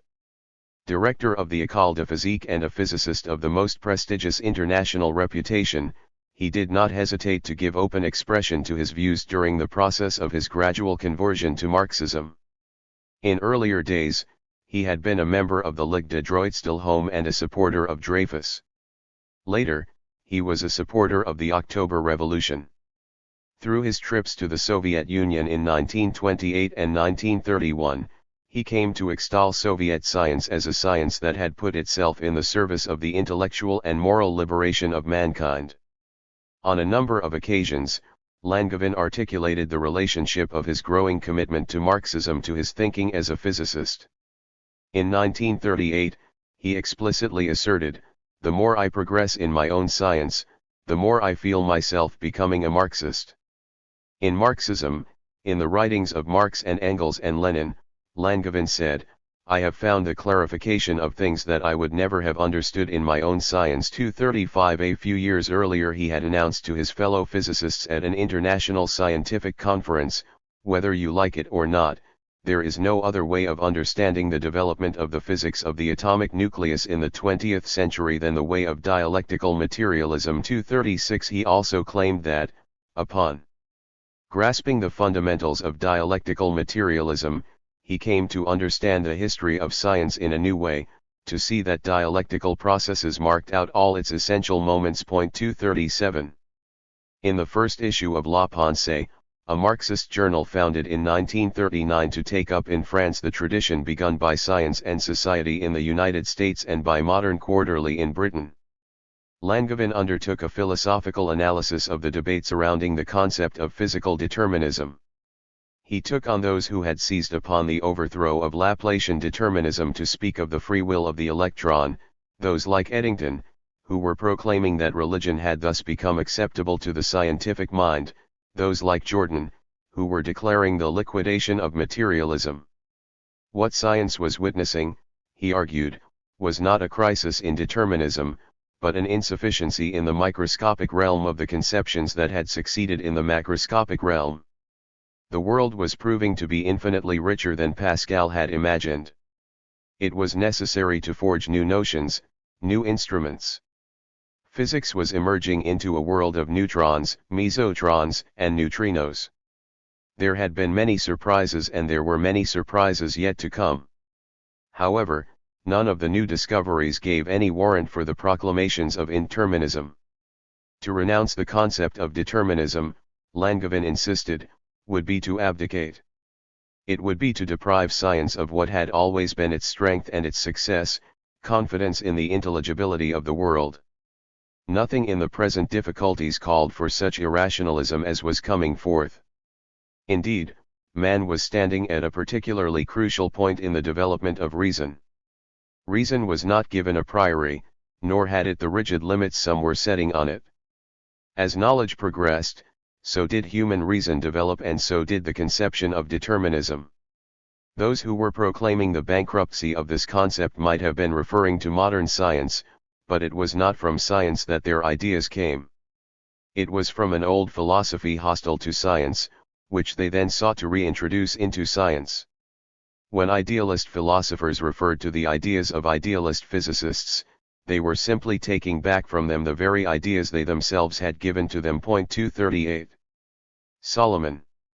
Langevin's student and son-in-law, the precocious young physicist Jacques Solomon, was particularly ardent in pursuing the connections between politics and philosophy and physics. He had become a committed communist and was extremely active both within the houses of culture and with Langevin's materialist study groups. During a holiday in the Alps in 1938, he and his friend Georges Politzer translated Dialectics of Nature into French. A dominant theme with Solomon, as with other French Marxists, was the commitment to human reason against all forces threatening to destroy it. Communism, to them, was the surest defense of rationalism. 239. As a physicist, Solomon had studied in Cambridge, Copenhagen, Vienna, and Moscow as well as in Paris. Those who knew him as a physicist unfailingly remarked on his preoccupations, which were both encyclopedic and eschatological. He wanted to scale the heights, to study the depths, and also to know every facet in its intimate details. It was such an insatiable need to understand that led him to so many ideas about field theory, nuclear physics, and cosmic radiation, and which also led him to Marxism. His colleagues noted a profound transformation in him when he became a communist. His friend Leon Rosenfeld saw him as burning with a somber fire, with the fierce resolution of a man engaged in a merciless struggle.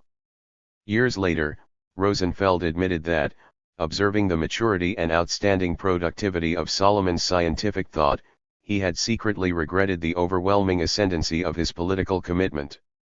Rosenfeld observed that Solomon's humanity was as broad as it had ever been, but that it had lost some of its former gentleness.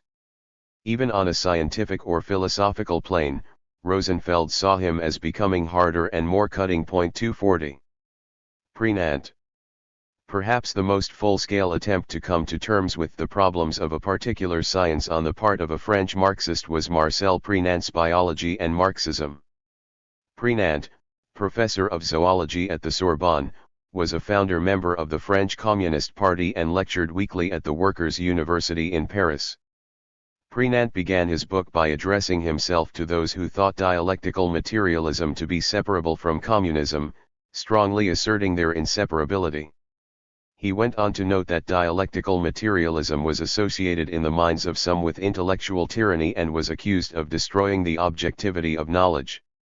But, Prenant argued, far from placing tyrannical restrictions on science, dialectical materialism was of the nature of science itself.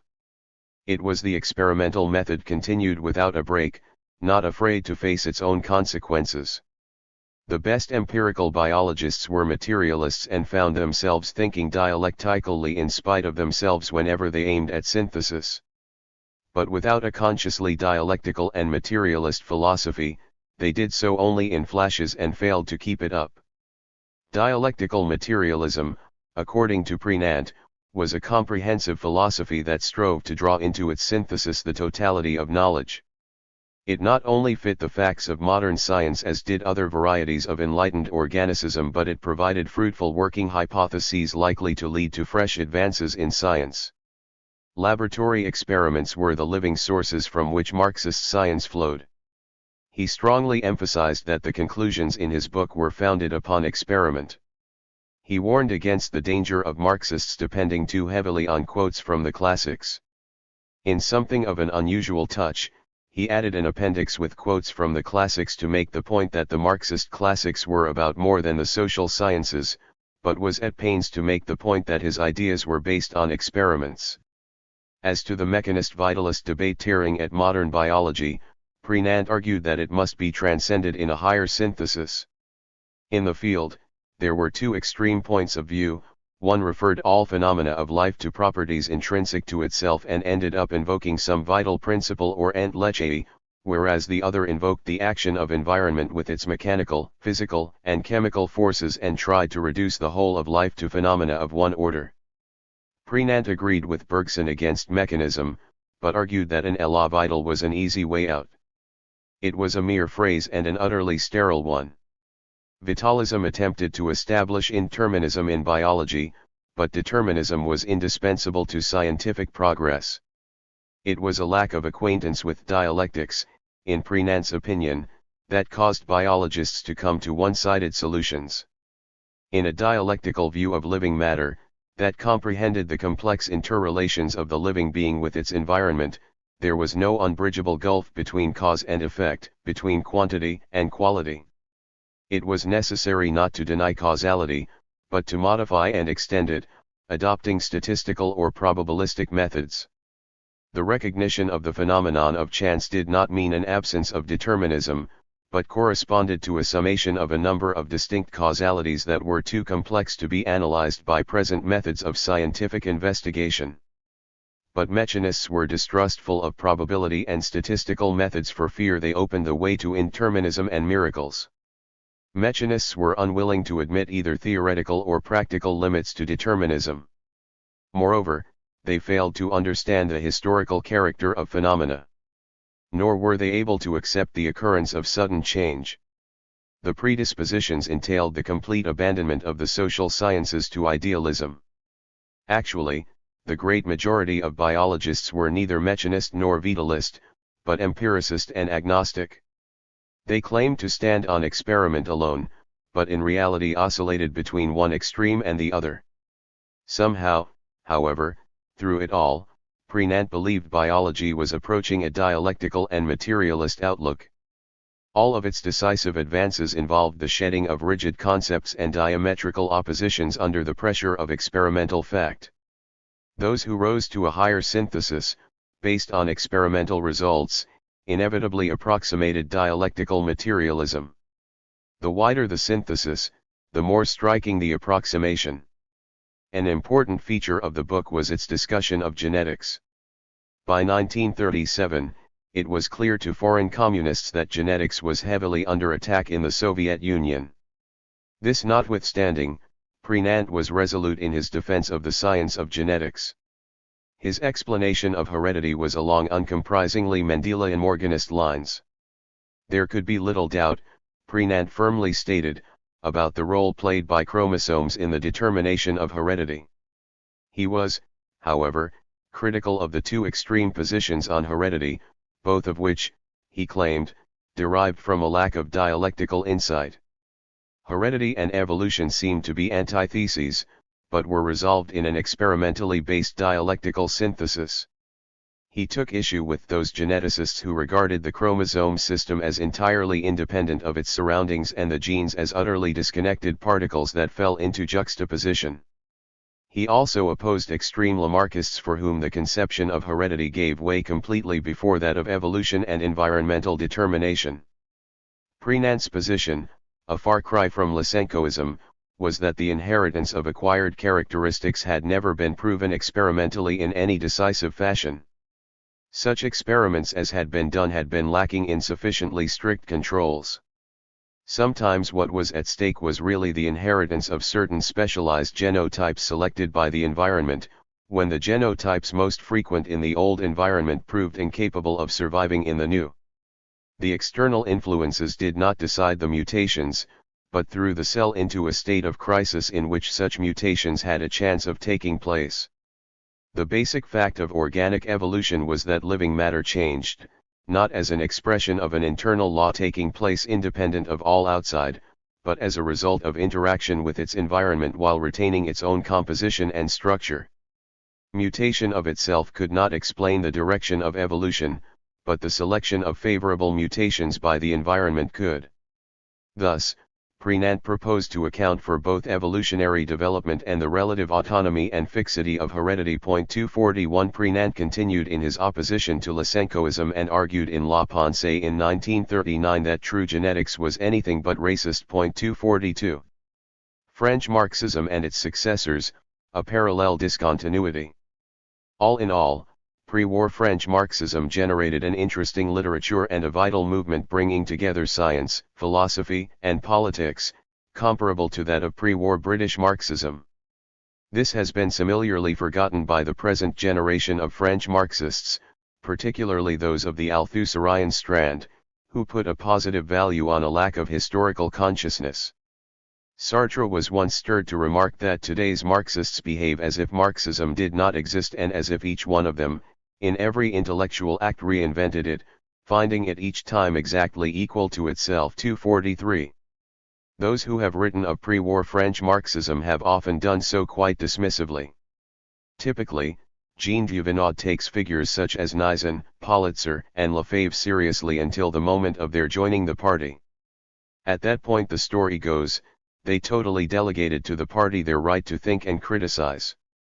As to the scientists, their Marxism was only a vague scientism.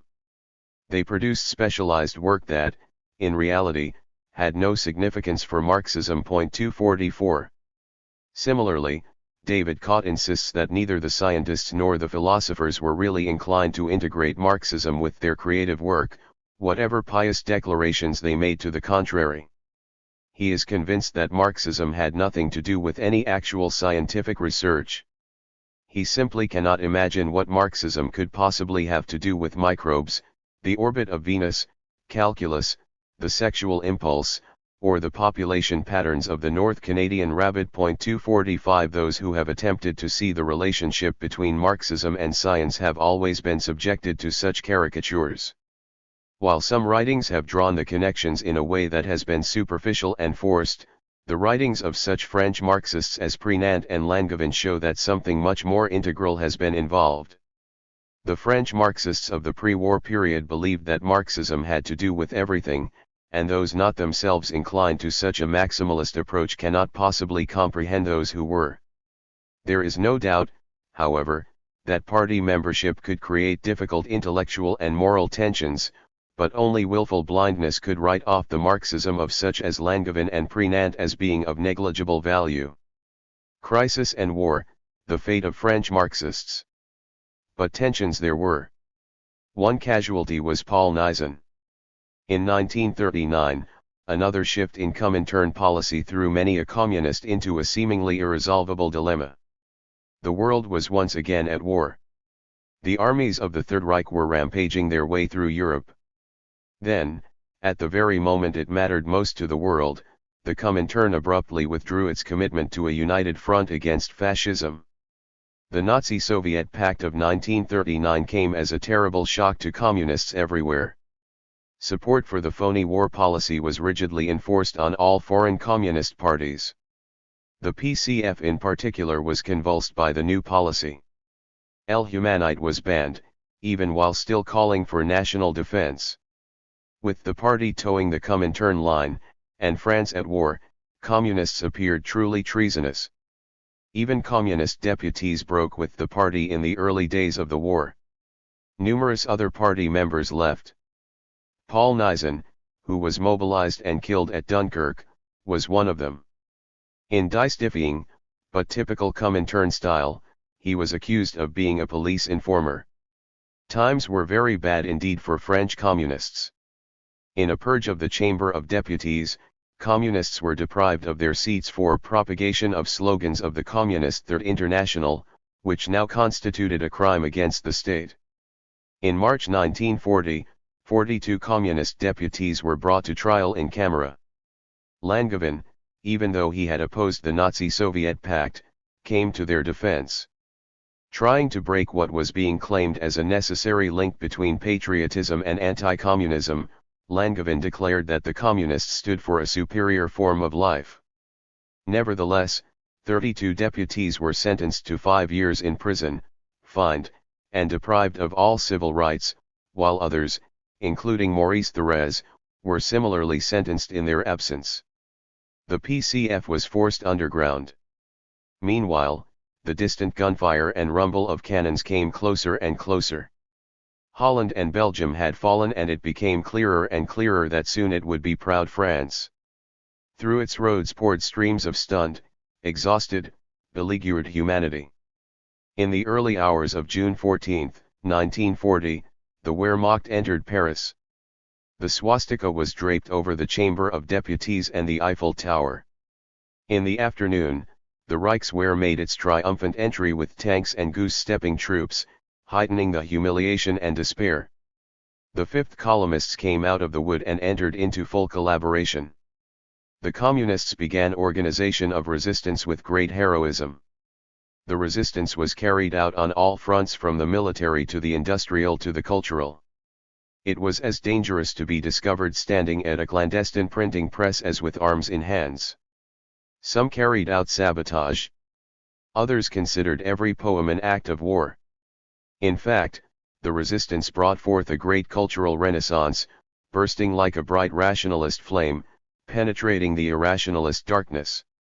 In October 1940, Paul Langevin was arrested in his laboratory, subjected to Gestapo interrogation, and interned. This sparked vigorous protests through the university. Joliot-Curie declared his laboratory closed until Langevin was freed. At a public demonstration, German troops appeared, fired upon the demonstrators, and threw hand grenades into the crowd. The university resistance, led by Georges Politzer, Jacques Salomon, and Jacques Decour, who produced a defiant journal of resistance, L'Université Libre, from this time on was extremely bold and vigorous. It endeavored to expose all the intrusions of the enemy, especially in university affairs. It protested against the arrests of Jewish professors and students and the retrograde changes in curriculum.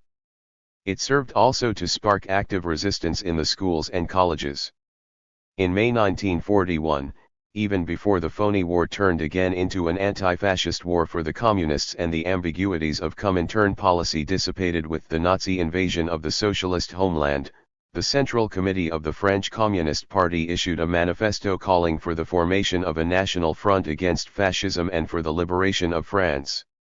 In March 1942, amid a huge Gestapo dragnet which rounded up over 140 communists, Jacques Decour, Georges Politzer, and Jacques Salomon were among those arrested. Communist women were not exempted, and Helene Salomon, Jacques Salomon's wife and Paul Langevin's daughter, and Marie Politzer, Georges Politzer's wife, were also included and deported to Auschwitz.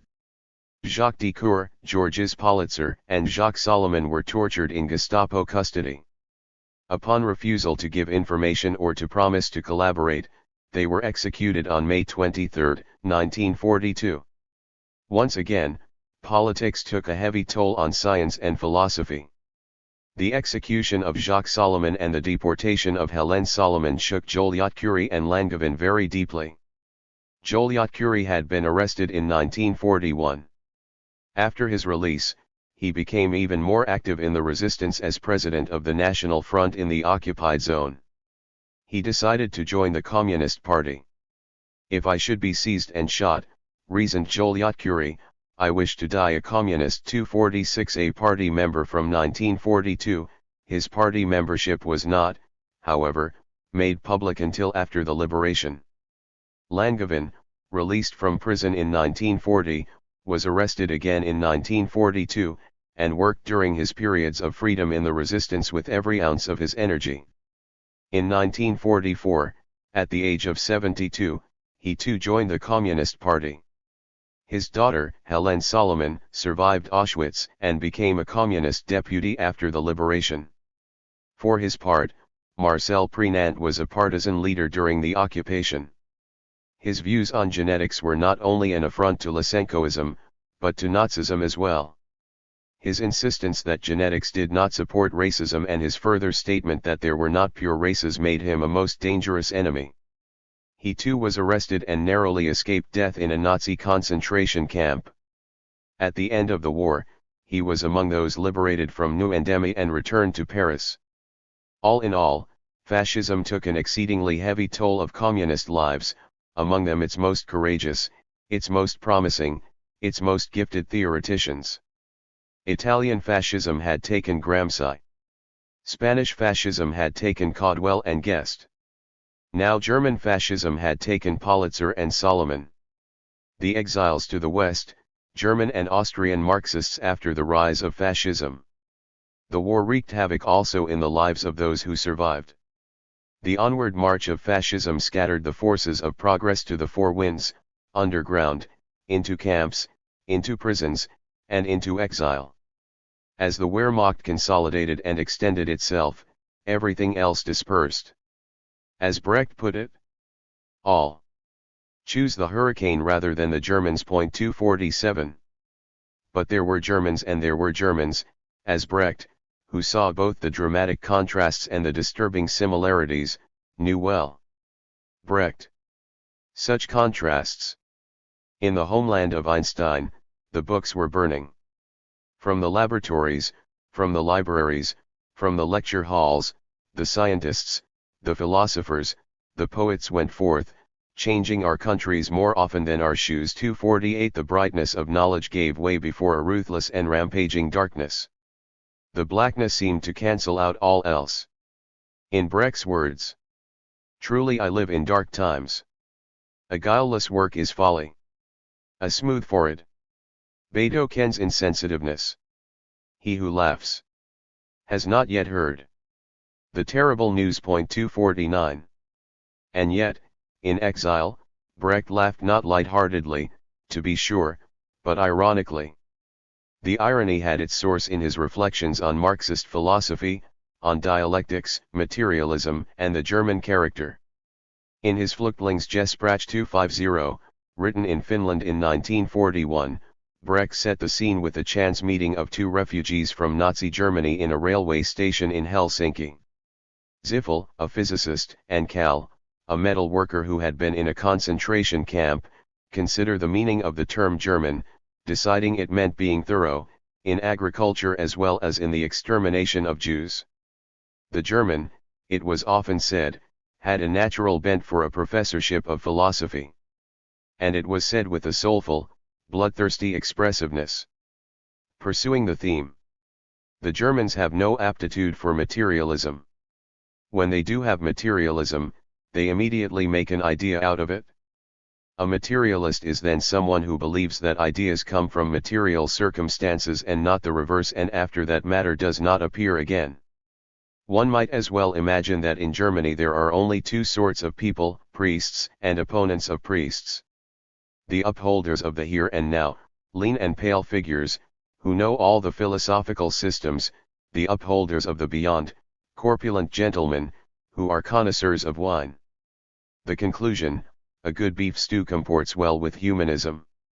As to dialectics, it was the wit in every object, and it took humor to understand Hegel, said Ziffel, after summarizing Hegel's logic thus.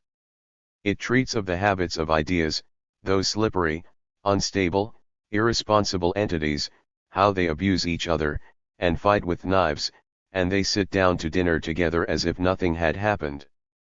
The new situation might bring the Germans to a new level of dialectical understanding, Brecht thought. Emigration is the best school of dialectics. Refugees are the keenest dialecticians. They are refugees as a result of changes, and their sole object of study is change. They are able to deduce the greatest events from the smallest hints, i.e., if they have intelligence. When their opponents are winning, they calculate how much their victory has cost them, and they have the sharpest eye for contradictions. Long live dialectics! But Brecht's ironic Marxism was not the style of that of other of his fellow refugees from Germany, most notably the Marxists of the Frankfurt School, who had already gone into emigration in the United States, where Brecht eventually made his way. Brecht thought much of it to be circuitous and convoluted word-spinning. 251. He undoubtedly had them in mind among the sort who affirmed materialism and then never gave another thought to matter. For their part, they thought Brecht's Marxism tended towards vulgar materialism. Earthy Brecht's Marxism surely was, but vulgar it was not. His mind was one well attuned to the complexities. There were many differences among the émigrés. One rather important one was the stress put upon the importance of science for the working class, which again set Brecht's orientation apart from that of the Frankfurt School. He was greatly taken with Einstein in particular, whose lectures on the latest developments in physics he had attended in Berlin. The Frankfurt School. The Frankfurt School was one of the few centers of Marxist thought outside the Comintern. The Institute for Social Research, founded in 1923 and endowed by Felix Weil, a wealthy grain merchant who became a communist, had been formally attached to the University of Frankfurt. In its early days, it had communists, social democrats, and independent Marxists of various descriptions on its staff, and it maintained close links with Ryazanov's Marx-Engels Institute in Moscow. There were also significant differences in philosophical orientation. In the inaugural address of Karl Grunberg, the first director of the institute and the first avowed Marxist to hold a chair at a German university, he stressed the character of Marxism as a social science and announced that the materialist conception of history neither is, nor aims to be, a philosophical system. 252 The Frankfurt School was from the beginning much influenced by Lukács and Korsch, though some like Karl August Wittfogel were of the way of thinking that Lukács and Korsch labeled as positivist. The ascendancy of Max Horkheimer to the directorship in 1931 signaled a reorientation, and set the institute much more firmly within the neo-Hegelian trend within Marxism. Actually, it was both neo-Kantian and neo-Hegelian in the style of Lukács. It took from Hegel the dialectic, but in its emphasis on critique and its rejection of all systems, it was moving in the spirit of Kant and not Hegel. The new members of the institute who joined it at this time, such as Theodor Adorno and Herbert Marcuse, along with Horkheimer, pursued philosophy in this spirit, laying the foundations of critical theory. Critical theory involved a radical rejection of system. It was, as Martin J. put it, the gadfly of other systems. 253 It was a philosophy that developed itself and defined itself in terms of a series of critiques of other philosophies. At the center of its critique of the Marxism of the Comintern was its opposition to the systematization of Marxism. In its activist epistemology and in its stress on revolutionary praxis, Marxism was not to be seen as a key to the truth, but as the impulse to social change. Critical theory was oriented, not to being, but becoming. In his Materialism and Metaphysics, Horkheimer argued that true materialism was not a new type of monistic metaphysics based on the ontological primacy of matter. He criticized Marxists who made a fetish of the material world and argued that materialism could not be extended to epistemology, as it led to a passivist objectivism. True materialism, he contended, was dialectical, and involved an ongoing process between subject and object. 254 It was the very thing Brecht meant. It was hard to know what Horkheimer's materialism had to do with matter. For the new members of the Institute, as for Lukács, there was no dialectic without subjectivity. The dialectic was situated in the realm of the subject-object relation. There was great concern with mediating subjectivity and stress on the social construction of knowledge. It was, however, a one-sided concern and a lopsided stress. Like Lukács, they tended to forget the object. Like Lukács, they were remote from the world of science. There were, all the same, great flashes of insight in their writings, especially in their historical analysis of how all the institutions of capitalist society became expressions of a contradictory inner essence. Within the prevailing division of labor, both the individual capitalist and the individual scientist were acting according to the imperatives of an obscure social mechanism, no matter how independent and free they thought themselves to be. Their attitude to science was a complex one. Blatantly anti-scientific and anti-technological passages could be found in Horkheimer, Adorno, and, most particularly, in Marcuse, but there were also modifying passages, particularly in Horkheimer. Horkheimer was opposed to indiscriminate attacks on scientific method and to the various irrationalist trends in the German academic world that gave way to subjectivism, irrationalism, and hostility to science. But, even at the best of times, they were overly anxious to separate philosophy from science, without a comparable concern to show the relationship of philosophy to science. The constant concern to distinguish scientific rationality from reason itself was inevitably based on a severely stripped notion of scientific rationality. They tended to accept the positivist account of science and to assume that the critique of positivism implied the critique of science. As time went on, the emphasis shifted from a critique of science as embodying a logic of passive contemplation to a critique of science as an instrument of domination. This gave rise to their distinctive interpretation of fascism, not as a revolt against reason, but as the triumph of instrumental rationality. With Hitler's rise to power, the members of the Institute were in extreme danger, being not only Marxists, but many of them Jewish as well. In 1933, Horkheimer was dismissed from the University of Frankfurt and the institute was closed down for tendencies hostile to the state. Though most of its members managed to escape, Wittfogel was sent to a concentration camp, but later released. In 1934, Horkheimer negotiated the formal transfer of the institute to Columbia University in New York. It adapted itself to the American scene rather more than some of their fellow Marxists thought appropriate. To some degree, this trend was fed by their growing pessimism. No longer inspired by Lukács's faith in the revolutionary proletariat, which embodied the vision of totality, they began to lose faith both with the proletariat and with the possibilities of totality. Marxism and psychoanalysis. Another tendency among Central European Marxists in exile was to look for a synthesis of Freud and Marx. In the Vienna of the 1920s, Marxism and psychoanalysis intermingled and seemed anything but incompatible. Holitzker. The Austrian communist Walter Holitzker, who was much concerned with philosophy of science, was at the same time a psychoanalyst. His doctoral thesis was on the ideological basis of the various contending positions on the principle of causality in quantum theory. Upon emigration in 1938, he was invited by Carnap to teach philosophy of biology and psychology at the University of Chicago, but went instead to London as a clinical psychoanalyst, where he wrote on the relationship between psychoanalysis and sociology. He admitted later that it took some years to fathom the full range of incompatibility between Freud and Marx. 255. Reich. The story of Wilhelm Reich was quite different. Events did not allow him Holitzker's scope for finding his own way within the framework of the communist movement. Reich too was both a psychoanalyst and a member of the Austrian Communist Party. At the same time, he founded the Socialist Society for Sex Consultation and Sexological Research. In 1929, he visited the Soviet Union, where he published Dialectical Materialism and Psychoanalysis.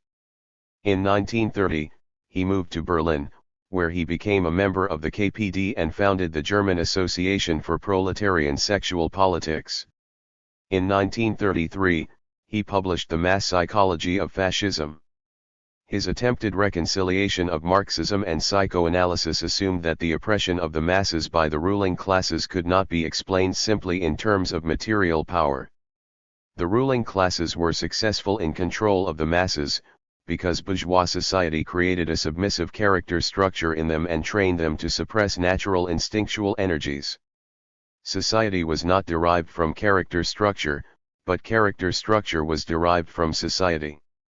Thus, during the rise of fascism, the masses failed to pursue the economic interests of their own class, but willingly followed the most authoritarian leaders. 256 Reich's vision of the future was relatively optimistic, however. Breaking from the pessimism of Freud, Reich believed that a socialist society would put minimal restrictions on natural, instinctual energies and provide the conditions for a liberated sexuality. He put great stress on orgasm as a central human experience and saw orgastic potency as a function of the whole human personality and of the whole social order. His synthesis was unsatisfactory both to his fellow Marxists and to his fellow psychoanalysts, and he had the dubious honor in 1933 to 1934 of being almost simultaneously expelled from both the Communist Party and the International Psychoanalytical Association. The KPD felt he was diverting energies into the campaign for sexual hygiene that should have been directed into other forms of political activity. The psychoanalytical movement felt itself endangered by the rise of fascism and didn't want itself associated with communism. His efforts were praiseworthy in that he attempted to claim the psychological dimension for Marxism, to place the psychological within the framework of the sociological, and to instill confidence in human reason and in science in relation to such issues. The problem was his own lack of discipline in relation to scientific method, an impatience with vigorous experiment and rigorous analysis that allowed for no check upon his speculation and made for a certain lack of proportion in his theories. From The Frankfurt School was also highly involved in the enterprise of synthesizing Freud and Marx. Most prominent in the endeavor was Erich Fromm, who believed that Reich had stopped far short of setting out the guidelines for a fully social psychology. Reich had still restricted psychoanalysis to the sphere of individual psychology. For Fromm, psychology dealt with the socialized individual. It was wrong, Fromm thought, to charge Marxism with having a simplistic psychology of acquisitiveness, but he did think that Marxism needed to be enriched by psychoanalytical insights on a number of points. This process could provide a more comprehensive knowledge of the factors operative in the social process, namely the nature of man himself. It could provide the missing link between ideology and economics. Lacking a satisfactory psychology, Marx and Engels could not explain how the material basis was reflected in man's head and heart, how ideologies were produced. Psychoanalysis, Fromm felt, was a fully materialist psychology, to be classed among the natural sciences, that could introduce a refinement of method in the Marxist theory of historical materialism. Fromm was also critical of such aspects of Freudian theory as the absolutization of the Oedipus complex. 257 Freud's theory was a pioneer effort, he argued, and as such left many loose ends hanging and many years would be spent refining it. Like the rest of the Frankfurt School, and like Reich, Fromm went into emigration in the United States. Marxism and the Vienna Circle. The philosophers of the Vienna Circle, whose members varied in their views as to the political significance of their philosophy, were also in emigration. At one extreme was Moritz Schlick, who denied any relationship between science and social development.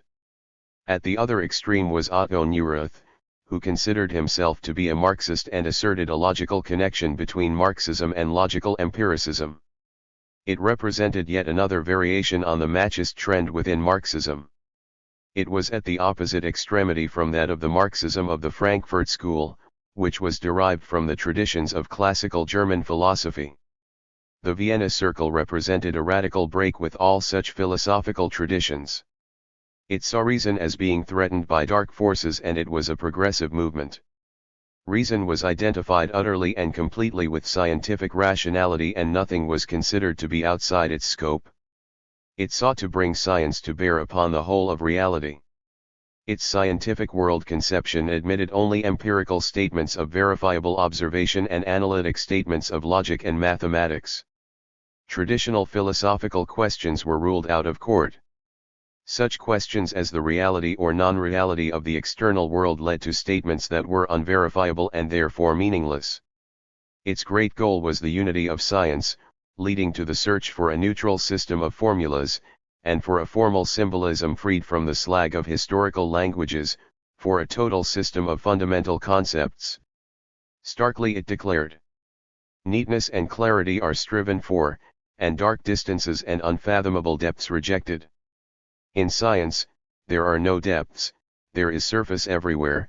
All experience forms a complex network, which cannot always be surveyed and can often be grasped only in parts.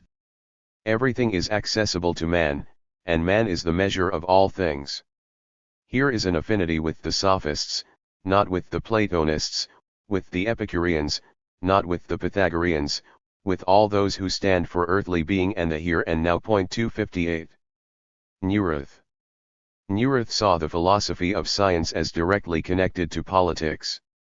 The proletariat was the appropriate bearer of the scientific world conception. The bourgeois form of thought was becoming more and more indefinite, like a squid sending out its feelers in all directions, here mathematizing, there psychologizing, here proceeding in a technical manner, there in an occultist one. It was no longer able to hold the wealth of scientific detail together by a unitary approach. In its anxiety to close ranks against the proletariat, the bourgeoisie was making its peace with the powers of yesterday and therefore cultivating all forms of metaphysical and half-theoretical thought. Thus the bourgeoisie, by virtue of its class position, was becoming more and more unscientific. It showed first in the field of social theory, but in the long run it was impossible to prop up a false view of history without adopting unscientific presuppositions all around. The interests of the proletariat, by contrast, coincided with the values of science. It had no reason to hide the truth about history. It was the carrier of a strictly scientific attitude. For Neurath, the cause of unified science thus coincided with the cause of socialism. Marxism was a worldview that started with the recognition that all history was the history of class struggle and predicted the decline of the capitalist order and the coming of the socialist order. Round this center were grouped certain opinions about the way the world hung together, about everything that made a unified picture of the world possible. At first, Neurath defended materialism against idealism as characterized by a closeness to actual life and acceptance of the scientific attitude and as connected with progressive ideas in political and social matters. In time Neurath came to argue for the rejection of both idealism and materialism as unverifiable metaphysical positions. Although he thus argued vigorously for the rejection of all forms of metaphysics, as superseding both mechanistic and dialectical forms of materialism, he continued to consider himself to be more in continuity with the history of materialism than with idealism.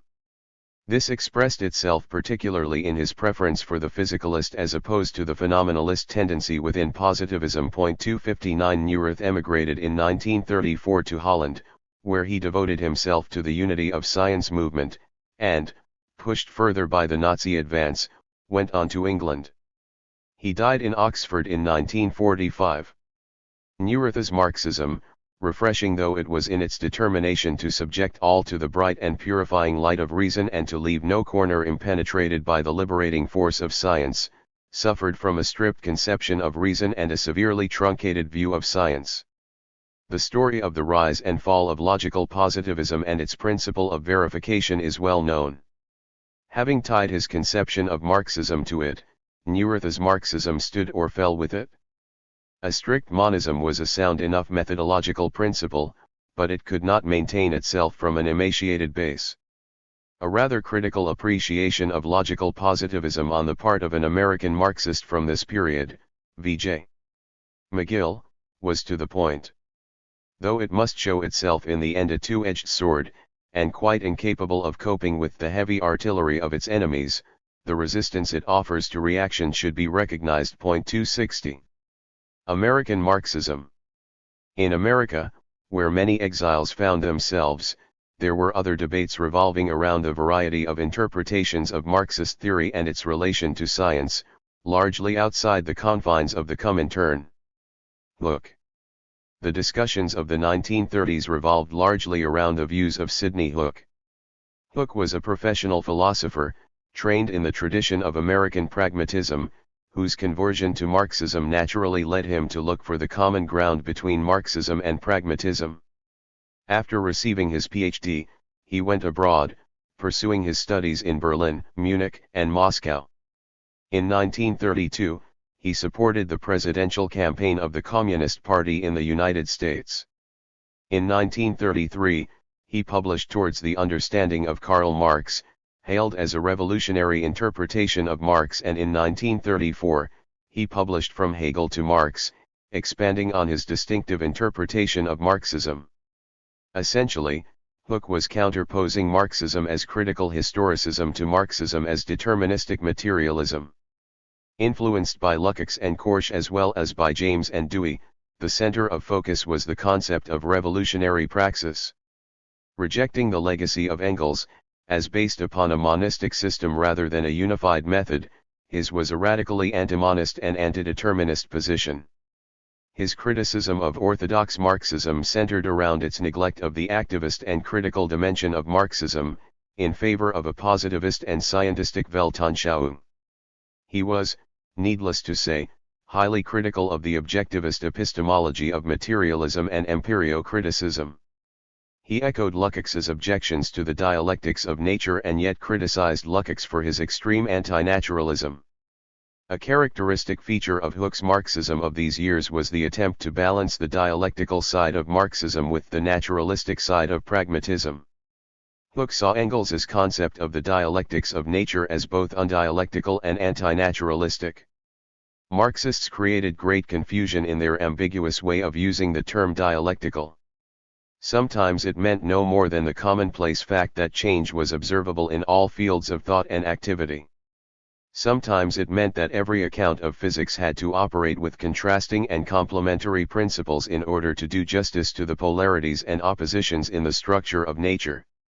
Hooke's own conception of the dialectic, which he identified with Marx's, was that it was historical, restricted only to a consideration of the causes, nature, and effects of human activity to destroy the equilibrium of a polarized society and to determine the direction of a new form of society.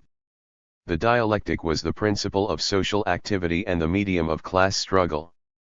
But there was no need to show that there were sudden leaps and jumps in nature to justify revolution in society. Engels's overextension of the dialectic, as Hooke saw it, led to a violation of naturalism. As Hooke rather crudely put it, Engels had swallowed more of Hegel than any naturalist could properly digest, and it kept coming up throughout his work. However, Hooke argued, Galileo's laws of motion and the life history of an insect had nothing to do with the dialectic, except on the assumption that all nature was spirit. The results of physics could be used by the bourgeoisie, Hooke went on to say, but there was no such thing as bourgeois physics. To read the class struggle back into nature was to imply that all nature was conscious. 261. Eastman. Hooke came under attack from all sides. The first line of attack was represented by Max Eastman. Also a professional philosopher and a student of John Dewey, Eastman had preceded Hooke in the enterprise of reconciling Marxism with pragmatism. In the early 1920s, an enthusiastic supporter of the Russian Revolution, he had spent nearly 2 years in the Soviet Union and became an associate of Trotsky. It was Eastman who made Lenin's testament known abroad. Trotsky, Eastman's source, was still in a position of power and was forced to disavow Eastman's revelations. With the move against Trotskyism in the Comintern, Eastman had been expelled from the Communist Party of the United States of America. By the early 1930s, Eastman had no time for dialectical materialism in any form and, in The Last Stand of Dialectical Materialism, a 1934 pamphlet directed against the Marxism of Sidney Hooke, attacked Hooke's 1933 book as a hopeless attempt to defend the indefensible. By the late 1930s, Eastman had rejected socialism altogether. Hooke and Eastman versus the communists. Meanwhile, both Hooke and Eastman were under attack from the other side and from Trotskyists and communists alike.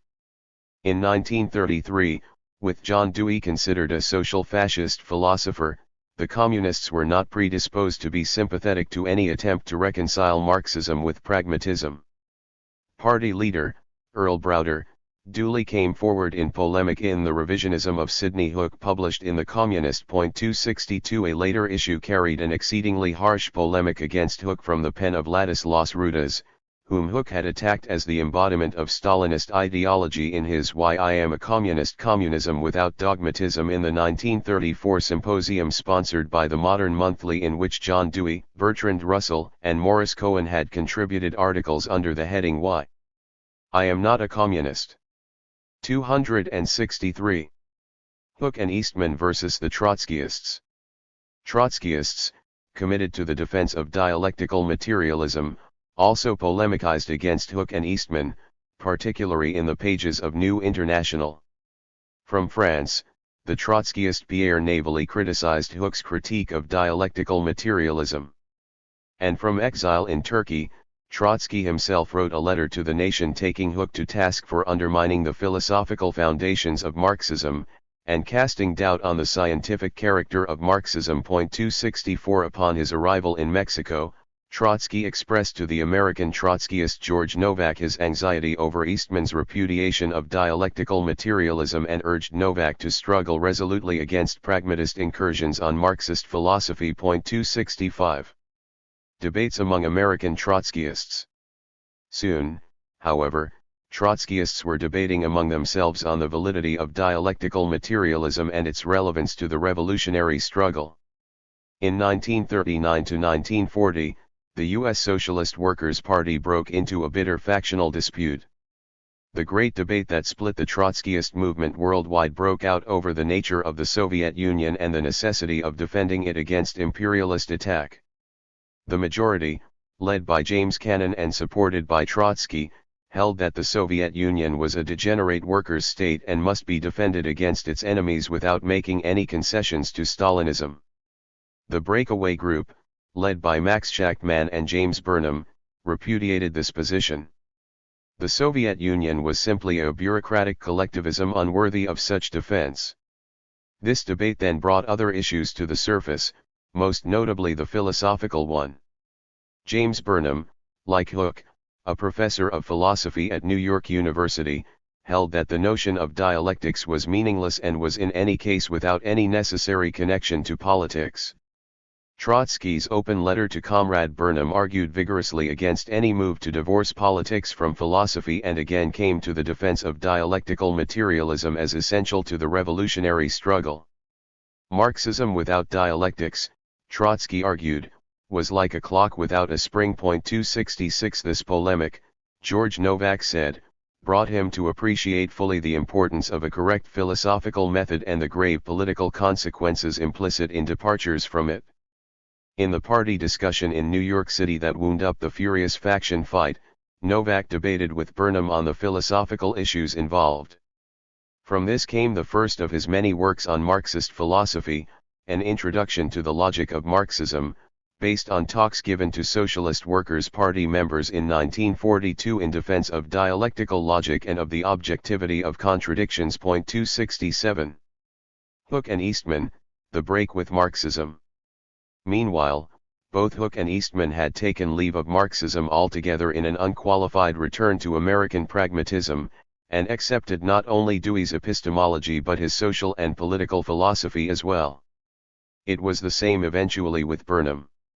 Dewey, for his part, didn't take much notice of Marxism, considering that, having broken with Hegelianism, there was no need for him to come to terms with its Marxist extension.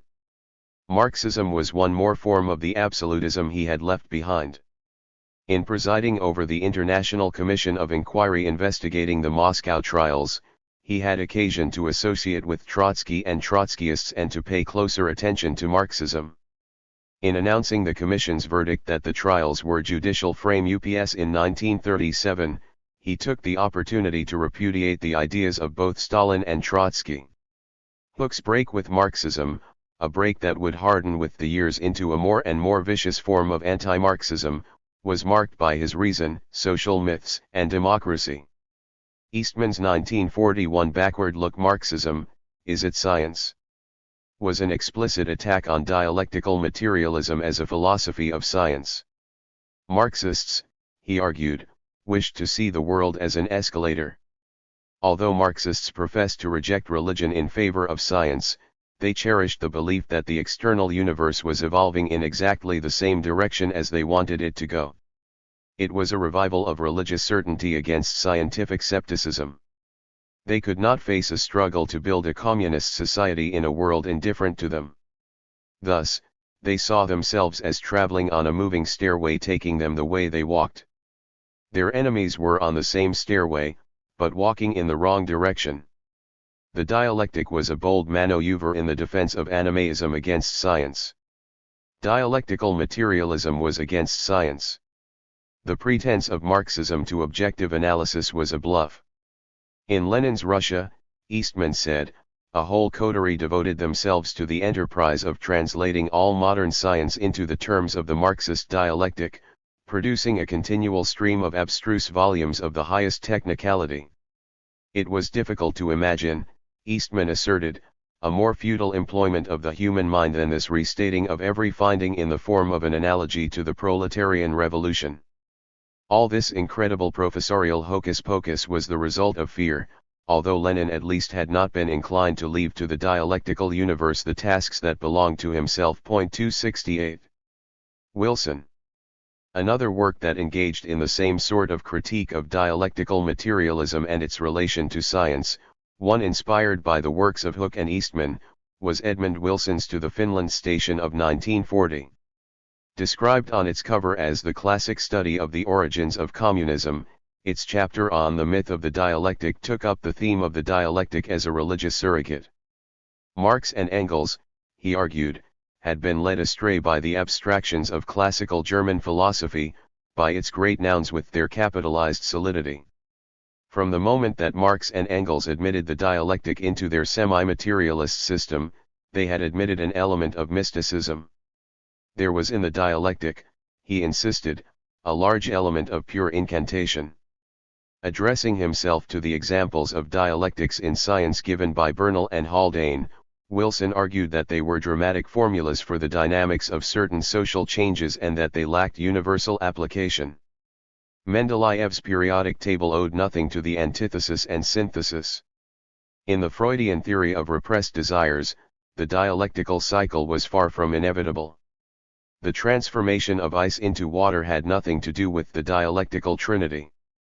The mapping out of processes of mutation and selection as triads in no way proved the relevance of the triad. Referring to the Lerner-Haldane controversy in Science and Society, Wilson argued, as did Lerner, that Haldane's biology derived nothing from the dialectic, that the latter was a purely gratuitous addition. The dialectics of Bernal and Haldane came down to the poetry of imaginative people who think in abstractions instead of images. The dialectic served as a semi-divine principle of history, to which it was possible to shift the human responsibility for thinking, for deciding, for acting. Wilson regarded this period as that of the decadence of Marxism, and in such a time the dialectic lent itself to tyrannical repressions. In his view, the communists of the Third International, leaving history to the dialectical demiurge, acquiesced in the despotism of Stalin. 269. Science and Society. Perhaps the most important forum for the discussion of the relation of Marxism to science in the United States from 1936 on was the journal Science and Society, a broadly based Marxist theoretical journal formed in the spirit of the Popular Front. In its discussion of philosophy of science, the journal leaned heavily on the British Marxist scientists, who numbered among its foreign editors Bernal, Haldane, Levy, Hogben, and Needham. Also among its foreign editors were Langevin in France and the American scientist H.J. Muller, then working in the USSR. On the home front, there was a wide range of views among its contributors, from the American communist philosophers Howard Selsom and Harry Wells and the Dutch communist mathematician and historian of science Dirk Stroek to the Dutch breakaway communist, Anton Pannekoek, to the pragmatist humanist philosopher Corliss Lamont of Columbia University. One of the issues that presented the greatest problems for its editors and readers was Lysenkoism. Bernard J. Stern and J.B.S. Haldane, among others, grappled with it. But none did so more dramatically than H.J. Muller.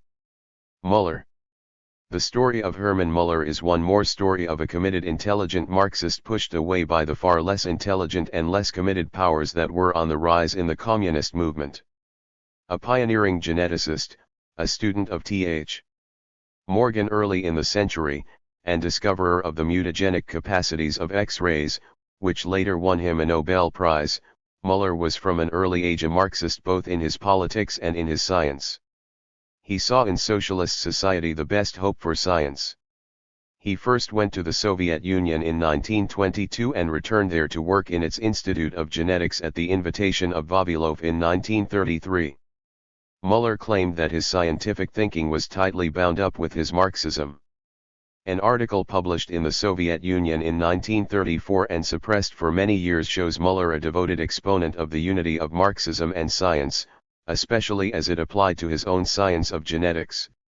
He referred enthusiastically to Lenin's defense of materialism and dialectical method.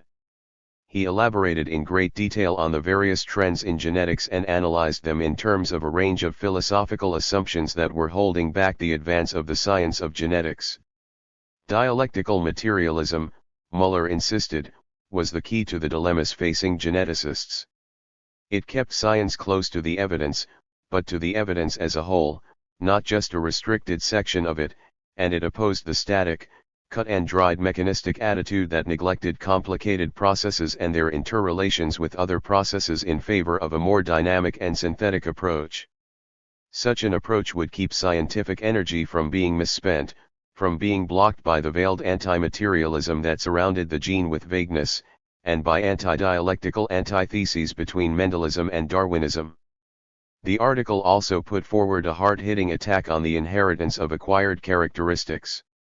Muller concluded with a declaration of his faith in the immense potentialities of science when seen with the clear light of Marxism.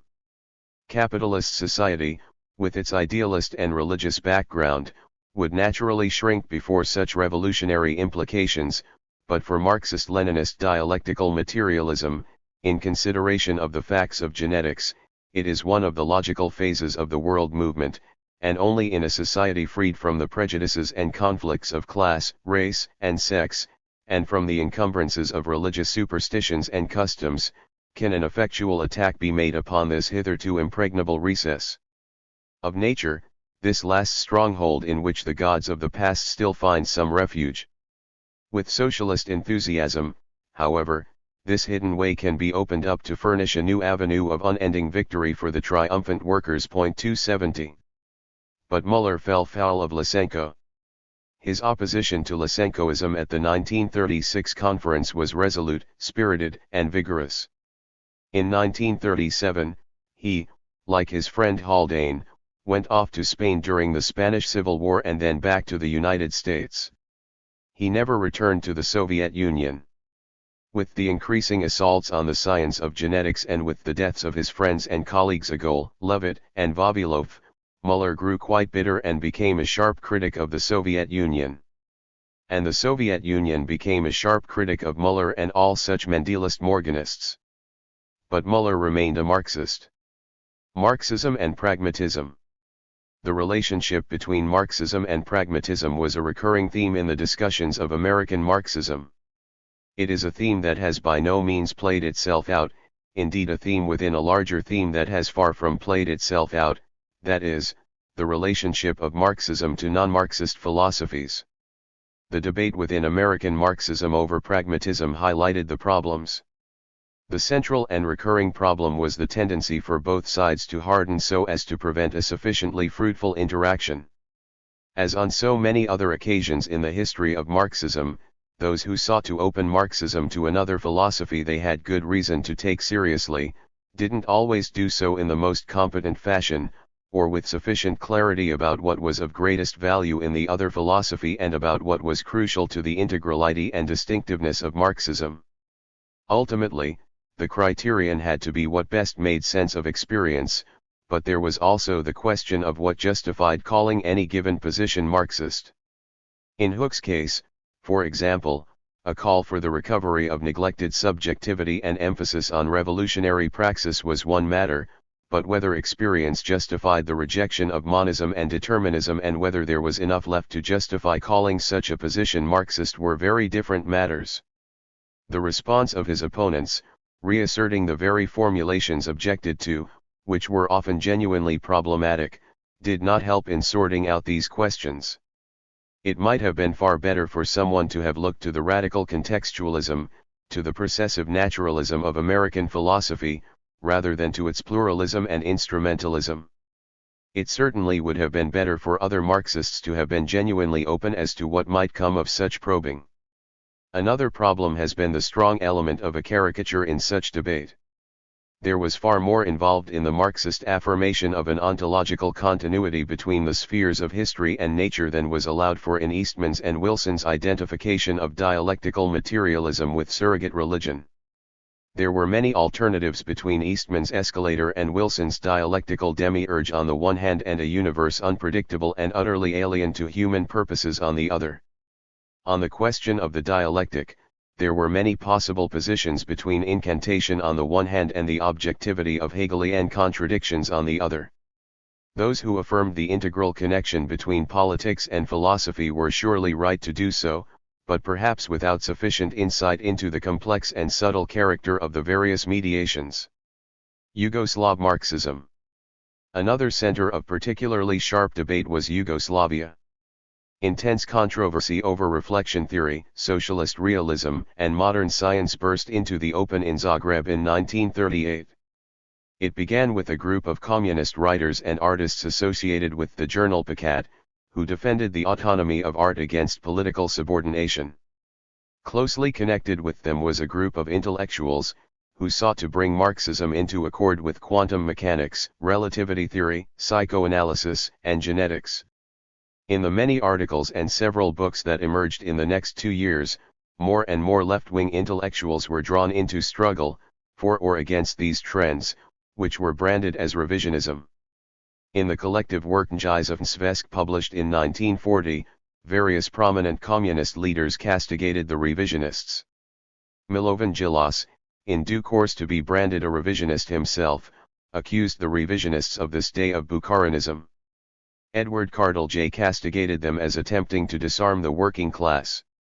The present crisis of science, he asserted, could be overcome only by adopting dialectical materialism as the methodological basis of science. This led to the flourishing of science, he claimed, citing the example of Soviet science as his evidence. Todor Pavlov, the Bulgarian philosopher, added to the assault with an expression of contempt for the philosophizing physicists of the day, Bohr, Heisenberg, and their followers in Zagreb. Tito, for his part, took a strong stand against the rotten liberals. In the journal Proletar in 1939, he took issue with those who felt they could improve on Engels, Lenin, and Stalin by resurrecting the bankrupt theory of Mach 271. Not unexpectedly, the revisionist faction was duly expelled from the Communist Party of Yugoslavia. The role of the Comintern. There were pockets of Marxist discussion here and there outside the Comintern, but none of the breakaway communist groups between 1919 and 1943 ever achieved great influence, and there were very few independent Marxists around. The previous generation of social democratic theorists, such as the Austro-Marxists, Koski and Krzyzewicki, were still around, though not generating much in the way of new ideas or commanding much enthusiasm.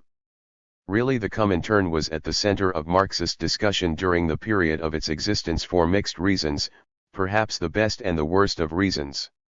There was definitely far more to it than what was implied in de Man's bitter remark: the ruminant Marxism of the socialists is powerless against the carnivorous Marxism of the communists. 272 The greater vigor of the communist movement cannot be simply marked down to ferociousness.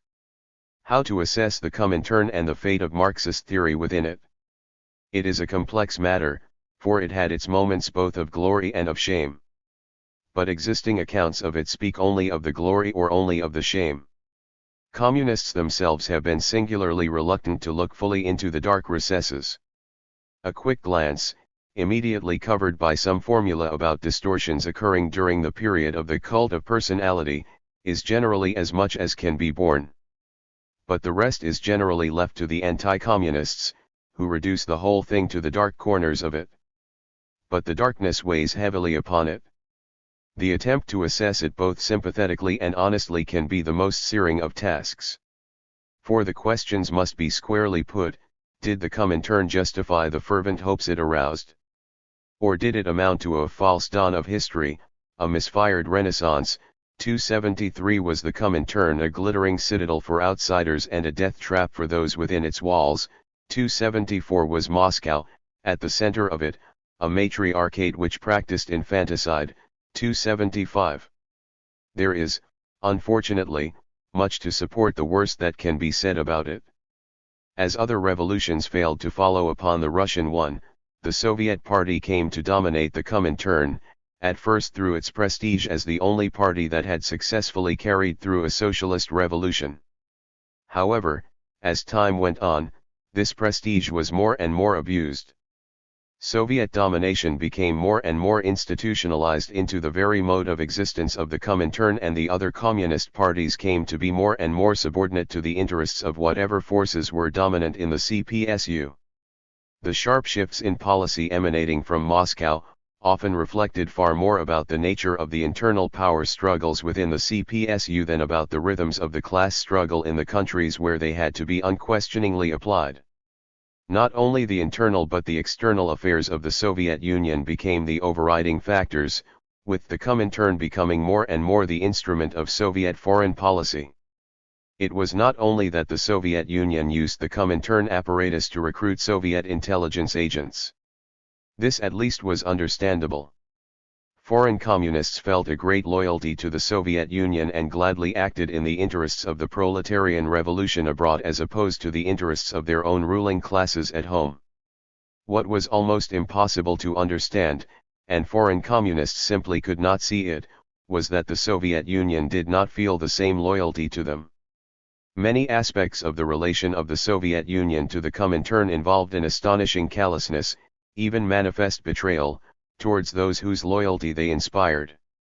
It should have been possible, if perilous, to be a communist party among communist parties, engaged in class struggle, and simultaneously a government among governments, engaged in high diplomacy, without running with the hare and hunting with the hounds. However, whether it was possible or not, it was not the way of the Soviet Union. It was well enough, for example, during the period of the Popular Front, when the interests of the communist parties and the Soviet state coincided in the struggle against fascism. But when the Soviet Union entered into the pact with Nazi Germany and Britain and France did go to war with Germany, British and French communists were put in the most impossible of situations, with the directive of the Comintern being to desist from anti-fascist propaganda and naming Anglo-French imperialism as the basic aggressive force and as the main target of communist propaganda. The consequences in France, with resistance to German aggression greatly weakened and with communists left to be identified with treason, were particularly disastrous. If the interests of Soviet foreign policy conflicted with the interests of the working class elsewhere, then it was so much the worse for the interests of the working class elsewhere. The exiles to the East, the fate of foreign communists in the Soviet Union. Some of the most tragic episodes, however, concern the fate of foreign communists and anti-fascists living in the Soviet Union. Fleeing from fascism, some went west and some went east. It was better to have gone west. Communists living under the social order they were pledged to overthrow may not have been greeted with open arms, but they survived. Communists who sought the warm embrace of the socialist motherland in their time of trouble, who were greeted with open arms, perished in large numbers, executed without trial or even notice of execution. Many of them disappeared in the purges, partly as a part of the struggle to render the communist movement finally and fully submissive, to replace those with their own revolutionary traditions and a trace of independence of mind with newer and more pliable elements with no independent histories. But it was only partly that, for the atmosphere of irrationality and paranoia that swept over the Soviet Union in the 1930s allowed of no such clear and semi-rational explanation for all that happened. As the Austrian communist Ernst Fischer, trying to come to terms with it many years later, asked, "How understand a game in which the devil cuts the cards?" 276. To look at the Hungarian party, for example, the orthodox and obedient Belikon perished, whereas his rival György Lukács survived. The heretical Sándor Vargas was arrested, but so was the orthodox Ladislas Rudas, who was sending forth a constant stream of hard-hitting, hardline polemics against all possible deviations. The case of the Communist Party of Poland. A special CSE, a particularly horrific case, was that of the Polish Party. It was a party with long and militant revolutionary traditions and a sophisticated intellectual heritage. Like all other parties of the Comintern, it suffered from factional struggle, purges, recantations, expulsions, and from following all the abrupt and enforced twists and turns of Comintern policy. It suffered too from having to operate under conditions of illegality through the whole period of its existence, from the Bolshevization process aimed at liquidating its Luxembourgist heritage, from involvement in the factional disputes of the Soviet Party, from the May mistake in which they supported the Pilsudski Putsch, under which they continued to suffer severe police persecution, from abrupt changes in leadership decided in Moscow and handed down from above, from the sectarianism of the third period that severely isolated and demoralized the party. But through all such trials and tribulations, and despite all its own faults, it was an impressive and heroic party, devoted to the interests of the Polish working class and of the communist movement as a whole. In 1938, by a resolution of the Comintern, the Polish Communist Party was dissolved, on grounds of being a hotbed of Trotskyism. It was nothing of the kind. Such Trotskyists as had been in the party had long since been expelled. Nevertheless, the party was annihilated. Polish communists, who happened to be in the Soviet Union, were arrested, sent to camps or executed. The fortunate ones, sad to say, were those who were in prison in Poland and not those who escaped to the east. Not long after the dissolution of the Polish party came the dissolution of Poland. In 1939 came the Nazi-Soviet Pact, containing a secret protocol providing for the partition of Poland between the two parties. Soon after, Nazi Germany invaded Poland from the west and the Soviet Union liberated it from the east. It could be that Stalin had been clearing the ground for this eventuality by eliminating any possible opposition to it among Polish communists. Other factors may have played a part as well, for it came at a time when a whole generation of older communists were being eliminated in any case. Isaac Deutscher made the point that the psychological profile of even the most orthodox Polish communist left much to be desired from the Stalinist point of view. 277 Deutscher, although at odds with the party from the time of his expulsion in 1932, testified to the slanderous character of the charges against its leaders and regarded the dissolution of the party as an unparalleled crime. Whatever the precise explanation, it was a cruel and tragic betrayal of the trust that foreign communists placed in the Communist Party of the Soviet Union. The Nazi-Soviet Pact, further consequences. That was not the end of it. There was another secret protocol, other consequences, and other betrayals. The other secret protocol enjoined each side to suppress agitation against the other. The result was the Comintern Directive, turning a non-aggression pact between the Soviet Union and Nazi Germany into an accommodation between communism and fascism and allowing French communist deputies to be put on trial for treason. But far more sinister were the implications for German communists.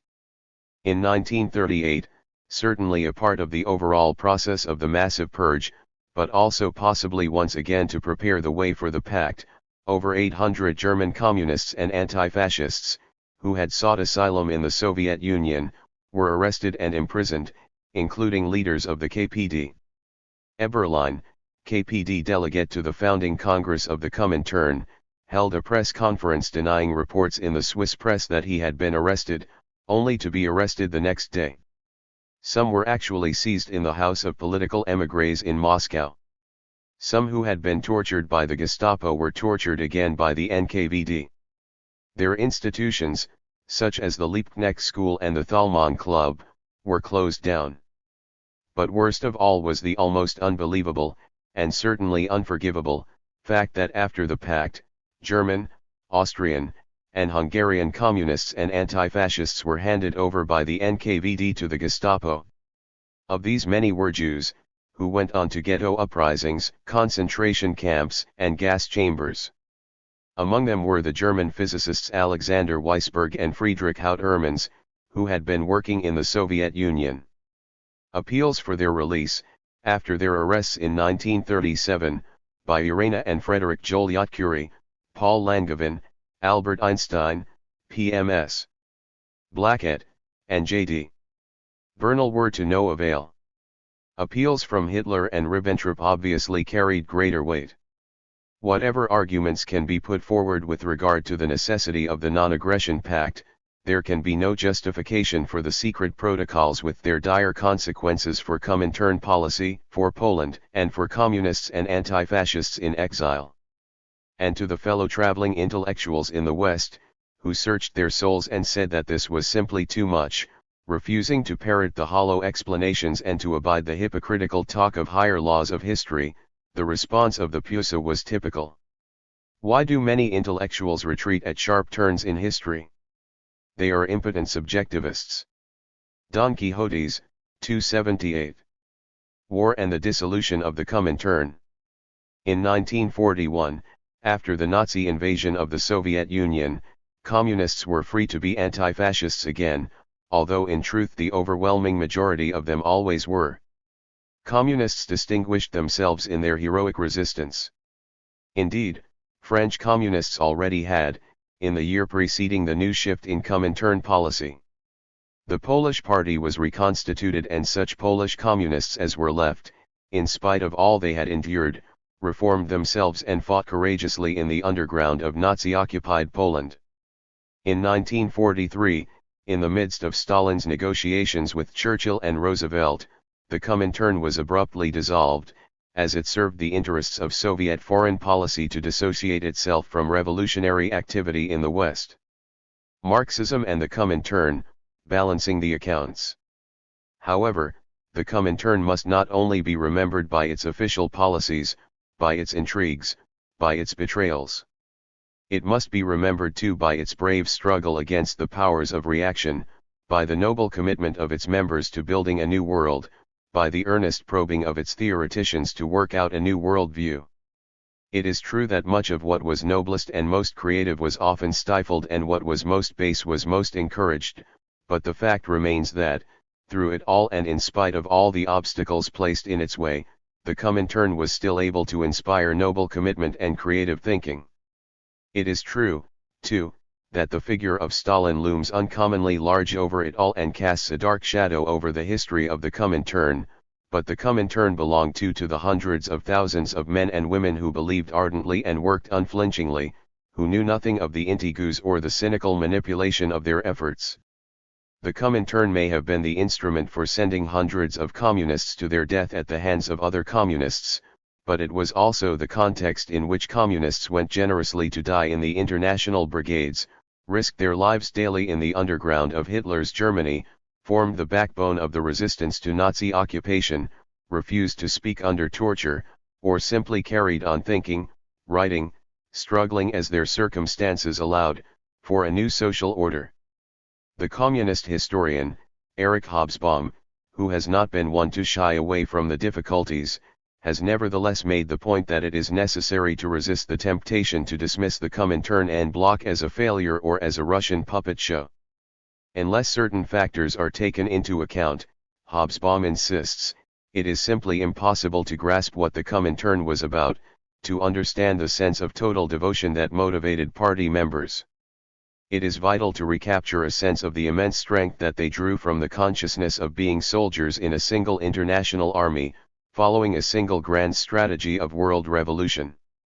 This gave the movement a certain immunity against the terrible collapse of its ideals. About the Soviet Union, only the naive, Hobsbawm explains, believed that it was a workers' paradise, but even among the most sophisticated, it enjoyed the sort of general indulgence that the 1960s New Left reserved only for Cuba and Vietnam. Moreover, to be separated from it was to be cut off in their eyes from any possibility of effective revolutionary activity. What individuals and groups did break away were notoriously isolated and unsuccessful. 279. And what of the development of Marxist theory amidst it all?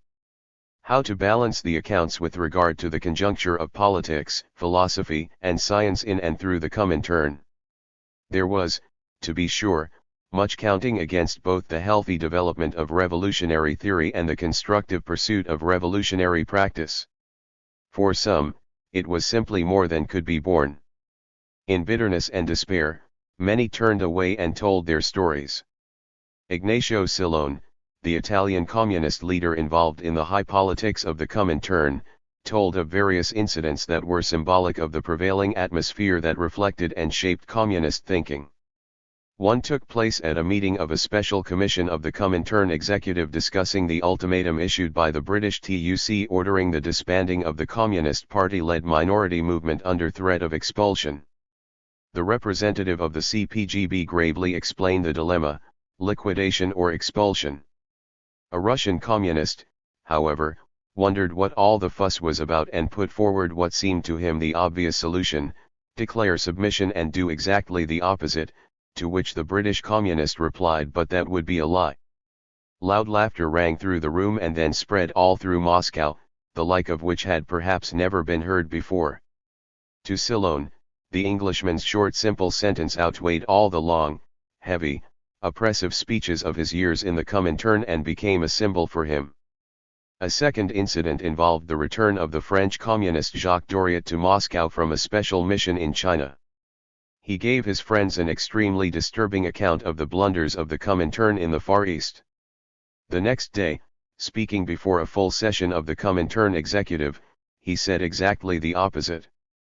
He later confided to Salone with a superior smile, it was an act of political wisdom.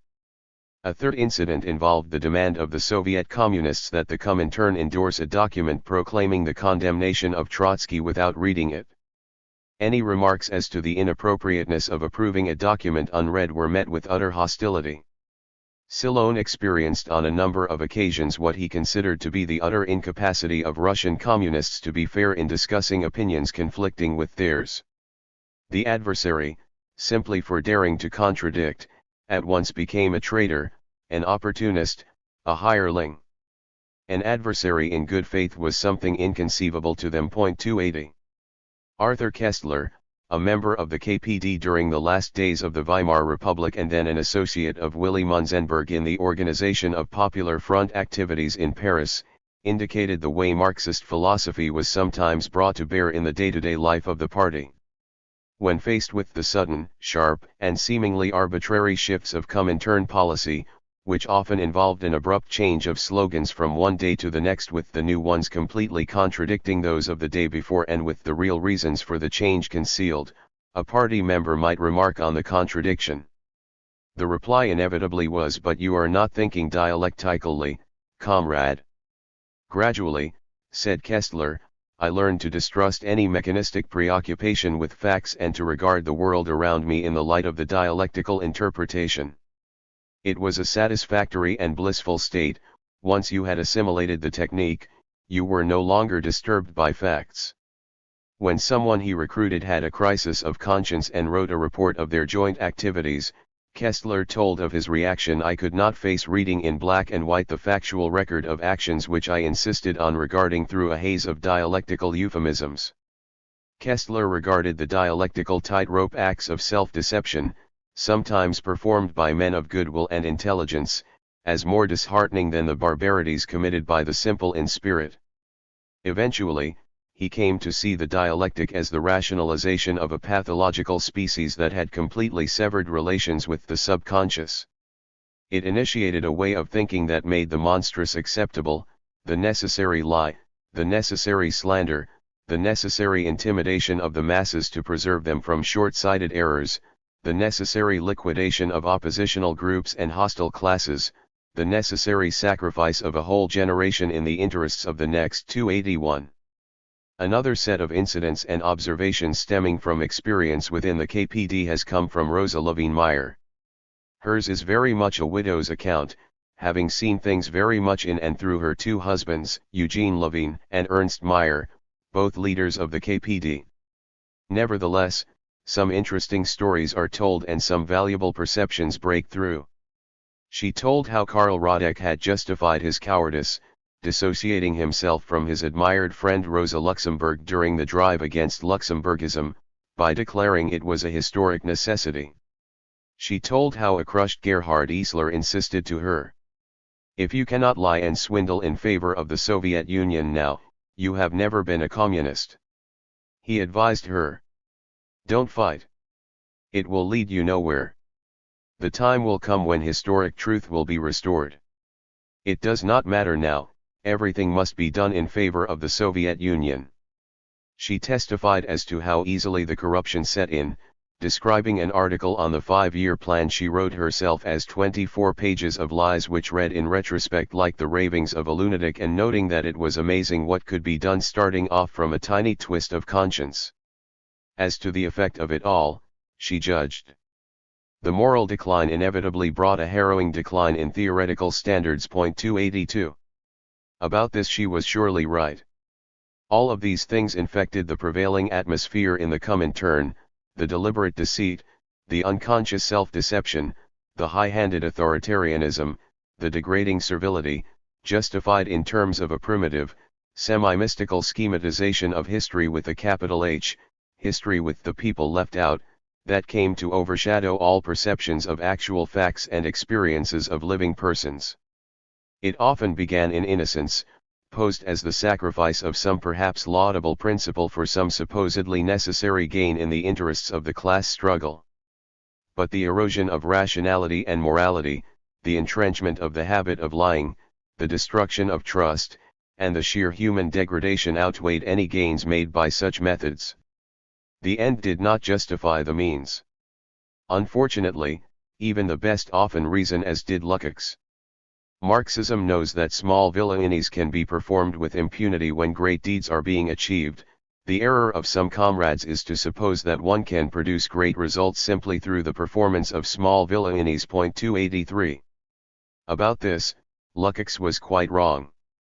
The one way of thinking constantly deteriorated into the other. It gave over essential ground. It allowed the rot to set in, and once it did, there seemed to be no way of stopping it. And often the lying, the swindling, the cruelty, the destruction had nothing to do with class struggle or great deeds at all. In any case, the use of the categories of Marxist philosophy to override the demands of rationality and morality could not but have a corrosive effect on the development of Marxist philosophy. So it did. Thus, the stale and dreary textbooks of dialectical materialism that gave the impression that philosophical thinking had reached its finished form and was reliably embodied in the decisions of the party leadership. Thus, too, the heresy-hunting preoccupation with revisionism aimed at those who wished to carry on the process of philosophical thinking, and thus the fear of what conclusions might be reached by those proceeding in accordance with considerations of rationality and morality. But there was more to it. Rigidity, cowardice, cruelty, deceit, and corruption of power may have characterized some, particularly some highly placed, and may have colored much of the high politics of the Comintern. But the men and women who made it a real and living movement were made of finer stuff and acted on very different motives. They were the bearers of the Marxist tradition in its most vigorous form during these years. The power of Marxism, with its invitation to think in a whole new way and to work toward a whole new social order, broke through all the rest. The example of the October Revolution, such a gigantic and daring social experiment, and the call of the Comintern to extend it to the far corners of the earth, brought into the communist movement the most inquiring minds inspired by Marxism and the most energetic personalities seeking to carry it through in political commitment. It was not only the movement of Stalin, but the movement of Gramsci, Caldwell, Bernal, Haldane, Guest, Langevin, Solomon, Politzer, and others, who sought to bring the most advanced science to bear upon what they considered to be the most coherent and most firmly grounded philosophical worldview. Whatever obstacles were placed in its way, Marxism developed and extended itself in a most creative and credible way. It also received serious setbacks from which it has never recovered. Afterward, so much water has flowed under the bridge, so many tides have come in and gone out again, since the story set out here ended. Days of spectacular advance, days of stark defeat, still lay ahead. After 1945, partisans came down from the mountains and up from the underground and became professors in the academies of the new order, which came after the devastation of war and the defeat of fascism. In Eastern Europe, and soon after in Asia, followed by areas of Latin America and Africa, the institutions of Marxism in power multiplied dramatically. Marxism was in the ascendancy in the universities, research institutes, and journals of the new socialist states. For some, adherence to Marxism was a matter of deepest conviction. For others, it was brazen compulsion or abject conformity. It was the difference between living fire and stagnant water. It was the dissonance between the elation of discovering a pattern in history and the shock of finding show trials to be part of the pattern. It was the distance from the long march through "Let 1,000 flowers bloom" to the ravages of the Red Guards. It was the gulf between Paris in May and Prague in August of 1968.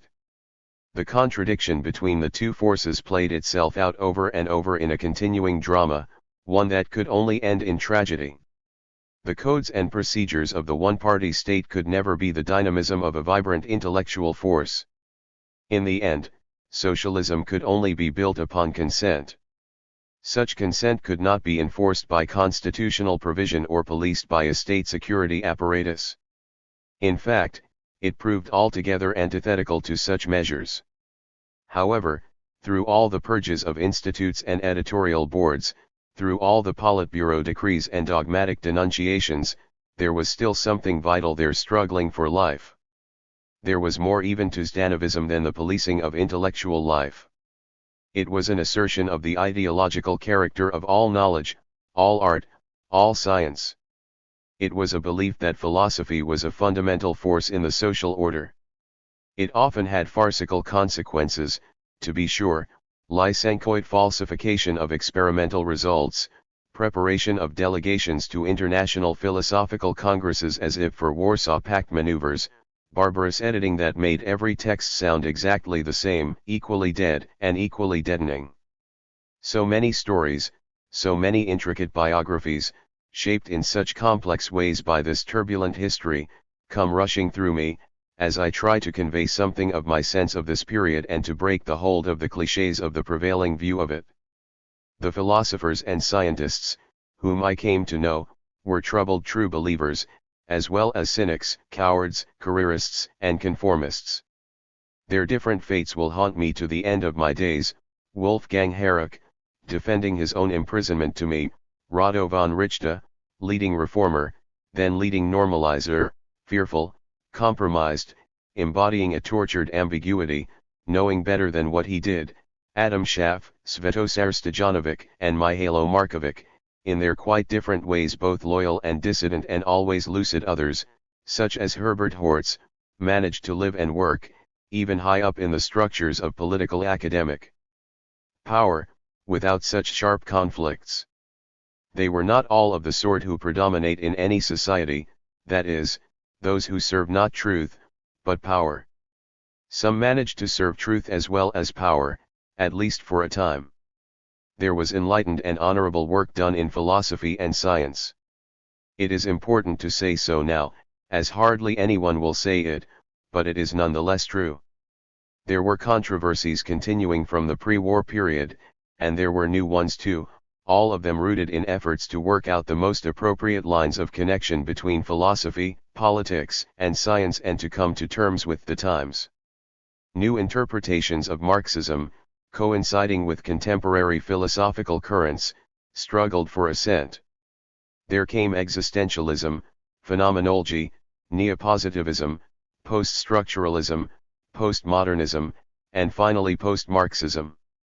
Marxism became a formidable force, not only in countries defining themselves as socialist, but in the most prototypically capitalist ones as well. With the emergence of the New Left, Marxism made its influence felt in the academies of the West. Although it never took state power, it did seize the intellectual and moral initiative for a time. The New Left posed new questions to the Old Left as well as to the Old Right and ever-shifting center.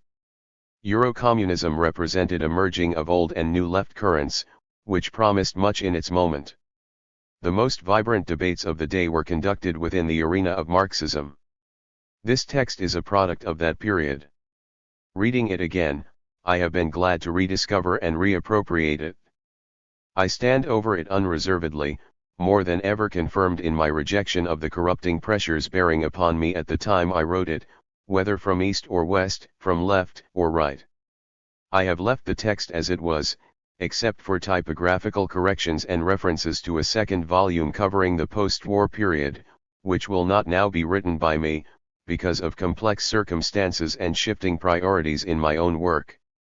However, it is necessary to remark upon the difference between the now of the text and the now of the publication of this new edition. In the intervening time, the storm clouds have burst and the dams have broken. Now, after the deluge, we stand amid the ruins of our ravaged utopia and ask hard questions about the tragedy that has engulfed it. Marxists had built a worldview based on a vision of history as moving, in however complicated a way, in the direction of a transition from capitalism to socialism, only to see the opposite happening before our eyes. This after having our hopes raised that socialism could be reformed, that the promises of glasnost and perestroika could be fulfilled, hopes that have been dashed against the rocks of history. East and West, Marxism has fallen. In the West, Marxism is scorned by those swept off their feet in postmodernist pastiche. The New Left, overtaken by the New Right, has scattered to the four winds. Many enthusiasts of Euro-communism proved more Euro than communist, and there didn't seem much point in continuing to publish Marxism today after its editor and many of its authors had long since ceased to be Marxist, no matter how far the term was stretched. In the East, Marxism has been transformed from orthodoxy to apostasy overnight. From witch hunter to witch hunted, some might say. But those who were the inquisitors then are often the inquisitors now, some transmuting with dizzying speed from obedient apparatchiks to born-again free marketeers. Honest intellectuals will have as hard a time under the New World Order as under the old one, some even harder. For a brief moment, it was otherwise. Banned books gathered crowds at the window displays of Berlin's bookshops. The theories of Bukharin and Barrow were discussed with urgent intensity and reviewed as if they had just been published. Now airport bestsellers have replaced them.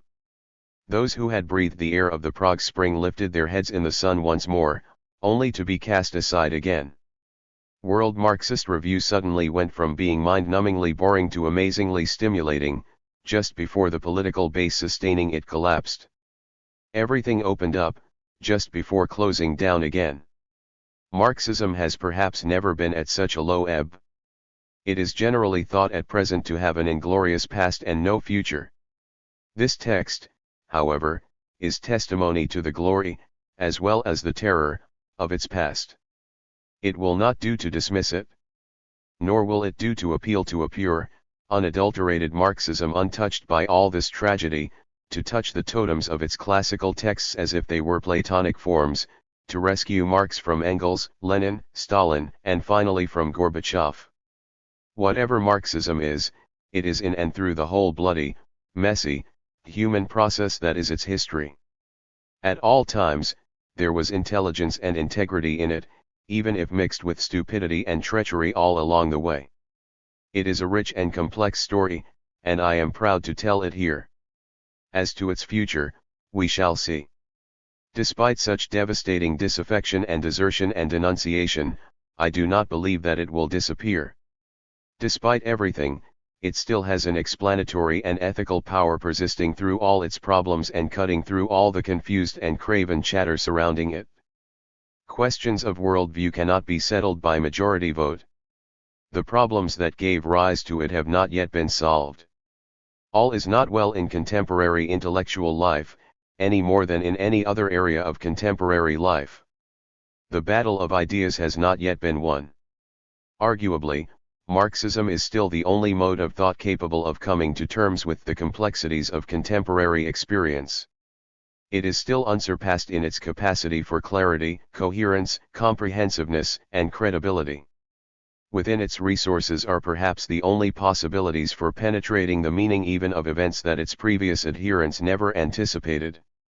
The potency of Marxism is not so much in any of its existing tenets as in its habit of large-scale and deep-rooted thinking, discerning the trajectory of history as it comes, looking for a pattern of interconnections where others see only random chaos, going back further into the past, reaching wider within the present, facing with greater composure into the future.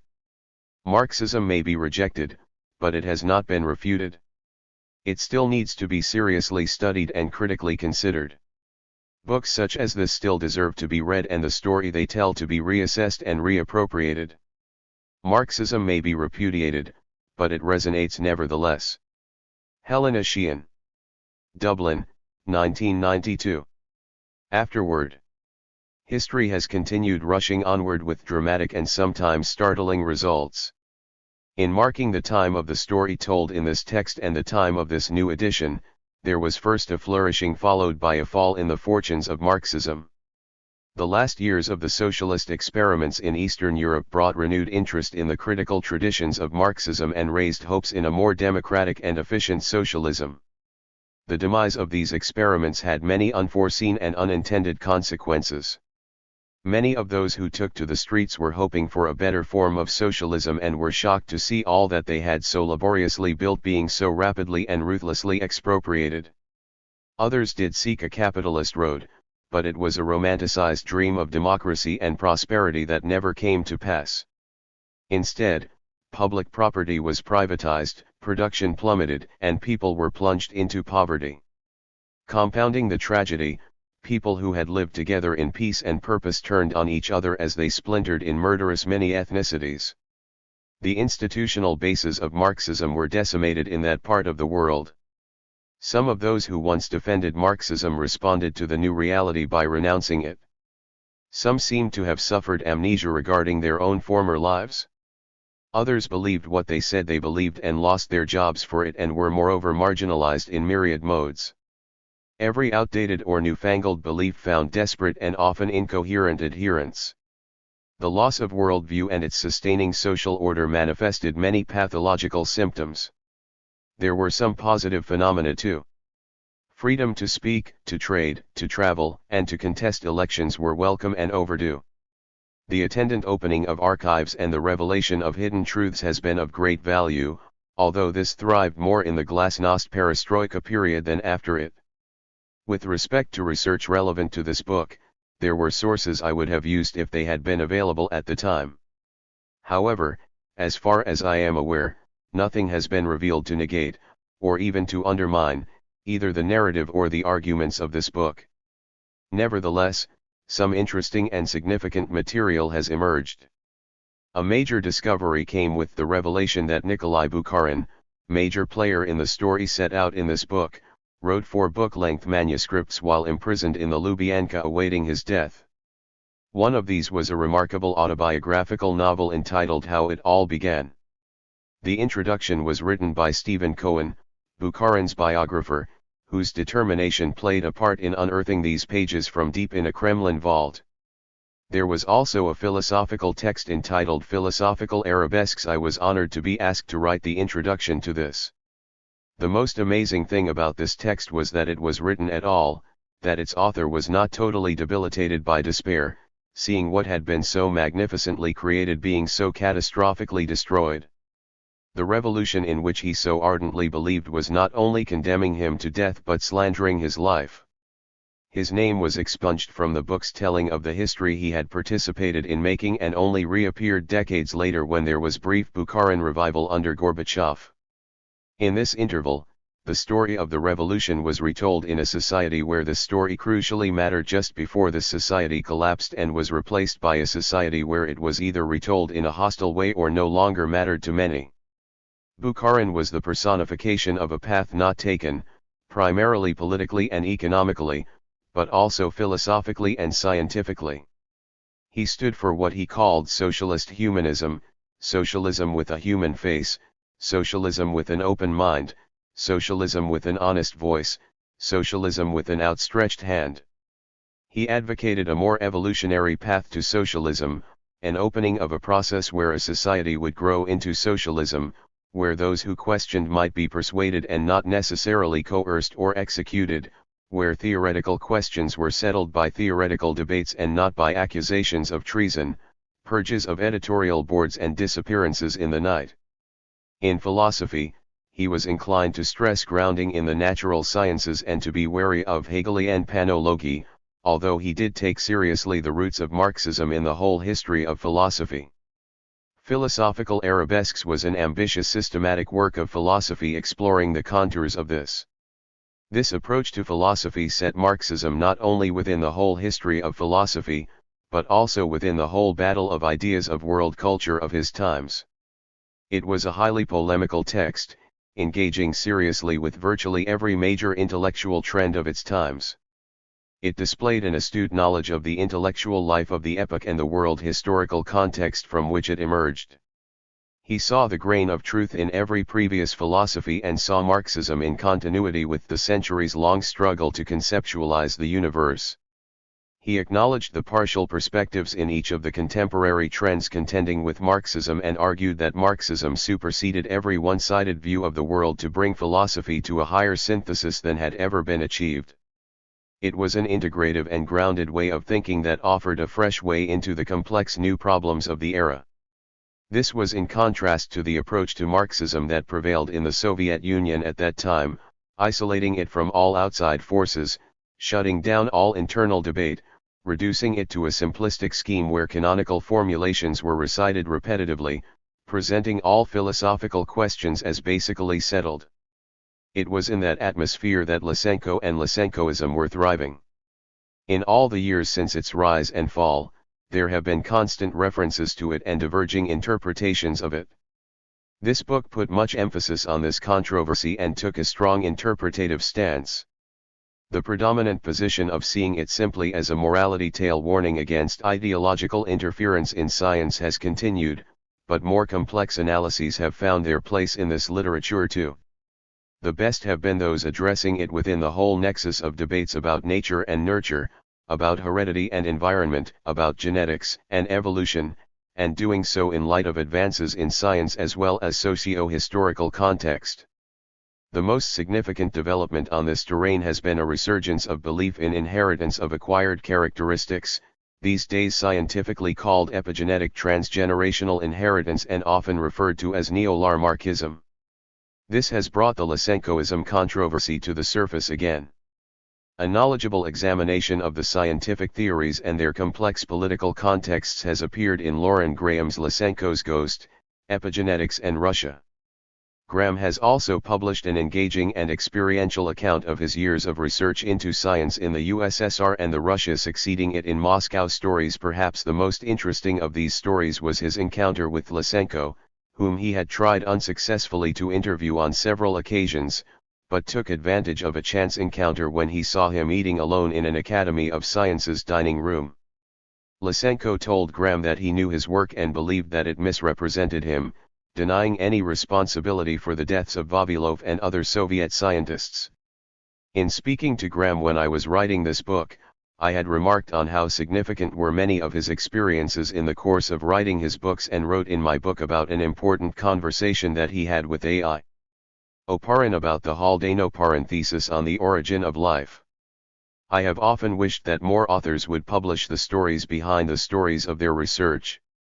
Indeed, in a book to be published in 2018, I have written the story behind the writing of this book, when I was immersed in my material and had many significant experiences, including during my time in the USSR. While there, I was based in semi-clandestine International Lenin School, also known as the Institute of Social Sciences, in Moscow. The opening of archives and subsequent research has brought some revelations about this institution, particularly in its earlier years as a Comintern school, where it educated emerging leaders of the communist movement. I had no idea at the time I was there about the fate of Irish communists who had preceded me. There was not only a purge of Bukharinism but of Larkinism at the school. Dissent on philosophical matters had particularly tragic consequences for Patrick Breslin, who perished in the purges, whose fate was disclosed in Barry McLaughlin's Left to the Wolves. There is still very little published about the institution in the post-Comintern period, so I hope my account when published will do something to fill that gap. During my time there, I encountered the emerging forces of glasnost perestroika as they were struggling for survival in the previous period.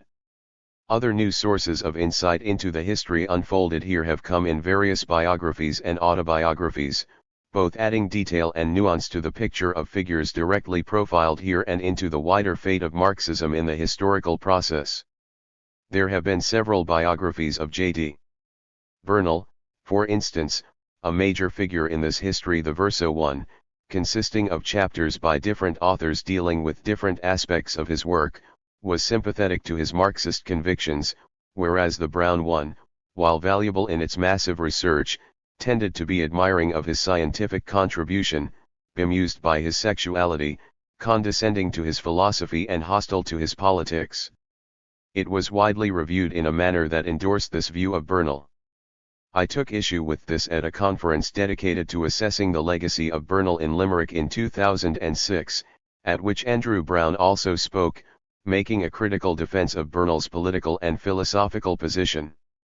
Subsequent research has also been turned to the role of the Second International History of Science Congress outlined in this book. The doctoral thesis of Christopher Chilvers traced the contexts of the Congress, analyzed the impact of the surprise arrival of the Soviet delegation and followed up on the subsequent fates of those involved. There were a number of international academic events marking the 75th anniversary of this Congress in 2006. I spoke at several of them. The one at Princeton University brought together those who had written about it, including Graham, Wersky, Chilvers and myself to reassess it years later. It was a rich and lively interaction. Gary Wersky, who had been out of the field for some years, came back into it with some gusto for this occasion and delivered a sweeping and engaging paper addressing the whole field of Marxism and science as analogous to a symphony in three movements. My own equally sweeping paper traced the influence of Marxism on science studies in socio-historical context. I looked back on the tempestuous tides shaping the history of Marxism in its relation to science, not only in the decades examined in this book, but in the ensuing ones, and argued that Marxism has made the strongest claims of any intellectual tradition before or since about the socio-historical character of science, yet always affirmed its cognitive achievements. This is still its distinctiveness and its strength. Subsequent decades have seen the influence of Marxism overshadowed by other forces, from neopositivism to postmodernism to the escalating commercialization of science as part of the intensifying commodification of all knowledge to the current right populist attack on science. In the various types of science wars that have raged, a better knowledge of the Marxist tradition would have brought light and clarity into a dark and muddy terrain. In this year that marks the centenary of the October Revolution, in which we are reassessing this monumental movement in the history of the world, I hope this book may spark an interest in the role played by the debates about philosophy and science in it all, and that it may be useful to consider what was at stake. This book testifies to its struggles and its achievements as well as its traumas and its tragedies. There may be fewer centers of institutional power, fewer thinkers and researchers in this field than in times past, but I still believe that any honest assessment makes it clear that there is still nothing to match Marxism to make sense of science and indeed all else. End of text. Additional notes. Introduction. Ludwig Fleck's Genesis and Development of a Scientific Fact is one such previously neglected text that has contemporary themes. Fleck used historical epistemological categories like thought style and thought collective, and presented Wassermann's test for syphilis to emphasize the plasticity of scientific facts. The Marxist tradition has been seminal in the development of a whole cluster of disciplines, such as the sociology of knowledge, sociology of science, history of science, and history of technology, and has had a crucial influence even on their non-Marxist practitioners, such as Karl Mannheim and Robert Merton. The People's Commissariat of Internal Affairs, the Soviet Security Police from 1934 to 1953, the predecessor of the KGB. It must be said, however, that Western European communists have made serious efforts to overcome this in recent years. Parenthetically, let me explain that I have used the word Marxist in a fairly liberal sense, at least on the historiographical level, including virtually everyone who called themselves Marxist and situated their problematic within the Marxist tradition. I have, however, on the philosophical level, tried to show the inconsistencies of many such positions and the discontinuity of certain of their premises with certain features essential to Marxism as a distinctive intellectual tradition. There are other factors, I admit. After all, Gramsci too died a Communist Party member. Other factors also require analysis, such as why Italian Marxism has made far more of its own history than British Marxism. I realize this term is a slippery one, with a wide range of usage. I use it to designate thinking pervaded by a deep sense of temporal process, which insists upon the value of genetic, historical, and causal explanation, though not in opposition to structural, logical, or systemic explanation. So specified, it is a way of thinking antithetical to the Althusserian way, although it is not Althusser's own rather eccentric use of the term. I use the term ideology to indicate a system of interrelated attitudes, based on a specific system of values and ties to the interests of a specific social force. I am aware of the fact that Marxists are split on the use of the term ideology, and I believe the more general, non-pejorative sense of the term is preferable to the one that associates it with false consciousness. Chapter 1, The Founders, Engels, Marx, and the Dialectics of Nature. This became known in time as the First International. Here Engels was far too dismissive of English empiricism and failed to take into account the progressive impulses of its origins. He was, however, right to argue that its anti-rationalist bias often led to more extreme forms of irrationalism. Engels's criticism of Feuerbach was not entirely justified. While not so politically engaged as Engels, nor so close to the natural sciences as Engels, he did join the SPD in 1870 and exhibited a sustained interest in the natural sciences. In this, Engels misrepresented neo-Kantianism, in that it tended to eliminate the Kantian notion of the thing in itself. Neo-Kantianism is discussed in Chapter 2. Engels's intent in contrasting nature just as it is with alien addition was to opt for naturalism over any form of supernaturalism. His formulation may seem epistemologically naive, in that we cannot conceive of nature as it is apart from its mediation through the historical evolution of the whole conceptual apparatus of human knowledge. This definition was too simple and begged the question in using a form of the term defined, i.e. material, in the definition. However, his insight about the assertion of the primacy of matter not being dependent on any notion of prime matter was astute.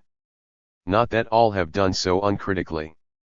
The British Marxist, Maurice Cornforth, for example, regarded it as unfortunate that Engels used the term in such a unique sense. In its original meaning, it meant simply after physics or beyond physics, and so was the title the editors of Aristotle gave to his treatise on being, which came after his treatise on physics.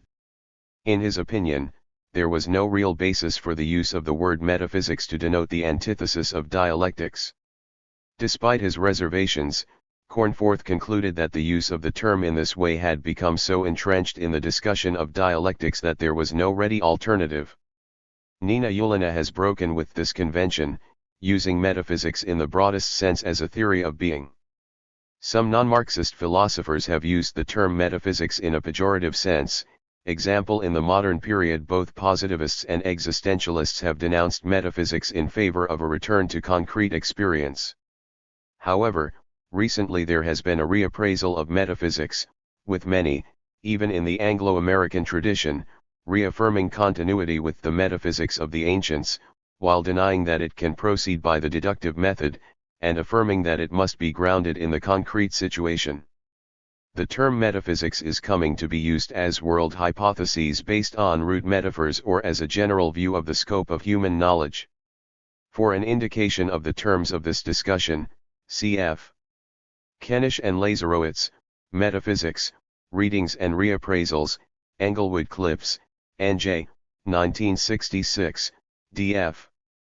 Pears, The Nature of Metaphysics, London, 1962, Ian Ramsey, Prospects for Metaphysics, N.Y., 1961. Only Marxists use the term metaphysical to mean undialectical. There is no sound basis for using the term this way, and it is a hindrance to the interaction between Marxist and non-Marxist philosophers. If Marxists must use the term at all, it should be used as the rest of the world uses it, as synonymous with Weltanschauung, as the analysis of the most basic presuppositions about the world underlying all of our other thinking. What Engels was arguing for in the name of the dialectic and the laws of dialectics was something not only plausible, but vitally important, a developmental and integrative way of thinking grounded in a developmental and integrative ontology. However, in tying this project too closely to the notion of dialectic, Engels not only unfortunately tied his insights into an inappropriate Hegelian terminology, but was drawn into a nest of conceptual confusions that have beset the Marxist tradition to this day.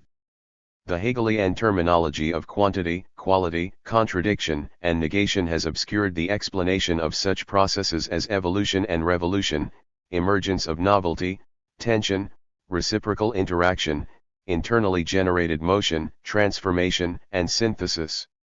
The formulation of the law of the transition of quantity into quality is particularly quaint, and the notion of contradiction is particularly problematic. The argument today associated with Coletti was put to Engels by Düring, that contradictions properly apply to thoughts, but not to things. Engels insisted otherwise. However, it has never been clear why such blurring of the lines between logical contradiction and ontological opposition of forces should be necessary to guarantee the continuity of that level with other levels. However, even if nature is seen in terms of opposing forces rather than contradictions, the problem remains of whether all development can be explained in terms of opposing forces. Engels and many following upon him may have given numerous and fascinating examples of processes following the patterns set out as laws of dialectics, but there has always been an enormous logical gap between these particular examples and the general claim that these patterns constitute laws that govern every instance of change. Such a procedure, moving on the basis of selective induction to claims of universality, cannot be justified. There is also the further problem of the ambiguity surrounding the use of the term dialectic, with Engels and later Marxists constantly shifting ground and equivocating, sometimes using the word dialectical as simply synonymous with developmental, and other times in a stricter sense as designating development in and through leaps, contradictions, and negations. In any case, whatever Engels' own debt to Hegel, the notion of dialectics is inessential to making a case for the pervasiveness of change, for the interrelatedness of all that exists, for ascending levels of the integration of matter. What is essential is the opposition to static, atomistic, dualist, and reductionist modes of thought in the name of developmental, monist and emergentist ones. This is the main thrust of Engels' position, though there is a striking inconsistency in Engels' pronouncements on the role of philosophy. In contrast to his spirited defense of the philosophical enterprise and its historical traditions, there are passages in which he spoke of the decline of philosophy made superfluous by the rise of the positive sciences in terms very close to positivism. In Ludwig Feuerbach, for example, he spoke of an end to all philosophy in the hitherto accepted sense of the word. Instead, one pursues relative truths along the paths of the positive sciences, and the summation of their results by means of dialectical thinking. At any rate, with Hegel philosophy comes to an end, on the one hand, because in his system he summed up its whole development in the most splendid fashion, and on the other hand, because, even though unconsciously, he showed us the way out of the labyrinth of systems to real positive knowledge of the world. In Anti-Düring, Engels claimed that philosophy had been sublated, i.e., both overcome and preserved, overcome as regards to its form and preserved as regards to its real content. The new materialism, he said, was no longer a philosophy at all, but simply a world outlook that has to establish its validity and be applied not in a science of sciences standing apart, but in the positive sciences. In another passage, as soon as each special science is bound to make clear its position in the great totality of things and our knowledge of things, a special science dealing with this totality is superfluous. That which still survives, independently of all earlier philosophy, is the science of thought and its laws, formal logic and dialectics. Everything else is subsumed in the positive science of nature and history. Worst of all, in the German ideology, co-written with Marx, he gave the analogy, philosophy and the study of the actual world have the same relation to one another as onanism and sexual love. There seems to have been in Engels two lines of reasoning that cannot easily be reconciled, despite the efforts at tortured exegesis on the part of those who treat the classics of Marxism as sacred texts. Nor can Engels's unfortunate formulations on this point be explained away by those exponents of dialectical thinking who rejoice in contradictions of whatever sort. In my opinion, the overwhelming weight of Engels's thinking was extremely antipositivist and pro-philosophical, and these other statements run contrary to the real direction of his thinking. He did in fact see a role for a special science dealing with the totality of results of the individual sciences. Engels was trying to make a vital point, that there must be an end to philosophy unfolding deductively in disconnection from the development of the natural sciences.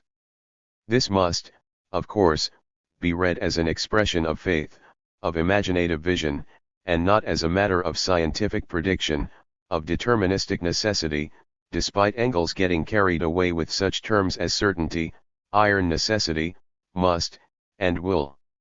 Over the years, however, it has come to light that Marx did, in fact, have more to say than was heretofore supposed, especially with the discovery of his manuscripts on mathematics and the natural sciences. There is a plethora of literature posing a sharp dichotomy between young Marx and the mature Marx, the neo-Hegelian interpreters coming down on the side of the young Marx and the anti-Hegelian ones renouncing the young Marx and opting for their own interpretation of the mature version. Louis Althusser is particularly prominent in this debate, asserting an epistemological break, a rupture in Marx's thought, occurring in 1845, in which Marx broke from his Hegelian past and earlier humanistic and historicist leanings and became scientific. The textual evidence against the rigidity of such periodization is overwhelming. The publication of Grundrisse, for example, undercuts both of these extreme positions, demonstrating a greater degree of continuity of thought. Nevertheless, while there were no radical breaks, there were distinct stages in the historical development of Marx's thought, and Marx's mature work does represent a development beyond his earlier writings, which were closely tied to the Hegelian philosophical mode. Marx moved beyond certain formulations in the process of his development, but never had occasion to renounce any of his writings. There is no evidence he ever changed his mind regarding the socio-historical character of all human knowledge, nor about the centrality of alienation to the critique of capitalist society. It is, for example, a source of embarrassment to some biographers that Engels lived unmarried with the Irish proletarian woman, Mary Burns, and later with her sister, Lizzie. Engels felt no hesitation about defying the moral conventions of the Victorian era. It is unworthy of any serious biography to pass over this. The episode involving Marx's illegitimate son, Frederick Demuth, is similarly never mentioned in such works. It is more understandable that Marx's and Engels's views on the Slavs should cause embarrassment, as they did have unfortunate prejudices with regard to Slavic peoples and doubted their ability to form viable national states. Chapter 2, The New Generation, the Marxism of the Second International. Actually, due to the conflict between the possibilists and the impossibilists, i.e., the currents associated with Jours and Guest Day in France, the Congress straightway split in general confusion. 2 congresses were held, but only one mattered, as the other was without any further issue. The International was formed, with representatives of 20 countries present. Sozialdemokratische Partei Deutschlands, the German Social Democrat Party. Immanuel Kant had been a towering figure in the revolt against the Age of Reason. Taking up the post-Enlightenment problematic, but without giving all ground over to a sweeping irrationalism, Kant advanced a new synthesis. Reason and science were valid within their limits, but beyond such limits they had to give way to other methods. What he denied to knowledge was given over to faith. Though he pursued this road himself with a certain respect for reason, others latched onto Kant's critical philosophy as a license to believe virtually whatever they were disposed to believe. Kant's philosophy later receded into the background, overshadowed by Hegelianism and positivism. After a few decades, it was Hegel's turn, as Marx observed, to become a dead dog, with Kant once more ascendant. Later he introduced various qualifications to this, but this was the basic direction of his thinking. Machism refers to the philosophy of Ernst Mach, an experimental physicist and professor of inductive sciences in Vienna, who was the main representative of a trend known as empirio-criticism, that at this time was reviving the traditions of Hume. As its impact on Marxism came primarily in the form of controversy within the Russian party, it will be treated more extensively in the next chapter. In other parties, including the Austrian one where it had some influence, Neo-Kantianism was in the center of the philosophical debate.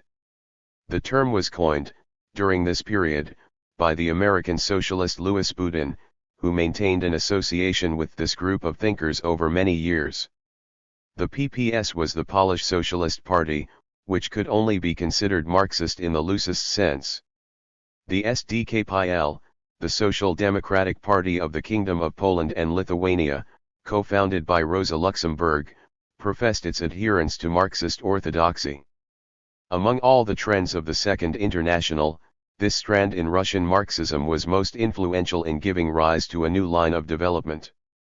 As such, its story belongs to the next chapter. A fuller exposition of the views of Plekhanov and Lenin will come in Chapter 3, along with the account of the controversies within Russian Marxism. Chapter 3, The Shift Eastward, Russian Marxism and the Pre-Evolutionary Debates. There is some dispute over whether it was Plekhanov or Dyatzhin who was first to introduce the term dialectical materialism. It has been customary to credit Plekhanov with it, though Adam Buick has claimed that it was Dyatzhin. Jonathan Rhee, in an unpublished manuscript entitled Proletarian Philosophers, seems to have established that it was Plekhanov after all.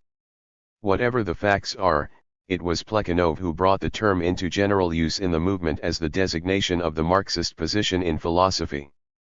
Positivism was characterized by the assertion that science represented the only valid claim to knowledge. Its view of science was inductivist, progressivist, and reductionist. It represented a combative secularism, hostile to theology and idealist philosophy. Where the earlier positivists Voigt, Comte, and others had argued on a materialist and realist basis, later positivists shifted to a phenomenalist basis. Bogdanov's empirio-monism took as its point of departure Mach's empirio-criticism. Bogdanov felt, however, that Mach's theory had not overcome the dualism of mind and matter. He put forward a monism that considered the psychical and physical as two different modes of organizing the same experience. Yushkevicius's empirio-symbolism was in the tradition of Berkeley's substitution of the notion of mark or sign for that of corporeal causality. Despite Lenin's criticism, this was a mode of presentation to be taken up by subsequent generations of Marxists. Thomas Masaryk was a Czech philosopher and politician who wrote an extended critique of Marxism. He was later, from 1918 to 1935, President of the Republic of Czechoslovakia.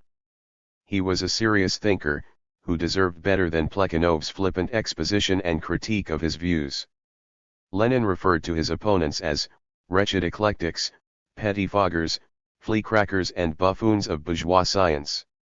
As to their ideas, quasi-scientific tomfoolery, conciliatory quackery, pitiful sophistries, ancient trash. Lenin rejected the fundamental premises common to these various thinkers. Empirio-criticism, empirio-monism, empirio-symbolism, energeticism, etc., were among the thousands of shades of varieties of philosophical idealism, always with another on the way. There was some justification for this. Lenin preferred to keep a sense of perspective and to focus on the underlying presuppositions. The scope of his research, shown in all of his philosophical works, especially materialism and empirio-criticism, was extensive and impressive, enough to show that he was aware of most of the differences between the varieties of philosophical thought. His standards of scholarship often left something to be desired. His assertion that Marx and Engels scores of times termed their philosophy dialectical materialism, was untrue. His references to Koski, Mering, and Lafargue reflected misapprehensions as to their views. But he was well acquainted with the literature relating to the philosophical discussion of the natural sciences at this time. Lenin saw Marx and Engels as of one mind in philosophical matters and challenged the assertions of the Russian Machist Viktor Chernov to the contrary. Chernov was one of the earliest to counterpose Marx to Engels and to accuse Engels of a crude, naive, and dogmatic materialism, while exonerating Marx. This is an unsatisfactory formulation, but highlights the problem of giving a definition of the primary category in a monistic philosophy, as well as the necessity of openness to new research in the natural sciences. It should be possible to acknowledge the comprehensiveness and flexibility of the concept, while accounting for its specificity vis-a-vis other possible primary categories giving rise to alternative monistic philosophies. For instance, materiality, as the basis of philosophical materialism, is intrinsically bound up with spatiality, temporality, motion, etc., in contrast to spirituality insofar as it forms the basis of philosophical idealism. In practice, Lenin operated with a more complex and specific concept of matter than that expressed in his stated definition. This is clearest in passages where he contrasted materialism with idealism and in his arguments against Ostwald's energeticism. Lenin, in contrast to Ostwald, who held there could be motion without matter, held that there could be no motion without matter and no matter without motion. Engels had earlier argued that it was in the essence of matter to be in motion, and hence in Engels's thought, too, there was a more complex implicit definition of matter than the one explicitly stated. Another problem with Lenin's definition of matter, as given, was that it left no way of distinguishing ontological materialism and epistemological realism. These do need to be distinguished. Lenin made much of the fact that the naive realism of everyday life formed the basis of the materialist theory of knowledge. There is a point in this line of argument, but it is dangerous to carry it too far. An exaggerated emphasis on common sense can become reactionary in a period when science is leading further and further away from the world of common sense. Engels warned against this even before science had begun to move so dramatically in this direction. Lenin was aware of this danger as well, although there are passages where it certainly did not show. The Black Hundreds were monarchist gangs formed by the Tsarist police to combat the revolutionary movement. They murdered revolutionaries, assaulted progressive intellectuals, and organized pogroms against the Jews. This term is being used in the historical descriptive sense for those who have defined themselves as being to the left of the communist parties. An assessment of the subsequent development of Soviet science, under the impact of Lenin's philosophy of science, is, however, a matter for later chapters. Chapter 4, The October Revolution, Marxism in Power.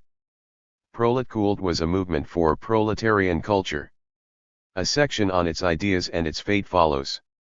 Mercifully reduced to Timiryazev Institute in all but the most formal references to it. There were, for example, the Society of Materialist Biologists, the Society of Materialist Physicians, and the Society of Materialist Physicists and Mathematicians, organized under the Section for the Natural and Exact Sciences of the Communist Academy. Pagodin's famous play Kremlin Chimes, still performed in Moscow, shows the authorities coming for a famous engineer. Instead of being under arrest, as he expected, he is brought to Lenin, who enthusiastically explains his plans for the electrification of Russia and invites him to put his skills to work in achieving this great task. Stephen Cohen has described the Institute of Red Professors as a milieu combining aspects of a university, a political salon, and a monastery. In its early years it reflected the personality of Bukharin, an aura of Bohemia come to power. Techtology has been seen as a forerunner of later systems of thought, such as cybernetics and general systems theory. Bogdanov saw ideologies as forms of social bonding, organizing a certain content and determined by modes of production. Psychophysical dualism, for example, was the reflection of authoritarian labor relations in the realm of abstract thought. The active, organizing and authoritarian element of production was transformed into soul, while the passive, submissive and executing element was body. On this perhaps Schaff has spoken too soon, as there are signs these days of a revival of certain ideas associated with proletkult in certain sections of the radical science movement. At this time, the campaign was in full swing. The League of Militant Atheists was set up in 1925 under the leadership of Yaroslavsky. Its journal, The Anti-Religionist, was decidedly Mechanist in tendency. M.B.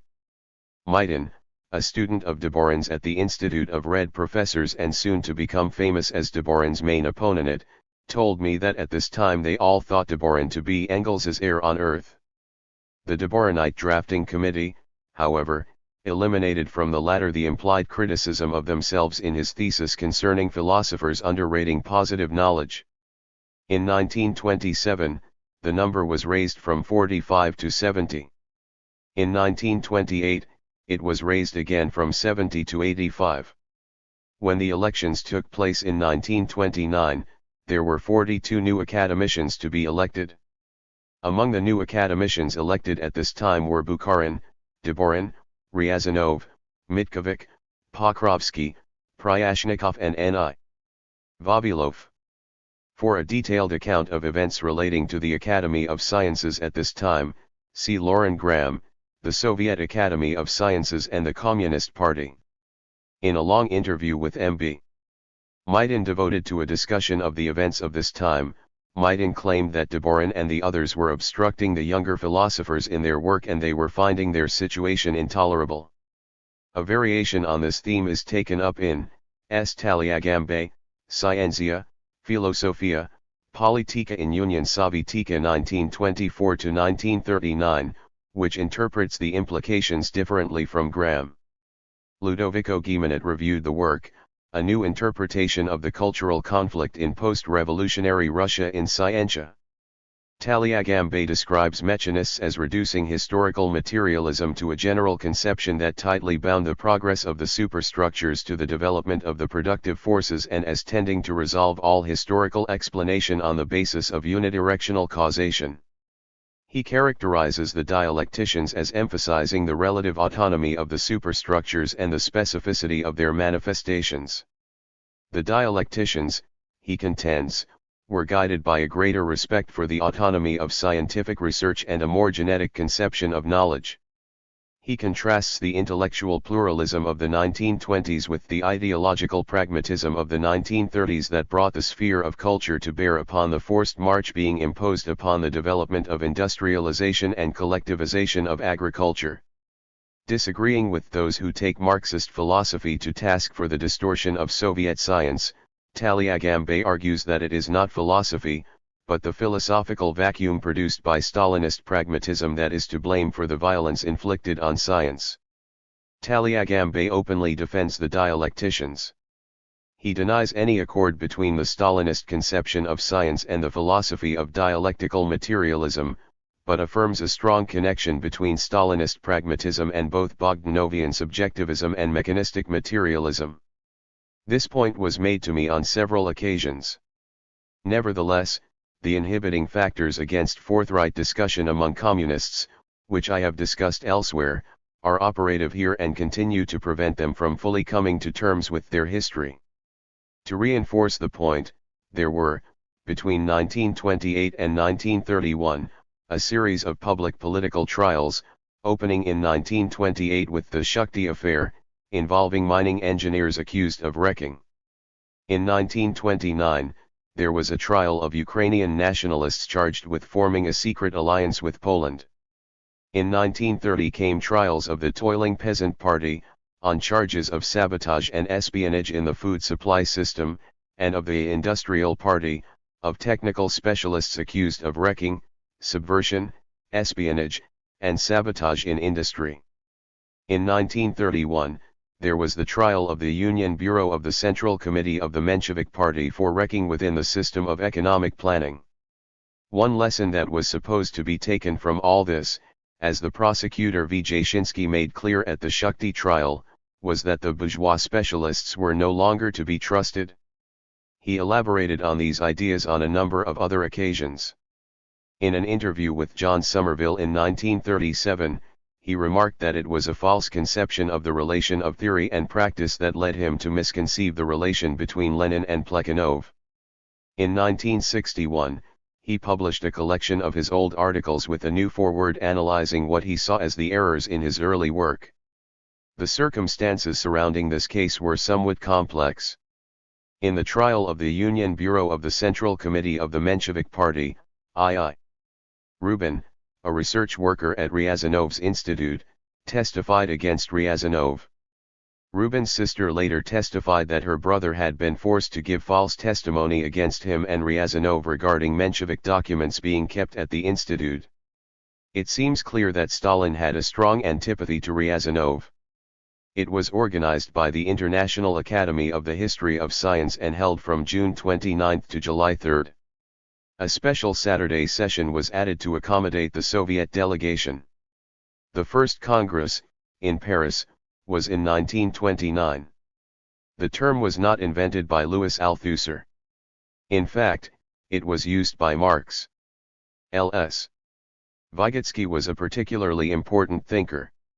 He believed that psychology was in crisis and he attributed this to the division of psychology between two approaches, an atomistic approach, reducing all to the study of elementary processes, such as conditioned reflexes, and a phenomenological approach, describing complex processes in subjective, impressionistic terms, but offering no explanation of them. Both, he argued, were based on Cartesian dualism.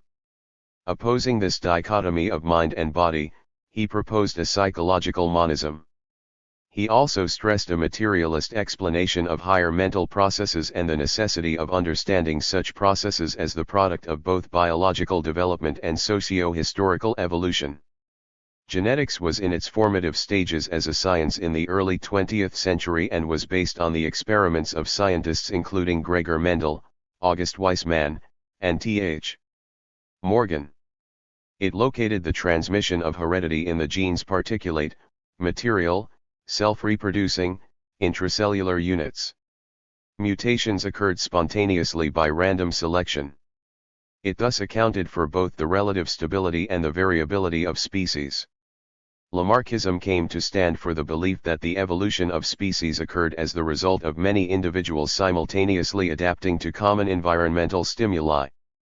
There was a tension between genetics and evolution early in the century, as genetics seemed to emphasize stability at the expense of development.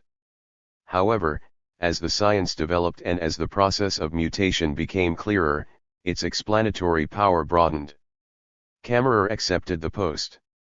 However, returning to Vienna for his books and equipment, he was confronted with evidence of fraud in one of his crucial experiments, and shot himself. Cf.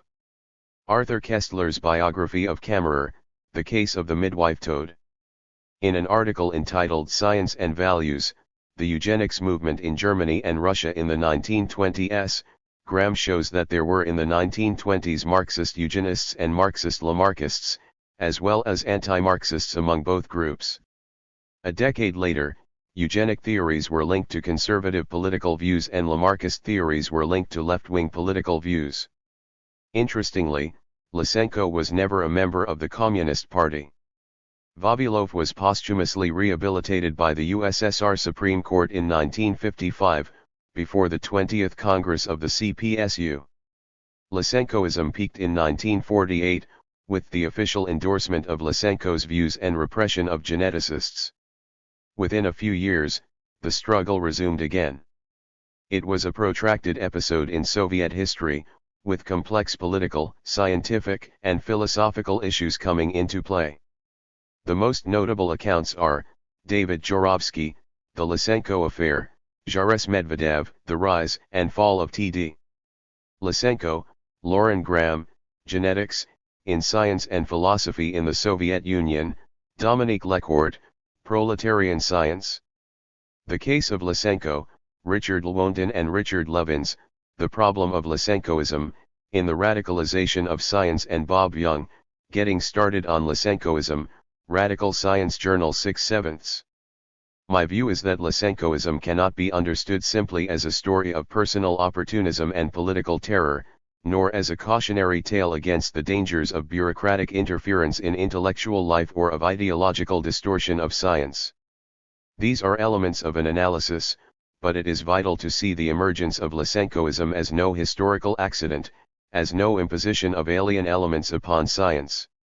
It must be understood against the background of the tasks of cultural revolution, the drive to create a socialist intelligentsia, the push to transform every sphere of life and thought in a new social order.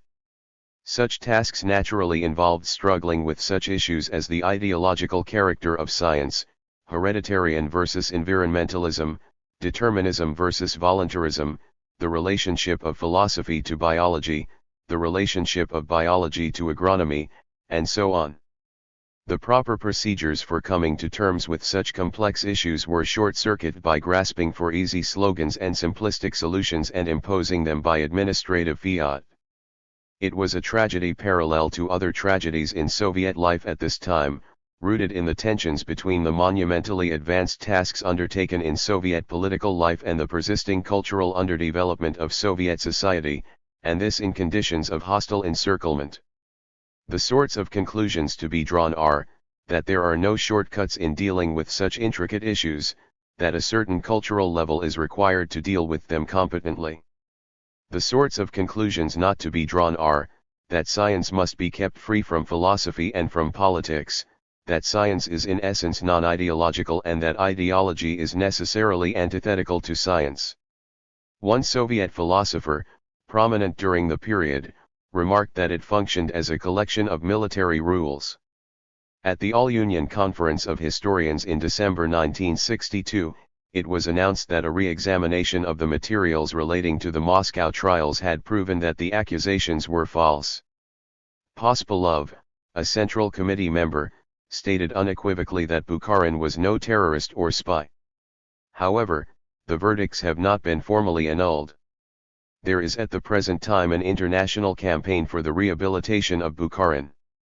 To this day, such publications as the large Soviet Encyclopedia, and the Dictionary of Philosophy, carry no entries on Bukharin.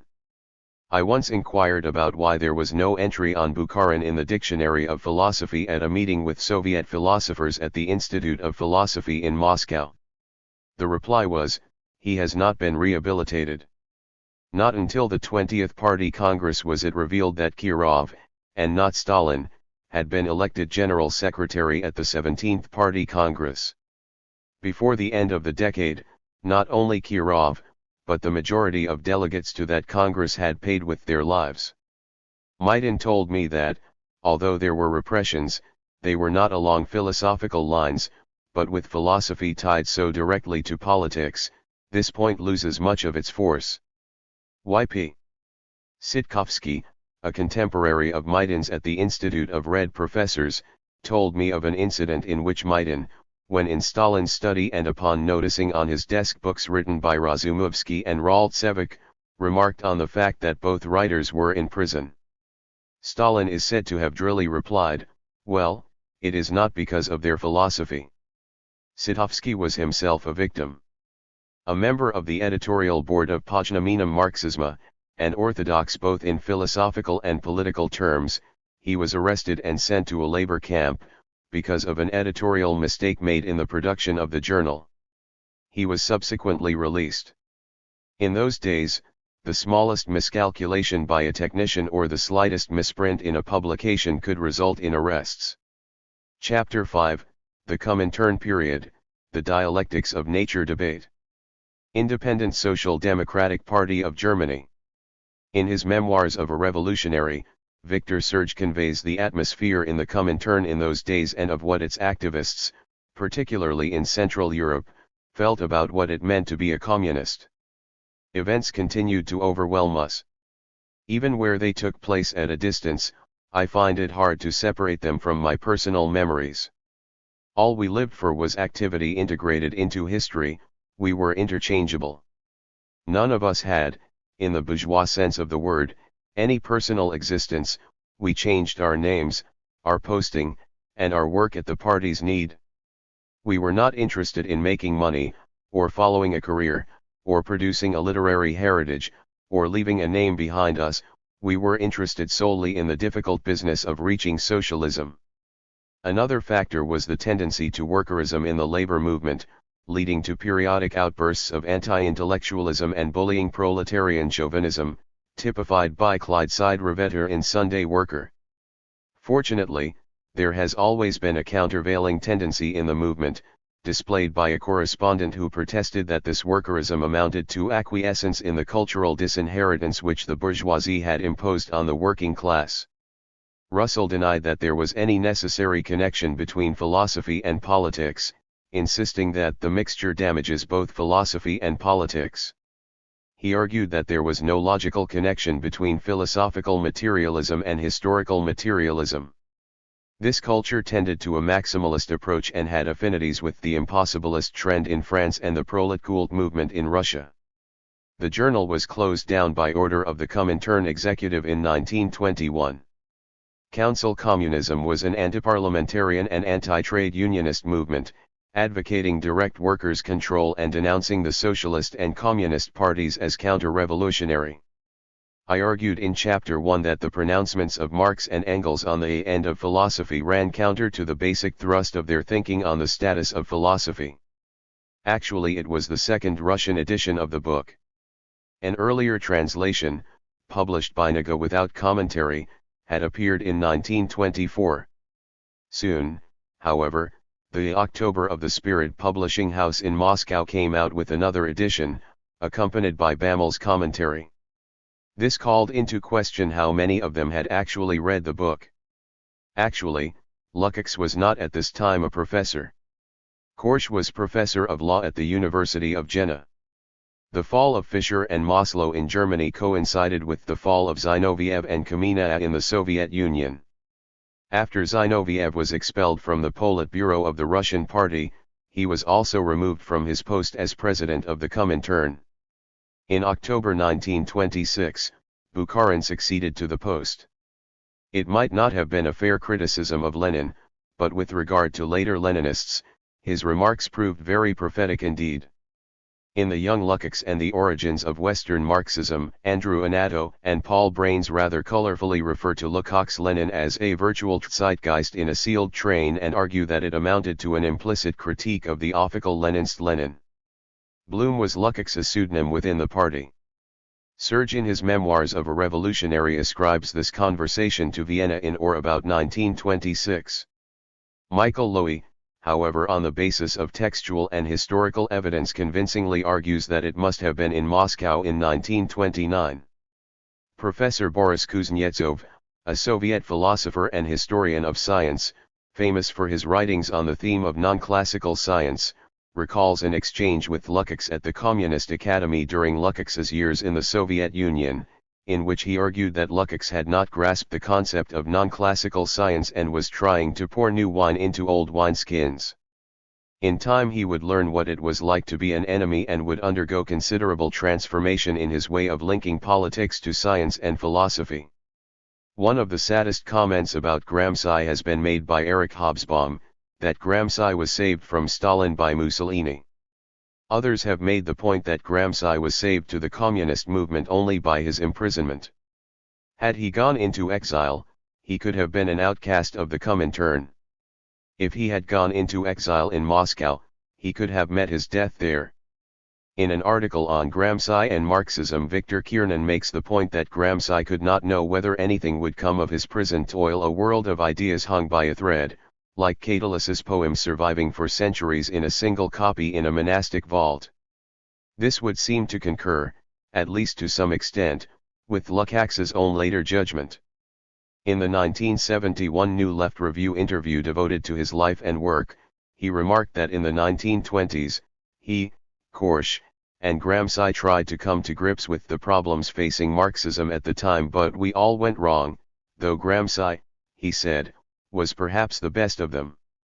Laplace believed that if a calculator were supplied with the position and speed of all the particles in the universe, it could predict the entire future with utter exactitude. The Association of Scientific Workers was a trade union, successor to the National Union of Scientific Workers founded in 1918. The A.SCW. Later amalgamated to form ISMS and then MSF and eventually Unite. The same Palmatude, in an article Intellectuals and Communism, wrote, "First and foremost, he should forget that he is an intellectual." It is interesting to note that workerist anti-intellectualism didn't always come from the honest worker. It came from demagogic party leaders, themselves intellectuals, like Zinoviev and Palmatude, when it suited their purposes. Bernal was a member of the CPGB only until 1933. After that, it was thought best for him to pursue his broad work outside the party. Whatever the reason, his lack of a party card was only a technicality. He was in every way a communist and not a fellow traveler. Regarding Oparin's intellectual development, Jorovsky holds that he was a 19th-century mechanistic materialist, who later professed dialectical materialism only as a result of political pressure. Graham argues that his shift from his earlier reductionism and his commitment to dialectical materialism was genuine, the evidence being not only in his frequent statements favoring dialectical materialism, but more importantly in the fact that the very method of analysis in his publications was permeated with an assumption of a process philosophy and a concept of differing dialectical levels of regularities in nature. He saw life as a special form of the movement of matter, which arose as a new quality at a definite stage in the historical development of matter. Graham sees Oparin's materialism developing in parallel with the philosophical development of Soviet society and interprets the significance of his discoveries in this context. Russian communism of the 1920s provided the kind of atmosphere in which the posing of a materialist answer to the question "what is life?" seemed entirely natural. An interesting, and extremely significant, postscript to the story came to my attention in a discussion on this matter with Lauren Graham in Cambridge, Massachusetts, September 29, 1979. In August 1971, Graham left the proofs of his book Science and Philosophy in the Soviet Union, in which he put forward the above interpretation of Oparin's intellectual development, with Oparin's office in Moscow. In an interview the next day, Oparin remarked to Graham that in reading the proofs he discovered things about himself that he had scarcely realized before, thus strongly confirming Graham's interpretation. His attitude would change quite dramatically in the post-war period. When Lysenkoism reached the peak of its influence in the world communist movement, Haldane's opposition became explicit and resolute. Russell wrote, "Hegelianism becomes bland and sensible in the writings of Caird and Bosanquet, and so does Marxism in the writings of Professor Levy.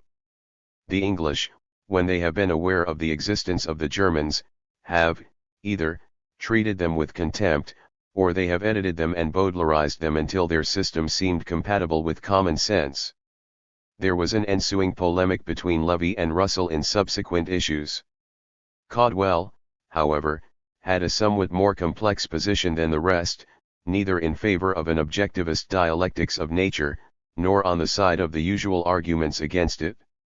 His distinctiveness vis-a-vis this question seems to have gone unnoticed both then and since. In Precourt was the popular colloquialism for referring to the Comintern publication International Press Correspondence. Caudwell was his mother's name. Levy received the manuscript from the hands of David Guest. I am indebted to Jean Duparc, whose doctorat d'état thesis at the University of Paris was on Caudwell, for this information.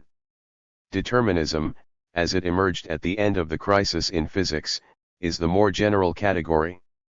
Within it, he distinguished between causality and probabilistic determinism on the one hand and strict Laplacian predeterminism on the other. Caudwell did, however, make reference to a promising young biologist driven to fraud and suicide over the problem of transmission of acquired characteristics. He was obviously referring to the Austrian Lamarckist Paul Kammerer, who had been given a laboratory to conduct Lamarckist research at the Communist Academy in 1925 and committed suicide upon being confronted with evidence of fraud when he returned to Vienna to collect his books and instruments. Kammerer was at this time glorified as a martyr of science in the Soviet Union. They did not concede the charges of fraud, but Caudwell seemed not to be in any doubt about it. I wrote to the editor of Further Studies in a Dying Culture, Egil Rickword, inquiring about the reasons for the exclusion of the biology study and asking if the conflict between Caudwell's ideas and those of Lysenko was a factor, with the publication of Further Studies coinciding with the high tide of Lysenkoism in the world communist movement in 1948 to 1949.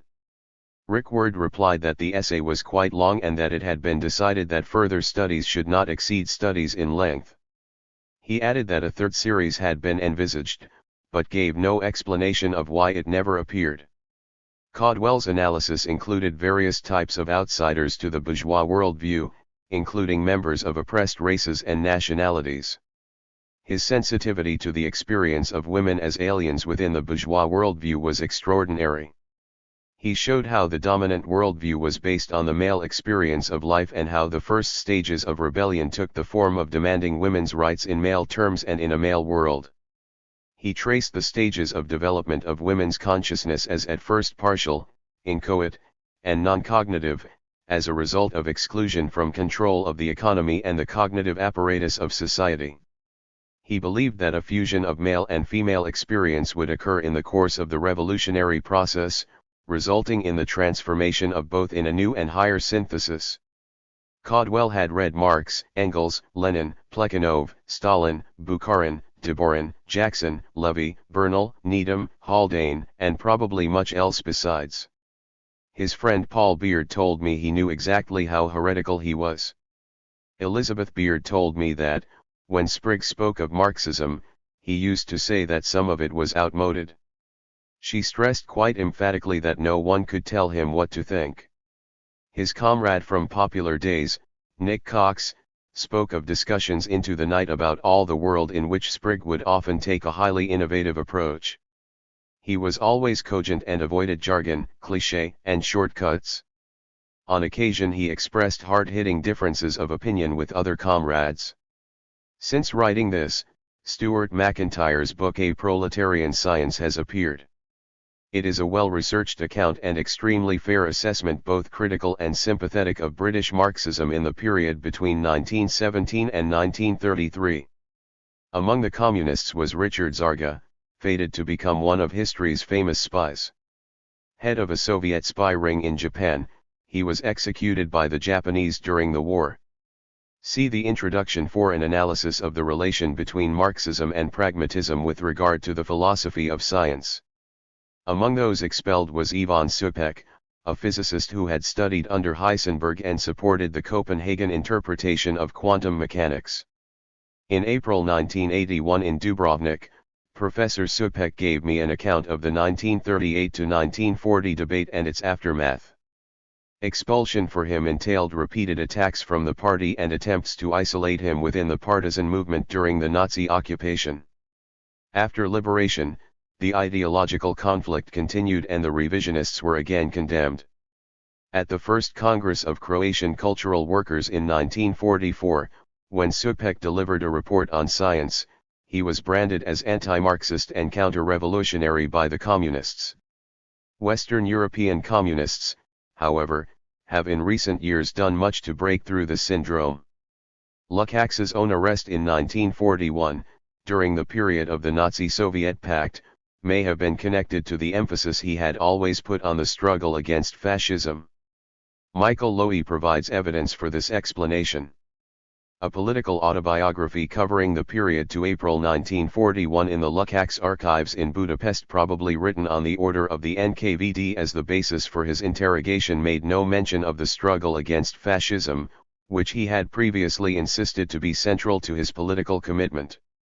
Afterward, Zdanovism refers to the post-war campaign bringing ideological analysis to bear upon the arts and sciences, named after Andrei Zdanov, a close associate of Stalin, who was the ideological spokesman of the Central Committee of the Communist Party of the Soviet Union.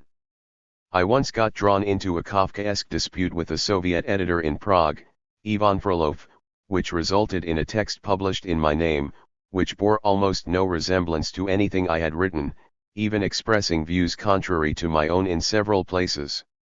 It was a violation of my intellectual and moral standards in procedures that had become routine in such institutions as World Marxist Review. It was part of a set of converging circumstances, which made me leave the Communist Party in 1979.